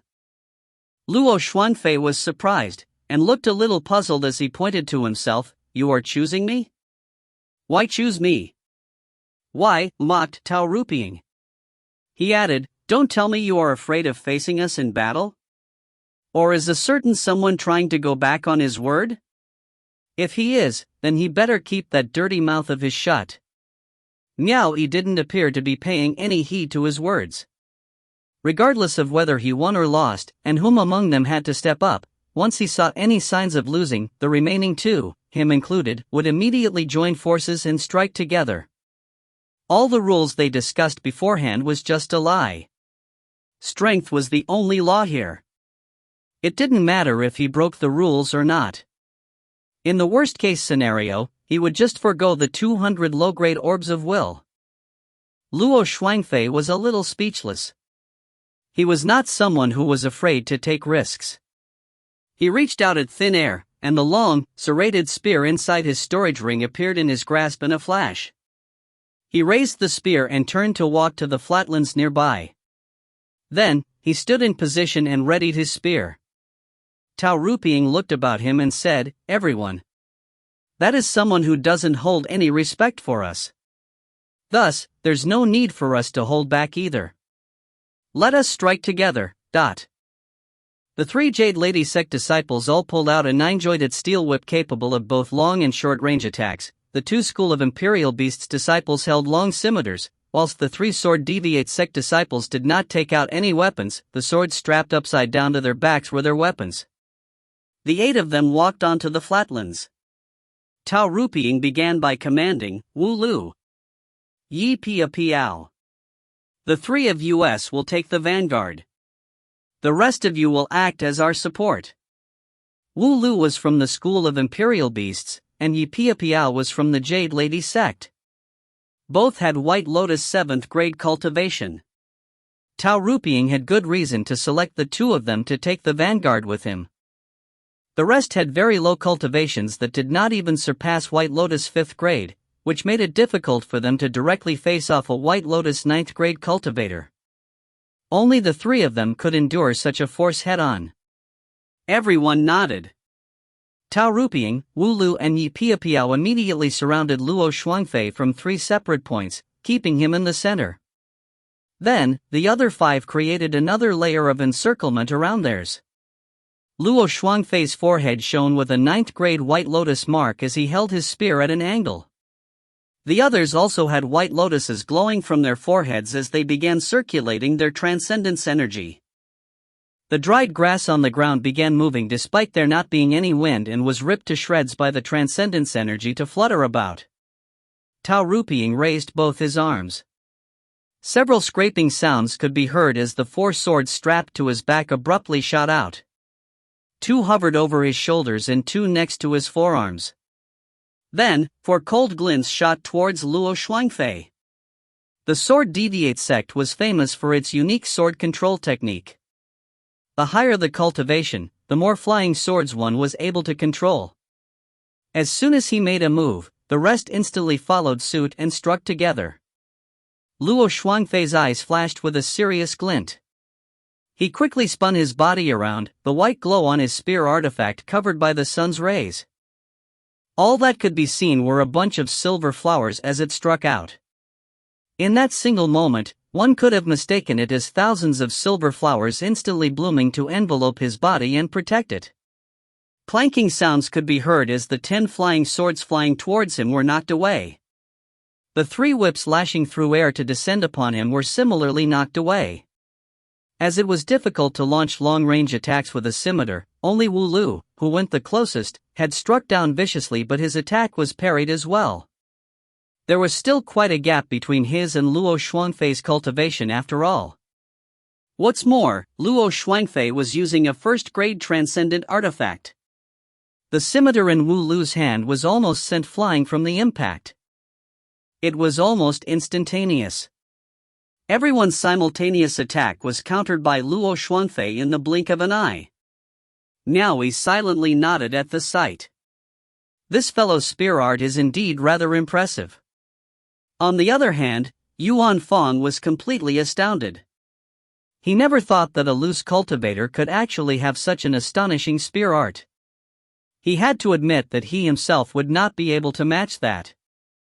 Gongsun Yu took a deep breath. He had seen Miao Yi break out of an encirclement of 200 men before, so he naturally knew that Miao Yi's spear art was impressive. However, he never thought that Miao Yi's subordinate would be this powerful as well, and could handle a group of enemies with similar ease. Being in the battle himself, Tao Ruping was stunned. Luo Shuangfei countered their joint attack in a single stroke. He immediately took advantage of the opening, narrowing his eyes on his target, then raised his spear and struck out. Tao Ruping hastily called back the 2 flying swords that were first knocked away and tried to block the strike. However, Luo Shuangfei's spearhead was like a dragonfly gently dipping on water. He swept it across and knocked the flying swords away once more. The force behind his spear did not lessen in the least as it continued its original course. Tao Rupiang grabbed the two other flying swords anxiously, and cut towards the approaching serrated spearhead in panic. However, the spearhead mysteriously blurred, then came up under the two swords that were slicing at it before flashing back like a venomous snake. Tao Rupiang had yet to even understand what had happened. All he could feel was a sudden pain at his neck. Luo Shuangfei didn't even bother looking as he quickly retracted his spear, and unleashed another flurry of piercing strikes. Several clanging sounds rang out as he knocked back the chaotic strikes around him once more. Only now did everyone notice a spurt of blood gushing out of Tao Rupiang's neck. His footsteps staggered as his eyes widened in disbelief. His two swords fell to the ground as his hands tightly clutched onto his bleeding neck. After countering all their attacks, Luo Shuangfei flipped his hand around and struck out again. A cold glint sank right into Tao Rupiang's head. Clods of reddish-white brain paste instantly burst out. Then, Luo Shuangfei swiftly retracted his spear and struck at the others once more. Seeing Tao Rupiang lose his life on the spot and fall to the ground, Gong Sun Yu pointed towards him in shock. "Didn't we say that it was a spar? Why did you kill someone?" However, before he could say the words, he immediately recalled that he himself mentioned that there would always be accidents during spars. Luo Shuangfei's viciously cunning and bafflingly unpredictable spear art was filled with an evil aura. With the strongest Tao Rupiang out of the way, the cold glint of his spear was like a vile snake in hiding, always ready to ambush the enemy. He immediately threw the rest into a panicked scramble. No one dared to let him approach and everyone anxiously tried to defend themselves. The pressure from their joint attacks was instantly broken and lost. If you find any errors, ads pop up, ads redirect, broken links, non-standard content, etc., please let us know. Report chapter so we can fix it as soon as possible. Chapter 275, Merciless Slaughter. Chapter 275, Merciless Slaughter. Translator, Soup Hunter. Editor, Tom Yummy.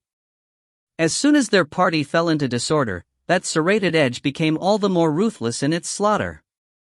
In the blink of an eye, another was stabbed right in the mouth by the serrated edge. The sharp spearhead protruded out of the back of his head, before being quickly retracted and directed towards the others once more. The ones in battle were completely terrified. The Jade Lady sect disciples immediately displayed their skills, and snapped their nine-jointed whips around. Numerous small openings were visible on the steel body, and with every attack, it let loose a cacophony of cries, whoa, making those who heard it feel dizzy. Even Miao Yi and the others to the side felt their minds becoming befuddled. They quickly invoked their arts to guard against it. Luo Shuangfei was obviously affected as well. His spear strikes began to waver.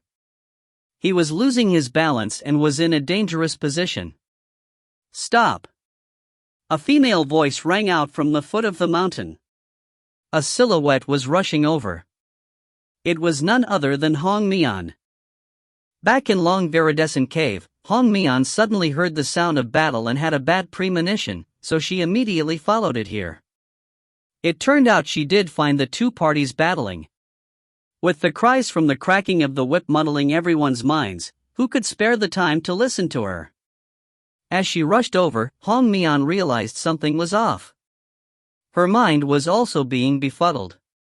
She quickly invoked her arts to protect her mind.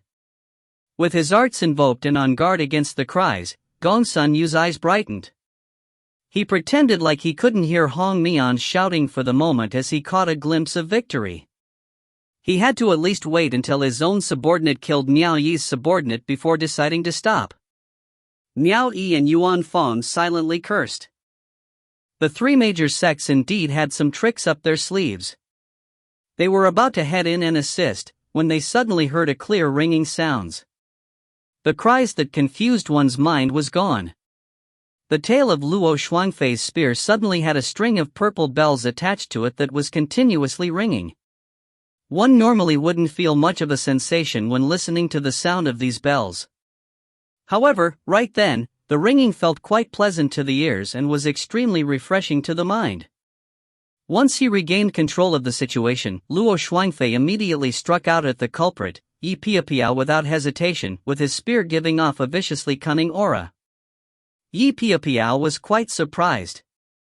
She quickly pulled her whip back, wishing to entangle the encroaching blade with it. However, the serrated edge suddenly swept across and drew a bloody arc across both of Yi Piapiao's arms. It was not a deep cut.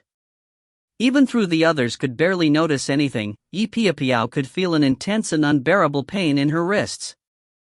She knew that her muscles were already torn apart by this ruthless bastard. Pressured by the opponent's transcendence energy and no able to longer retain her grasp on the nine-jointed whip, Yi Piapiao dropped it and turned tail to run. However, the unpredictable spear struck her and pierced through her heart, sending blood gushing out of her chest. With a cold, indifferent expression, Luo Shuangfei didn't even bother giving her another look. After successfully landing the strike, he quickly drew his spear back and attacked the others. Amidst the flashing cold glints, 3 others fell in the blink of an eye. "What do you both think you're doing?" shouted Hong Mian.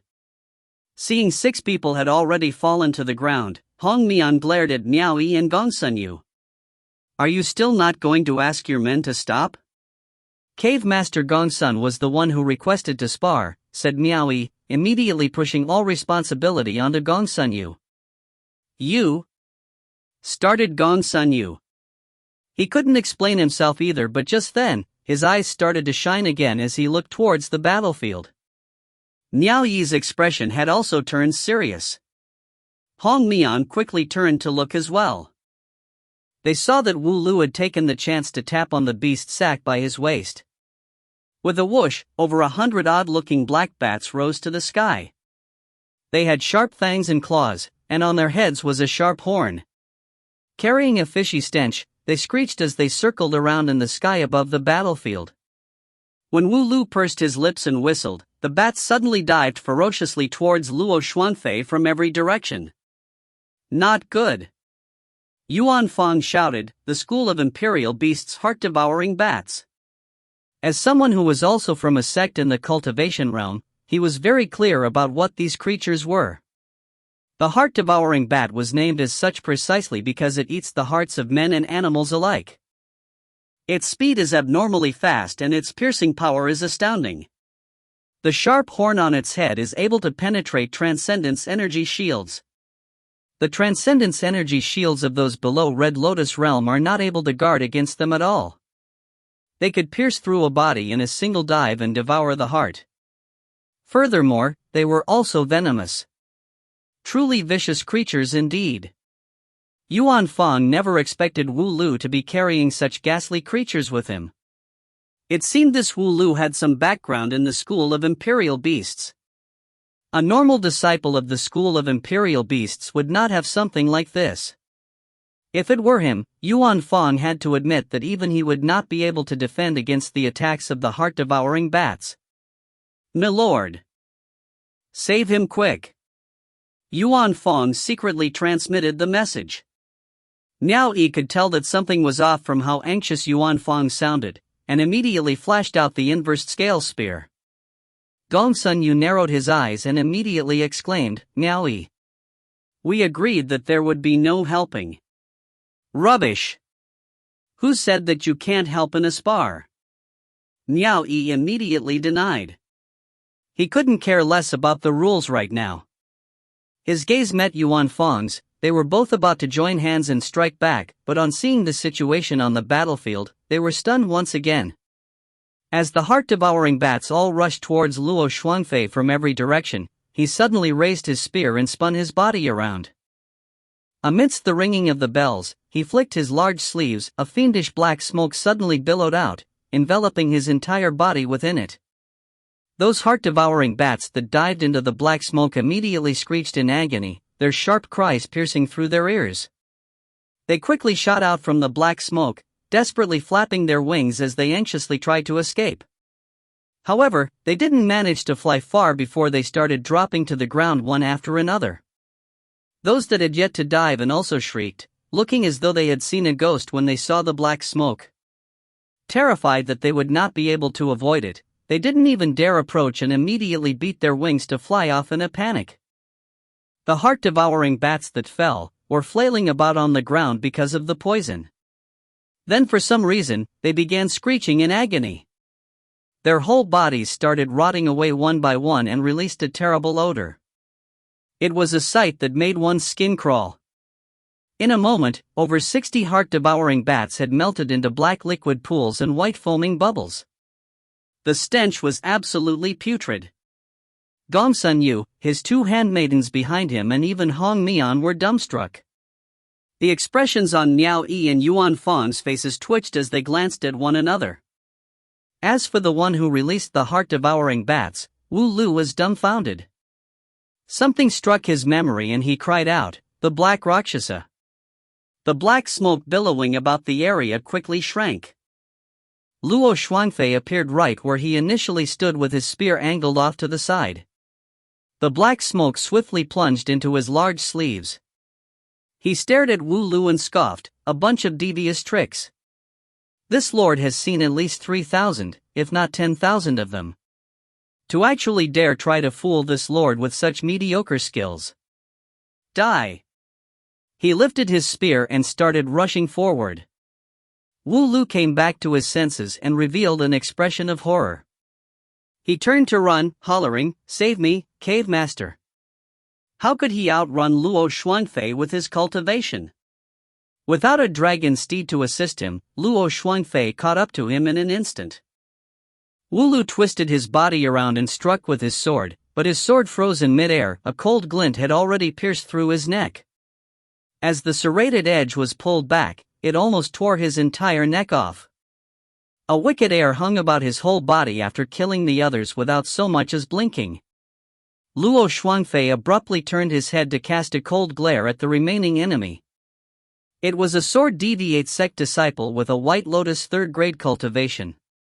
As his cultivation was too low, he had been hiding at the other edge of the encirclement all this while.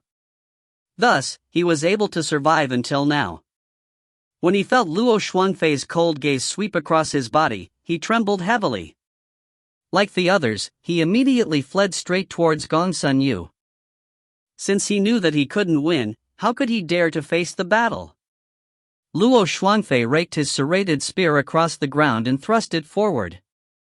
A formless, corporeal transcendence energy rolled out and crashed into that person's back. He instantly spat out blood and was thrown to the ground from the impact. Whoosh! Luo Shuangfei threw out the serrated spear, splurt, it instantly pierced his back and went through his heart. The disciple was bleeding from his mouth and nose. He tried to lift his head to look where Gong Sun Yu was standing on the mountain. He reached out his hand, spitting out another mouthful of blood as he did so, as if still imploring to be rescued. Yet Luo Shuangfei abruptly dashed over and stomped on his head, burying it straight into the ground, not even giving him the final chance to call out for help. Luo Shuangfei reached out and grabbed the spear that was embedded in his back, then wrenched it out.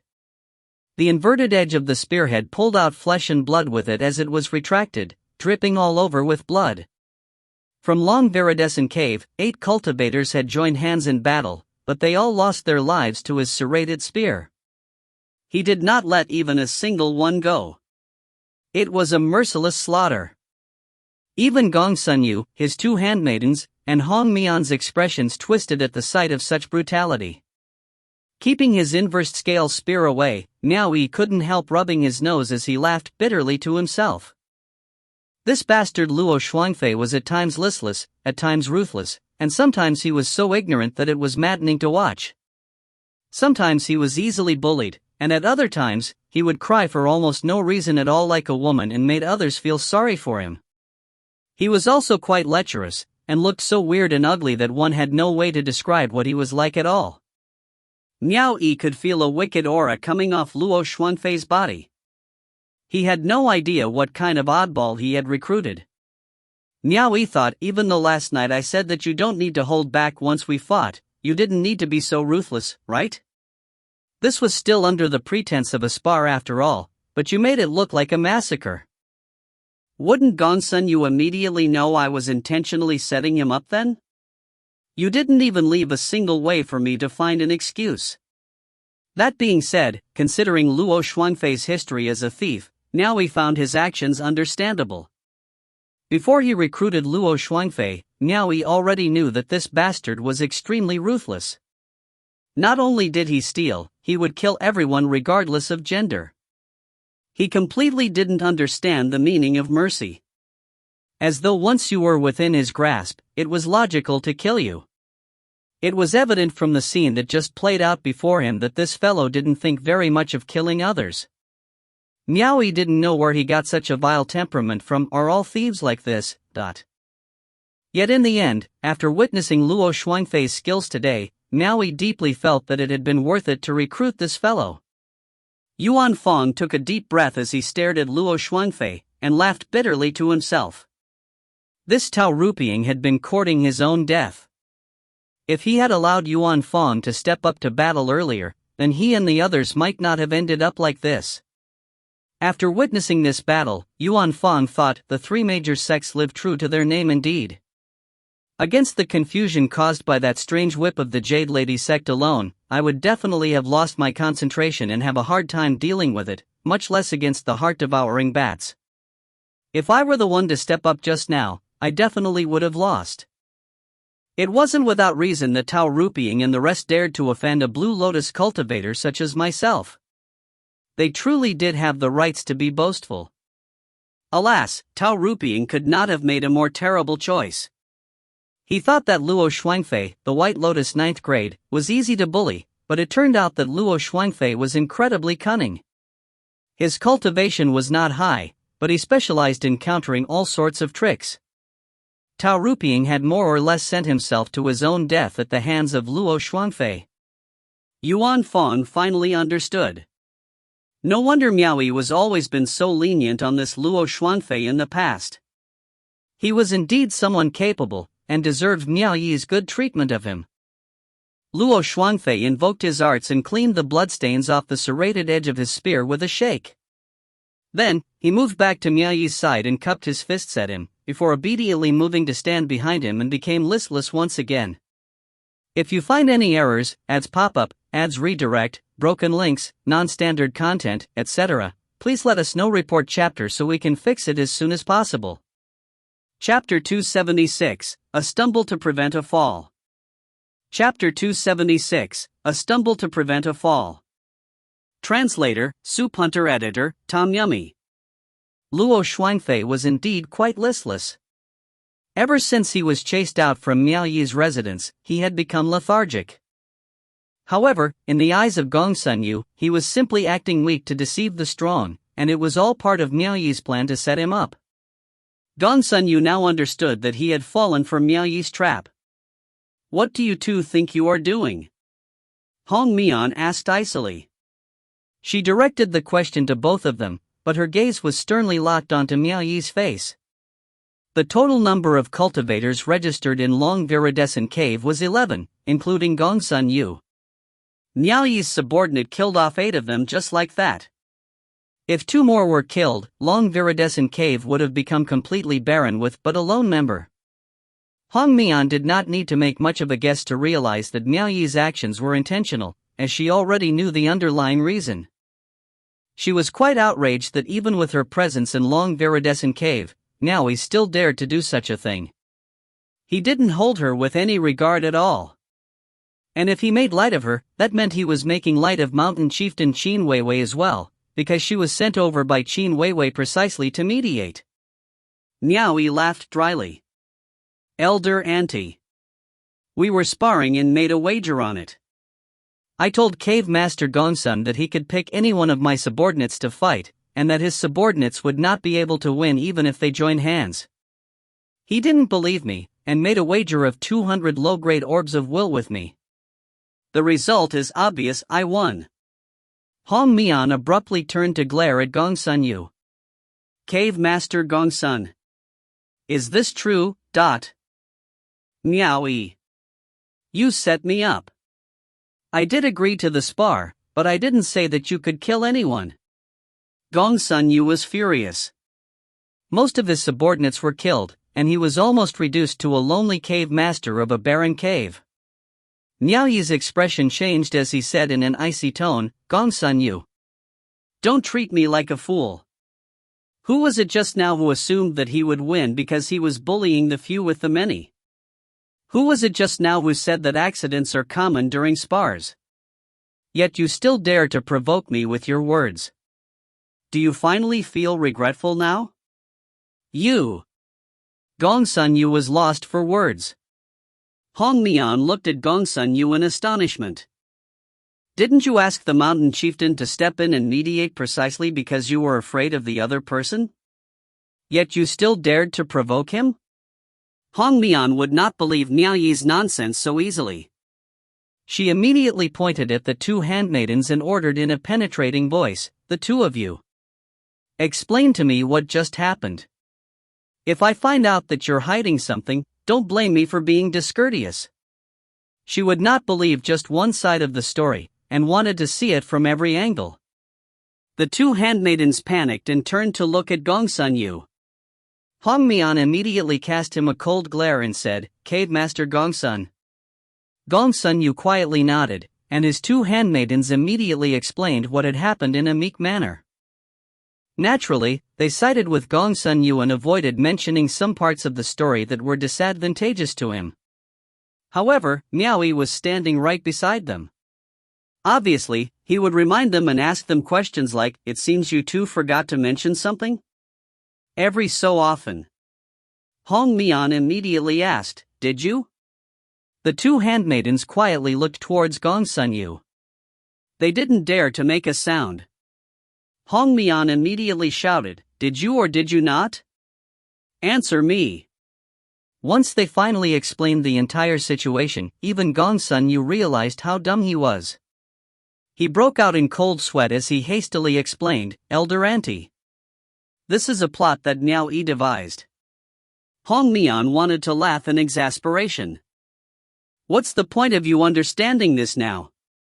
How could I not know that Miao Yi intentionally devised this scheme to stir up trouble? However, if you didn't let your greed get the better of you, how could you have fallen for it? With my presence here, Miao Yi obviously wouldn't do anything hasty. That was why he had to employ such a roundabout method. If you had endured it, the matter would have ended just like that. But you had to be so stupid to think that you could even beat him with numbers and take advantage of him. If you could win against Miao Yi so easily, why did you need the mountain chieftain to mediate? Not only did you fall into the other person's trap of your own accord, you even dared to taunt him, and allowed him to be in the right, ultimately letting it escalate into a spar between the both of you. What's more, you even mentioned to him that accidents would always occur during spars prior to the battle. Aren't you just handing yourself over to him on a silver platter then? You've already set the rules and agreed on everything beforehand. What's the point of having me say anything then?" Fortunately, the mountain chieftain was wise enough to not accept the pursuits of an idiot like you. Otherwise, wouldn't I also have to serve a damn fool like you? Hong Mian thought disdainfully and laughed out of anger. She turned her head to the side, tired of speaking on the matter anymore. She was utterly infuriated by Gongsun Yu. Ahem. Miao Yi coughed, then took out a jade archive and said, "Cave Master Gongsun, I know as well as you that you aren't able to take out 200 low-grade orbs of will in a single stroke. We can divide it up to 10 years. However, wouldn't it be best to first sign a commandment of conformity?" Yuan Fong stifled a laughter. Only my lord is capable of doing something like this. It would be impossible for Yan Xiu. How refreshing it is to vent this frustration. Miao Yi. You set me up on purpose, repeated Gongsun Yu. His body quivering from rage, however, he was at fault as well and didn't know what else to say. Miao Yi's expression darkened at his words. He threw him a murderous glare and said, "Cave Master Gongsun sure knows how to make a good bargain. If I lost, nothing would happen to you. Now that I have won, you wish to annul our wager. You don't wish to suffer any loss at all.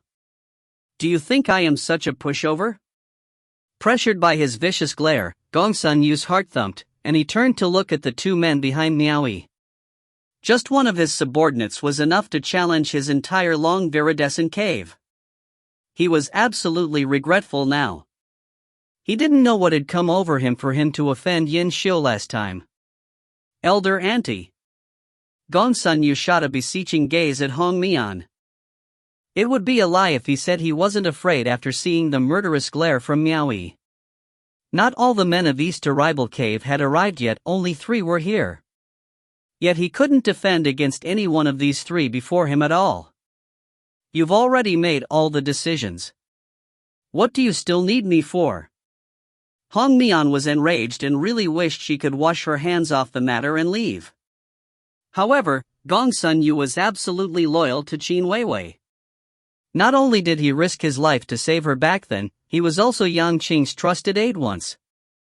If she really were to allow Gongsun Yu to sign the contract like this, then the orbs of Wu that long viridescent cave would earn in the next 10 years, would all be given to Miao Yi. When that happens, who would be willing to serve under long viridescent cave? Gongsun Yu would also have to forget about being a cave master anymore. He wouldn't be able to anyway. Miao Yi. You've already killed so many of his men. You will be going too far if you continue to cause any trouble. Hong Mian reprimanded. Now that Hong Mian had spoken up, it wouldn't be wise to continue causing trouble. Miao Yi slowly tucked away the jade archive in his hand.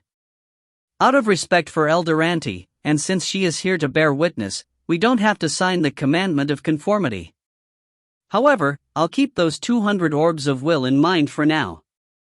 Even though they didn't sign the commandment of conformity, Miao Yi wouldn't just leave the 200 orbs of will aside either. If Gongsun Yu were to suddenly become rebellious one day, he would come to reclaim his debt. This bastard. Hong Mian could feel her head ache a little. She didn't know what to say about Gongsun Yu either. You can't win against the other person in terms of strength, and you even lost to him when it comes to scheming. Yet you still dared to offend East Arrival Cave.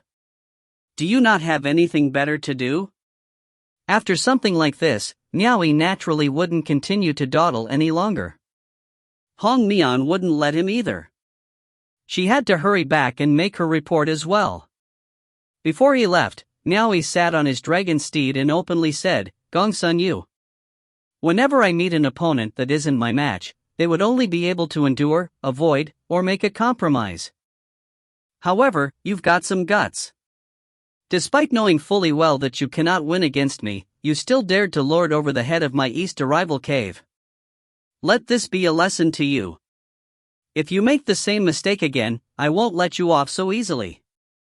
Humph. He then departed Long Viridescent Cave alongside Hong Mian. On the main road, they were about to go their separate ways when Hong Mian asked, Miao Yi. You just killed so many men of Long Viridescent Cave. Don't you think you should be accompanying me back to Mount Kangxi and explain to the mountain chieftain? Elder Auntie. The facts are right before you. Why do you need me to explain any further? You sure phrased it nicely. You and I both know what actually transpired. Elder Auntie. I have always been an advocate of the truth. I can't do anything if you wish to make random assumptions. Even though Miao Yi believed he was in the right, he still felt a little guilty. It was better not to head to Mount Kangxi. Eventually, both parties went their separate ways at a crossroad. Miao Yi cupped his fists and bid farewell, then watched as the 3 steeds disappeared. After that, he turned around and smiled, Luo Shuangfei. You did well this time. I will remember this deed of yours. Oh. Luo Shuangfei gave a short response, then returned to his usual silent self. Yuan Fong also smiled, Brother Luo is truly outstanding. If it were me back there, I'm afraid I wouldn't even be able to withstand the techniques of the 3 major sections. It won't be an exaggeration to say that Brother Luo is the #1 expert of East Arrival Cave. Luo Shuangfei thought if I was the #1 expert of East Arrival Cave, I wouldn't even be here. He was a little depressed, and said, I am but a defeated opponent of Milord.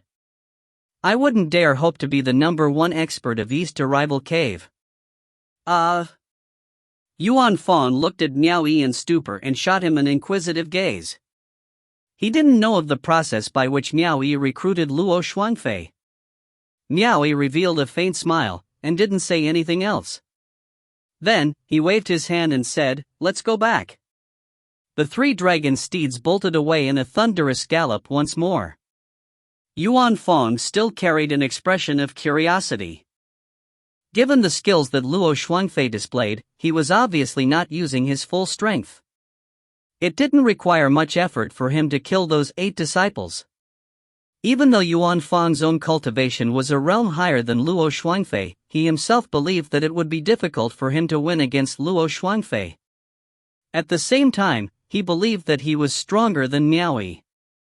How did Luo Shuangfei lose to Miao Yi? Could he have hidden some kind of trick? In truth, things were indeed so. Back when the 8 disciples from the 3 major sects joined hands, Yuan Fang would have definitely been disadvantaged if it were him fighting.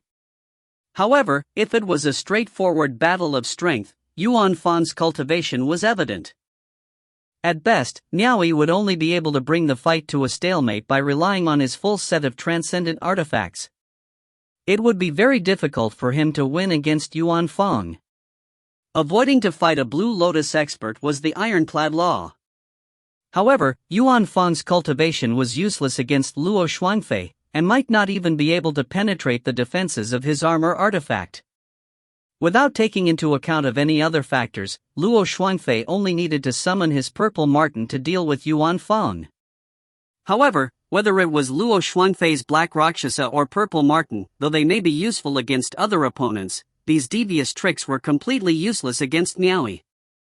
In the end, he was only able to fight normally. That being said, when it came to a normal fight, that rather impressive spear art of his was unable to defeat Miao Yi as well. Ultimately, it ended with him losing terribly against Miao Yi instead. Hence, not only Yuan Fang had been unable to understand, even Luo Shuangfei, who excitedly led a bunch of loose cultivators into plunder but was eventually defeated and recruited by Miao Yi, found it very vexing as well. Basically, in East Arrival Cave, Yuan Fang's cultivation was able to suppress Miao Yi, Luo Shuangfei's techniques were able to suppress Yuan Fang, and Miao Yi's skills were able to suppress Luo Shuangfei. Who knew whether this was a vicious spiral, or a virtuous one? Nighttime, East Arrival Cave, situated in one of the caves nearby, Yao Ruoxian was sketching various complicated designs on the stone wall. He would occasionally draw a couple strokes on the stone wall, while other times stroking his beard in deep thought. Amidst his contemplation, his ears slightly twitched, and he abruptly turned to look at the outside of the cave. "Why do so many things keep happening to this tiny East Arrival Cave?" said Yao Ruoxian, furrowing his brows. With a sweep of his giant sleeve, he stowed away the tiny fellows that were chewing on white crystals on the stone couch. Then, he flew out the cave. Under the starry night sky, he descended onto the courtyard of the cave master's residential quarters, and shouted, "Girls, come out quick, If you find any errors, ads pop-up, ads redirect, broken links, non-standard content, etc., please let us know. Report chapter so we can fix it as soon as possible." Chapter 277, Another Bloodbath. Chapter 277, Another Bloodbath. Translator, Claude Editor, Tom Yummy. Xian'er and Shui'er were cultivating in their own rooms when they heard Yao Ruoxian's voice. They quickly stopped circulating their transcendence energy, opened the door and walked out.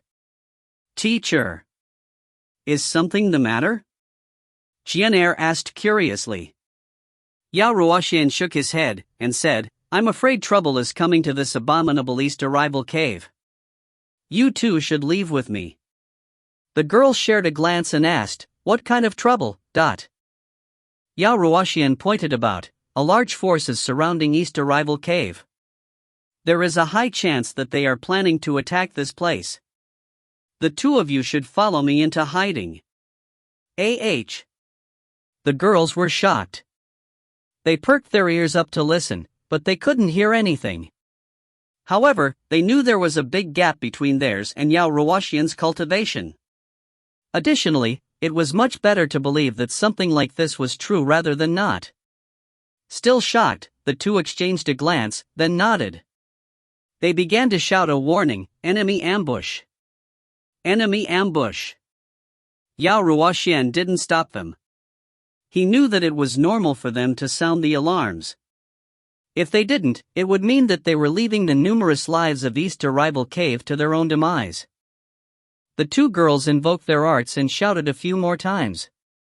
The cultivators of East Arrival Cave were naturally familiar with their voices and immediately responded.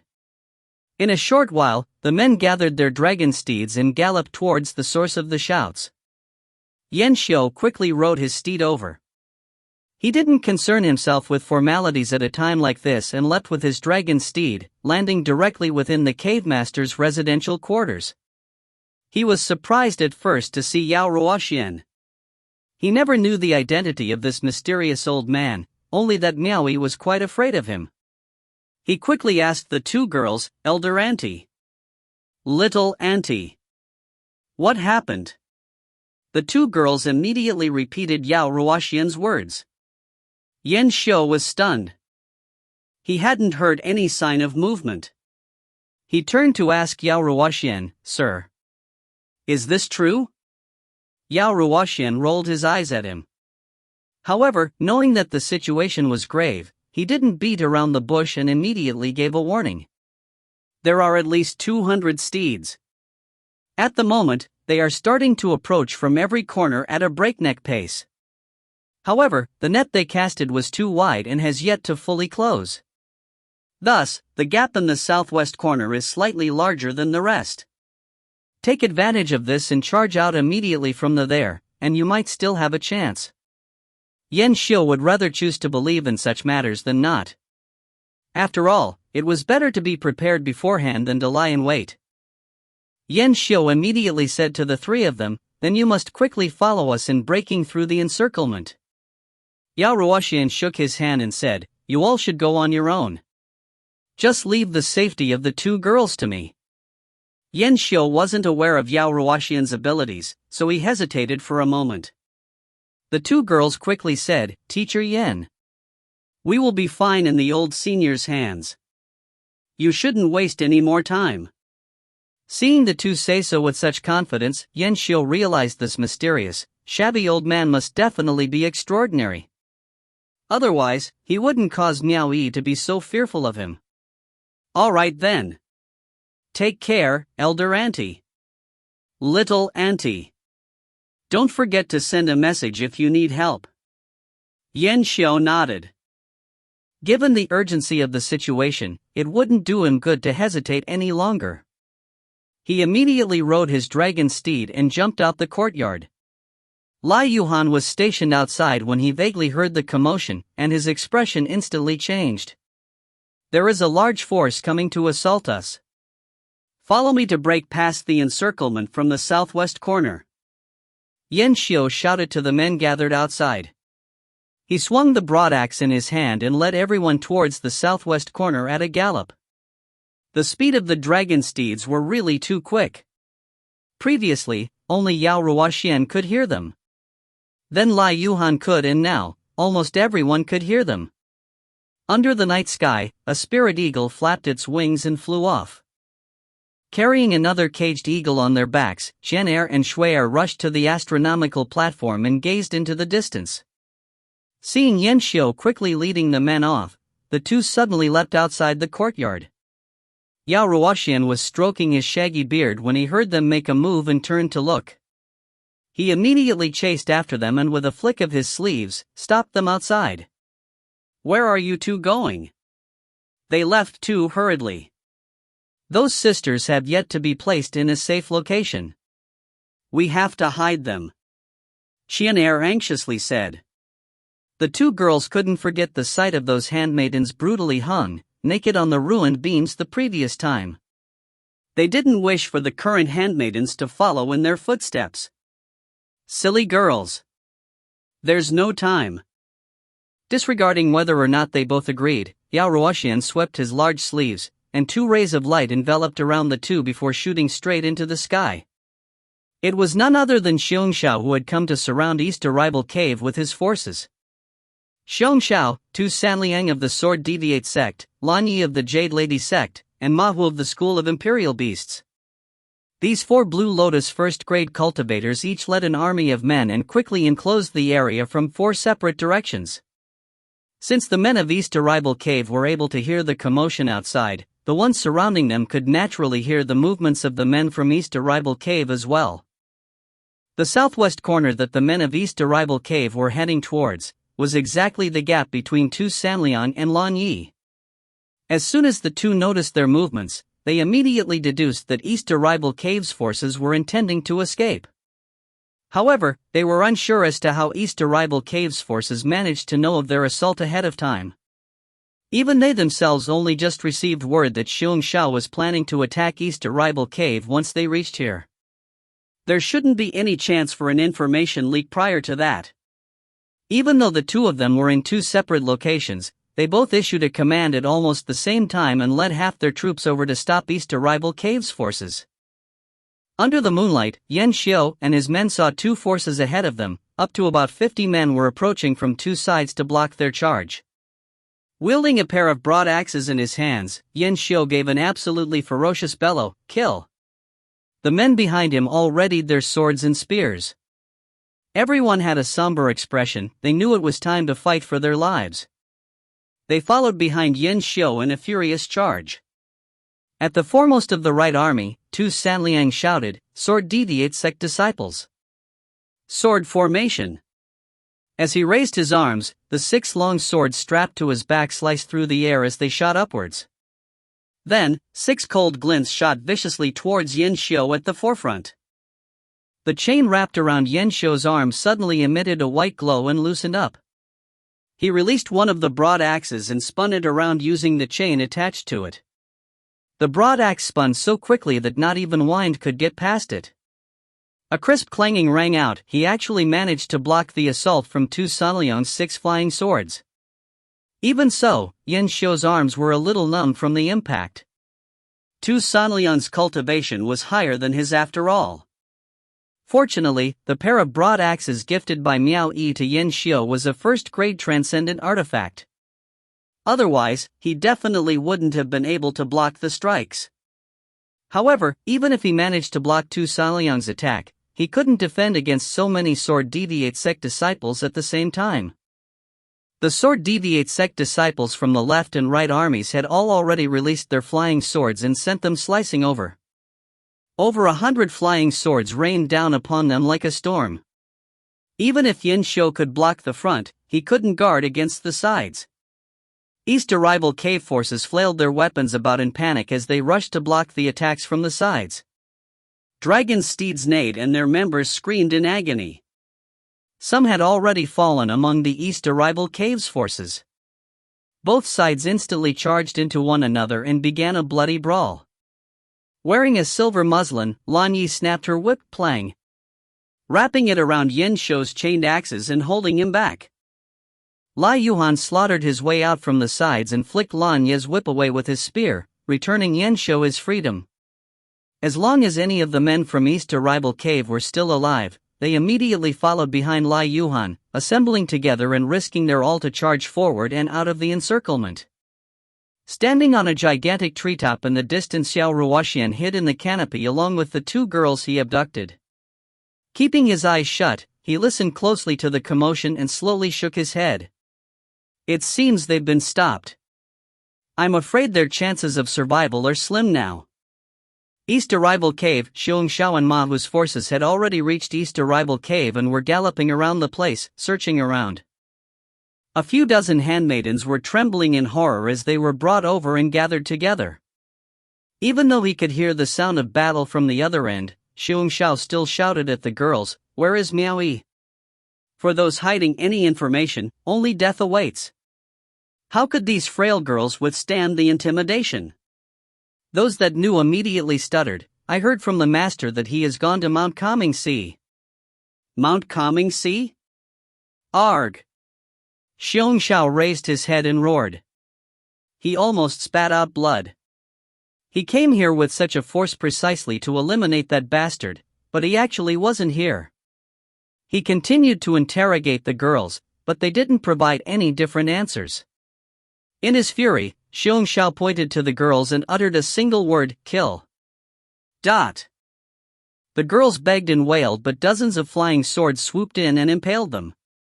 The girls died screaming in agony, their bodies twitching in their own pools of blood. The stench of blood instantly enveloped the area, causing the two handmaidens behind Xiong Xiao to turn pale from the horror. Mahu! Search the area thoroughly. Don't miss any clues, not even at the bottom of the rocks. I don't wish to see anyone alive from East Arrival Cave. Soak everything all in blood. Xiong Xiao commanded. Then, he signaled with his hand and said, the rest of you, follow me and eliminate the retreating enemy. He still couldn't believe in such a coincidence. He had attacked with such a great force, but Miao Yi just so happened to have gone to Mount Calming Sea. He quickly led his troops over to the scene of battle, still carrying a trace of hope. Mahu tapped on the beast's sack around his waist. About 10 pudgy long-nosed rats with red snouts dropped to the ground. After Mahu squeaked a couple times, their noses twitched as they began sniffing around and started searching for clues. As long as someone was still hiding, it would be difficult to escape their noses. The group of men continued to search around the vicinity of East Arrival Cave. Presently, as they surrounded the enemy, Tu Sanlian and Lan Yi were both astounded and frustrated. They finally understood why Emir East Arrival Cave had been so bold as to assault Mount Shan Hai previously and sent Xiong Xiao packing. They were truly too ferocious. East Arrival Cave's combat strength was nothing short of savage. Their strength lay in ignoring everything else and banding together to create a sharp charging force that was absolutely terrifying. Their synergy was quite good as well, as though it wasn't the first time they were using such a knife-like charging formation. What's more, they were all experts above White Lotus 5th grade. If it wasn't for the overwhelmingly destructive force of the sword deviate's flying swords, even Tu Sanlian and Lan Yi wouldn't dare to forcefully block the powerful charge of this pack of dragon steeds. Lai Yuhan charged at the forefront with his spear, while the men behind him provided cover and killed the enemies approaching from the sides. Yan Xiu also blocked many flying swords for him as he spun his chained broad axes around. Everyone knew that Lai Yuhan's cultivation was the highest, and that they needed to rely on him to break through the encirclement. As such, they all ensured that he wouldn't have anything to worry about. Meanwhile, Lai Yuhan imitated Miao Yi in disregarding everything else and only focused on charging forward. He completely did not concern himself with the life and death of the men behind him. Those that could keep up would follow him and kill their way out. Those that couldn't, would be left to their own fates. He wouldn't stop for anything. Tu Sanliang and Lan Yi were not strong enough to kill Lai Yuhan in a single strike. As soon as both parties clashed, they were swept away by the pack of dragon steeds charging from behind him. Lai Yuhan acted like the sharp edge of a knife. 50 troops from both sides almost failed to stop them after 20 of their men were killed. They almost allowed these men to break past the encirclement. Fortunately, the remaining forces from the two other divisions quickly rushed over and stopped Lai Yuhan and the rest once more. The might of the sword deviate's flying sword attacks were truly destructive and was difficult to guard against. The dragon steeds were either killed on the spot, or fell after having their hooves sliced off. Around 10 men from East Arrival Cave fell from their dragon steeds in rapid succession and cast the corpses aside immediately. In the end, only 4 men remained. They could no longer crowd together to form a strong charging force, and were ultimately surrounded. They put up a strong resistance, but their bodies were soaked in blood and not a single one of them did not carry a serious injury. It was truly a horrifying sight to behold. If you find any errors, ads pop up, ads redirect, broken links, non-standard content, etc., please let us know. Report chapter so we can fix it as soon as possible. Chapter 278, Waited a Long Time. Chapter 278, Waited a Long Time. Translator, Soup Hunter. Editor, Tom Yummy. Yet even so, no one surrendered. The school of Blue Jade disciples knew that they would not have any chance of survival if they fell into the hands of the 3 major sections. Since they would die either way, they may as well fight to their last breath. Yan Xiu had enough of submitting to the enemy. Ever since he straightened his back, he never thought about bending down again. This was an unsettling sight for their assailants. Once again, they realized how these men before them had been able to keep butchering through, until even Xiong Xiao was forced to retreat in shame and even casting aside his personal handmaidens back then. Everyone ceased their attacks and surrounded these 4 men, giving them a chance to surrender. I am the East Arrival Cave Master. Follow me and kill. The blood-soaked Yan Xiu bellowed furiously at the sky, as though wanting to prove a point before his last moments.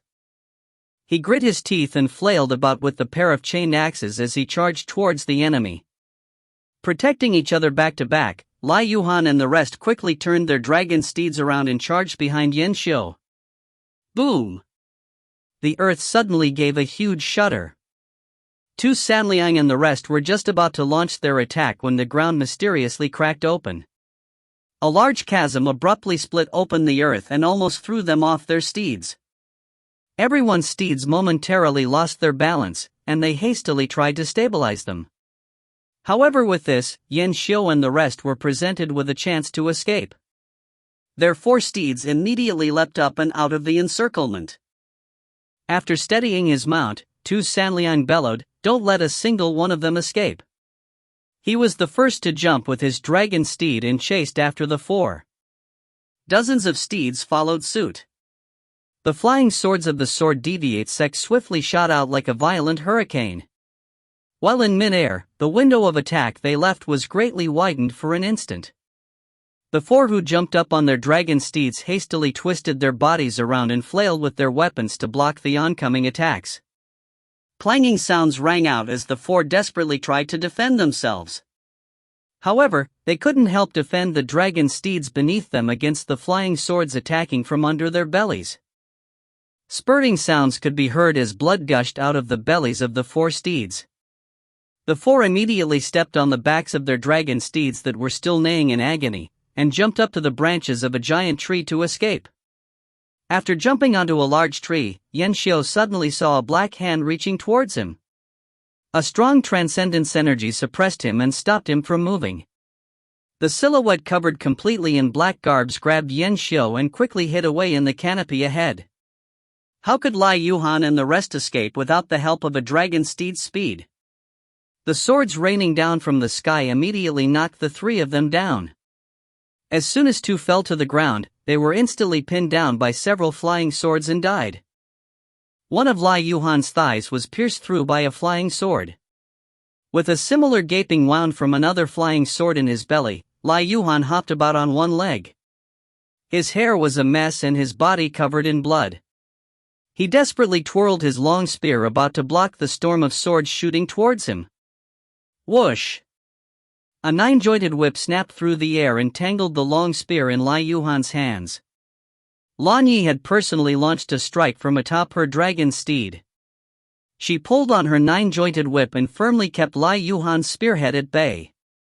With the situation as it was, what happened next was easy to imagine. Over a dozen flying swords shot out. Spurting sounds could be heard as Lai Yuhan's body trembled from the onslaught, blood gushing all over his body. With the spear in his hand already pulled away, he resembled nothing more than a hedgehog from all the flying swords stabbed into him. Swoosh! Over a dozen flying swords flew out from his body and returned to their master's hands. With his cheeks swollen, Lai Yuhan's eyes widened as he held back from spitting out a mouthful of blood. He staggered about and forcefully kept himself up. No one was concerned with him anymore. Tu Sanliang looked about and bellowed, "Where did the last one go? He won't be able to run far without a dragon steed. Go and hunt him down. The mountain chieftain has ordered that we can't let any one of them escape." The dragon steeds immediately galloped in different directions to search. One of them charged over and crashed directly into Lai Yuhan's chest. Pu! Lai Yuhan hacked out blood as he flew out, his bones gave out sharp, crunching noises. He flew over 10 meters away and crashed into a giant tree, making it shake and drop its leaves. He slid down the bark to the ground and sat beneath the tree with his legs forked. His eyes were wide as his head slumped to the side. Then, he was completely still. No one felt pitiful about his death. Only a few leaves floated onto his body before being drenched by his fresh blood. From the corner of his mouth, blood was still dripping. Not long after, Xiongxiao rushed over with his forces and met up with Tu Sanliang, whose men were still searching about on his orders. Xiongxiao's first words were, "Did you see the little scum Miao Yi with?" Tu Sanliang cupped his fists and replied, "Most of those that tried to break through our assault were killed by us, but we did not see the little scum. Also, there was a sudden tremor just now that was very strange. It allowed that East arrival cave master Yin Xiu to escape. However, he already lost his mount and I believe he won't be able to run far. We are searching for him as we speak." From Xiongxiao's expression, he was clearly quite incensed. It seemed that the situation was just like those girls described. The little scum had really gone to Mount Comingxi. He really wished to launch an assault on Mount Comingxi and kill Miao Yi along with Qin Weiwei. However, he had already made his move. By the time his forces reached Mount Comingxi, not only would the enemy have likely long since made their preparations, these subordinates of his wouldn't have the audacity to attack Mount Comingxi either. Qin Weiwei was Manor Head Yang Cheng's daughter after all. Arg! Xiongxiao roared out all his indignation at the sky. Within the distant mountain range, a black shadow pulled Yin Xiu along and flew across the sky. As soon as he descended, he pushed the blood-soaked Yin Xiu away. The black shadow pulled off the black garbs on his body and revealed his true face. It was none other than Yao Ruoxian. Hidden in the mountain range, Zhen and Shui quickly ran out to support Yin Xiu. "Teacher Yin, are you all right?" Yin Xiu swept a despondent gaze across the three. He didn't have the mood to think about anything else either when he saw Yao Ruoxian, and just stared at the two girls as he shook his head. His tears streaked across his haggard face as he mumbled, "Yin Xiu is useless. Not even 10,000 deaths will be able to redeem my mistakes. I have failed the great responsibility entrusted to me by my lord." He was quite an unlucky one. Miao Yi was absent twice, and these 2 times he caused East Arrival Cave to go through a bloodbath. He was a complete harbinger of bad luck. Even he himself was completely ashamed to face anyone else when he thought about it. Xian anxiously asked, "Teacher Yin, where are the rest?" Yao Ruoxian looked at Yin Xiu and answered in his stead as he shook his head, "From the sounds of it, they have all met their ends." Distressed, Shui asked, "Teacher, since you saved Teacher Yin, why didn't you save the others as well? You could have saved them with your cultivation." Yao Ruoxian's eyes bulged at her as he berated her, "Kiddo, don't say something so cruel. If it weren't for you two crying and screaming that you were indebted to him as a teacher and forcing me to rescue him, I wouldn't even have concerned myself with him. Don't you know how dangerous the situation was back there? I was almost revealed.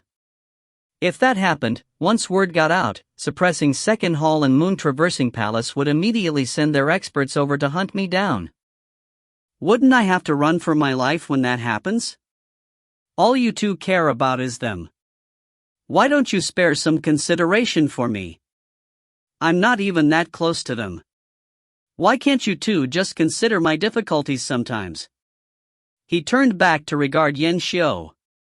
Recalling that final scene, the tragic valor of Yin Xiu and the rest had surprised him as well. He couldn't help sighing, not surrendering even in the face of death. "You are all good men. It is indeed a waste that so many of you have perished. However, the cultivation realm is not a place for good men. Those kinds of men normally die premature deaths here." He had described the dog-eat-dog world that is the entire cultivation realm with a single line. After living for such a long time, he had seen many things after all. The search perimeter of Tu Sanliang and the others continued to expand, forcing Yao Ruoxian to have no choice but to bring the other 3 further off to hide away again. They still couldn't find Yin Xiu after a long search. Eventually, they had no choice but to give up looking for him. It wasn't worth it to continue straining themselves for just Yan Xiao. After they met up with Xiong Xiao, they all rushed back to East Arrival Cave. Catching sight of dozens of women lying in a pool of blood among Xiong Zhao's forces, Chen Fei sighed inwardly. Xiong Zhao's movements this time were too swift, and he completely did not let anyone else know of his intention to attack. Only when they pressed in on East Arrival Cave did he give the order to attack. Chen Fei couldn't find a chance to warn East Arrival Cave at all. There were disciples from the school of Blue Jade amongst the men as well. They all wore solemn expressions. They hadn't received any prior word from their school, so they could only each serve their own masters. Otherwise, it would be difficult for them to maintain their foothold in the future. Once she tallied their numbers, Lan Yi discovered that they lost almost 30 men as well. She shook her head and said, "This East Arrival Cave had frightening combat strength indeed. Even with such a heavy encirclement, they were still able to kill so many of our troops." Mountain Chieftain. "The little scum Miao Yi is not here. What should we do next?" asked Tu Sanliang from the side. "Should we return?" Xiong Xiao gazed about coldly and ordered in a penetrating voice, "I will not give up so easily until I kill that little scum today." He swept his finger out, "I want all of you to hide in the nearby areas. I don't believe that little scum Miao Yi won't ever return. If you see him returning, show no mercy and kill him immediately. I will present 500 low-grade orbs of will and bestow a cave master position of 3 caves to whoever kills Miao Yi." With the announcement of such a rich reward, everyone's eyes lit up, especially Tu Sanliang, Lan Yi and Ma Hu's. They were the strongest and thus possessed the greatest chance of eliminating Miao Yi. It was a reward of 500 low-grade orbs of will and a cave master position of 3 caves after all, but after Xiong Xiao issued the command, everyone acknowledged the order and divided themselves into several groups. They hid around the surrounding areas of East Arrival Cave and waited for Miao Yi to return. Meanwhile, Xiong Xiao found an excuse and led his 2 personal handmaidens Xiaoyu and Xiaohe to gallop off. The forces of the 2 mountains didn't suspect a thing. No one would have thought that Xiong Xiao was leaving them behind and running away. As soon as they left the domain of East Arrival Cave, Xiong Xiao immediately brought his 2 handmaidens in a hasty charge towards the domain of 10,000 Thriving Manor, leaving all his troops behind. He was officially betraying suppressing Second Hall now. He couldn't really wait until Miao Yi returned. Who knew when that would be? What if he couldn't wait long enough for Miao Yi to return and reinforcements came for East Arrival Cave instead? If that were to happen, the other parties would be subduing him with orders from higher up. Even his own subordinates would likely turn against him. Xiong Xiao had gone against Yang Qing's will to do such a thing. Seeing that he had failed his one chance, he immediately chose to escape. As for the forces of the 2 mountains, since he couldn't bring them along anyway, he might as well leave them behind and use them as a contingency. They would continue to follow his orders to stay behind and eliminate Miao Yi. If Miao Yi really wished to court death and come charging over, Xiong Xiao might even manage to get lucky and kill off that little scum. Under the light of the moon, a master and his 2 subordinates bolted along a road, having already entered the domain of 10,000 Thriving Manor. One had no choice but to admit that Xiong Xiao was truly deserving of once being a highly regarded trusted aide of Yang Qing. His wit was quite impressive indeed. This contingency of his was truly brilliant. As expected, late into the night and unaware of what had transpired in East Arrival Cave, Miao Yi, Luo Shuangfei and Yuan Fang returned. They galloped straight into East Arrival Cave. Upon seeing that there was no gatekeeper at the mountain gates, Miao Yi's brows were already furrowed. Smelling the faint stench of blood in the air, the 3 bolted towards the plaza. They were shocked to see a large pool of blood on the ground. Sweeping their gazes around, they found several dozen female corpses floating on the lotus pond nearby. The 3 quickly scanned around coldly. Even the listless Luo Shuangfei knew that something had happened and gathered all his wits. "Yan Xiao! Where are you?" Miao Yi furiously roared.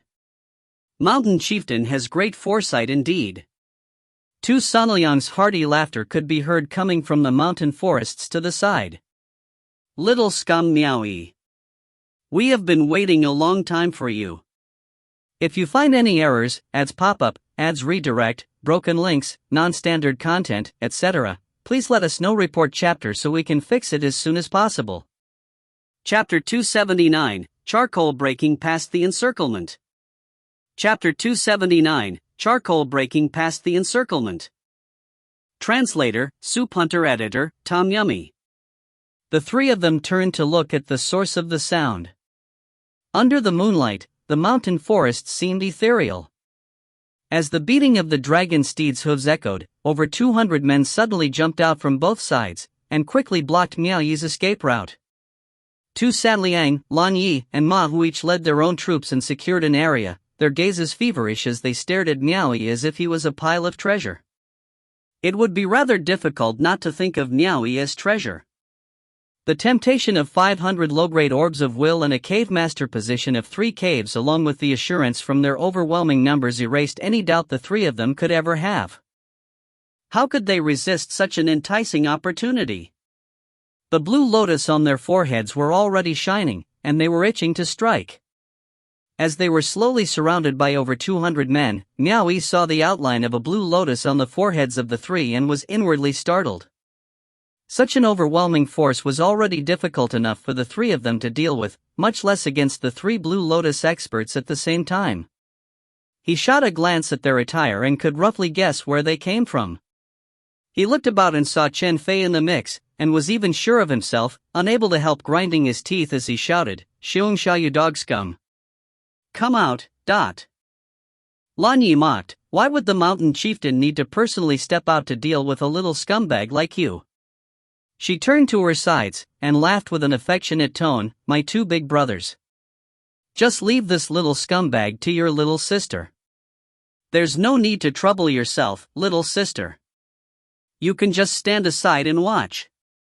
Ma Hu chuckled. Everyone wanted to behead Miao Yi and claim the reward. Even Luo Shuangfei and Yuan Fang felt a little trepidation in their hearts at such a sight before them. They would be lying if they said they were not scared. Miao Yi spread his arms out, and clumps of silver mist enshrouded him within. Instantly, both man and steed donned their armors, and the inversed scale spear materialized in Miao Yi's hands. When they saw the treasures wrapped around his whole body, the eyes of Tu Sanliang and the rest brightened even further. They wanted to prevent Miao Yi from going off even more now. Luo Shuangfei and Yuan Fang naturally readied their weapons as swiftly as they could as well. Miao Yi quickly scanned their surroundings, and narrowed his eyes on the gap between the 3 blue lotus experts. With a thrust of his spear, he roared, "Follow me and kill." There was no chance of victory in this battle. They could only hope to break past the encirclement. Harumph! Under Miao Yi, Charcoal could feel the fury he released only when he was about to risk his life, and gave a long neigh. He swiftly beat his hooves and charged towards the forces surrounding them. Luo Shuangfei and Yuan Fang both raised their spears and swiftly followed suit. "Stop them! Don't let them escape!" Lan Yi shouted. "Us sword deviate sect disciples will be the ones to take the kill." Sword formation! Tu Sanliang shouted as the 6 flying swords on his back abruptly shot out. Almost instantly, hundreds of flying swords shot over like a violent hurricane under the moonlight. Clanging sounds echoed as Miao Yi, Luo Shuangfei, and Yuan Fang furiously flailed about with their spears. Swinging his spear about with the force of a mighty storm, Miao Yi instantly broke past the torrent of swords. Clanging sounds could be heard as sparks flickered on Charcoal's body. Fortunately, Charcoal was protected by the armor artifact. Otherwise, he would definitely have perished on the spot. The flying swords simultaneously released by all those sword deviate sect disciples were terrifying indeed. Luo Shuangfei wasn't performing too badly either. Sparks flew as he swung the serrated spear about, knocking away the flying swords that were shot at him. Occasionally, a few that escaped his parries would manage to land a strike, but even those were deflected away by the dark red glow that flashed under his clothes. Sadly, his mount was not as fortunate. It didn't have an armor artifact protecting it like charcoal did, and was struck by multiple flying swords almost instantaneously. It neighed in agony as it collapsed to the ground and tossed Luo Xuanfei away. Yuan Fang had it even worse. Even though his cultivation was great, he did not have an impressive spear art like those of the two before him to protect himself against the relentless torrent of flying swords coming at him. In addition, he didn't have any armor artifact protecting him. If it was a one-on-one battle, or even if it was him against several of them at once, that would have been fine, but against the simultaneous onslaught of so many sword deviate sect disciples, it was easy to imagine what the result of that would be.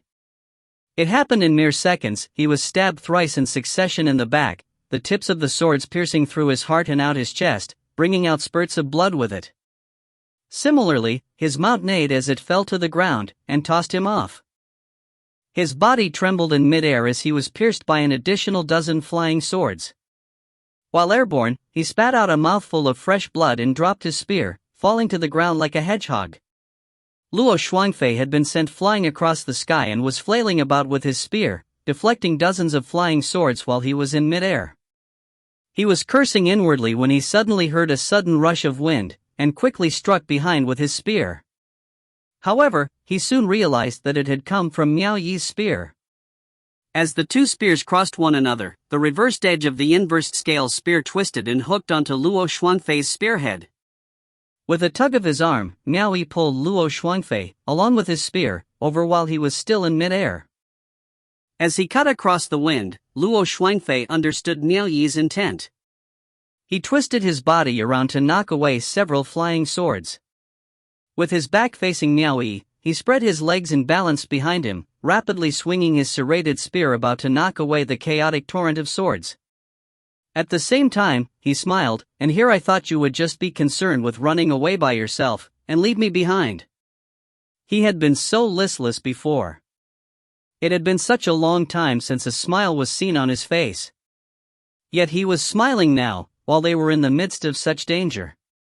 Turning to look at Yuan Fang being buried under the stomping hooves of dragon steeds, Miao Yi was filled with an indescribable rage. How could he be in the mood to joke around with Luo Xuanfei? He already charged straight into the crowd before him, his spear dancing like a dragon as countless cold glints erupted from his hands.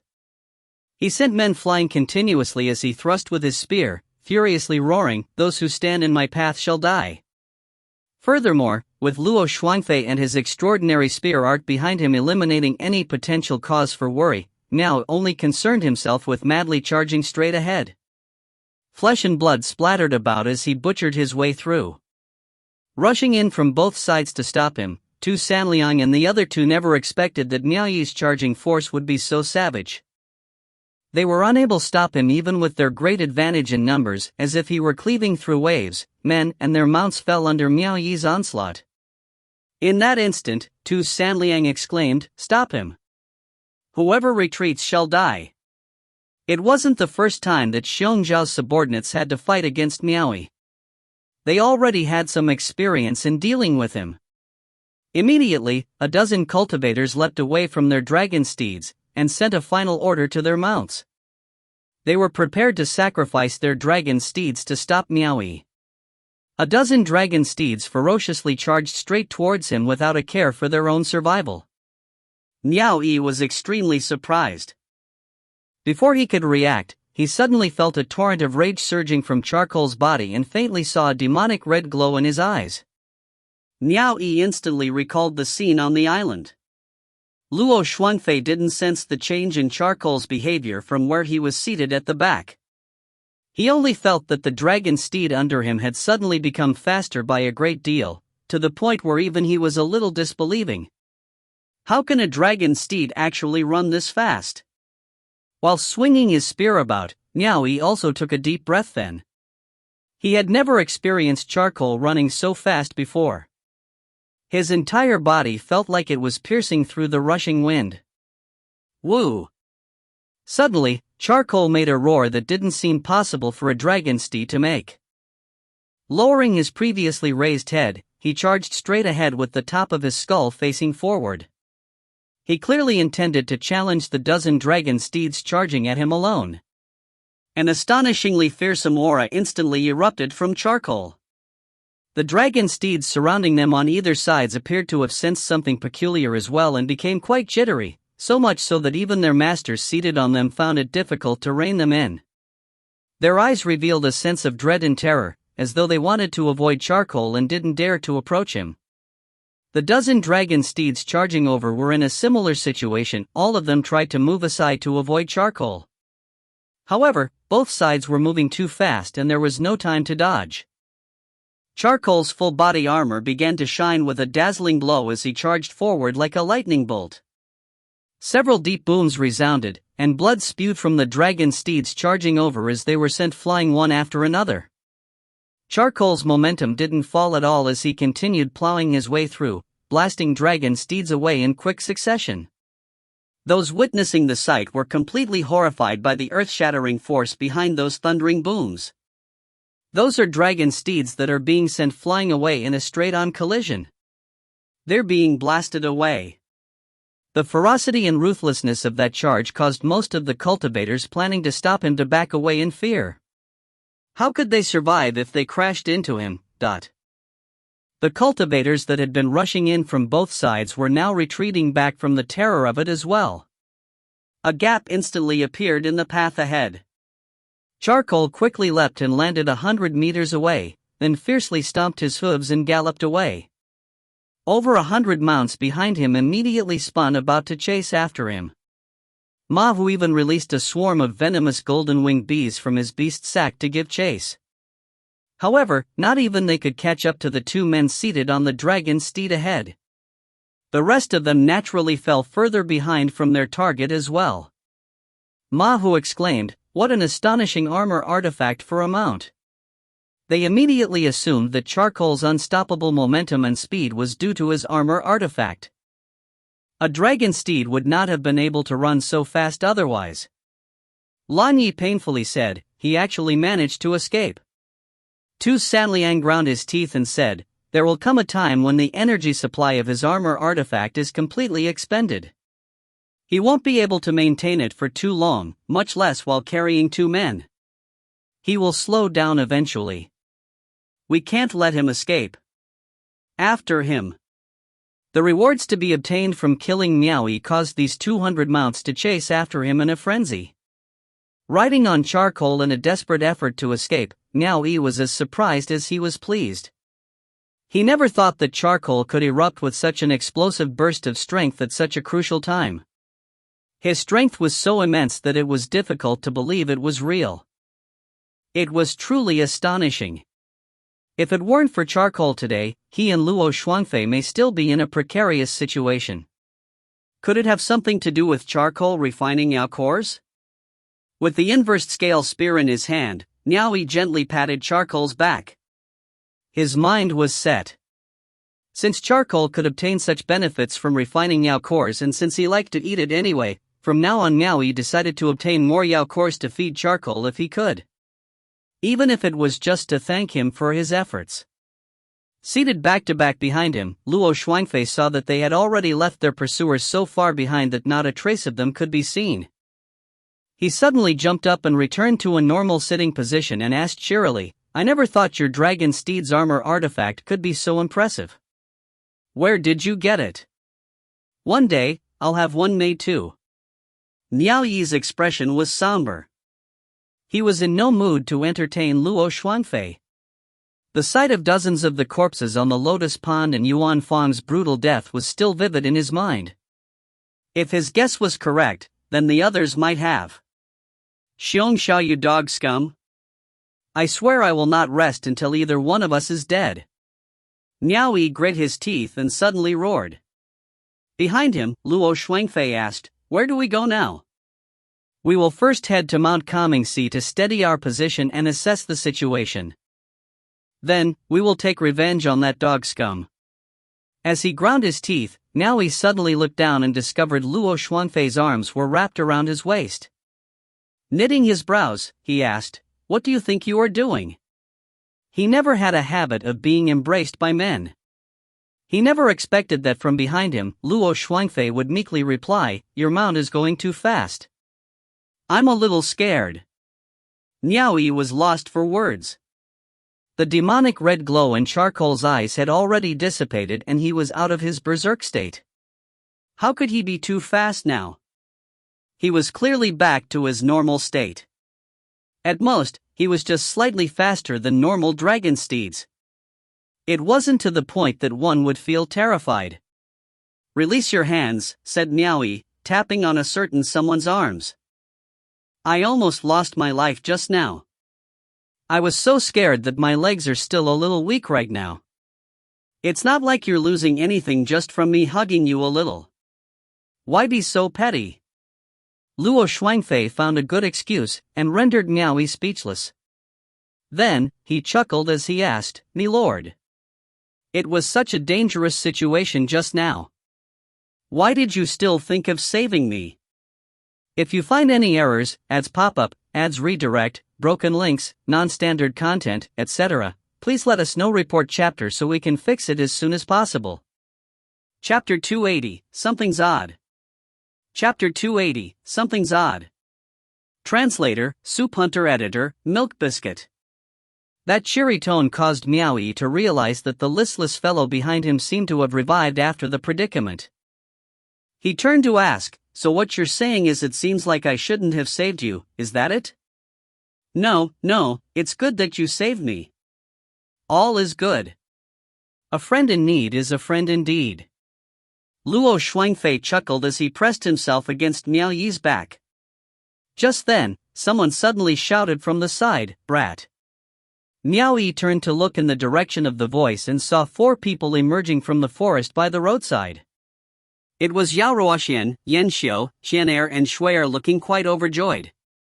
Yao Ruoxian would have definitely survived, but he never expected that the other 3 were alive as well.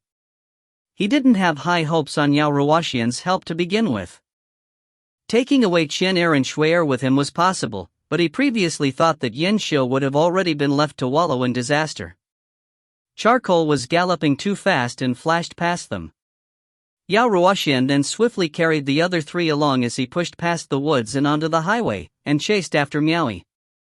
It was only now that Yan Xiu realized that East Arrival Cave had been hiding a Red Lotus Realm expert all this while. Miao Yi halted Charcoal immediately. Yao Ruoxian and the others managed to catch up with him.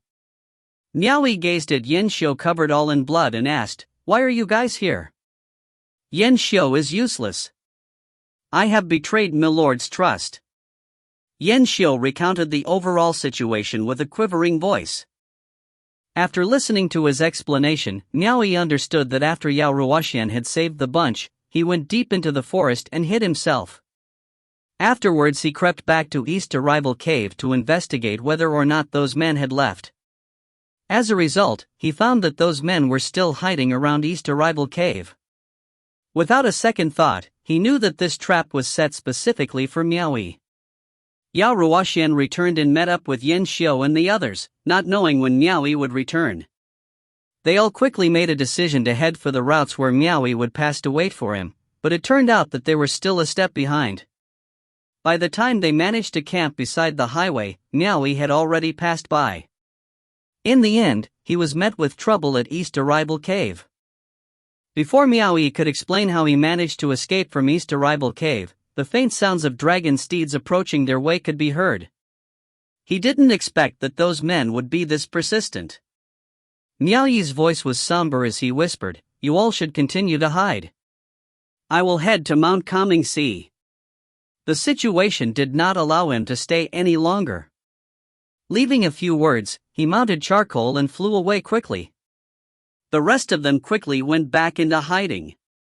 Not long after, a company of troops came flying past them in haste. Once Hong Mian arrived back to Mount Calming Sea from Long Viridescent Cave, she was informed that Mountain Chieftain Qin Weiwei had already brought Lu to South Edict Manor.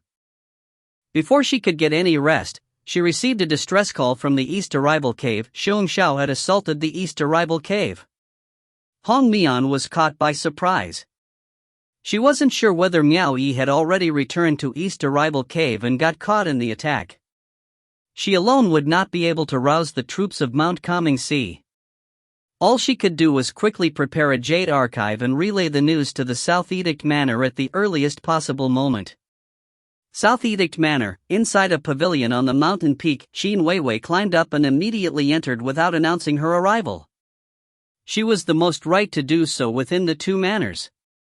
Yang Cheng was sitting cross-legged on the couch while he cultivated. Qing Mei and Shang Ju moved forward and gave their greetings, Mississippi. Yang Qing ended his cultivation and opened his eyes as well, revealing a kind smile as he said, Weiwei. You've come. Manor head. Qin Weiwei moved forward for a greeting. Yang Qing put both his feet down as he stood up and asked, You didn't tell me that you would be coming before. Why the sudden visit? Did something happen? Both father and daughter sat beside each other around the tea table. Xing Mei and Xing Ju served them scented tea as Qin Weiwei gave a rough summary of the matters surrounding Gongsun Yu's provocation of Miao Yi to Yang Qing. Yang Qing listened and revealed a slight frown. He understood the crux of the problem after giving it some thought. Shaking his head, he said, Weiwei, don't you see? Gongsun Yu lost his reason because of you. That is why he provoked Miao Yi. It is because he cares about you. Weiwei, Gongsun Yu may not be excellent, but he is good at taking orders. If the both of you live together, he will make you his priority. Moreover, he is serious about you. Are you sure you don't want to reconsider him a little? Father, why do you still talk about this matter? I've mentioned before that you don't need to worry about these things, Qin Weiwei said unhappily, before continuing, Gongsun Yu and I are not suitable. Don't tell me you wish to see me compromised just for the sake of general interest, Yang Qing gave a forced smile and said, What do you mean by not suitable? Weiwei, a woman has to understand that there are no perfect men in the world. It's not about whether you would match or not, but whether or not that man is suitable for you. Men and women are different. As one who cultivates, especially as a woman, only a suitable man will be able to help lessen your worries. This is not compromising for the sake of general interest. What's wrong with being a little humble? If you find an overly ambitious man instead, I would worry for you day in and day out. Isn't it nice to have a little peace and quiet between husband and wife? Father, I don't have feelings for Gongsun Yu. Qin Weiwei reiterated her point. Standing at one end, Shang Mei and Shang Ju exchanged looks, thinking that Yang Cheng would only be growing more desperate from now on. It was to be expected. Yang Qing, being both a father and a mother, had become desperate. A few decades ago, he was standing from the viewpoint of a father looking into the matters of his daughter's affairs, so he wasn't that worried. A few decades later, his attitude had switched to that of a mother, so he became worried, feeling that he hadn't fulfilled his duty as a parent, and that he had overlooked his daughter's marital affairs. He tapped on the tea table a few times and said in a somber tone, Then go find one who you do have feelings for. Tell me who you have your eyes on. Why are you making me anxious about not being able to do anything for you? Why did you have to let the rumors fly in the public? Is it so difficult for you to find a man? What faults could my, Yang Qing's daughter possibly have? Weiwei, there are many difficulties in the cultivator world, and one can fall at any moment. I just want to take advantage of the fact that I'm still in control, to help you deal with a few matters and find someone who will not wrong you. If something were to happen to me one day, at least I'll have my peace of mind, but... Qin Weiwei faced away and said, Why do you always have to impose your experience on me? Do you think the man you find will definitely be good for me? You. Yang Qing was furious. He slammed the table and pointed at Qin Weiwei, but when he saw the expression on her eyes as she stared at him, his heart melted again. He owed his daughter too much, so he couldn't say words that were too harsh on her. He sat back down and waved his hands, saying, I don't want to argue with you anymore. You're the one who wants to argue. Qin Weiwei murmured. Yang Qing instantly grimaced. However, Qin Weiwei pushed a jade archive to him, interrupting what he was about to say. Yang Qing picked up the jade archive while holding in his anger. After seeing the content of the archive, he frowned and said, East Arrival Cave again? And a loose cultivator at that? He tossed the jade archive onto the table and continued, I'm not allowing it. My two manners do not recruit loose cultivators. There's no need to take even that slightest risk. Qin Weiwei pushed the jade archive back to him and said, I've already promised Yin Xiu. Stop talking nonsense. The troops for the East Arrival Cave are already more than sufficient. Why would that Yan Xiu or whatever his name is take such a risk for this person? Yang Qing narrowed his eyes at her and said, The one you promised is Miao Yi, right? Regardless of whom I've given my promise to, I have already given my consent on this matter as the mountain chieftain. You won't make me go back on my word, would you? Alright, fine. You win, alright? Yang Qing pointed at the jade archive and continued, Loose cultivators with unclear backgrounds are a no. Doesn't that kid have a good relationship with the School of Blue Jade? Can't you have him take one from there instead? Qin Weiwei had the same thought when she discussed this matter with Miao Yi in the beginning, but he insisted on recruiting this person no matter what. All she could do now was to persist further. It's just one loose cultivator, nothing drastic will happen. If something does happen, then Miao Yi will be the one to suffer the consequences. Just give your consent on this. Yang Qing's words were stuck in his throat. He narrowed his eyes at Qin Weiwei, then picked up the jade archive to examine it again. As he read the archive, his eyes flashed with a curious expression. After considering for a moment, Yang Qing pressed his hand down on the jade archive and subtly asked, You just came to see me because of this one loose cultivator? Qin Weiwei appeared a little guilty and tried to hide her expression, but none of that could escape Yang Qing's observation. I only brought this matter up out of convenience. Gongsun Yu was your trusted aide and confidant in the past after all. Some things could not be properly explained in the message, so I personally came to ask you. This is how I settle things. Is that fine with you? Explained Qin Weiwei. However, this explanation seemed a little far-fetched for Yang Qing. He didn't show any trace of his suspicions as he smiled and said, Since he was already transferred to you, then you should deal with this matter as you see fit. Let's put away official business for the time being. Weiwei. It's been a long time since you've accompanied me for a meal. Since you're here, don't leave so hurriedly. A meal with him wasn't unusual. Qin Weiwei looked at the jade archive in his hand and pouted, Then you give your consent on this matter? Yang Qing nodded with a smile and said, You've traveled a long distance. Head down and take a rest. Seeing that he had given his consent, Qin Weiwei then gleefully dismissed herself. Yang Qing held a jade archive and stood up with one hand clasped behind his back. He walked towards the balcony and watched Qin Weiwei as her silhouette descended the mountain. With his back facing Qing Mei and Qing Zhu, he loosened his grip and waved the jade archive in his hand before calmly saying, Something is odd. The ladies came closer, and Qing Zhu asked, Is there perhaps a problem with this loose cultivator? Yang Qing lightly shook his head, I don't know if there's any problem with the loose cultivator, but this girl Weiwei is definitely hiding something from me. Qing Mei asked, How so? Yang Qing turned around, and gently whacked the jade archive onto his palm as he said, I was thinking about what is wrong with this girl.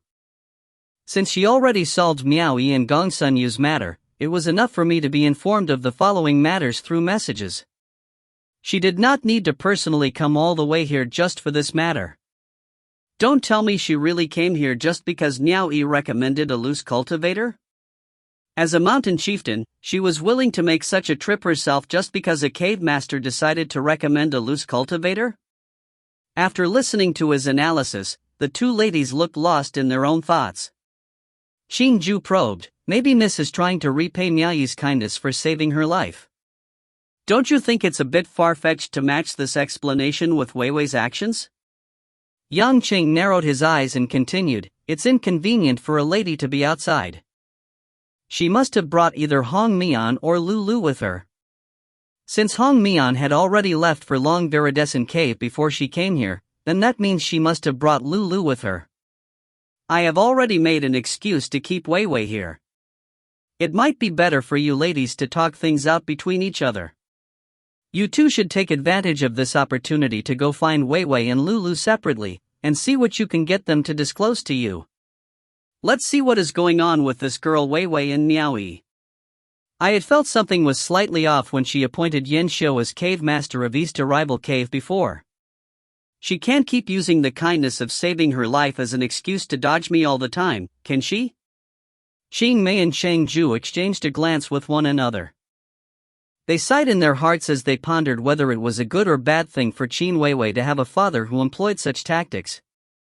She was no match for him.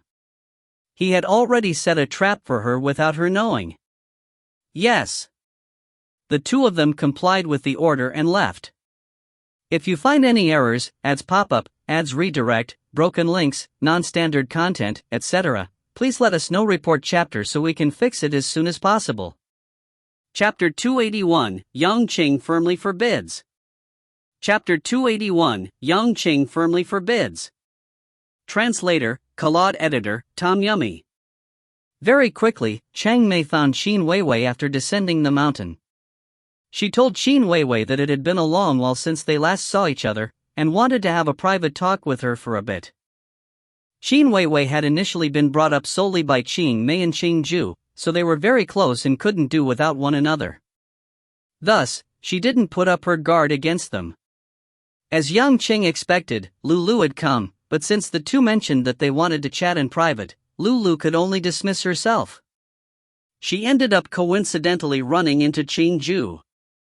Hooking onto her arm, Qing Zhu grinned and pulled Lulu to the side, concerned about how Qin Weiwei's life was at Mount Comingxi. Lulu knew about how close Qin Weiwei's relationship was with the two aunties, so it was completely normal for Qing Zhu to be concerned about Qin Weiwei's life. Thus, the conversation shared between them began to slowly broaden. Having stayed by Yang Qing's side for many years, both Qing Zhu and Chang Mei had learned a lot of things from Yang Qing. When the two colluded together, Qin Weiwei and Lulu would never be their match. Qing Zhu very easily squeezed information out of Lulu. When the two girls met with Yang Qing again, Qing Mei explained that after probing further, she realized that Qin Weiwei seemed to think well of Miao Yi now. It was definitely different from before, so Qing Mei tried to ask about it. After all, wasn't she always disagreeing with Miao Yi and arguing with him? What was with the sudden change of heart? In response, Qin Weiwei only gave an evasive answer that Miao Yi had saved her life and she was indebted to him. However, she had expressed that it was quite regrettable Miao Yi seemed still at odds with her, and went on to say that, for the sake of Mount Comingxi, she would strive her hardest to dispel the past misunderstanding between them. On the other hand, Qing Zhu found out from Lulu that Qin Weiwei had become friends with Miao Yi. Moreover, Qin Weiwei was the one who had lowered herself to be friends with Miao Yi out of her own will. Yet, Miao Yi still seemed to be keeping his distance towards this newly found friendship. Putting together the news they gathered, Yang Qing was led to a shocking conclusion. His eyes widened for a moment before he breathed out, "Friends? Such good friends! I hope I'm not thinking too deeply into this. Both of you are also women. From your perspective as women observing Qin Weiwei, do you sense anything amiss?" The two speechlessly shared a glance with each other, a little hesitant to speak. It seemed like they had a hard time telling him. Yang Qing urged them on. "Speak without fear. I just wish to listen to your honest opinions. From a man's point of view, I'm afraid that I may be mistaken in my judgment on the behavior of a woman in this case." Since the conversation had escalated to this point, Qing Mei uncertainly muttered, "If I haven't guessed wrongly, I'm afraid young Miss has fallen in love with Miao Yi." Qing Zhu nodded, obviously also agreeing with her opinion. SSSS. Yang Qing drew in a sharp hiss. His greatest fear had came true. Slowly shaking his head, he said, "How could this be? Weren't they always at odds with each other?" Qing Zhu laughed bitterly. Apparently, Miao Yi also couldn't accept the sudden change in young Miss's attitude, so he has yet to realize her feelings for him. Currently, it appears that Mrs. love for Miao Yi is still one-sided. Qing Mei calmly continued, "It is easy for a woman to pursue a man. along with her beauty and status that many men can only dream about, yet cannot grasp.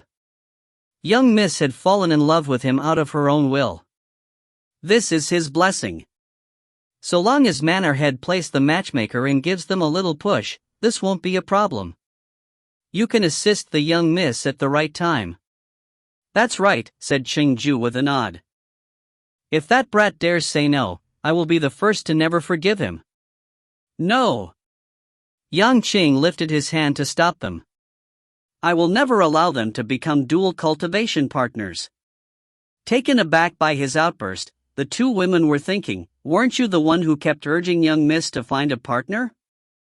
Now that young Miss has someone in mind, why would he be so against it? Yang Cheng lowered his gaze and said, the last time I visited Suppressing Second Hall, I submitted 4 names to participate in the Sea of Constellations subjugation crusade. The hall master then crossed out a name and personally added another person on it. Care to guess whose name the hall master personally added? The two women exchanged glances with each other. Since the topic was currently on Miao Yi, and he had asked the question so abruptly, the additional person couldn't be anyone but Miao Yi. But how could this be? Why would the hall master personally add Miao Yi's name to the list? Even if that were the case, Qing Mei still cautiously asked, is it Miao Yi? Yang Cheng nodded, it was.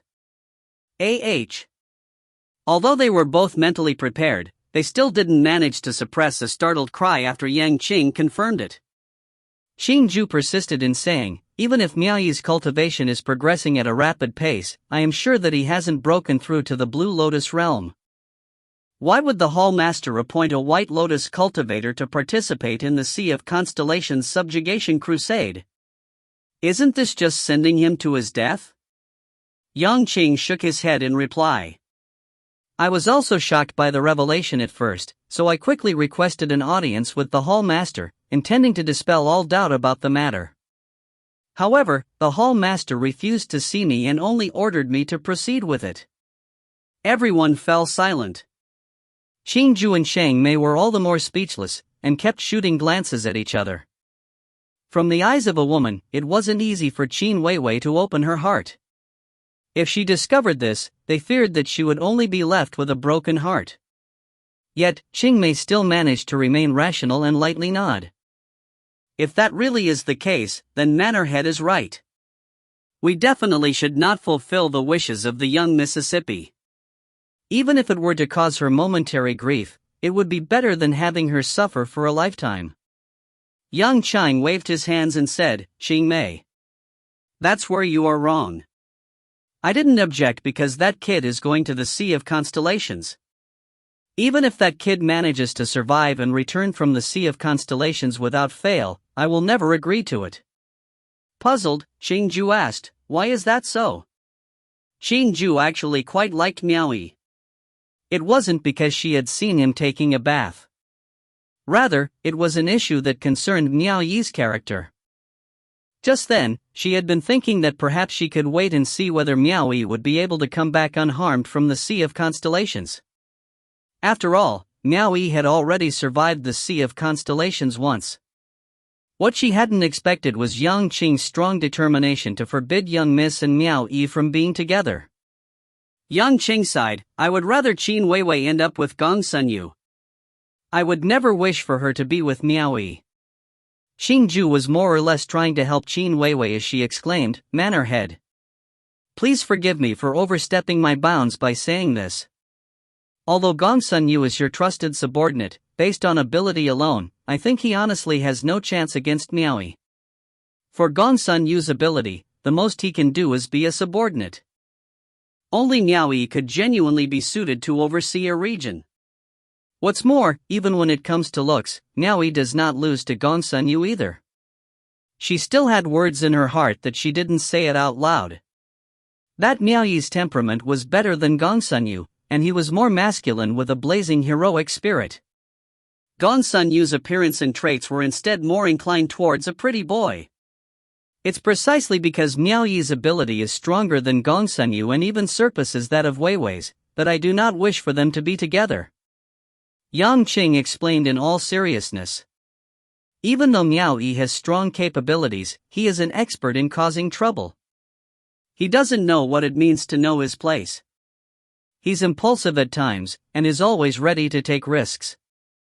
He doesn't know what it means to progress one step at a time. Should Qin Weiwei go with him, it would be too dangerous for her. I do not wish to see him putting Weiwei in harm's way from his high-wire axe over and over again. It's not that I have anything against Miao Yi.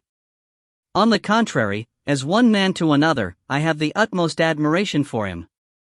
However, when it comes to Weiwei's marriage, I am not choosing the most capable subordinate. I am choosing the most suitable son-in-law instead. It's alright if Gongsun Yu's ability is mediocre. It's enough for me that he is willing to listen to Weiwei's words. If Weiwei ends up with Miao Yi, I fear that she will pay for Miao Yi's recklessness. For instance, this time around, I have no idea how he managed to even provoke the hall master. It's absurd. Pray tell how I could ever offer my daughter's hand in marriage to a man like him. So that was it. The two women stared at each other and sighed deep down. From the perspective of a man, perhaps Mannerhead's judgment was quite cool-headed and reasonable.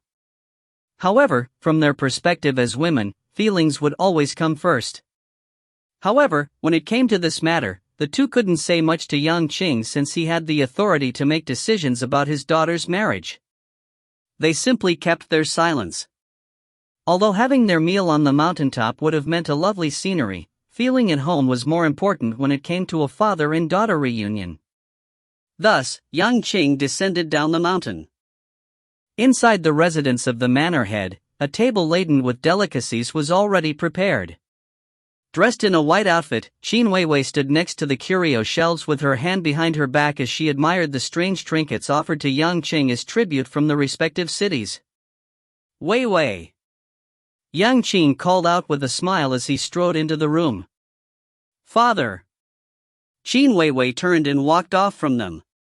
There was nobody else inside the room. Qing Mei and the others had intentionally left to give the father and daughter their own private time. Usually one to pull a long face, Qin Weiwei finally revealed the mannerism of a gentle and carefree daughter. Not wasting time for formalities, Yang Qing simply took a seat at the table and began helping Qin Weiwei put some food in her bowl. Halfway through their meal, Yang Qing abruptly shifted the topic to Miao Yi. Without any prelude, he abruptly slammed the chopsticks down and he scoffed, "That bastard is really getting out of line. He knew Gongsun Yu as my subordinate and dared to target him. He really doesn't hold me with any regard. Does he really think that I won't do anything to him? I will destroy his immortal record later. Let's see how arrogant he can still be then." Ah! Qin Weiwei jumped in shock, before hurriedly explaining, "Actually, Gongsu Yu was at fault at first. Besides, I already sent Hong Mi on to make peace, so there's no need to make a big deal out of it." But Yang Qing replied in all seriousness. "Since you're speaking up for him, I'll let this slide for now. But I worry that keeping him as your subordinate will soon bring trouble to you. How about I transfer him to South Edict Manor and keep him by my side? That will stop him from stirring up trouble." Currently, Qin Weiwei's only advantage over Miao Yi was that she could still rely on her position as his superior to command him back and forth. Once he was transferred to Yang Qing's side, he would have nothing to do with her anymore. Thus, she quickly moved to stop him at once. "Father! There really isn't any need to. I can manage him. Ever since he was demoted to a steed deputy, he has learned his lesson and become more obedient to me." Looking askance, Yang Qing asked, "Really, Dut?"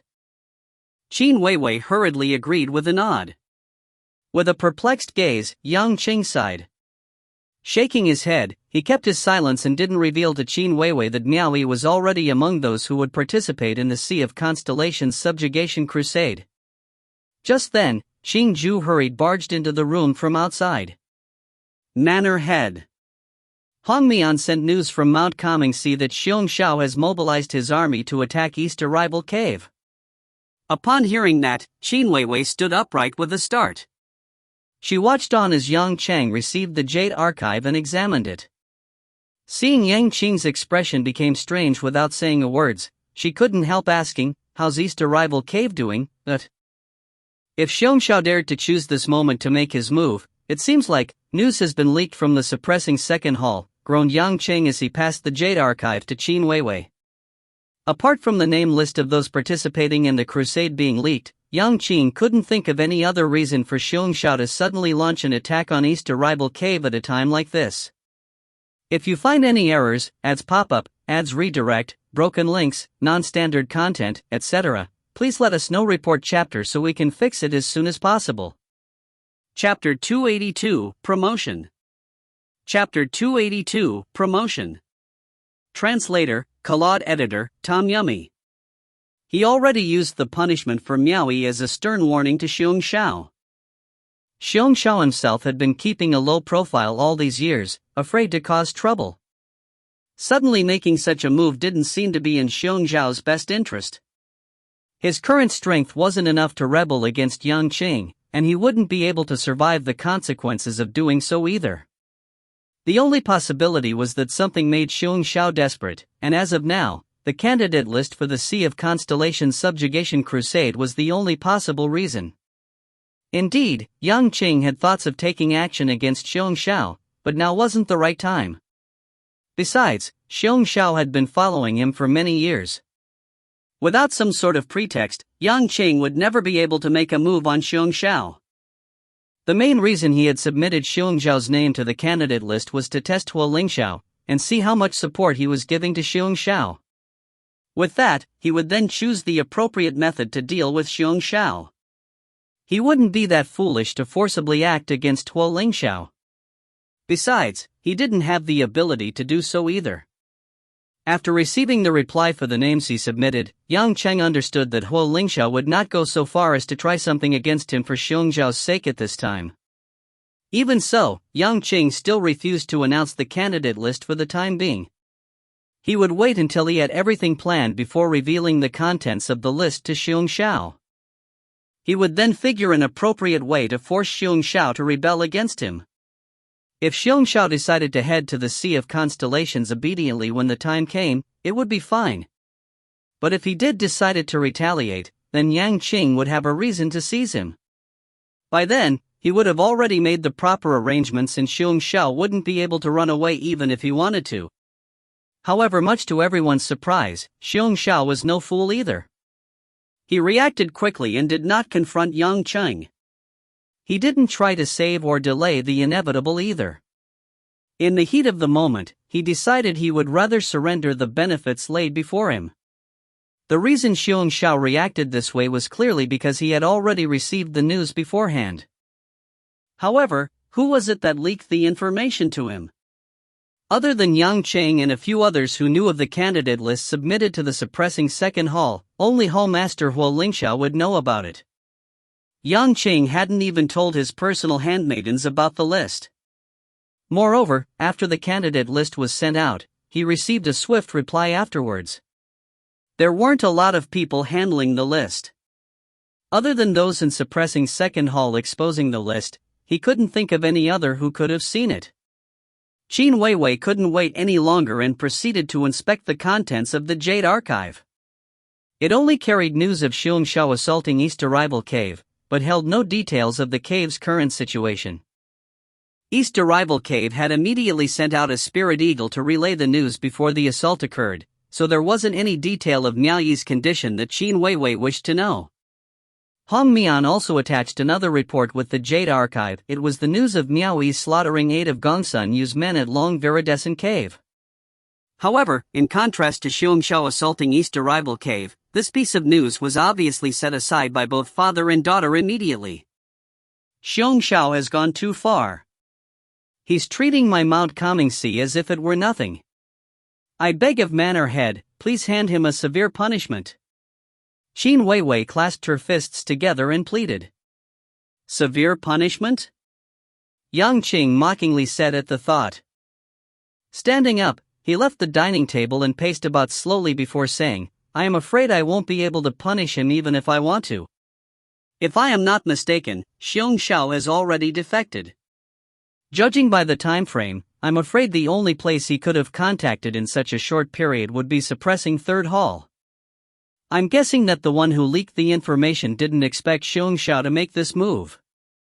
That person might become angry from this embarrassment.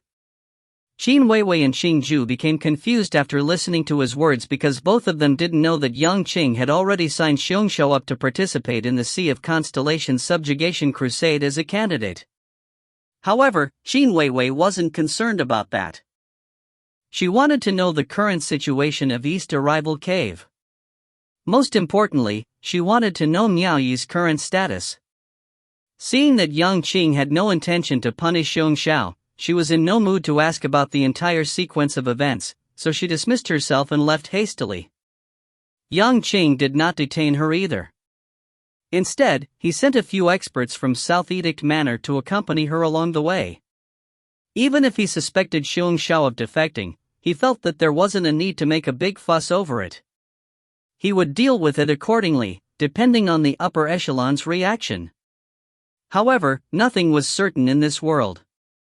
It was completely possible that Xiong Xiao would take desperate measures and strike a vicious blow at Qin Weiwei again, so he thought it would be safer to send out a few experts to protect her from harm. At the same time, Yang Cheng had another order for Qin Weiwei. Xiong Xiao was acting maliciously this time around. Yang Qing feared that East Arrival Cave would only be met with ill winds from now on. If Miao Yi did manage to survive, then he would reappoint him as the cave master of East Arrival Cave, but Yang Qing would not send out any troops for Miao Yi. Miao Yi would have to think of another way to solve his problem. Currently, they didn't have any news about whether Miao Yi was dead or alive. Qin Weiwei couldn't believe that Yang Qing still had the time to be concerned about Miao Yi's position right now. She clenched her pearly whites and acknowledged the orders before turning to leave. Just then, Miao Yi had already taken Luo Shuangfei with him and fled to Mount Comingxi. Along the way he bumped into Hong Mian, who breathed a sigh of relief after seeing Miao Yi unharmed. After being briefed on the situation at East Arrival Cave, she then relayed the information back to South Edict Manor. Miao Yi managed to find the disciples of the School of Blue Jade at Mount Comingxi and made them immediately think of a way to contact Tong Renmei of the School of Blue Jade, as he was in dire need of men, Meanwhile, Tu Sanliang and the others who had been pursuing Miao Yi stopped their chase when they reached the borders of Mount Comingxi. Would they dare assault Mount Comingxi just because of Miao Yi? They didn't have the guts to do so. What made them even more bewildered was that they had completely lost contact with their mountain chieftain Xiong Xiao. How could this be? What should they do next? In that instant, they were completely confused. Suppressing third hall, Xiong Xiao brought his two handmaidens with him to the gates of the hall after a hurried, arduous non-stop journey. He was feeling quite anxious. After a while, the handmaiden Fei Yun serving under the hall master gradually approached them with a smile and said, "The hall master requested for you. Please come with me." "I am sorry to have troubled you," replied Xiong Xiao with an unusual respectful tone. He turned back to instruct Xia He and Xiuyu, "Wait for me here." "Yes." The ladies were as nervous as he was when they gave their reply. They remained outside without the daring to move around and watched as Xiong Xiao obediently followed Fei Yun. On reaching the main hall at the rear of the chamber, Xiong Xiao could see Wu Menglan seated demurely without paying attention to him. She was looking at a jade archive in her hand. Xiong Xiao's chest tightened. He quickly went up and paid his respects. Xiong Xiao was honored to see the hallmaster. Wu Menglan continued to stare at the jade archive in her hand and casually asked, "Are you that Xiong Xiao who went to Thriving 10,000 Manor and tricked Lu Jingtian into dispatching his troops?" Xiong Xiao shot a glance at her. He didn't think that this woman would mention this, so he nervously replied, "Yes." Wu Menglan glanced at him and sneered, "Such audacity. You have offended my suppressing third hall, and now you have the guts to surrender to me. Do you think suppressing third hall is such easy game?" Xiong Xiao was already extremely nervous, yet he managed to summon enough courage to reply, "Hall master. We were serving different masters back then. I received strict orders from above and did not dare defy them. Now that I have surrendered myself to you, I will certainly serve you with my life. That is indeed music to my ears. Wu Menglan put down the jade archive in her hand and continued asking, Yang Qing has treated you well, and yet you can still betray him. Today you surrendered yourself to me, but can you guarantee that you will never betray me in the future? Just because he signed your name up for the Sea of Constellations subjugation crusade, you betrayed him. There's no such situation in the world of cultivation where leaders will never send out their underlings to fight to their death. If everyone were like you, a man who dishonors his lord, how could I dare to take you in? Paul Master. If it was just asking me to head the Sea of Constellations, I would not bear any hatred in my heart. Back then, I risked my life for Yang Qing and fearlessly leapt into danger at the thriving 10,000 manor. How does that make me a cowardly person who clings to life, fearing death, said Xiong Xiao with a sorrowful face, before letting out a long sigh. He was well aware of the fact that whether the hall master would be satisfied with his answer would determine his fate. He shook his head helplessly and continued, I didn't want to betray Yang Qing. My betrayal has nothing to do with how he treated me, and it has nothing to do with sending me to the Sea of Constellations. Even if he mistreated me a little, I would not go on to the point of betraying him. In reality, Yang Cheng is small-minded and he couldn't tolerate me anymore, so he deliberately planned and put me in a place of danger and death. No matter what I do, even if I leap over a boiling cauldron or a blazing fire for him, he still desires to harm me. Why should I risk my life for such a person? I betrayed him because I was driven to desperation. Wu Menglan replied, Oh? Driven to desperation?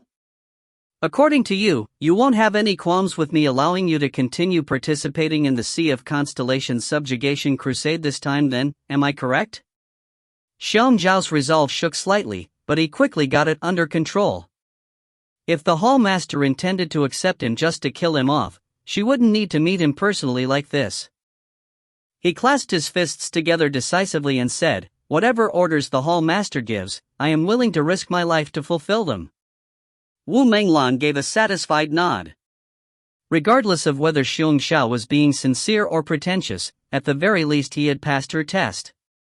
That was enough to satisfy her. Go to thriving 10,000 manor. Wu Menglan's sudden order took Xiong Xiao by surprise. He initially wanted to seek refuge with manor head Zhao Mu at Surging Waves Manor, but now he was being told to head to thriving 10,000 manor instead. There was enmity between him and Lu Jingtian, the manor head of thriving 10,000 manor. Wouldn't this put him on the block?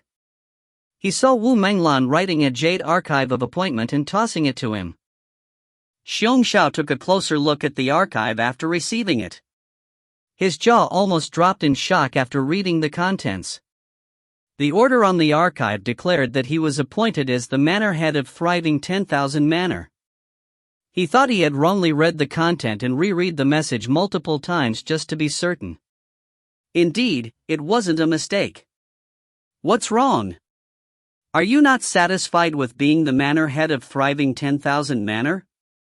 Perhaps you also want me to offer my position as hall master to you? Wu Menglan coldly asked. Xiong Xiao came back to his senses immediately and hastily waved his hands in fervently, I dare not think of it. I pledge to serve hall master with my life. Wu Menglan cocked her head at handmaiden Fei Yin standing by her side and said, Go, and personally escort Xiong Xiao to thriving 10,000 manor to assume his position. Lu Jingtian has repeatedly suffered many losses at the hands of Yang Qing. That position is no longer suitable for him. Tell him to come to suppressing third hall. Yes. Fei Yun complied. Xiong Zhao's eyes constantly flickered. She had revealed too many hidden meanings within her words. Could it be that she was intentionally giving him a platform that would allow him to face off against Yang Cheng? Wu Menglan wasn't interested in listening to Xiong Zhao's nonsense any longer. She made him write an issue of surrender as proof and then signaled for him to stand down with her hand. She then turned to write another jade archive before handing both the archive and the issue of surrender over to her handmaiden Fei Wu. Give this to advisor Liao. Let him go to the suppressing second hall and take these to Huo Lingxiao, so that he knows that Xiong Xiao has already surrendered to me. Yes. Fei Wu took the items and left. Just then, a teasing smile curled on the corner of Wu Minglan's lips. She wondered what kind of expression Huo Lingxiao would make after seeing those items. Xiong Xiao was overcome with joy as he crossed the palace gates to see both of his trembling personal handmaidens waiting for him. He almost let out a burst of laughter in front of them. This outcome had completely taken him by surprise. He initially thought that surrendering would be a loss as he would never be charged with 2 mountains under Jiaomu. Unbeknownst to him, good things came when he least expected it. With this turn of events, he actually became the manor head of thriving 10,000 manor, suddenly becoming an individual of the same status as Yang Qing. Becoming a manor head had always been his dream. The surprise that came from surrendering himself was way out of his expectations. It was simply an extraordinarily fortuitous encounter. He never would have dreamed of such a thing. This was truly a situation where a change would make one's life better. Despite already knowing of her intent in appointing him as manor head of thriving 10,000 manor from Wu Minglan herself, he didn't mind it at all. With the resources of the manor under his grasp and suppressing Third Hall as his pillar of support, there was no longer a need to fear Yang Qing anymore. If you find any errors, ads pop up, ads redirect, broken links, non-standard content, etc., please let us know. Report chapter so we can fix it as soon as possible. Chapter 283, Shocked Senseless. Chapter 283, Shocked Senseless. Translator, Claude Editor, Tom Yummy. The borders of Mount Kangxi were surrounded by a company of troops. Hong Mian had been told to stand guard, but she felt uneasy about the situation. In the end, she called upon a couple of guards to accompany her and went down the mountain. She confronted the troops and asked, "Are you here to invade Mount Kangxi?" Tu Sanliang and the others gazed at one another without uttering a single word. They saw Miao Yi and Luo Xuanfei, who had escaped from East Arrival Cave, standing beside Hong Mian, but no one dared to make a move. Most importantly, even if they were able to make a move, they still couldn't find the person to collect their reward from because Xiong Xiao was nowhere to be found. They could neither leave nor stay. All of them whined in their hearts, "What the hell is Mountain Chieftain Xiong Xiao doing? Such an important matter is not to be trifled with. Elder Auntie, please allow me to approach them and ascertain their intentions." One of the disciples from the Sword Deviate sect residing at Mount Kangxi requested of Hong Mian. After Hong Mian gave a nod as consent, he swiftly mounted his dragon steed and darted down to face Tu Sanliang. He frowned and said, "Senior Brother Tuesday, are you all crazy? Perhaps you are unaware of who currently commands Mount Kangxi? How dare you come here and act rashly?" Tu Sanliang didn't know whether he should laugh or cry. He went on to explain his problem to the disciple. "Xiong Xiao has gone missing?" The disciple felt a bit strange when he heard this piece of information. However, he decided that he should give his advice to Tu Sanliang. There is nothing difficult about this matter. He will indefinitely return to where he came from, that being Mount Shaotai. However, you guys are not at Mount Shaotai waiting for Xiong Xiao's return, instead you came to Mount Kangxi to wait for him. Where is the logic in that? Are you trying to alert the troops from 2 manors and encircle us here? Tu Sanliang thought about it and the disciple's words made sense. After discussing with Lan Yi and the rest, they decided it was wise to return back to Mount Shaotai without caring whether they would be receiving orders from Xiong Xiao for the time being. Xiong Xiao is missing? Hong Mian became suspicious after receiving that bit of information from the disciple. Listening off to the side, Miao Yi felt it was a little odd. He wondered what kind of trick Xiong Xiao was trying to play this time. Half a day later, Qin Weiwei rushed back with several men from the South Edict Manor. When she saw Miao Yi unharmed, she let out a sigh of relief. When Hong Mian sent the other message to South Edict Manor, she was already en route here, so she was unaware of the current situation. For now, she would naturally ask Miao Yi about his situation. At the same time, she also informed him that the manor head had already decided to reinstate his position as the cave master of the East Arrival Cave. Then what about Yan Xiu? Asked Miao Yi in astonishment. Qin Weiwei said in all seriousness, East Arrival Cave has lost many of its troops. You still want me to reward him? Yan Xiu had followed Miao Yi for many years. Where there was contribution, there was also hard work. He had been loyal to him, especially during the time he had to go against the mountain chieftain. He also took the blame on behalf of Miao Yi. To dismiss him from the position as though it was nothing, that was a little overboard. Even though everyone knew that the real cave master of East Arrival Cave was Miao Yi, he still fought for the sake of Yan Xiu. In that regard, he turned towards Hong Mian and Lu Lu and smiled, Elder Auntie, Little Auntie. I would like to present my report to Mountain Chieftain privately. He didn't have the power to make them go away, so they glanced at Qin Weiwei for her reply. She gave them a nod, and they both stifled a smile as they went down. It was only then that Miao Yi got up and stood before Qin Weiwei. Acting love-struck, he said, well, Weiwei, aren't we friends? Qin Weiwei felt goosebumps rise on her body when she heard those words. However, she couldn't deny hearing it made her feel good. She nodded and replied, of course we are friends. Since we're friends, could you do me a favor privately, please? Miao Yi jovially asked. Qin Weiwei almost lost her patience. What kind of person is he? When he needs something, he'll treat you as a friend, but when he doesn't need anything, he will stay far away from you. She grit her teeth and asked, what is it? It is still about Yan Xiu. Miao Yi became serious and continued, I think Yan Xiu is more suitable as the cave master of Long Viridescent Cave than Gongsun Yu. You should really consider that.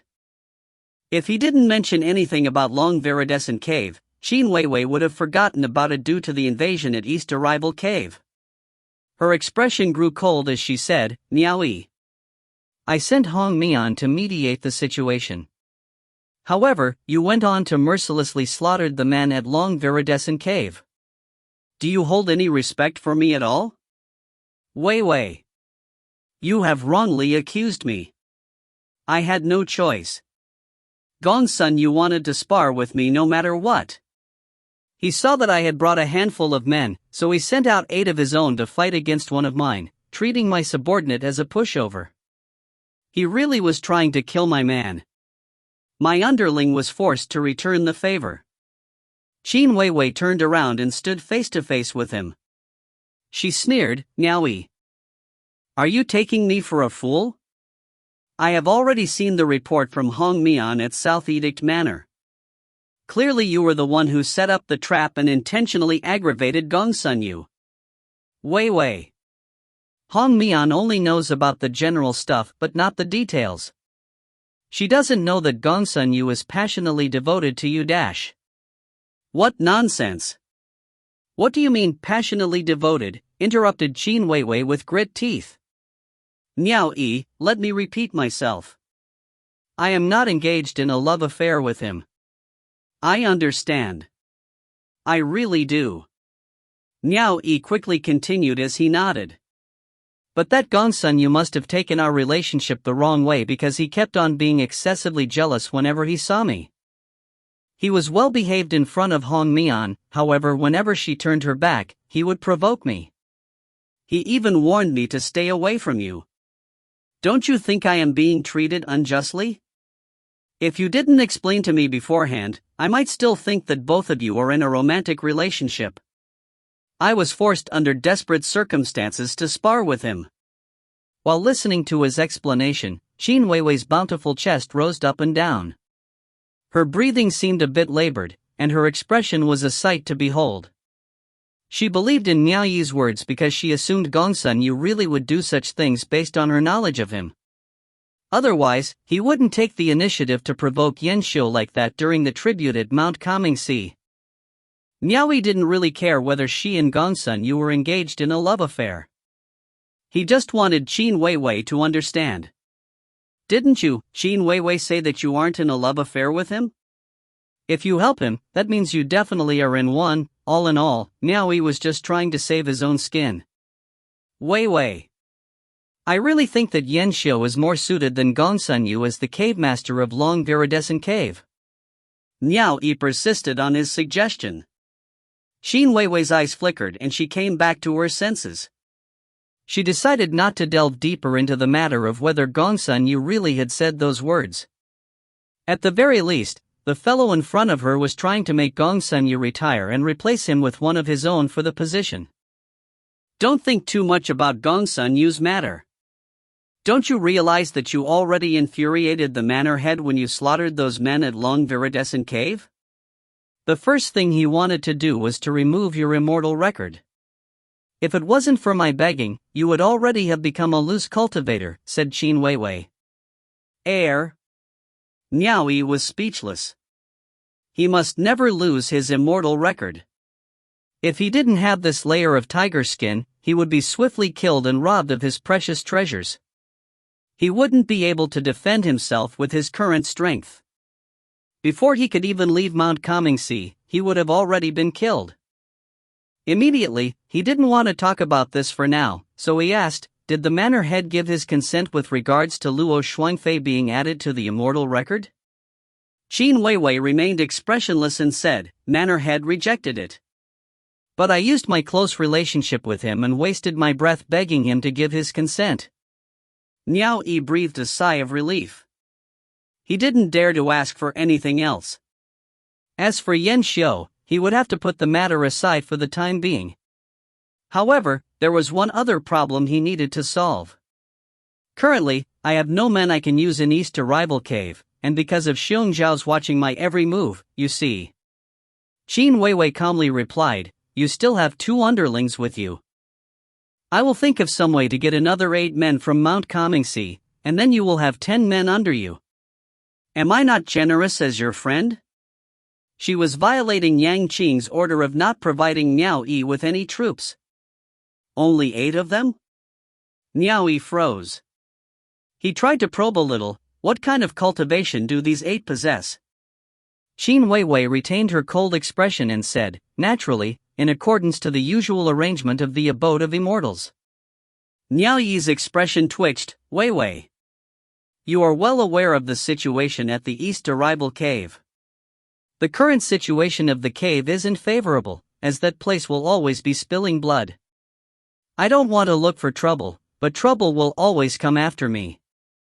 For instance, Ever Peace Manor and Thriving 10,000 Manor. I had no quarrel with them, yet when something happened, they will always come after East Arrival Cave. With that said, the usual arrangement for the abode of immortals will not cut it. Xin Weiwei sighed, you are also well aware of the situation at Mount Kangxi. Where in the world can I find so many experts for you? Miao Yi explained, what I meant is, I want to replenish the troops I have lost. If not, I would like to recruit 20 more people from the School of Blue Jade. Can you help me negotiate with the manor head? Xin Weiwei knew that this man had this sort of intention from the beginning. She sighed again, when the manor head wanted to remove your immortal record, it took me a lot of convincing to cover for you. When the manor head felt he had no choice but to transfer you to South Edict Manor and suspend you, it was I who covered for you again. I also fought in order to reinstate you as cave master. Moreover, when the manor head decided not to allow the loose cultivator to join the 2 manors, it was I again, who used my status as his daughter and begged him to give his consent. And now you want to recruit more men from the School of Blue Jade? I don't know what more I can say to beg the manor head for that. Miao Yi. Don't you think you are a tad too demanding? Miao Yi was embarrassed after she said it like that, and said in a meek voice, Weiwei. Aren't we friends? A friend in need is a friend indeed. He felt guilty uttering those words. Even he felt he was being a little too despicable. Xin Weiwei was silent for a while before she said in a determined voice, all right. I can help you, but how will you return the favor? Miao Yi wanted to give a frivolous reply, but before he could, Xin Weiwei quickly added on, I don't want to hear any lip service from you. Miao Yi was speechless. He could only inquire further, What kind of favor do you desire from me? Qin Weiwei turned to face the long table and sat down. She placed her hands on the table and eyed him. The last time we met, didn't you say that you want to devote your heart to me? Miao Yi chuckled. I meant that as a joke. Qin Weiwei shook her head, but I took it seriously then.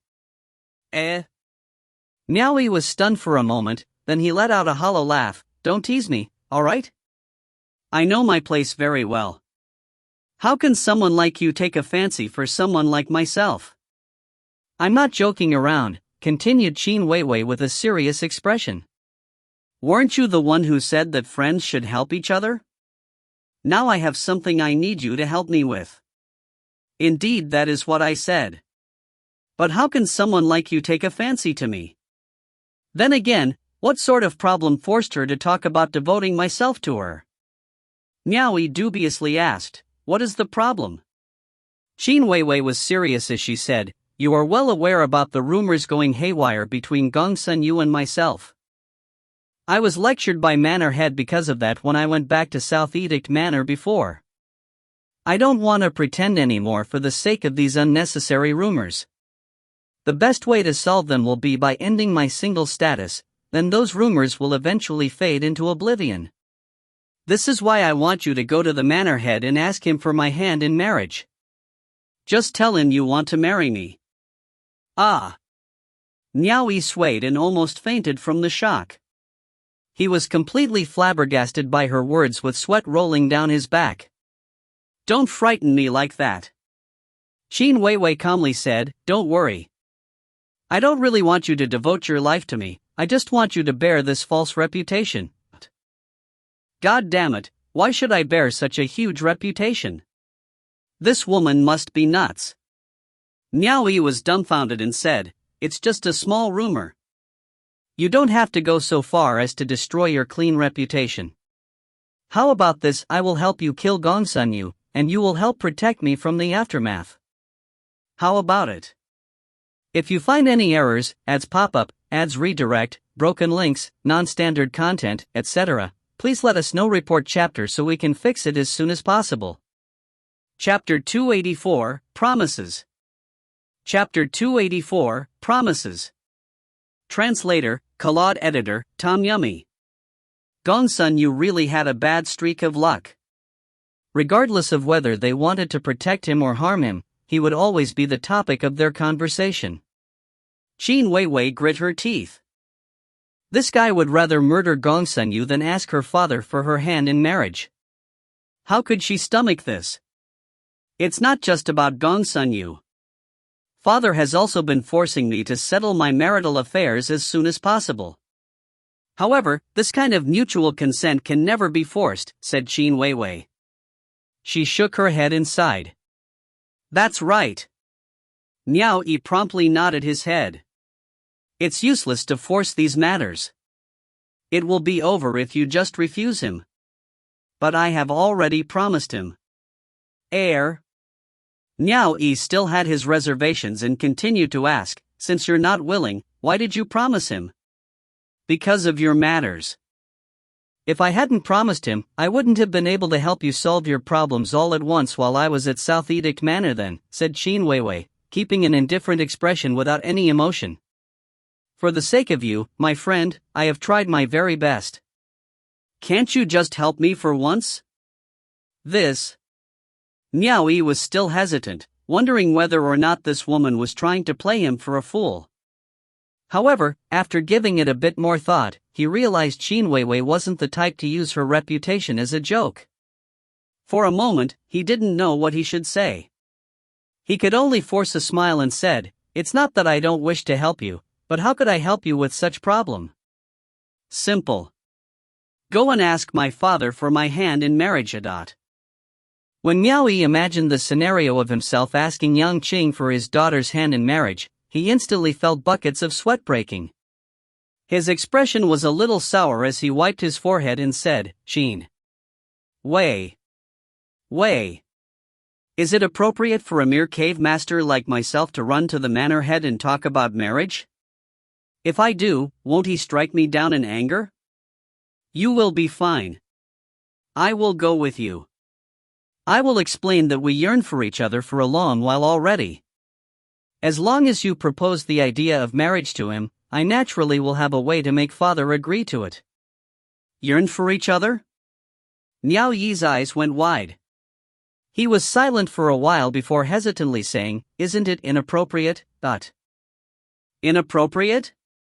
I already made a promise to father about my marital matters just to solve your problems. This happened because of you, and now you don't want to help me? Does that mean that I should go find a random guy to marry just because of your problems? I do wish to help you, but this sort of matter. I don't care about myself, but I fear this will besmirch your reputation. Think about it. If you and I carry a status like that, how will you marry in the future? You don't have to worry about that. If I truly meet someone I like one day, I will explain my reasons to him. Explain? Will you be able to explain your reasons properly?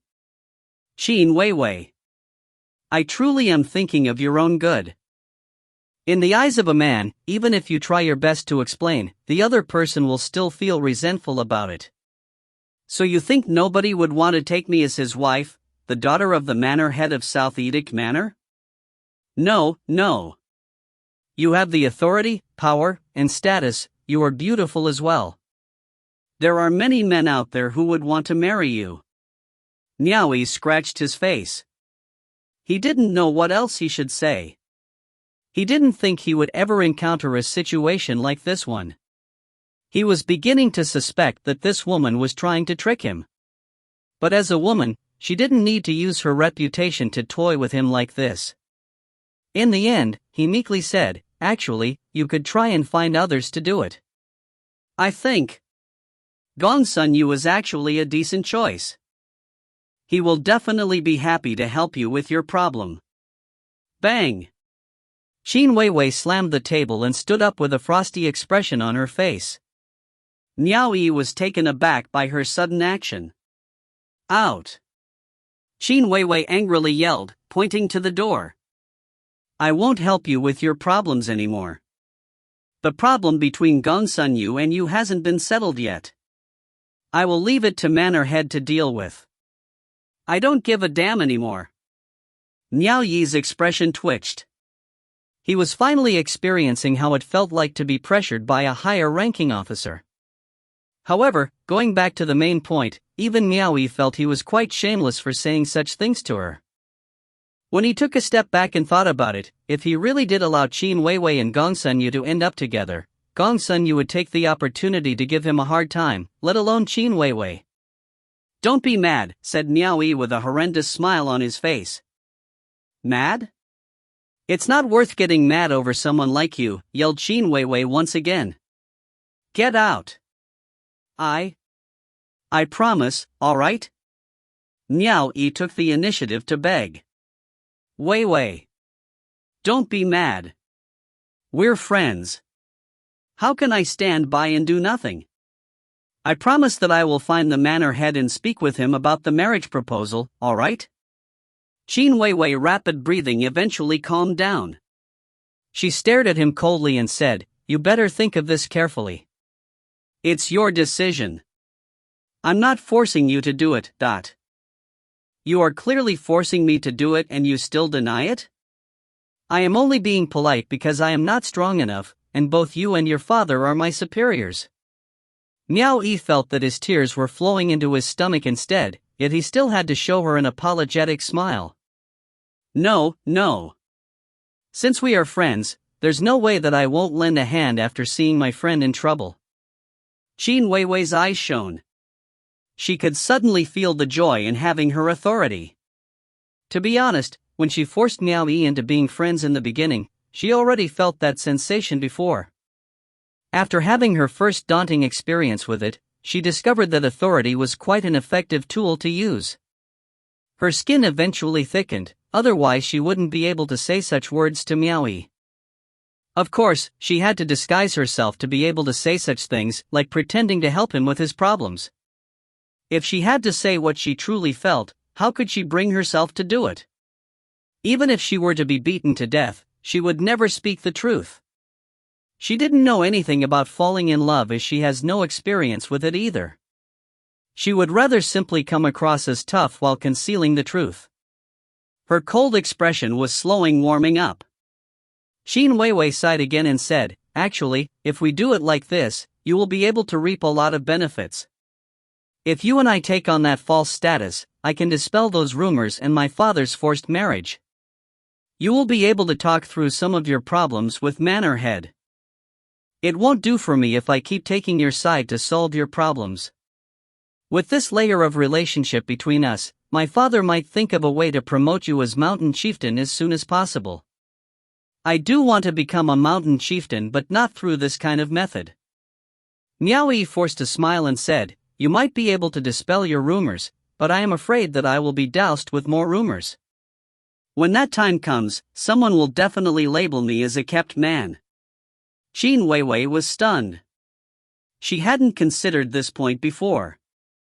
When she considered them being together, it didn't seem like there were any disadvantage for Miao Yi. After thinking about it for a moment, it would indeed be a little too much for a man to bear such reputation. It seemed that her status and background were not as much of an advantage as she initially thought. A flash of regret visible past her eyes. Miao Yi was not really concerned about reputations and the like. As a person who grew up in a street as a filthy butcher, he was already used to being despised by others. Now all he was worrying about was how he should tell Yang Qing of the marriage proposal. Gazing out the window, he asked, "If I really take up that status, does that mean I have to stay in Mount Comingxi in the future?" Shan Weiwei replied a little awkwardly. "Sure." "Ah. That's unfortunate," Miao Yi sighed. "What do you mean by that?" Shan Weiwei asked in turn. "Were you thinking of staying in the same room with me? I want to." Miao Yi's gaze flew from the window to Shan Weiwei's pretty face, then darted to her purred bosoms. He let out a hollow laugh and said, "Unfortunately, this is all an act. It is too bad that we would be couples in name only. Others may think that I really do have a beautiful wife." Shan Weiwei stayed calm and replied, "Oh. Do you want to seriously court me then?" Miao Yi teased, "My dear mountain chieftain is so beautiful. Any man would wish to court you." Shan Weiwei coldly replied, "I will not stop you. If you have the balls for it, then why don't you try it? Maybe I won't refuse." Cough. Cough. Letting out 2 dry coughs, Miao Yi's expression turned awkward as he thought, "This woman is very certain that I don't the guts to touch her." To be honest, he really did desire courting Shan Weiwei. If he actually took on that status with such a beautiful woman beside him, he would desire to become intimate with her just as any other men would. Having said that, there was nothing he could do as he worked under her father's command. If he angered Yang Qing, he could very easily be turned into a loose cultivator with just a single kick. Forcing himself on Shan Weiwei was like taking his bright future as a joke. He couldn't afford that. Furthermore, he wasn't perverted enough to go on such a desperate route yet. In the suppressing second hall, advisor Liao Busheng from suppressing third hall silently waited beside Wu Lingxiao, after delivering the archive to him under Wu Menglan's orders. Wu Lingxiao sat there with an arm resting on the tea table, impassively studying the contents of the Jade archive. Liao Busheng kept on observing Wu Lingxiao, but there was hardly any reaction on his face. After he was done reading through the contents of the Jade archive, Wu Lingxiao put it down and tilted his head upwards with a smile. "I never expected Wu Menglan to be this interested in my subordinate. Go back and inform her, there are many men who are stronger than Xiong Xiao in suppressing second hall. If she still wants one that badly, I can personally handpick some for her and I can assure that she will not be disappointed." Liao Busheng's expression twisted slightly. This was an insult to his hall master, but as he was alone, he dared not act recklessly. He could only mutter, "Farewell." Wu Lingxiao raised his hand slightly and responded, "See yourself out." After Liao Busheng flew off, Wu Lingxiao's expression gradually became grim. Suddenly, his transcendence energy began surging. Bang! Bang! Bang! A number of explosions rang out, and several items inside the room were pulverized. Yu Tian and Lu Xing's faces paled from fright as they glanced around the room. Sweeping his sleeves, he blew dusts from the exploded items outside. Huo Lingxiao then scornfully laughed, "Well done, Xiong Xiao. You have quite the pair on you. How dare you ridicule me like this? I guess you have a death wish." Yang Cheng was right. The reason Xiong Xiao's name had been leaked from the list was because of Huo Lingxiao. Of course, how could a hall master do such a thing that could easily go wrong? Naturally, he wanted to somehow reveal the list to Xiong Xiao so that he would be able to understand the good intention the hall master had for him, as long as he was smart about it. The reason he did so was simple. He wanted to support someone who was equally powerful to Yang Qing and had the ability to keep him in check, while he supported Yang Qing at the same time. In case Yang Qing refused to obey him, he could use that person against him. The rules of the game did not dictate that problems could be only solved with those who have higher cultivation base. The most important thing was whether they were intelligent or not. During the battle between Yang Qing and Zhang Diqing, Xiong Xiao had performed remarkably, which was why Huo Lingxiao had taken a fancy to him. When Yang Qing delivered the candidate list to him, it was obvious that he, as the hall master, shouldn't show an obvious bias towards Xiong Xiao. On the surface, he did not cross out Xiong Xiao's name, but he allowed someone else to reveal the list to Xiong Xiao. The reason he did this was to see whether Xiong Xiao had the ability to contend with Yang Qing. If he showed some ability, the candidate list could always be altered at the very last minute. Surprisingly, Xiong Xiao was not a fool either. He felt that the support hall master had given to him was too weak. Moreover, he was more knowledgeable of Yang Qing's shrewdness than the hall master was, and he knew that the hall master was simply using his life as a chess piece to his game, without regards to his life or death.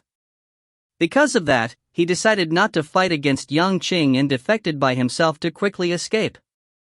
If you find any errors, ads pop up, ads redirect, broken links, non-standard content, etc., please let us know. Report chapter so we can fix it as soon as possible. Chapter 285, Proposal. Chapter 285, Proposal. Translator, Claude Editor, Tom Yummy. Walking in large strides, Wu Lingxiao intended on going to thriving 10,000 manor personally, but in the end, he stopped after he stepped towards the door. With his current cultivation, killing Xiong Xiao wouldn't be a problem.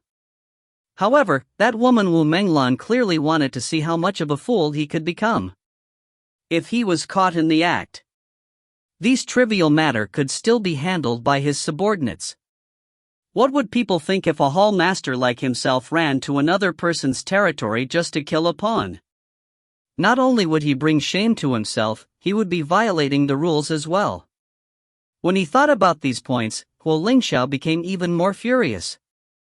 Xiong Xiao had been certain that he wouldn't dare to act recklessly like this. Filled with pent-up anger, Huo Lingxiao produced a piece of jade archive with a flip of his hand and invoked his arts to swiftly scribble something down. He tossed the archive at Yu Tian and said with a grim expression, "Deliver it to Yang Qing. Tell him to give me an explanation." Yes. Tian Yu acknowledged the order and left. Inside a pavilion, on the mountain peak of South Edict Manor, Yang Qing had a solemn expression on his face after receiving the message from suppressing Second Hall. Xiong Xiao actually became the manor head of thriving 10,000 manor after defecting to suppressing Third Hall? In the Jade Archive, Huo Lingxiao didn't hold back at all as he reprimanded Yang Qing, and questioned the way Yang Qing supervised his subordinate. If Yang Qing's handling of the matter continued to be unsatisfactory, the hall master would give his position to someone else. The contents seemed to treat Yang Qing more like a dog in a manger. It was Huo Lingxiao himself who suffered losses after trying to take advantage of me. Yet now you wish to put the blame on me? This is simply ridiculous. Yang Qing scoffed. Such words could only be said behind his back. He had to give Huo Lingxiao an explanation. Who could possibly prove that the hall master had a connection to this matter? In due time, everyone would only know that the defector had escaped under Yang Qing's watch, and it was Yang Qing who hadn't supervised him properly. Most importantly, leaning against the parapet, Yang Qing gazed icily at the boundless mountain range from on high. The mountain chieftain who defected under his watch had become a manor head. He would be the butt of jokes if word of this got out. What would the other mountain chieftains under him think of that in the future? Would they also defect if they were ever in trouble? If so, how would he be able to manage the two manors from then on? When the other names of those who would be participating in the Sea of Constellations subjugation crusade was announced, everyone would follow in Xiong Zhao's footsteps. What would he do when he couldn't even send out the people he signed up? Manor head of thriving 10,000 manor? Xiong Xiao, are you trying to pit your strength against mine? Yang Qing murmured to himself. A flicker of uncertainty glinted in his eyes. Just then, Qing Zhu's voice rang out from behind, Manor Head. Miss and Miao Yi have arrived, Whom? Yang Qing turned his head around and frowned. Why did they come together? He raised his hand, gesturing for them to be allowed inside. Then, went back to take his seat. After a while, Qin Weiwei and Miao Yi came in together and greeted the manor head together. Yang Qing swept his gaze over their faces. He clearly noticed that Miao Yi was very nervous. In fact, Miao Yi's eyes were darting all over the place, trying to avoid meeting his eyes. Yang Qing was instantly suspicious of him. Ha. Miao Yi. We haven't seen each other for years. Yang Qing gazed at both of them before he continued to say, Why did you two come together? Is there a problem? Qin Weiwei remained silent. She tilted her head slightly and shot a glance at Miao Yi. Miao Yi's forehead began to sweat bullets. He came specifically to make a marriage proposal to Yang Qing. Despite already preparing himself mentally for this situation, he realized that after meeting Yang Qing face to face, the pressure he felt was extraordinary. It was enough to make him want to flee from the scene. Yet he was already here. All he could do now was to summon his courage and present a beautiful gift box tied with a big red bow from his storage ring. He presented the box with both his hands and said, A small token of our appreciation for you. What do you mean by a small token of appreciation? Qin Weiwei grit her teeth in anger. This is clearly a betrothal gift for the proposal, and it was I who prepared it for you. Unfortunately, she couldn't say these things on behalf of Miao Yi to her father. Qin Weiwei had already mentioned that the gift was prepared for the sake of pretending. Naturally, she couldn't allow Miao Yi, who just arrived here, to help her prepare the betrothal gift. What kind of gift needs you to go through such great lengths to make it so fancy? Yang Qing chuckled as he raised his hand. From her place beside him, Qing Zhu grinned and walked over to Miao Yi to take the gift from him. Miao Yi was sweating bullets. He lowered his head and weakly said, It is a betrothal gift. I intend to ask Manor Head about a proposal, a marriage proposal. I wish to marry Qin Weiwei. His voice was so weak that almost no one heard it. Fortunately, they weren't just any ordinary people, their hearing was extraordinarily sharp. Qin Weiwei gave him a fierce glare. Why are you making a marriage proposal with such a soft voice? You aren't a thief. However, she was beginning to grow nervous just like Miao Yi. Betrothal gift? Marriage proposal? Marry Qin Weiwei? The pavilion was immediately silent. The only sound they could hear was the occasional breeze blowing in. The landscape was painted with the greenery of the mountains and the river, whilst the clear sky was flecked with white clouds. The smile on Yang Qing's face had instantly frozen. Qin Zhu had done the same as well. Her movement froze as she was handing the gift to Yang Qing. Both handmaidens and master focused their gaze at the big red bow on top of the gift box and finally realized that this was actually a betrothal gift. No wonder the gift box looked extravagant.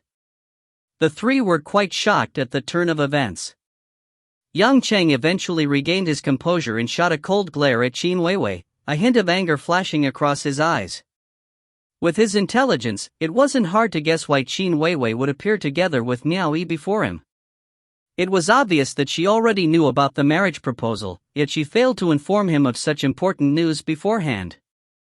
This was unacceptable. Qin Weiwei was flushed red as she slowly lowered her head as well. She did not dare to look Yang Qing in the eyes. Bang! Yang Qing abruptly slammed the table and stood up, shocking everyone back to their senses. Qing Mei and Cheng Ju quickly turned their attention to Miao Yi and Qin Weiwei. Miao Yi bowed his head even more, while Weiwei raised her head up and looked at Yang Qing with courageous and determined eyes, as if unwilling to yield to him. Cheng Ju held the betrothal gift in her hands, not knowing whether she should continue delivering the gift to Yang Qing or not. Yang Qing finally realized what it meant by "you can't keep a grown woman home" when he saw his daughter's gaze. She was already beginning to side with an outsider rather than with him. He didn't think that she would come with a man to discuss a marriage proposal together. She didn't have to do it like this, right? Regardless of how he had predicted Qin Weiwei's feeling for Miao Yi, and however much he wanted her to marry someone, the moment had finally come. But when the time came, he didn't feel right about it, as Miao Yi wasn't the son-in-law he preferred. In the end, Yang Cheng wasn't a match for Qin Weiwei's determined gaze. He slowly moved his gaze to Miao Yi, who still had his head lowered, and calmly said, "Miao Yi, what did you say just now? I didn't hear it clearly. Lift up your head and repeat it once more." Miao Yi silently cursed inside. "There's no way you didn't hear what I said just now. Why the furious anger when you didn't even hear it clearly? It's weird. I came to act my part, came to help for the sake of happiness, and I haven't done anything wrong. What am I afraid of?" Miao Yi calmed down and lifted his head up. Clasping his fists together in a dignified manner, he said, "I came to make a marriage proposal to Manor Head. I wish to marry your daughter Qin Weiwei. And you dare speak of it so loudly?" Yang Qing was furious. He wanted to ask Miao Yi, "What right do you have to marry my daughter?" However, when he saw the determination in Qin Weiwei's eyes, Yang Qing let out a sigh in his heart. He couldn't hold it against them. Instead, he slowly let out a smile on his face and picked up the betrothal gift from Qing Ju's hands. Then he beamed and asked, "Is this the betrothal gift?" "Yes." Miao Yi awkwardly replied. "Great. I will accept this gift," replied Yang Qing as he placed the dowry on the tea table at his side. "That's all?" Miao Yi was surprised by the response. Qin Weiwei's determined gaze began to soften up. In her surprise, she gradually showed an embarrassed expression on her face and thought, "If father accepted the dowry, this means that he has agreed to the marriage." She then subtly turned her head to the dumbfounded Miao Yi and urged him to give a response. Miao Yi came back to his senses and quickly responded by clasping his fists together. "Thank you, Manor Head, for fulfilling our wishes." Yang Cheng chuckled as he waved his hand. "Cheng Ju, bring Weiwei with you and head down. I want to have a private talk with my future son-in-law." This wasn't the first day Cheng Ju had been with Yang Qing, so she understood his behavior quite well. Agreeing to this matter with such ease didn't seem to fit Yang Qing's style. Moreover, he had been adamant against Qin Weiwei and Miao Yi being together. A faint glint of concern flashed across Cheng Ju's eyes, yet she managed to maintain a cheery expression on her face. She walked over to Qin Weiwei and hooked onto her arm, easily dragging the shy woman along with her. Yang Qing slowly walked towards the railings of the pavilion, staring at the shadow of the mountain that was drifting away from him. He then turned around to face Miao Yi and extended his arm with a grin. "Let's sit down and talk." Miao Yi was well aware that he didn't have the rights to sit or stand at the same level as Yang Qing, and simply responded, "I am fine like this." Yang Qing did not persist further. Miao Yi did not sit down, so he didn't either. It seemed like he already casted aside the matter of the marriage proposal from his mind, and didn't say another word of it. Instead, he casually took out the jade archive that he received from Huo Lingxiao, and without any hesitation, said, "This is news the hall master sent to me. Take a look." Miao Yi was slightly dubious. Was it appropriate to look at the archive sent by the hall master? With a nod of approval from Yang Qing, he then took the archive from his hand and examined the contents. He was shocked when he saw it. Miao Yi almost lost his voice as he cried out, "Xiong Xiao has become the manor head of the thriving 10,000 manor?" He couldn't stop himself from expressing his surprise at this new information. A tiger had set itself closer to him, and he feared that he wouldn't be able to sleep or eat well in the future. "You have seen the reprimand that the hall master has given to me." Yang Qing walked along the side of the railing with hands clasped behind his back. Miao Yi was following from behind with a frown on his face, when Yang Qing continued, "I must also share the blame for the feud that has been going on between you and Xiong Xiao. With things going to this point, it would have been fine to only let Miao Yi be aware of the situation." However, Yang Qing threw out another news that would stun Miao Yi by mentioning, "The candidate list of the Sea of Constellations Subjugation Crusade for the two manors has your name on it." Miao Yi was flabbergasted. He had been to the Sea of Constellations before, and he already knew that place was full of danger before he could go in deeper. If he hadn't met Yao Ruoxian, he might not have been able to come back alive. Manor head. Did you try to add my name to the list just because of the marriage proposal? This matter concerned his life. Miao Yi couldn't help becoming desperate. Yang Qing could only shoot a glance at him when faced with such accusations. However, he wasn't angry. He waved his hand and said, "You are thinking too much. The list already contained your name even before you came here. It wasn't I who added your name into the candidate list. Speaking of which, I wish to ask you, did you ever offend the hallmaster?" Offend the hallmaster? Miao Yi was surprised. How did that develop into this? Originally, the candidate list I sent didn't have your name on it. However, the hallmaster personally crossed out one of the names and added yours instead. I was surprised by this. If you did not offend the hallmaster, then why would he add your name for no reason at all? Yang Qing turned to ask Miao Yi. This? Miao Yi was shocked. This is impossible. I have never seen hallmaster before. How did I even offend him? Based on those words, Miao Yi suspected that Yang Qing was perhaps trying to deceive him. See for yourself. Yang Qing flipped his hand over and handed a jade archive to him. Miao Yi took the archive and looked at the contents. He realized that this was actually the candidate list of the Sea of Constellations Subjugation Crusade. Inside, there were 4 names, including Xiong Xiao's. Of course, his own name was in there as well. However, Miao Yi's name had obviously been added to the list after one of the names was crossed out. If you find any errors, ads pop-up, ads redirect, broken links, non-standard content, etc., please let us know. Report chapter so we can fix it as soon as possible. Chapter 286, Promoted to Mountain Chieftain. Chapter 286, Promoted to Mountain Chieftain. Translator, Claude Editor, Tom Yummy. Faced with the facts, Miao Yi had nothing to say. Yang Qing didn't have the time to forge the candidate list that he had shown to him on the spot. Moreover, it was impossible for him to replicate another copy and alter the names for the hall master to see. Only hall master and I know of this list. As of this moment, you are the third person to know.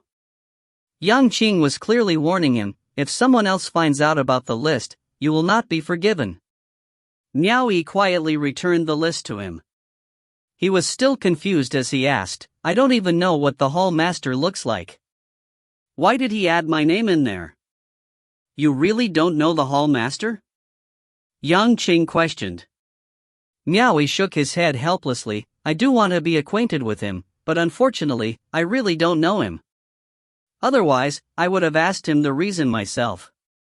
Typically, Blue Lotus cultivators participate in the Sea of Constellations Subjugation Crusade. Why throw me, a White Lotus cultivator, in there? Isn't this trying just thrusting me into danger? Miao Yi didn't seem like he was telling a lie. Yang Cheng frowned and said, Now, that is strange. Why would he do that for no reason at all? Miao Yi abruptly cocked his head upwards and asked, "Manor head. Could it be because of then when Hall Master met with Xiong Xiao but didn't meet with me after summoning us? Did he added my name when he saw that only Xiong Xiao was added to the list? That might be possible if you put it that way, but..." Yang Qing shook his head and muttered, "But what is the point of doing that? It doesn't make sense at all." Miao Yi had some guesses in mind. The only thing that could have offended the hall master was plucking of the sprig from the plum garden. After that, the hall master called for Xiong Xiao and not him. He did feel the situation was odd at that time, and now all of a sudden, his name had appeared on the candidate list. When he added 2 and 2 together, he finally realized, that dirty dog. Xiao Yizhu must have reported me to his superiors. He better wish I don't meet him again next time. Both of them continued discussing this matter. Yang Qing purposely did not mention the marriage proposal again to him. Miao Yi could not help himself letting out a helpless laugh in his heart. The reason Yang Qing told him about Xiong Xiao becoming the manor head of thriving 10,000 manor was to make him understand, your situation is precarious. How can I allow you to marry my daughter in peace? But it was more apparent when he disclosed the candidate list to him, as if Yang Qing was saying, this matter was already decided by the hall master. Even I can't change that fact. I don't know if you will survive after joining the crusade. Is it appropriate to marry my daughter now? This matter concerned his daughter's marriage, and yet he did not even mention a word of it to him. This was simply too strange. Miao Yi wasn't a moron. It was clear to him that Yang Qing disapproved of their marriage, and he wanted him to take the initiative to back out from it. If he was still clueless, the discussion of marital affairs would take a turn for the worse. Speaking of this tactic, Miao Yi was very impressed by Yang Qing. He accepted the betrothal gift for the sake of appeasing Qin Weiwei first. Afterwards, he successfully sent Qin Weiwei away. Right now, he was indirectly pressuring Miao Yi to break off the marriage by Miao Yi's own will. He managed to manipulate both sides without displeasing either of them. Yang Qing. You managed to settle both sides, but Qin Weiwei will definitely direct her anger at me. You are ruthless. Yang Qing observed Miao Yi's reaction and knew that he understood his intentions. He couldn't help regarding him with an appreciative glance. He knew Miao Yi was a clever man, but he was definitely not suited for Weiwei. He would only bring harm to her should they end up together. Yang Qing knew he was being a little excessive in handling the matter this way. But as a father, he needed to take into consideration his daughter's marriage. He could not risk sending his daughter to the lion's den knowing how dangerous it was. Yang Qing took a deep breath, then looked at the betrothal gift on the tea table and pursed his lips. What is inside this box? I admit you are formidable, all right? Miao Yi almost forced out a bitter smile. Yang Qing knew that he understood the situation, and was now suggesting for him to take back the gift. Miao Yi cupped his fists together and said, to be honest with you, this betrothal gift was actually prepared by Mountain Chieftain Qin herself, because she said you have been pushing for her to get married. He took action and was completely honest in telling Yang Qing about Qin Weiwei making him act along with the marriage proposal seen together with her. This girl is a fool. Yang Qing scoffed. He glanced at Miao Yi for a moment. He was well aware that his daughter wanted the act to be real, but this guy was so dense that he couldn't even discern the truth. Yang Qing couldn't bring himself to impart the truth either.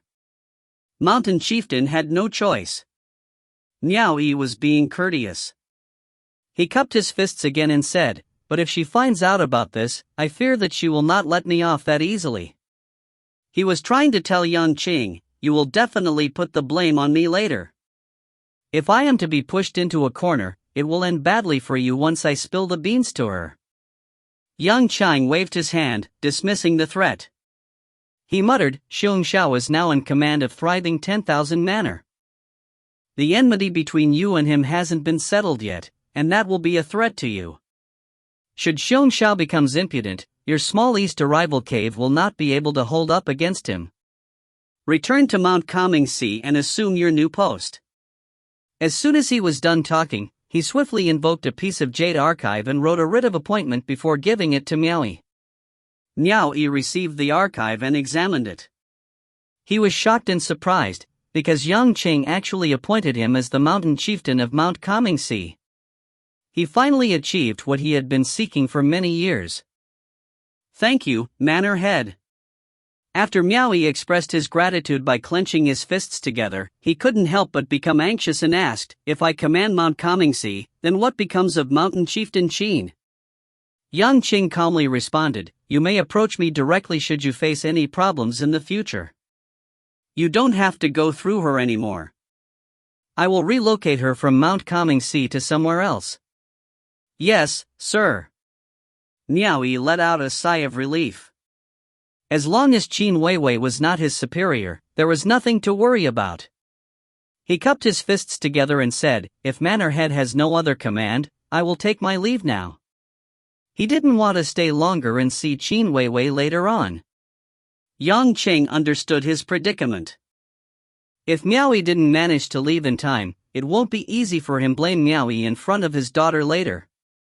He gave a nod to consent to his leave. Even though Xiong Xiao is very powerful, you have your own advantages as well. You will be going to the Sea of Constellations soon, and as they say, those who have nothing will fear no one. There are some things that Xiong Xiao will not dare do. However, if you do slip up a little dealing with him, I will simply punish you by sending you to the Sea of Constellations when the time comes. As long as it isn't too big of a ruckus, I will cover for you.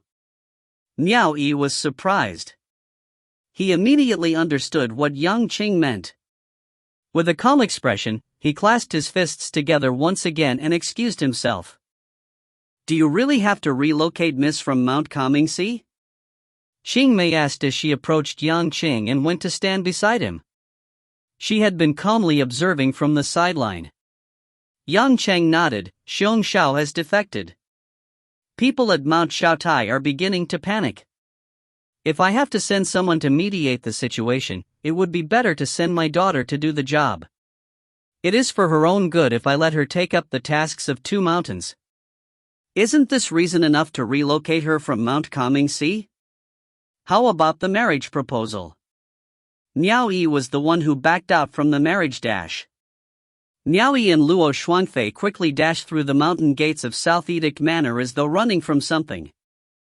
Luo Xuanfei noticed something was wrong with Miao Yi, so he asked, My lord, what happened to you? Nothing much. Just a little shaken up. Miao Yi chuckled. This was the second time his marriage proposal was rejected. The first was at the tofu store. His betrothal gift was immediately tossed out by Oldly, and he was verbally abused right after. Although the situation was much better this time around and it was all an act, he still felt a little shaken up, even though he was the one who wanted to back out from the proposal. Regardless of whether it was the Li family from the tofu store or Yang Qing, it was obvious that they thought less of him. They felt that he had no rights to marry their daughters. In reality, that might actually be the truth. What made him think that he was qualified to marry Yang Qing's daughter? Luo Xuanfei was curious, what happened? Miao Yi laughed, Manor Head has appointed me as the mountain chieftain of Mount Comingsi. Luo Xuanfei exclaimed, that's great news. Indeed. This will be my last time slaving myself for him. After this, I will owe him nothing. From now on, no one should think of controlling my destiny, otherwise they will have to answer to my inversed scale spear. Miao Yi suddenly faced the sky and let out a maniacal laugh. Yet his laughter seemed tinged with a depressed air. He wasn't a fool either. It really didn't feel good being exploited like this in real life. A mount was seen entering the territory of Mount Comingsi alone. This visitor was a familiar individual. It was none other than Cave Master Gongsun Yu of Long Viridescent Cave. The loss of troops at Long Viridescent Cave had to be replenished. This was the reason why he had come to seek Qin Weiwei's assistance. When Gongsun Yu found out that Qin Weiwei wasn't at Mount Comingsi, he became a little disappointed. However, he was pleasantly surprised after being informed by Hong Mian about East Arrival Cave. East Arrival Cave has been massacred by Xiong Zhao's troops? Gongsun Yu did not show his true feelings before Hong Mian, but in truth, he was bursting with laughter in his heart. Indeed, evil will always be punished. You deserve it, Miao Yi. Qin Weiwei wasn't around, so he decided to wait until she returned. He departed the main hall. Just as he was about to proceed to the guest room at the back of the mountain, he saw two mounts approaching quickly from a distance. At first he thought that it was Qin Weiwei returning, but after using his transcendence vision, he realized that it was Miao Yi and Luo Xuanfei instead. And so, Gongsun Yu firmly stood outside of the main hall. He waited for Miao Yi to close in before, cupping his fists together with a pained expression to say, "Brother Miao, I heard that East Arrival Cave has met with disaster. My deepest sympathies." Miao Yi gave him an odd look and smiled. "I guess Cave Master Gongsun is laughing on the inside right now, isn't it?" Gongsun Yu knew his strength was no match to Miao Yi. In any case, Miao Yi still had the hardy and dauntless Luo Xuanfei by his side. Even though Gongsun Yu was trying to mock him, he managed to keep a serious expression as he said, "Brother Miao is mistaken. As a comrade under the mountain chieftain, I am truly sad for your loss. I would be a fool if I believed you." Miao Yi chuckled. He reached out and patted Gongsun Yu's shoulder with an expression that seemed to be saying, "You are on your own now." Shaking his head, Miao Yi ascended the stairs. Gongsun Yu didn't know what Miao Yi meant by that, but he did notice that Luo Xuanfei was looking at him very strangely. He couldn't help but feel everywhere about his body and adjusting his clothes to check if anything was out of place. Cave Master Gongsun, how are the preparations going for the 200 low-grade orbs of will? You won't get away for not paying up. Luo Xuanfei sneered and swiftly followed Miao Yi from behind. After Miao Yi met up with Hong Mian, he borrowed a spirit eagle to deliver a message to East Arrival Cave and instructed Yan Xiu to bring Qin Er and Shui Er to Mount Comingxi. He didn't tell Hong Mian that he had already been promoted to the position of mountain chieftain because he would still need to make some arrangements with Qin Weiwei later on. However, he didn't want to see her, so the reason he called Yan Xiu over was to authorize him to carry out the transfer on his behalf. Afterwards, he met up with the disciples from the School of Blue Jade whom he had contacted before in Mount Comingxi. He intended to seek them out and request troops from them. However, these disciples weren't inexperienced fools. Miao Yi's troops often died before they could even reap any benefits from their battles, as he did not cherish his troops at all. Tong Renmei's response to his request was a little evasive. He said that he was still discussing this matter with the others. Miao Yi quickly wrote a jade archive stating that he had become the mountain chieftain of Mount Comingxi, and he was prepared to reward the support they had given to him all these years. He also stated that he required 20 Blue Lotus cultivators while attaching the meeting point in the archive. After releasing the eagle, Miao Yi took Luo Xuanfei with him and left Mount Comingxi in haste. If you find any errors, ads pop-up, ads redirect, broken links, non-standard content, etc., please let us know. Report chapter so we can fix it as soon as possible. Chapter 287, A Small Compensation. Chapter 287, A Small Compensation. Translator, Kalot Editor, Milk Biscuit. Half a day after Miao Yi had left Mount Comingxi, Qin Weiwei rushed to chase him down without a break, yet she was unable to catch sight of him. Miao Yi knew she would be coming for him, so he slipped away ahead of time. After learning of Miao Yi's promotion to mountain chieftain of Mount Comingxi, Hong Mian and Lu glanced at each other. While the relocation of their own mountain chieftain to Mount Shaotai was a good thing, they couldn't say a word of congratulations to Qin Weiwei, even when they were well aware of her relationship with Miao Yi. This was because they could tell something was wrong when they saw the desolate expression on Qin Weiwei's face. The one who was most shocked by the news was Gongsun Yu, who had been waiting for Qin Weiwei at Mount Comingxi. Miao Yi has become mountain chieftain of Mount Comingxi. Doesn't that mean I have become Miao Yi's subordinate? At that moment, he began to panic. He finally understood why Miao Yi and Luo Xuanfei had made strange faces at him. He gestured towards Qin Weiwei by clasping his fists together and said in an urgent tone, "Mountain Chieftain, you are well aware of the grudges between Miao Yi and me. If I become his subordinate, he will definitely crush me. I beg of you, please bring your humble servant with you to Mount Shaotai for your new post. I am willing to give you my loyal service." Qin Weiwei looked at him with mixed feelings.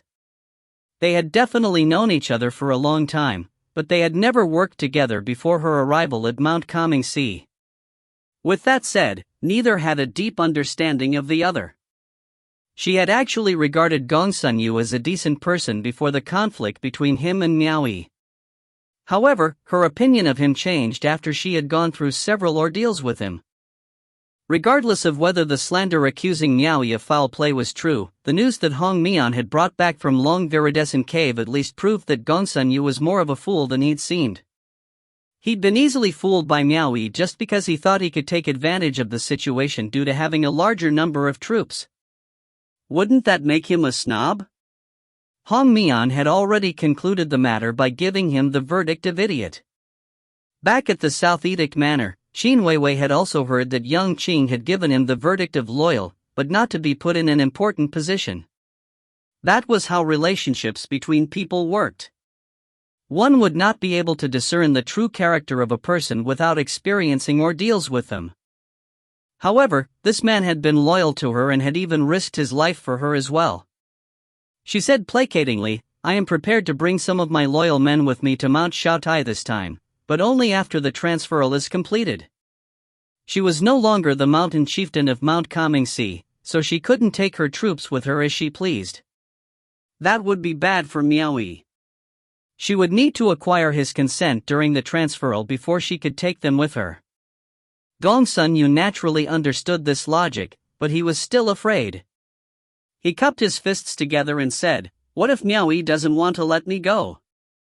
Qin Weiwei wrinkled her face slightly. "Since you are afraid of Miao Yi, then why did you even provoke him in the first place?" Hong Mian, who'd been standing on the sidelines, came to his rescue with a smile by saying, "Cave Master Gongsun, the two manors are still under the control of Manor Head. If Miao Yi won't consider this and chooses not to show respect to Mountain Chieftain, to put it simply, if Miao Yi refuses to comply, you can still ask Manor Head for help." East Arrival Cave. "My lord has been promoted to Mountain Chieftain?" Xian'er exclaimed. Yan Xiu smiled as he nodded. He couldn't believe it either. Despite East Arrival Cave having experienced a huge loss, Miao Yi was able to get a promotion. "I knew it, nothing can stop our lord." Shui'er and Xian'er hugged each other and let out a cheer. Their status would always align with Miao Yi's. If Miao Yi had become a mountain chieftain, then it meant that they'd be the elder auntie and little auntie of Mount Kangxi. The empty East Arrival Cave had sunk into the depths of depression these past few days. 3 of them went out to collect the troops who died for East Arrival Cave for a proper burial, but by then some of the corpses had already been badly mauled by wild beasts. To Yan Xiu, he was already accustomed to matters of life and death in the world of cultivation. There was no sadness, but only a sigh. It was a lucky thing to be alive since those who died would quickly be forgotten in everyone's mind. And ordinary mortals would still be offered incense sticks after they died, unlike these men. Xian'er and Shui'er had been shedding buckets of tears these past few days. Today, they'd received some pleasant news for once. Yan Xiu did not bother the two from basking in happiness. He was overwhelmed with emotion as well. The scene of Miao Yi coming to Transient Light Cave to become a steed deputy was still vivid in his mind. For a cultivator, a few dozen years was considered short. But Miao Yi had now become a mountain chieftain. He would soon be able to control hundreds of thousands of followers and have beautiful women and riches with extreme ease. After the 2 ladies were done being joyous, Yan Xiu then said, "My lord has asked both aunties to go get Senior Yao Ruoxian and make the journey immediately. Mount Kangxi is still waiting for the transferal to proceed."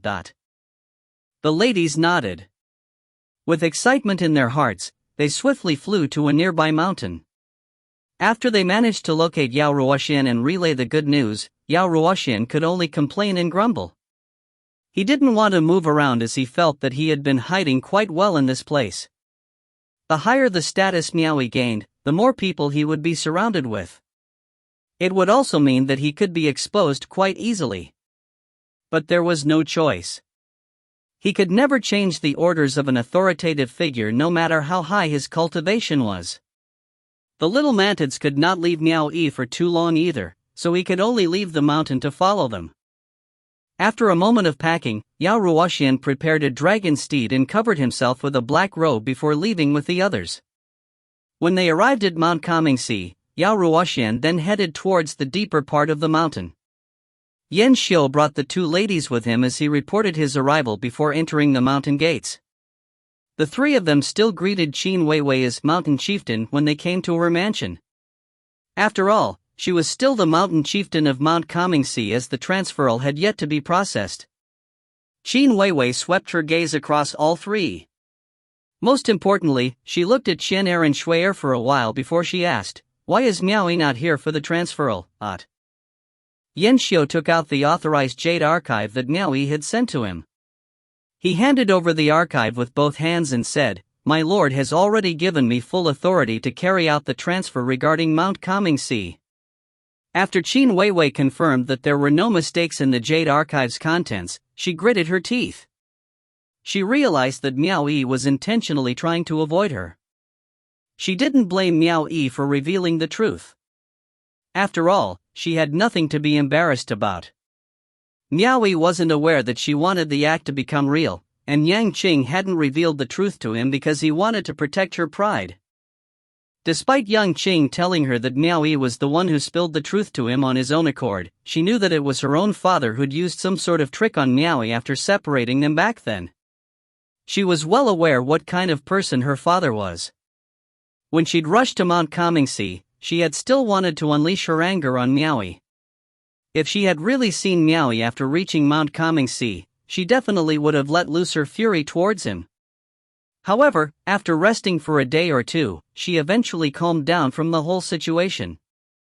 When it came down to his power and status, Miao Yi could only comply with her father's moods.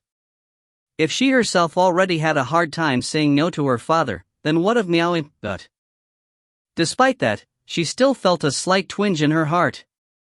The moment Miao Yi had spouted a mouthful of blood on her face, his expression filled with pain, was unforgettable. She had tasted the saltiness of his fresh blood with the tip of her tongue, and as she laid above his silver armor, above the pool of blood that he'd shed from saving her, her feelings at the time had been engraved in her heart ever since. "Am I really that terrifying in your heart that you can't be near me? You keep on avoiding me whenever you can. I know I have my faults, but why can't you see or feel that I am trying my best?"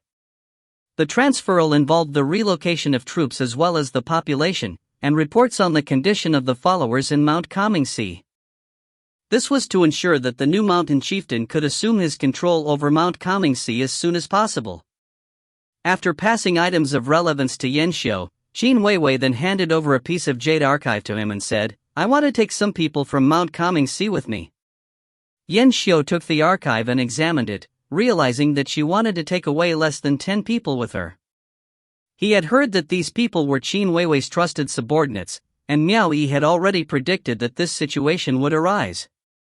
However, Miao Yi did remind Yan Xiu to keep an eye out for one of the subordinates, and this person was on the list of people that she wanted to bring with her. Seeing Yan Xiu's hesitance, Qin Weiwei scowled, "Is that a no, or can you not make a decision on this?" Yan Xiu smiled bitterly and said, "My lord has a specific order. If Gongsun Yu desires to leave as well, he will have to leave something behind before he's allowed to go." "Go fetch Gongsun Yu," Qin Weiwei gave the order, cocking her head slightly. Lulu complied with the order and went away. After a while, she brought back an anxious Gongsun Yu with her. Gongsun Yu had already heard the details from Lulu on his way to meet Yan Xiu. He gestured to Yan Xiu politely by cupping his fists together and said, "Brother Yan, what do I need to leave behind?" Yan Xiu was a bit embarrassed to say it, especially in front of Qin Weiwei. However, Miao Yi wanted to do it this way no matter what, so Yan Xiu had no choice. He could only force a smile as he said, my lord Miao Yi has mentioned before that Cave Master Gongsun still owes him 200 low-grade orbs of will. You can't just leave with Mountain Chieftain Qin whenever you like. Of course, he also said that he doesn't think you can cough out those orbs, so he will not chase you down for them. With that said, one cannot move an inch further without being credible. A signed document acknowledging a debt must be left behind. If you don't want to hand over the signed document, then don't expect to leave and abandon the terrible mess of Long Viridescent Cave without an explanation. Hearing those words, Shen Er and Shui Er could only think that their liege was quite cool in handling this matter. On the other hand, Hong Mian and Lu Lu gazed at each other. Qin Weiwei could only frown wordlessly. Gongsun Yu did not trust Miao Yi's character. If he were to leave behind a signed document of debt, he could never be sure whether Miao Yi would let him off in the future. He immediately looked at Qin Weiwei with an awkward expression, hoping that she could mediate the situation on his behalf. 200 orbs of wool wasn't a small amount. Gongsun Yu may not be able to fork out those orbs, but Qin Weiwei could. She had already received more than 100 orbs from the 10 caves under her command during the annual tribute. Even though she had used those orbs to tend to her troops, she would still receive more than 100 additional orbs of wool that were harvested annually from the vassal city. Those orbs counted as her personal income as a mountain chieftain. And because she had Yang Qing to shield her, no one dared to ask her for money.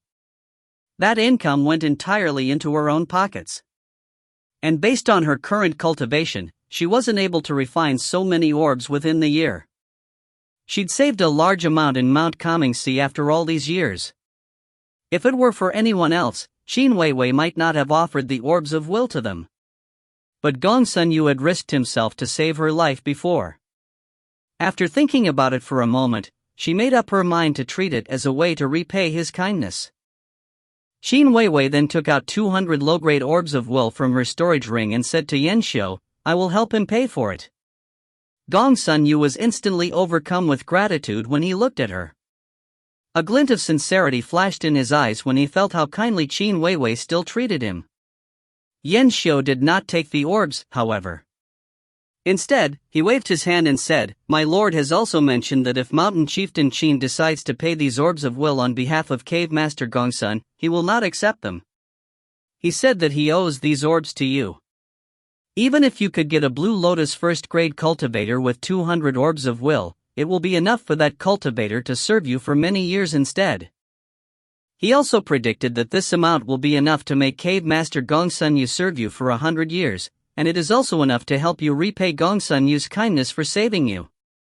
With that said, he still wants you to take back these 200 orbs of will. Just take it as a small compensation for what my lord owes you. No one knew what Miao Yi owed to Qin Weiwei, including Yan Xiu. Qin Weiwei was the only one who knew what Miao Yi meant when he said he owed her. He'd promised to clear up the rumors about her and Gongsun Yu, and at Yang Qing's insistence that she be wed, he'd agreed to ask Yang Qing for her hand in marriage. However, Miao Yi had backed out and run away in the midst of it. She didn't think that he would make arrangements here and take the opportunity to make Gongsun Yu understand that she had repaid his kindness for saving her. As a result, she no longer owed Gongsun Yu anything. Miao Yi had utilized another way to resolve the rumors, but it would be up to her on how the rumors would hold up. He had already used another method to help her as much as he could. In an instant, Qin Weiwei froze when she finally understood Miao Yi's intention behind the orders. It was just a small gesture of loving concern, yet it was enough to almost make her cry. If you find any errors, ads pop up, ads redirect, broken links, non-standard content, etc., please let us know. Report chapter so we can fix it as soon as possible. Chapter 288, Using Oneself as Bait. Chapter 288, Using Oneself as Bait. Translator, Claude Editor, Tom Yummy. Gongsun Yu was rather embarrassed by those words. Indeed, that was the case. Risking his life for Qin Weiwei back then had become a source of income for him.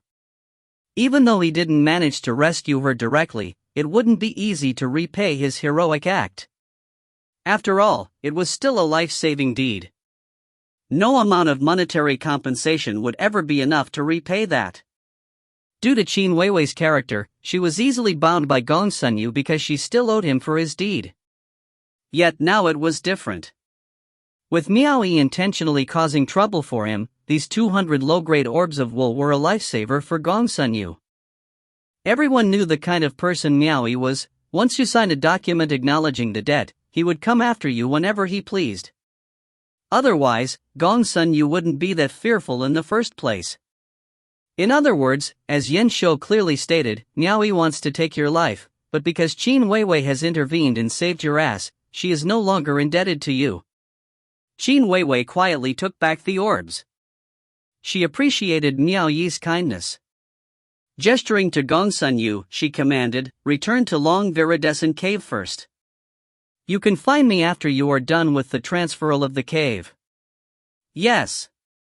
Gong Sunyu took his leave, looking quite awkward. He had no choice but to be embarrassed. His selfish motives were exposed. Yan Shou was more or less overcome with joy when he saw Gong Sunyu leave with a forlorn face. Miao Yi had already explained the reason he wanted Yan Shou to settle matters this way. He wanted Gong Sunyu to bow his head to Yan Shou. Miao Yi also mentioned in the message, although Gong Sunyu isn't a bad person, he is a despicable one. Yan Shou, your humiliation might have become Gong Sunyu's boasts during any conversation with strangers. The rumor between Qin Weiwei and him is a good example. Most of it was greatly attributed to him. I have already been despised by others, so I do not wish to see my trusted subordinate being looked down upon too. In future, you are the person tasked to step forth and assist me. As long as Gong Sunyu bows to you, he will not dare speak of your humiliation. Don't be modest when dealing with despicable people. If it wasn't for his regard for Yang Qing and Qin Weiwei holding him back, Miao Yi would have crushed him without hesitation. After Gong Sunyu left, Qin Weiwei began to write one last decree to every cave of Mount Comingxi, stating that she had been relocated to Mount Shaotai and that Miao Yi had been appointed by Manorhead to become mountain chieftain of Mount Comingxi. Then ordered Hong Mian and Lu Lu to use the spirit eagles to convey her decree. The transfer was finally complete. Qin Weiwei did not tarry any longer, but before she departed with her handmaidens, she left a message with Yan Shou. Tell Miao Yi that I am not angry at him and that we are still friends. Tell him to drop by Mount Shaotai and visit me whenever he has time. Yan Shou was shocked for a moment. Then cupped his fists together and said, I will remember your message. When I see my lord, I will definitely tell him that. Yan Shou brought Qian Er and Shui Er with him to send Qin Weiwei and her handmaidens off at the mountain gates. Qin Weiwei turned around to take one last look at Mount Comingxi before mounting her dragon steed. There was a hint of reluctance in her eyes, but in the end, she led the way, galloping off with her white dress fluttering in the wind. Just then, Miao Yi and Luo Shuangfei were hiding themselves somewhere in the depths of a mountain forest. Luo Shuangfei heard something move and immediately darted his eyes towards the source. He could see a company of troops galloping towards the forest. He turned to face Miao Yi and said, The men from the school of Blue Jade are here. Miao Yi withdrew from his cultivation and stood up. A moment later, he could see 20 mounts heading towards him. The mounts finally stopped moving. The individual leading these men wasn't just anyone, it was none other than Tian Qingfeng, who was considered an old acquaintance of Miao Yi and Luo Shuangfei. Tian Qingfeng leaped down from his dragon steed and came forward with his fists cupped together. Tian Qingfeng received the sect master's orders and brought disciples from the school of Blue Jay to serve my lord. Are these the men I requested? Miao Yi asked. Tian Qingfeng took the hint and beckoned to the men behind him. The other 19 men dismounted from their dragon steeds and displayed the illusory blue lotus on their foreheads. Most of them were Blue Lotus first, second, and third grades, with Tian Qingfeng being the highest with an astonishing cultivation at Blue Lotus 4th grade. They all came forward, cupped their fists together and greeted, "Me lord." Miao Yi was delighted to see 20 Blue Lotus experts gathering together. He nodded and said, I have been waiting for you all. Follow me to depart. He mounted his steed and took the lead with the others following after. 20 mounts crossed over the boundary between thriving 10,000 Manor and South Edict Manor, and directly charged into the territory of thriving 10,000 manor. They continued their journey day and night without a single stop. There was a sudden heavy downpour of rain, but they continued pushing on through the rainy night until the sun shone again. Miao Yi's face was inscrutable as he led the way, braving the winds and the rain.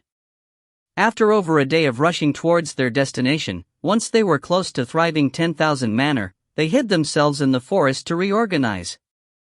Miao Yi and Luo Shuangfei were still fine. But Tian Qingfeng and the others had continuously traveled from the school of Blue Jade with nary a rest. Their dragon steeds were already fatigued from being without their much-needed rest. They finally understood that the purpose of their journey was to seek out Xiong Xiao and settle a score. After the fight was done, they would immediately retreat. It would not do to be caught on their way back just because the dragon steeds' leg strength hadn't recovered to their best condition.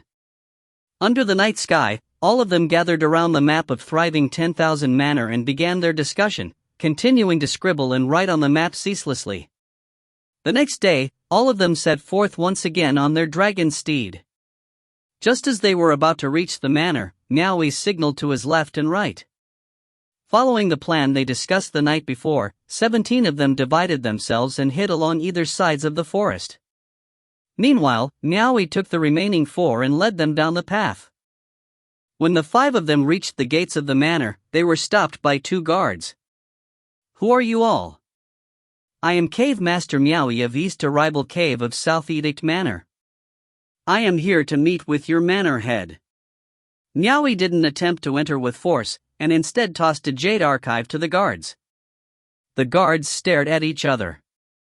They had heard of the great reputation of Cave Master Miao Yi of East Arrival Cave. He had killed the previous mountain chieftain Su Biao of Mount Returning Loyalty, and even the previous manor head Lu Jingtian had suffered losses under the hand of this Miao Yi. They also heard rumors that the new manor head who hailed from South Edict Manor had a feud with Miao Yi as well. The guards could not afford to delay their actions. They clasped their fists together and said, "Cave Master Miao Yi, please wait a moment." And with that, they swiftly left to report their encounter. However, it could be said that Miao Yi had come at an inopportune moment. As it was Xiong Zhao's first time taking charge of thriving 10,000 manor, it was necessary for him to reorganize the whole place.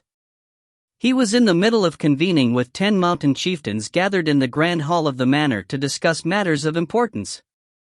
Xiong Xiao was already having a slight headache because of that. Some matters could go on for days, yet nothing would be concluded from the discussion. The reason was because of Xiong Xiao himself. He came alone and only had a modest cultivation base. The mountain chieftains had higher cultivation bases than Xiong Xiao. To put it simply, they refused to obey him.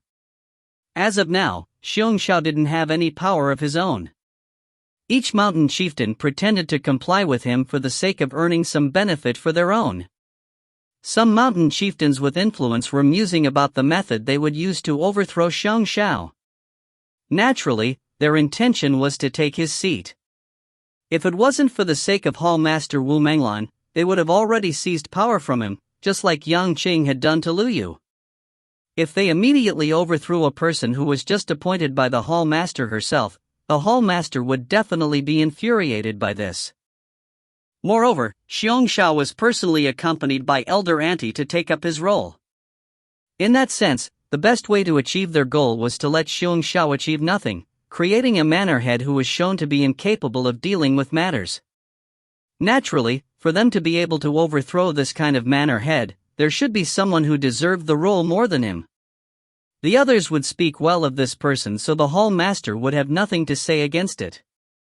However, Xiong Xiao wasn't a fool. His biggest crutch was the support from Wu Menglan, and he already expected this kind of situation to occur.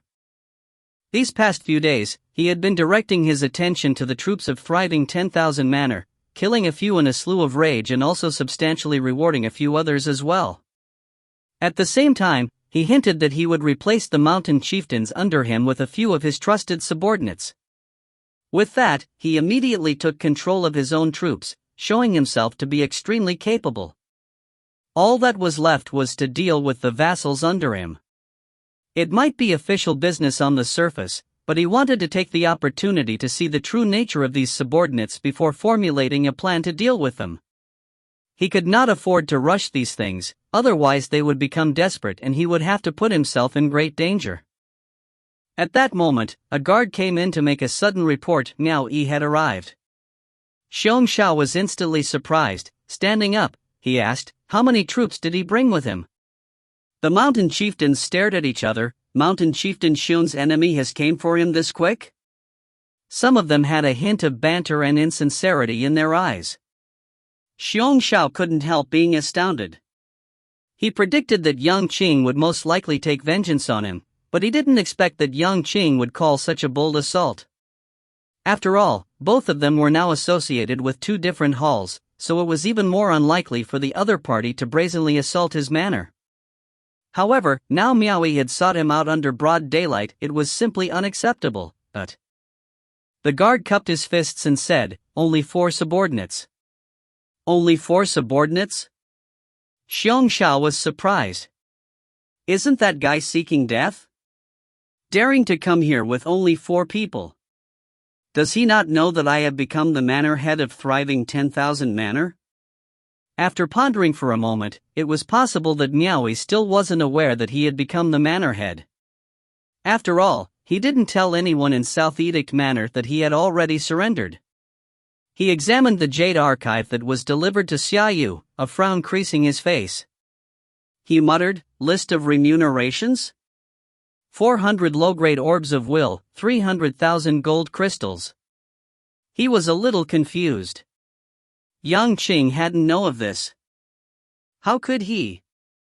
He couldn't help but ask those in the hall, what is this list of remunerations?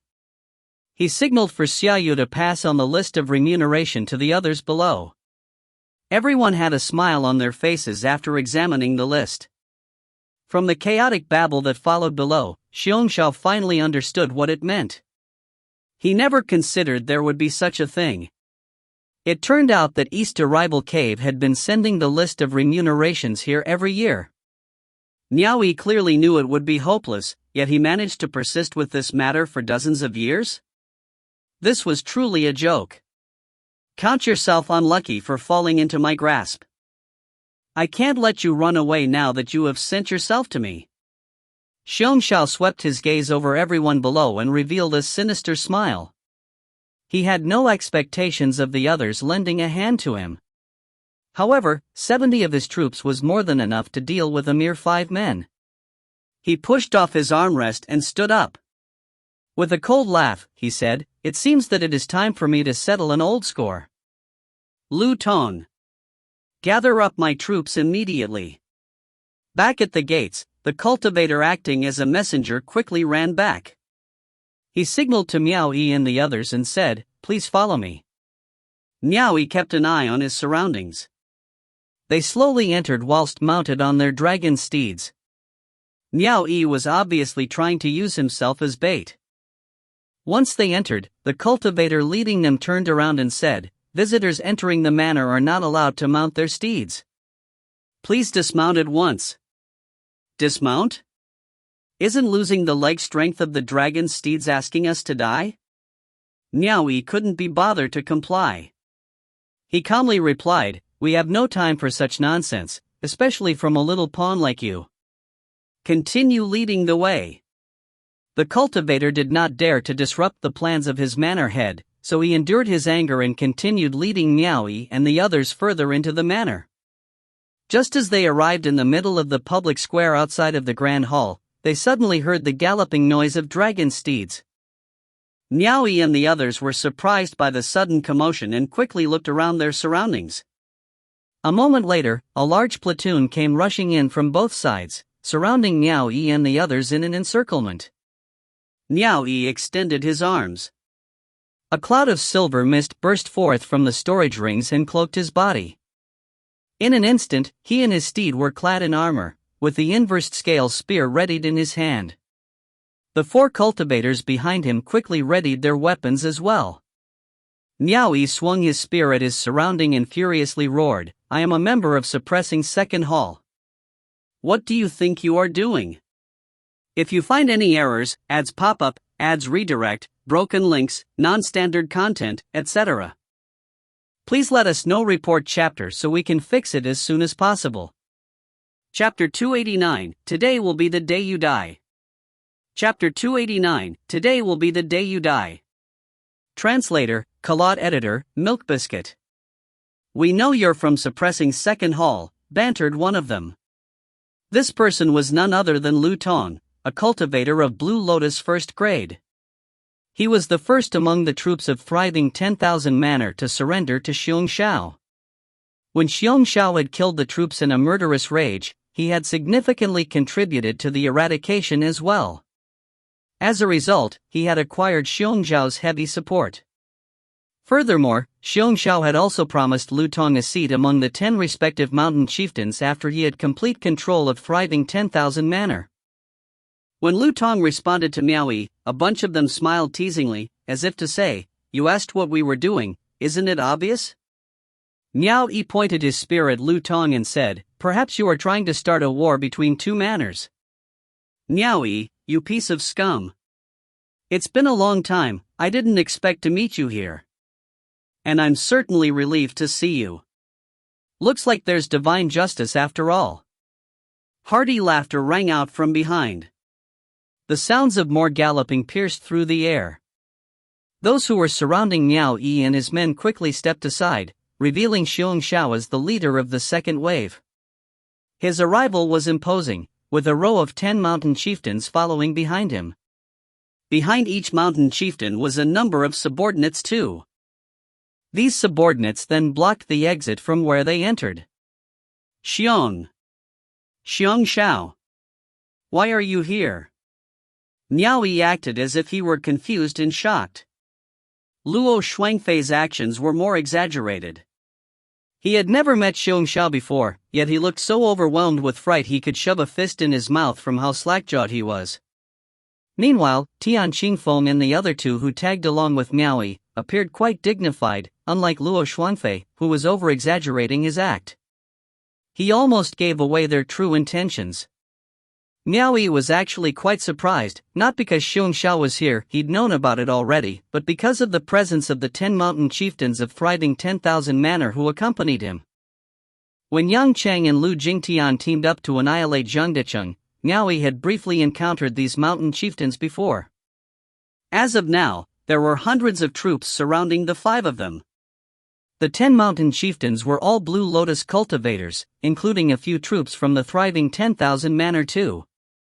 Fortunately for Miao Yi, Xiong Xiao had spent the past few days personally exterminating some of them to secure his control over the troops. Even so, it was still enough to make Miao Yi think that the situation had gone awry. The 20 Blue Lotus cultivators he'd brought with him might not be able to last through the battle. The school of Blue Jade was just a small sect, not a bottomless pit of endless cultivators. There were only 2 Red Lotus cultivators in the entire school.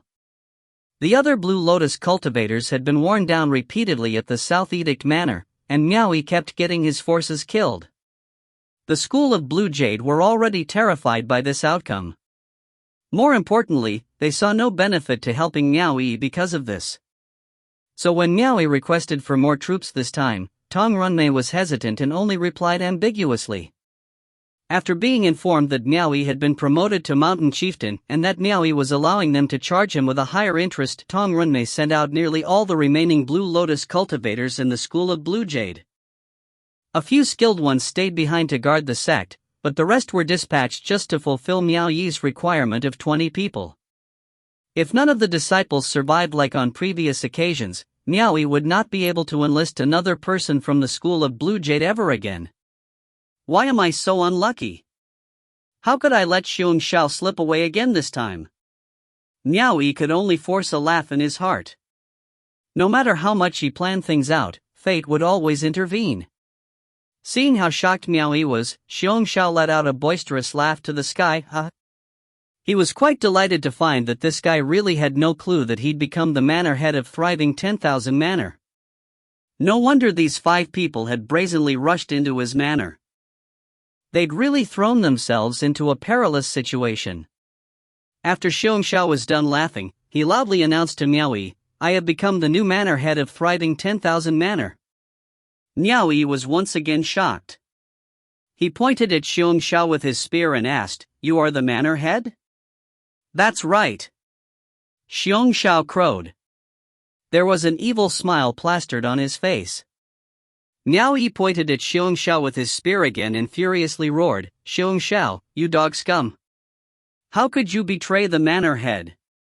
You're wrong. A wise man chooses a good master to serve. Yang Qing couldn't tolerate me anymore, so naturally I surrendered and pledged to serve another master, one more capable and wise." Xiong Xiao was not ashamed of his actions.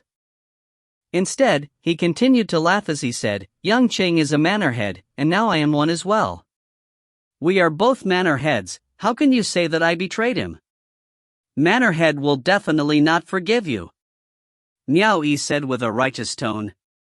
"You don't have to worry about that. You'd better worry about yourself," Xiong Xiao mocked. "Miao Yi, if you surrender to me of your own will, I will spare your life." This was a false promise. He wanted to force Miao Yi into writing an issue of surrender and then send someone to deliver it to South Edict Manor to agitate and taunt Yang Qing. Hadn't Wu Menglan highly recommend because she wanted to see this scenario play out? As long as he could make Wu Menglan happy, Xiong Xiao wouldn't mind sparing Miao Yi's life for the time being. However, once Miao Yi wrote the issue of surrender, he would still kill him. How could their years-long enmity be resolved with just one surrender? If that were the case, Miao Yi wouldn't have come all the way here to thriving 10,000 manor. Nevertheless, for Xiong Xiao to be able to become a manor head this quick with his current cultivation base, Miao Yi definitely had a hand in Xiong Xiao's swift advancement. Both of them had an effect on each other's lives. Manor head has been treating me well. I would rather die than surrender. Miao Yi was adamant when he refused to yield. However, his tone instantly turned milder when he said, "I am a member of Suppressing Second Hall. If you dare touch me, have you thought of the consequences?" Xiong Xiao clicked his tongue and shook his head. "Who saw me make a move on you exactly? It's obvious that you were the one who came to attack my manor. I was forced to fight back. So you think you can humiliate my people of the Suppressing Third Hall just because you are from the Suppressing Second Hall? Do you think the Suppressing Third Hall won't retaliate against you?" He was able to utter those words because he could see that Miao Yi and his men were unable to escape and that no one would be able to go back to Suppressing Second Hall to make a report. Silencing Miao Yi and his men would mean that no one would live to tell the tale. If they died at thriving 10,000 manor, then wouldn't that mean they could fabricate the reason for their deaths as they pleased? Xiong Xiao was completely emboldened and fearless. No matter how divided his subordinates were to him, they wouldn't go to the Suppressing Second Hall and report him as the initiator of the fight. If someone were to really do that, Wu Menglan would be the first to hunt the snitch down without mercy. "I am not going to engage with you in a battle of wits or dispute the rights with the wrongs." Miao Yi pretended to be nervous and took a deep breath before he continued, "I came here for a different issue. Dozens of years ago, your mount-returning loyalty ambushed my east arrival cave. I have sent the list of remunerations every year, yet you keep ignoring it. I have no choice but to come personally to collect the debt. As long as you pay up according to the list, I will leave immediately. Is something wrong with his brain?" Lu Tong sneered at one side. Instantly, many of them burst into laughter. Xiong Xiao, on the other hand, scowled. "Perhaps you are desperate to reorganize your troops after your east arrival cave has been through a bloodbath. Is that why you've come all this way to collect the debt?"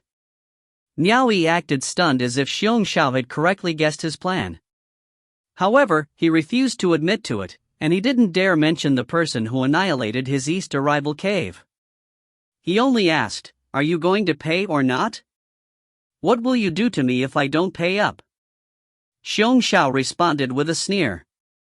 Even if he could pay up, he would not do so. The debts from previous years had never been paid, and he would not embarrass himself by entertaining the debts right after being appointed as the new manor head. Besides, there was no need to pay Miao Yi in the first place. Only a weirdo would keep on sending the list of remunerations for dozens of years without fail. Then let's talk about it when you are willing to pay up. Miao Yi guided his dragon steed to turn around and said, "Let's go." Miao Yi suddenly became courteous, he didn't even retaliate. In the eyes of the crowd, it was clear that Miao Yi was frightened. "You wish to leave?" Xiong Xiao guffawed. He waved his hand and roared, "Take him down." Upon his signal, about 10 people immediately rushed in. Wu Tian Qingfeng faced the sky and instantly howled. His voice reverberated through their surroundings as illusory petals of the Blue Lotus 4th grade appeared on his forehead. Xiong Xiao twitched at seeing its image. This guy has a Blue Lotus 4th grade cultivator accompanying him? Xiong Xiao was stunned. But there was still more. Except for Luo Xuanfei and Miao Yi, the others were all Blue Lotus cultivators. The group that rushed towards them were no match for these 5 people. Miao Yi struck his spear out like a dragon and knocked out a number of foes. Luo Xuanfei's strange yet poisonous spear technique had also killed several with one strike. Meanwhile, Tian Qingfeng and the other 2 used their highly skilled cultivation to overwhelm their forces, killing them with their spears. With a few close strikes, 10 people had been completely struck down from their steeds. The ground pooled with blood, it was a terrifying scene. At the same time, everyone was surprised to hear the sounds of galloping approaching from both sides of the forest, prompting them to look around at their surroundings. "Who dares harm our lord?" 17 voices shouted at once, shaking the surrounding mountain as they burst forth from the forest. With 9 people in one group and 8 in the other, the uniformed Blue Lotus cultivators converged together. Their leader had already joined Miao Yi's side with a commanding air, ready to act no matter the terrain. These cultivators came forward at full speed, like ferocious wolves and tigers from both sides. At that moment, Miao Yi revealed a sinister expression. He thrust back his spear and pointed at Xiong Xiao. "Xiong Xiao, you dog scum! How dare you look down on suppressing Second Hall? Today will be the day you die. Go for the kill." As per their plan, it was advised that they should not entangle themselves in battle. Their priority was to take Xiong Xiao's life. Tian Qingfeng, who had the highest cultivation base, immediately rushed towards Xiong Xiao for the kill. Miao Yi and the others turned their spears around with the intention to guard Tian Qingfeng against all sides. 3 Blue Lotus cultivators followed Tian Qingfeng from behind and lunged straight for Xiong Xiao like a sharp blade. The Blue Lotus 4th grade cultivator was the first to pounce at him. Xiong Xiao was greatly frightened and growled furiously, "Stop them! Go for the kill!" Several mountain chieftains behind Xiong Xiao exchanged glances, and then unexpectedly turned around and left with their men. These people really wanted Xiong Xiao dead. They couldn't take action on their own accord, but now that someone else had decided to kill him, they wouldn't hinder their course. It would be better if they didn't interfere. Seeing them leave the scene, the other mountain chieftains hesitated for a while before looking at the situation. They were shocked at the sight. "Shit, they're all Blue Lotus cultivators. We have no relation to you, Xiong Xiao, and we aren't friends either. Why should we risk our lives for you?" None of the 10 respective mountain chieftains wanted to help Xiong Xiao. But they weren't fools either. They didn't immediately run away because if they did, they wouldn't be able to report the details of their duty to their superior. Instead, they shrieked at the top of their lungs to cheer for the opposition forces while running around amidst the chaos. In other words, none of them wanted to engage in the fight.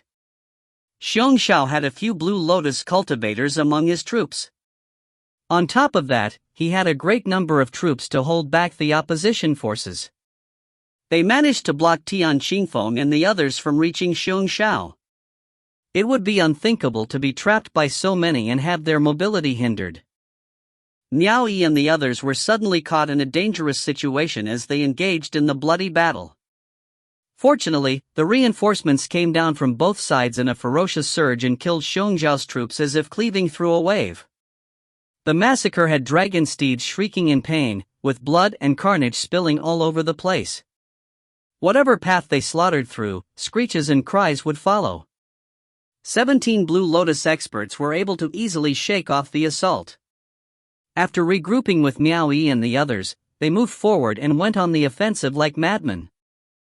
Amongst Miao Yi's troops, 3 Blue Lotus third-grade cultivators charged ahead with great strength to aid Tian Qingfeng in breaking through the opposition's fortification, and immediately massacred 2 Blue Lotus cultivators from the thriving 10,000 manor. One of them was Lu Tong. He was beheaded with one strike. Without any experts to hold them off, none of them could endure the assault much longer. 22 mounted cultivators immediately broke through the siege with Tian Qingfeng in the lead, throwing men and steeds off their feet. They were unstoppable as they charged at Xiong Xiao, who stood at the end of the line. Xiong Xiao almost spat out a mouthful of blood when he looked around to see the 10 mountain chieftains loudly running around, making no effort to take action. If you find any errors, ads pop up, ads redirect, broken links, non-standard content, etc., please let us know. Report chapter so we can fix it as soon as possible. Chapter 290, Defeated at the hands of his own men. Chapter 290, Defeated at the hands of his own men. Translator, Kalot Editor, Milk Biscuit. Based on his own capabilities and Wu Menglan's support, he could definitely take full control of thriving 10,000 manor, provided that he had a bit more time to do so. He had also made the assumption that Yang Qing wouldn't dare to openly attack the suppressing third hall. But before he knew it, an unforeseen situation had arisen. Miao Yi really gave him no time to prepare and had come in for the assault. Xiong Xiao hadn't even warmed up to his seat as manor head yet, but if he still hadn't realized that he'd just fallen into a trap, it would be safe to call him a fool. Once he saw several of the Blue Lotus experts heading his way, Xiong Xiao couldn't risk staying a moment longer, so he immediately turned the opposite way and ran. Before the fight broke out, Miao Yi felt somewhat certain that he would succeed. But when he saw the 10 mountain chieftains appearing from behind Xiong Xiao, his chances seemed slim. The opposition had a few dozen Blue Lotus cultivators and hundreds of troops, and that had already placed him and his own troops at a disadvantage. He had done his best to prepare for this battle. If all else failed, then they would break out from the siege and withdraw from the battle while there was still hope. Initially, Xiong Xiao thought that this would be a bloody battle where he would live and Miao Yi would die. However, none of the mountain chieftains were lifting a hand to help him. Instead, they were cheering with enough volume to frighten the enemy away. Was everyone just putting up a facade? How could this be?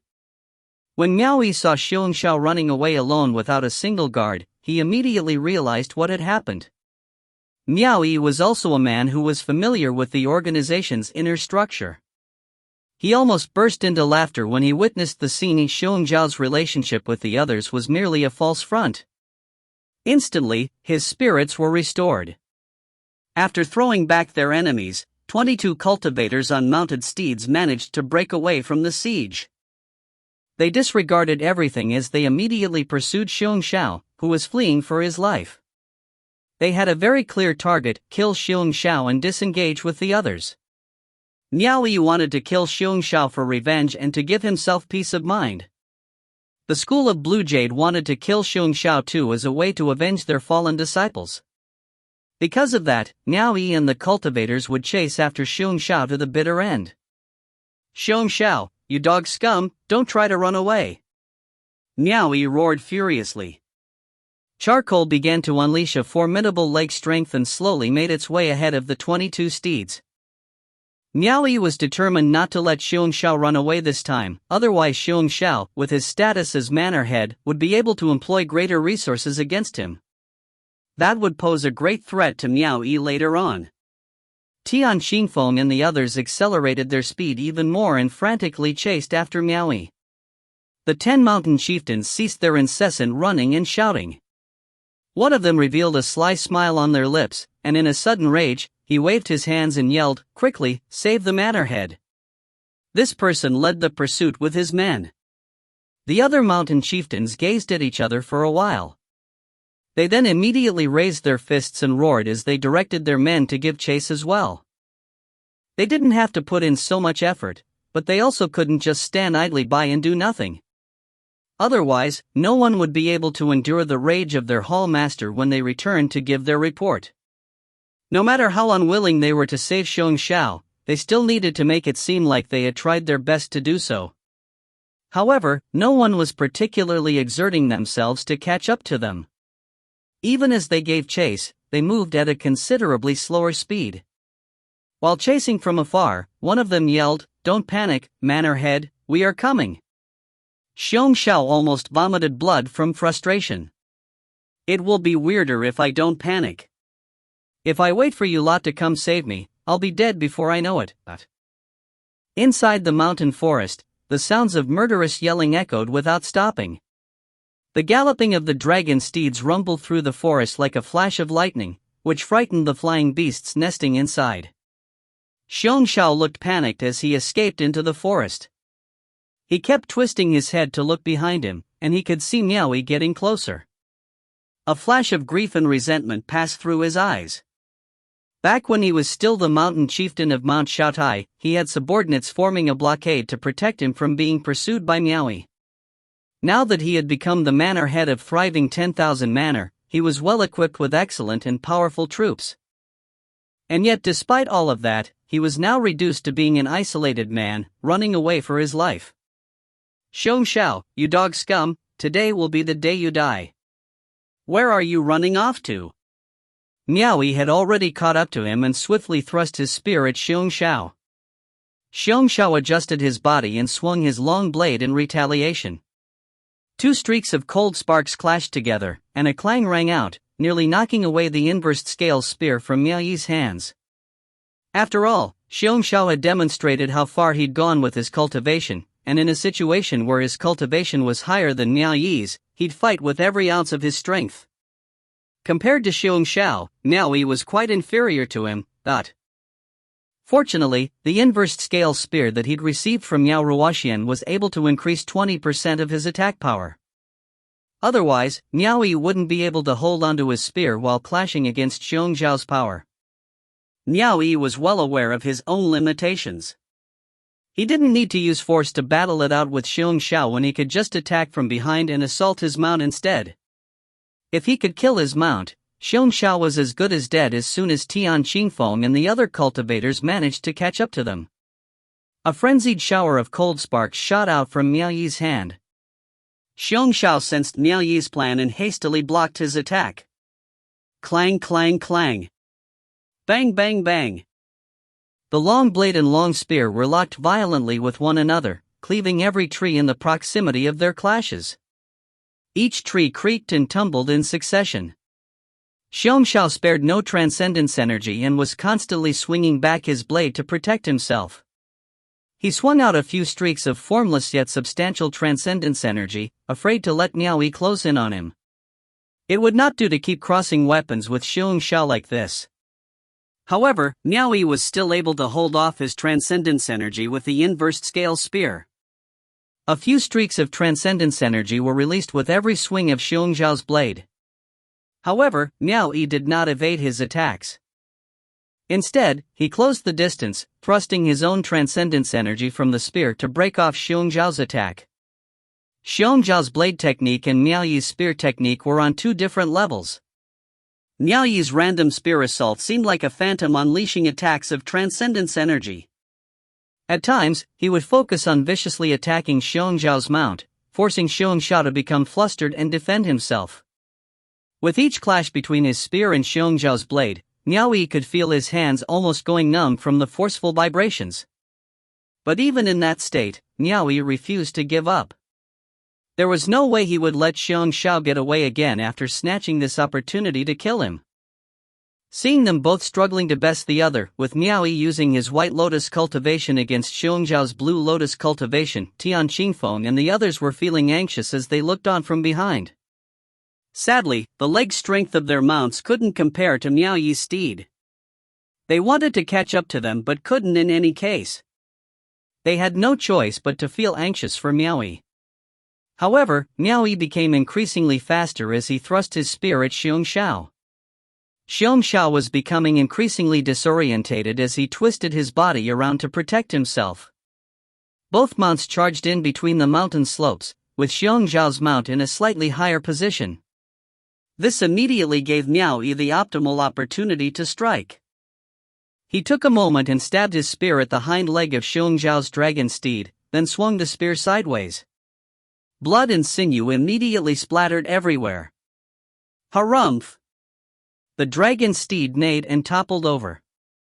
Xiong Zhao was instantly tossed from the steed and flew outwards in a state of panic. Xiong Zhao was pale with fright when he saw the 20 or so steeds approaching with malevolence, especially when he could clearly see the petals of the blue lotus 4th grade on Tian Qingfeng's forehead. He took his blade and fled towards a nearby copse of trees like a madman. Miao Yi did not rush to chase him down.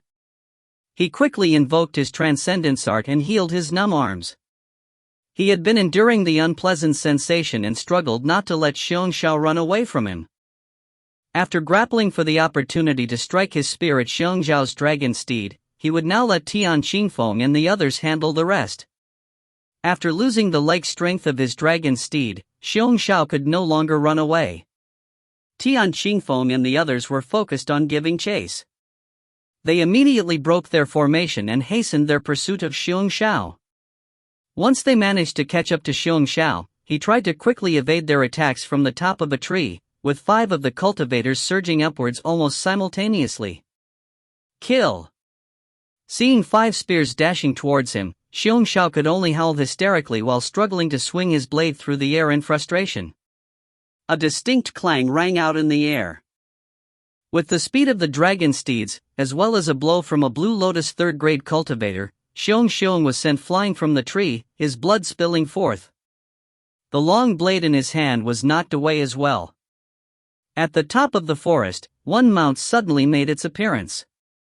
Luo Shuangfei thrust his spear through the air in a perfect arc and struck the serrated edge into Xiong Zhao's heart.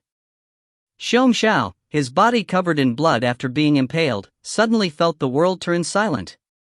His body was in the air, and he could see his troops coming in for reinforcement nearby the mountain peak. Seeing this sight, his eyes filled with untold resentment. I have gone through all sorts of bloody battles, more than hundreds of them. Countless people have fallen before me. I survived not because of sheer luck. But today, I lost not because I was incapable, but by the hands of my own men. These were the final thoughts that flashed through Xiong Zhao's mind. Boom! Luo Shuangfei soared and thrust his spear, piercing through Xiong Zhao. He soared again, swooping down and landing in the forest, taking Xiong Zhao with him. With another strike of his spear, he pinned him against a large tree trunk. Luo Shuangfei spared no strength, and in doing so, he completely destroyed the tree as well. Xiong Zhao's clothes were already tattered and drenched in his own blood. Blood was gurgling in his throat, and he only stopped after he was pinned to the second tree. His vision was fading to black as he gazed at Miao Yi wearing a full set of silver armor dashing towards him, his spear readying to strike. After that, he immediately lost all sense of feeling. Xiong Zhao was beheaded with one strike of the spear. Miao Yi then took Xiong Zhao's head and stored it inside his storage ring. He sliced off Xiong Zhao's arm and held it in his hands. He quickly took off 3 storage rings from the severed arm and kept them with him. Miao Yi tossed the severed arm away before turning around to look at the opposing troops running towards them. He swung his spear and shouted, "Let's go!" Luo Shuangfei pulled out his spear, releasing Xiong Zhao's headless corpse from the tree, which then fell to the ground. 20 or so steeds followed an armor-clad Miao Yi from behind and quickly galloped away by turning towards another direction. When a large number of troops reached the scene and saw Xiong Zhao's corpse, the 10 mountain chieftains looked at one another in an unspoken agreement. One of them murmured, "Miao Yi, that piece of scum has killed our manor head. We can't let him get away. Everyone must quickly dispatch one representative to the manor head's mansion and send a spirit eagle to the troops from each mountain to intercept the murderers. The others will pursue them immediately." Each respective mountain chieftain responded in agreement before following the direction where Miao Yi and the others had fled to resume their pursuit. This time, it wasn't a joke. This was no longer a two-faced ploy against Xiong Zhao. This time they were really going to pursue Miao Yi for the kill. The reason was simple. Because Xiong Xiao was dead, the seat of the manor head would naturally be available. Whoever managed to kill Miao Yi would be rewarded with great merit. If they didn't put in more effort into their performance this time and continued to deal with the situation half-heartedly, they wouldn't be able to present their report to Hall Master Wu Menglan. Even though it was just for show, they were going to give a spectacular performance just to remove all suspicion from them. A large number of troops continued to pursue Miao Yi and the others with vigor. Meanwhile, the remaining smaller group of troops quickly made their way to the manor head's residence. Xia Yu and Xiao He, who were anxiously standing guard by the doors, saw them approaching and asked, "How is manor head?" One of the men replied, "Manor head has been murdered by that piece of scum, Miao Yi. Auntie, you must quickly retrieve the spirit eagle and allow us to contact the hall master and assemble the other troops at the same time. We can't let that scum run away." Manor head is dead? The ladies looked dazed, as if they had been struck by lightning. Xiong Xiao hadn't just been their manor head, but their man as well.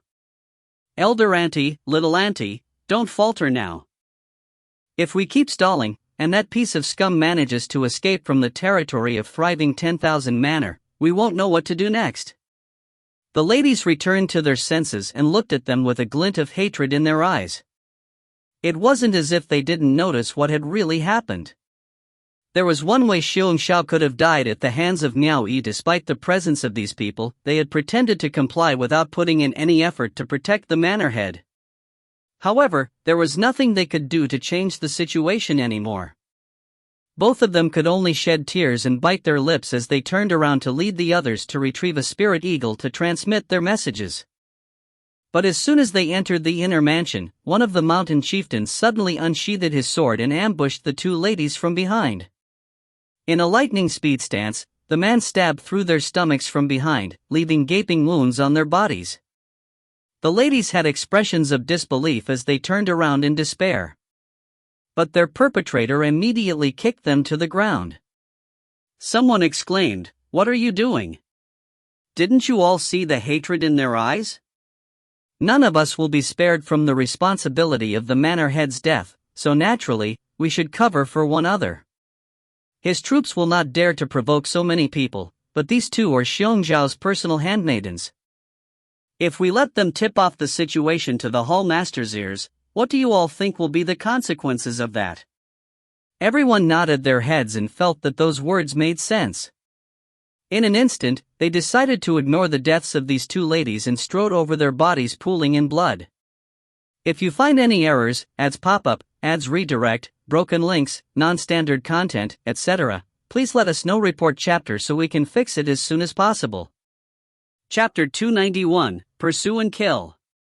Chapter 291, Pursue and Kill. Translator, Kalad Editor, Milk Biscuit. About 10 or so spirit eagles went soaring through the air for the sake of assembling the troops of thriving 10,000 manor together. 20 or more steeds hastily galloped away into the forest, across the terrain, beyond the streams, and leaping through ravines. They moved with the relentless speed of a mighty wind, none of them having the courage to stop for a break. Although they had already slaughtered Xiong Xiao, none of them could relax. The group's overall mood was grim. They knew that killing Xiong Xiao was just the beginning, and they would definitely be pursued as a consequence. As long as they were still within the vicinity of the thriving 10,000 manor, anything could happen at any moment. A large group of troops were chasing them down from behind. But because of their own delay in taking action, they had lost sight of Miao Yi and his men. However, the dragon steeds in Miao Yi's group had left noticeable tracks, so the troops were able to speedily give chase by following the trail.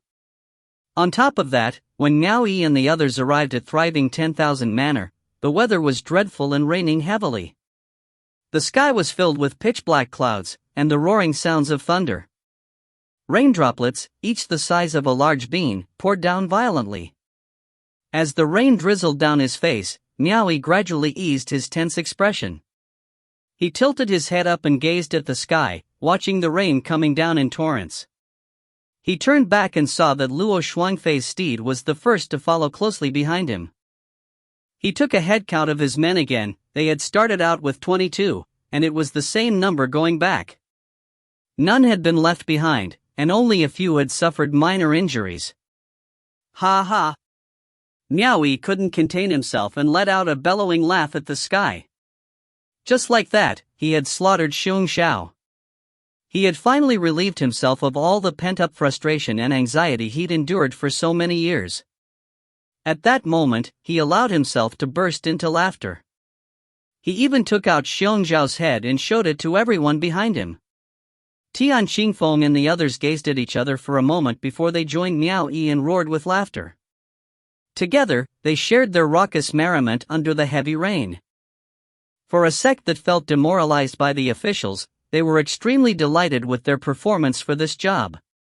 20 or so people had carried out a direct assault on a manor's headquarters and killed their manor head.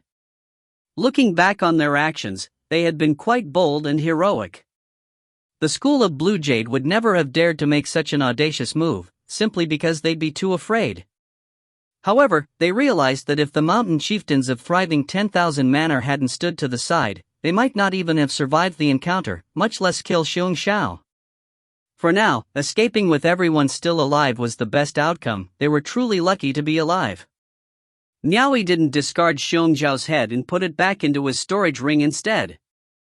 He needed to bring it back to Yang Qing to show that he had accomplished his task. Even though Yang Qing hadn't commanded him outright, the hints he had thrown at Miao Yi were quite obvious. I have restored your status to Cave Master from Steed Deputy, and then immediately promoted you to Mountain Chieftain. I've even told you that those who have nothing would fear no one, and that Xiong Xiao wouldn't dare to do the things that you were willing to do. In other words, Yang Qing was trying to tell Miao Yi, you must not take your role as Mountain Chieftain for granted. You should know how to repay me by now. The power of authority doesn't come free of charge. Another interpretation of this would be, if you, Miao Yi, want to hold onto your position as a Mountain Chieftain, you must accomplish something that can convince me of your worth. As for what that matter could be, Yang Qing had already made it plain what he'd meant. Even though Yang Qing had said in effect, since you'll be going to the Sea of Constellations anyway, if you do slip up, the most I could do was to simply punish you by sending you to the Sea of Constellations. As long as it isn't too big of a ruckus, I will cover for you. Miao Yi could only sneer in his heart. It's no small thing to go to the suppressing third hall to exterminate a hall master. If this isn't too big a deal, then what exactly is a big deal? If it's so inconsequential, wouldn't the odds of success be higher if you handled it yourself? And you say you'll cover for me? Once the suppressing third hall conducts an investigation, how can you, a manor head, cover for me? But Miao Yi still risked his life to come here. And he didn't journey all this way to only fulfill Yang Qing's orders, he did it to eliminate Xiong Xiao as soon as possible. Otherwise, his future would be riddled with dangers, with Xiong Xiao targeting Miao Yi at the earliest opportunity. So long as Xiong Xiao was alive, Miao Yi would always find himself at risk of being killed. He'd never be able to sleep or eat in peace because of it. However, he didn't believe in Yang Qing's bullshit words, and he didn't have high hopes that Yang Qing would do his best to cover for him in the eventual uproar. If what Yang Qing promised was true, then his name shouldn't even appear on the candidate list for the Sea of Constellations subjugation crusade. Yang Qing could have fought with the hall master regarding the list, but in the end, Yang Qing would rather not disobey his superior. If that was the case, then why should Miao Yi entrust his safety to Yang Qing in the first place? He could only depend on himself. He would always avoid trouble whenever he could. Because of that reason, he decided to use the list of remunerations as his cover and risked his life to deliver himself to Xiong Xiao's front door. He did this just so he could lure Xiong Xiao into making the first move. This plan was extremely risky. If the reinforcements hadn't arrived on time, he would have died at the hands of Xiong Xiao. This matter concerns the two manors, yet they risked my life just because they want to be in the right. I only came to demand my compensation and had no intentions of starting a fight. Xiong Xiao, you didn't want to pay up, so I took my men and left. I was obedient up to that point. Surprisingly, you still wanted to kill me and cause harm. It's only natural that I, Miao Yi, would exclaim that you looked down on the suppressing second hall and acted in defense of my life. Now that he had killed Xiong Xiao, even if everyone could see that it had been a trap, who would dare say that Miao Yi hadn't acted reasonably for doing so? I didn't even provoke you, Xiong Xiao, yet you attacked first. With this solid justification, if the hallmaster of suppressing second hall still refused to protect him, then this hallmaster would be nothing but trash. If not for this reason, it would have been faster to eliminate Xiong Xiao by launching a sneak attack with a group of people. There was no need to risk his lowly life in order to do so. No matter how they did it, they had still succeeded. However, just as Miao Yi said to Luo Shuangfei, this would be the last time he'd agree to do Yang Qing's dirty work, but Miao Yi did not resent nor harbor hatred towards Yang Qing for exploiting him. The rules of the game that the six sages had created were indeed cruel in nature. In fact, Yang Qing had treated Miao Yi well, and there was no reason for Miao Yi to bear a grudge against him. However, he had already risked his life multiple times to save Qin Weiwei back then, and during the recent slaughter of Xiong Xiao. In that sense, he had already repaid the kindness he owed to Yang Qing. From now on, any achievement he received would be from his own hard work. He did not owe Yang Qing anymore.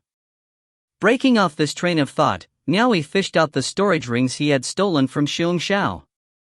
A sly smile could be seen emerging from his lips. Xiong Xiao was a mountain chieftain who had been tasked with the responsibility of 2 mountains for dozens of years. In just 1 year, he had collected 200 or more orbs of will from just the tributes received from the 2 mountains. Miao Yi believed that Xiong Xiao had been using these orbs to maintain and support his own troops. Furthermore, Xiong Xiao was able to yield an additional 200 orbs of will from the other 2 vassal cities within that same year as well. Based on Xiong Xiao's cultivation base, he couldn't have refined all those orbs in just the span of 1 year. After Miao Yi checked the rings, he discovered that Xiong Xiao actually had 1,200 low-grade orbs of will, which he assumed Xiong Xiao had saved up when he'd been tasked with the matters of the 2 mountains. A cave master couldn't possibly save up that many orbs of will, he needed all of that and more for refinement. Xiong Xiao had accumulated about a total sum of more than 1,000,000 gold crystals. There were 3 first-grade Yao cores amongst them too, and Miao Yi had no idea how Xiong Xiao could have obtained them. Aside from having a tidy sum of savings, it would seem that Xiong Xiao had been preoccupied with the refinement of transcendent artifacts as well. Disregarding the useless items inside the storage rings, all the fortune that Xiong Xiao had accumulated for the past year now belonged to Miao Yi. Once the rain had stopped, the sky began to clear, turning the road into a muddy path. That was the beginning of their troubles. The troops pursuing them had begun to appear in quick succession. Miao Yi retreated to the middle of the formation to seek the protection of his troops. It seemed like he didn't even need to make a move. With Tian Xingfeng in the lead, the others followed and rushed forward to break off from the siege. If the troops of the thriving 10,000 manor had been one big force, Miao Yi would have been more concerned about their situation. However, they were facing a small group of people, and it was clear that they were no match for their team of 20 or so Blue Lotus cultivators. He was more worried that they had already alerted the experts in the suppressing third hall. There was no way that the suppressing third hall would remain idle when a situation like this had broken out. Because of that, they had been running away relentlessly without a thought of stopping to rest. Time was of the essence, and he must make sure that they were able to escape from the territory of the thriving 10,000 manor before the experts from the suppressing third hall could show up. And just as he'd expected, suppressing third hall's Wu Menglan was in the middle of her cultivation when she was disturbed by her handmaiden, Fei Yun, who held an emergency report from the thriving 10,000 manor in her hands. Wu Menglan's face twisted with rage after reading the urgent report. She then barked, "I took Xiong Xiao as a competent man and gave him ample support in hopes that he could take on Yang Qing face to face, thus restoring my reputation. Who knew he'd prove to be just an idiot who could be duped with such a mundane trick? Silenced by a mere cave master, how can I accept this? I can't let Huo Lingxiao have the last laugh."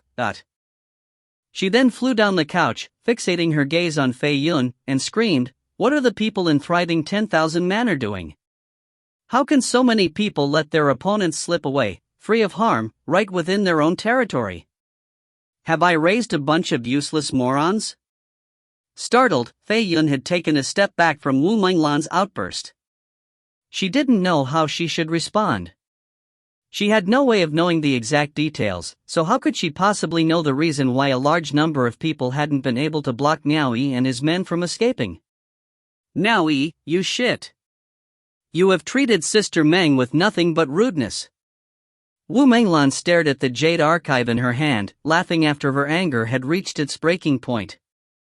Fei Yun raised her head in confusion, unsure what the hall master was talking about. What Sister Meng? Miao Yi, you scum. You are shrewd, very shrewd indeed. Your list of remunerations is truly astounding. You are actually able to use it to this extent, and remarkably well at that. Never in my dreams did I expect you to use such a method. I have really seen it all. Little brother, you carried out your plan without a flaw. You have slaughtered my men, and you didn't even give me a reason for doing it. It seems like I have greatly underestimated you. I have decided to acknowledge you, little brother. Wu Menglan smiled despite her anger, and continued, do you think I won't retaliate just because you had a reason for your actions? How dare you barge into my territory and humiliate me? Did you think you could insult me so easily? She looked at her handmaiden, Fei Yun, and snapped abruptly, inform advisor Pang Rang immediately. Tell him to pursue and kill them. When Yang Qing had caused a huge commotion at the thriving 10,000 manor last time, she did not let anger get the best of her. She had even ordered her subordinates to investigate the matter thoroughly before making a final judgment. However, there was no need to conduct an investigation this time. She was well aware of the enmity between Xiong Xiao and Miao Yi, and she personally knew Miao Yi as well. Moreover, she had learned about the list of remunerations long before this. Without conducting an investigation, she already knew that the events at thriving 10,000 manor were true. Yes. Fei Yun left, swiftly complying with the order. After a while, a streak of red light launched itself from a manor situated on a mountain peak in the suppressing third hall, swiftly piercing through the night sky. This light quickly made its way towards thriving 10,000 manor. But when Pang Rang managed to catch up to the scene, he was a bit too late. After achieving their goal, Miao Yi and the other cultivators had immediately fled the scene. They didn't plan on lingering, so they quickly escaped at the fastest possible speed. The news of the ensuing uproar was then transmitted through a spirit eagle to the suppressing third hall. And by the time advisor Pang Rang managed to rush his way back to the thriving 10,000 hall, the entire place was in shambles. A group of handmaidens was cleaning up the mess, and none of the men could be seen. After questioning one of the handmaidens, he found out that all the troops of thriving 10,000 manor had gone off to pursue Miao Yi. Pang Rang was a cultivator and not, as most ordinary folks seem to think, some celestial being. With no directions to guide him, he couldn't possibly know where in the hell Miao Yi and his troops could have fled to. It had been raining heavily yesterday, so the tracks of those chasing after Miao Yi had been washed away. Pang Rang was left with no clue to follow. However, he knew that Miao Yi and his men would definitely flee to South Edict Manor. In the end, he could only resort to the dullest method to seek out his targets. Assuming that he was on the right path, he managed to track down a few scattered troops from his viewpoint above the sky. After landing down and questioning these troops, he was able to confirm where his targets had fled to. He soared through the air in an instant, moving at full speed in hot pursuit. If you find any errors, ads pop up, ads redirect, broken links, non-standard content, etc., please let us know. Report chapter so we can fix it as soon as possible. Chapter 292, Ghost Rain. Chapter 292, Ghost Rain. Translator, Kalot Editor, Milk Biscuit. Miao Yi, you piece of scum. Don't think you can run away. Miao Yi and the rest had broken through a heavy siege. At the sound of the angry curses behind them, they reined in their steeds, then leaped through the air over a river a dozen meters wide. When their steeds landed on the other side, they had entered the territory of South Edict Manor. The river acted as a boundary line between the two territories. Finally, they'd managed to flee into the lands of South Edict Manor. Miao Yi and his men turned back and saw a group of steeds hastily halting their movements on the other side of the river. The enraged men pointed at Miao Yi and cursed furiously, yet they were afraid to cross over to pursue him further. The 20 or so cultivators on that side stopped as well, and all of them let out consecutive sighs of relief. They gazed at each other and came to the realization that everyone had made it back safely. Suddenly, they burst into laughter. That had truly been a thrilling adventure. The troops opposite the river were becoming increasingly harsh with their curses. On the other hand, Miao Yi and the others were feeling relieved, and their laughter redoubled, as if they were trying to taunt the cursing men. But suddenly a whooshing sound rang out from afar on the other side of the river. A silhouette came rushing from a distance and abruptly stopped right above the river. An old man was levitating in midair, with bright eyes and a red lotus third grade blooming between his brows. He gazed coldly at Miao Yi and the others at the other side of the boundary, as though he was a celestial being. This person wasn't a stranger. He was one of the two great advisors of the suppressing third hall Pang Rang. Miao Yi and the others' eyes were wide open. This was a Red Lotus expert. Instantly, they became nervous. If this person tried to make a move, they could kiss their lives goodbye. It's advisor Pang. Those who had seen Pang Rang before couldn't help but exclaim at the sight of him. However, they soon bemoaned the situation as it became apparent that Pang Rang also didn't dare to cross the boundary to kill them. If the underlings were to stir up trouble, it was still possible for the superiors to control the situation. But if Pang Rang tried to violate the rules, then there was a possibility that both manors would get caught up in the fight and create a great war between them. Miao Yi and the others could also tell that Pang Rang was afraid to cross the border to kill them. And with that, they felt relieved. It was truly fortunate that they had managed to reach the site on time. If they had been a bit too late, their lives would now be in great peril.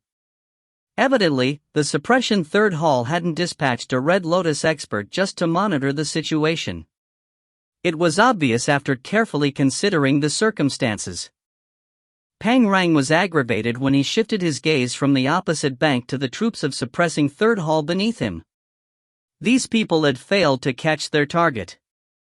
It was utterly pointless to stand guard on that side since they were only making things worse. Of course he would be mad.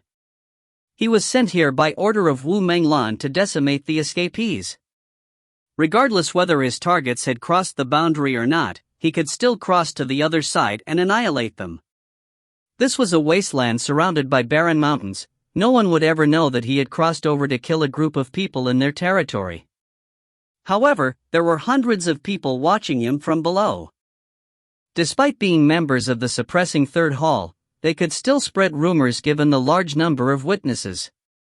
Who could guarantee that they wouldn't leak out the news should he decide to kill Miao Yi and the others? He couldn't possibly silence hundreds of troops just for the sake of killing 20 or so people, could he? Miao Yi and his men were afraid to run as well. They stood there and stayed respectfully still.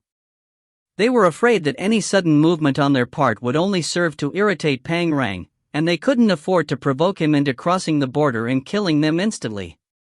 Nothing good could come out from crossing the border and killing these people. But he couldn't report back to the hall master if he didn't kill them either. A mischievous glint flashed before Pang Rang's eyes as he suddenly extended his arms. A black gourd emerged from his storage ring, and with a pop of its neck, the gourd poured out black ink, leaving a mass of black water floating in the air. With one hand, Pang Rang took back and stored the black gourd while he submerged 2 fingers with his other hand into the floating water. He stirred the water rapidly and turned the mass into a whirlpool. Even though Miao Yi didn't understand what the hell this person was doing, he could tell that something wasn't right. Certainly, Pang Rang wouldn't do anything without reason given the circumstances. He was definitely going to direct this whirlpool at them. Now wasn't the time to be concerned about that. Miao Yi quickly turned around and yelled, "This isn't good. Quickly, run away." The 20 or so steeds immediately turned and ran the other way as fast as they could. The troops on the other side of the river looked up at the sky and saw Pang Rang forcefully stirring that mass of black water. The mass then rapidly expanded, causing the water to turn into countless black droplets.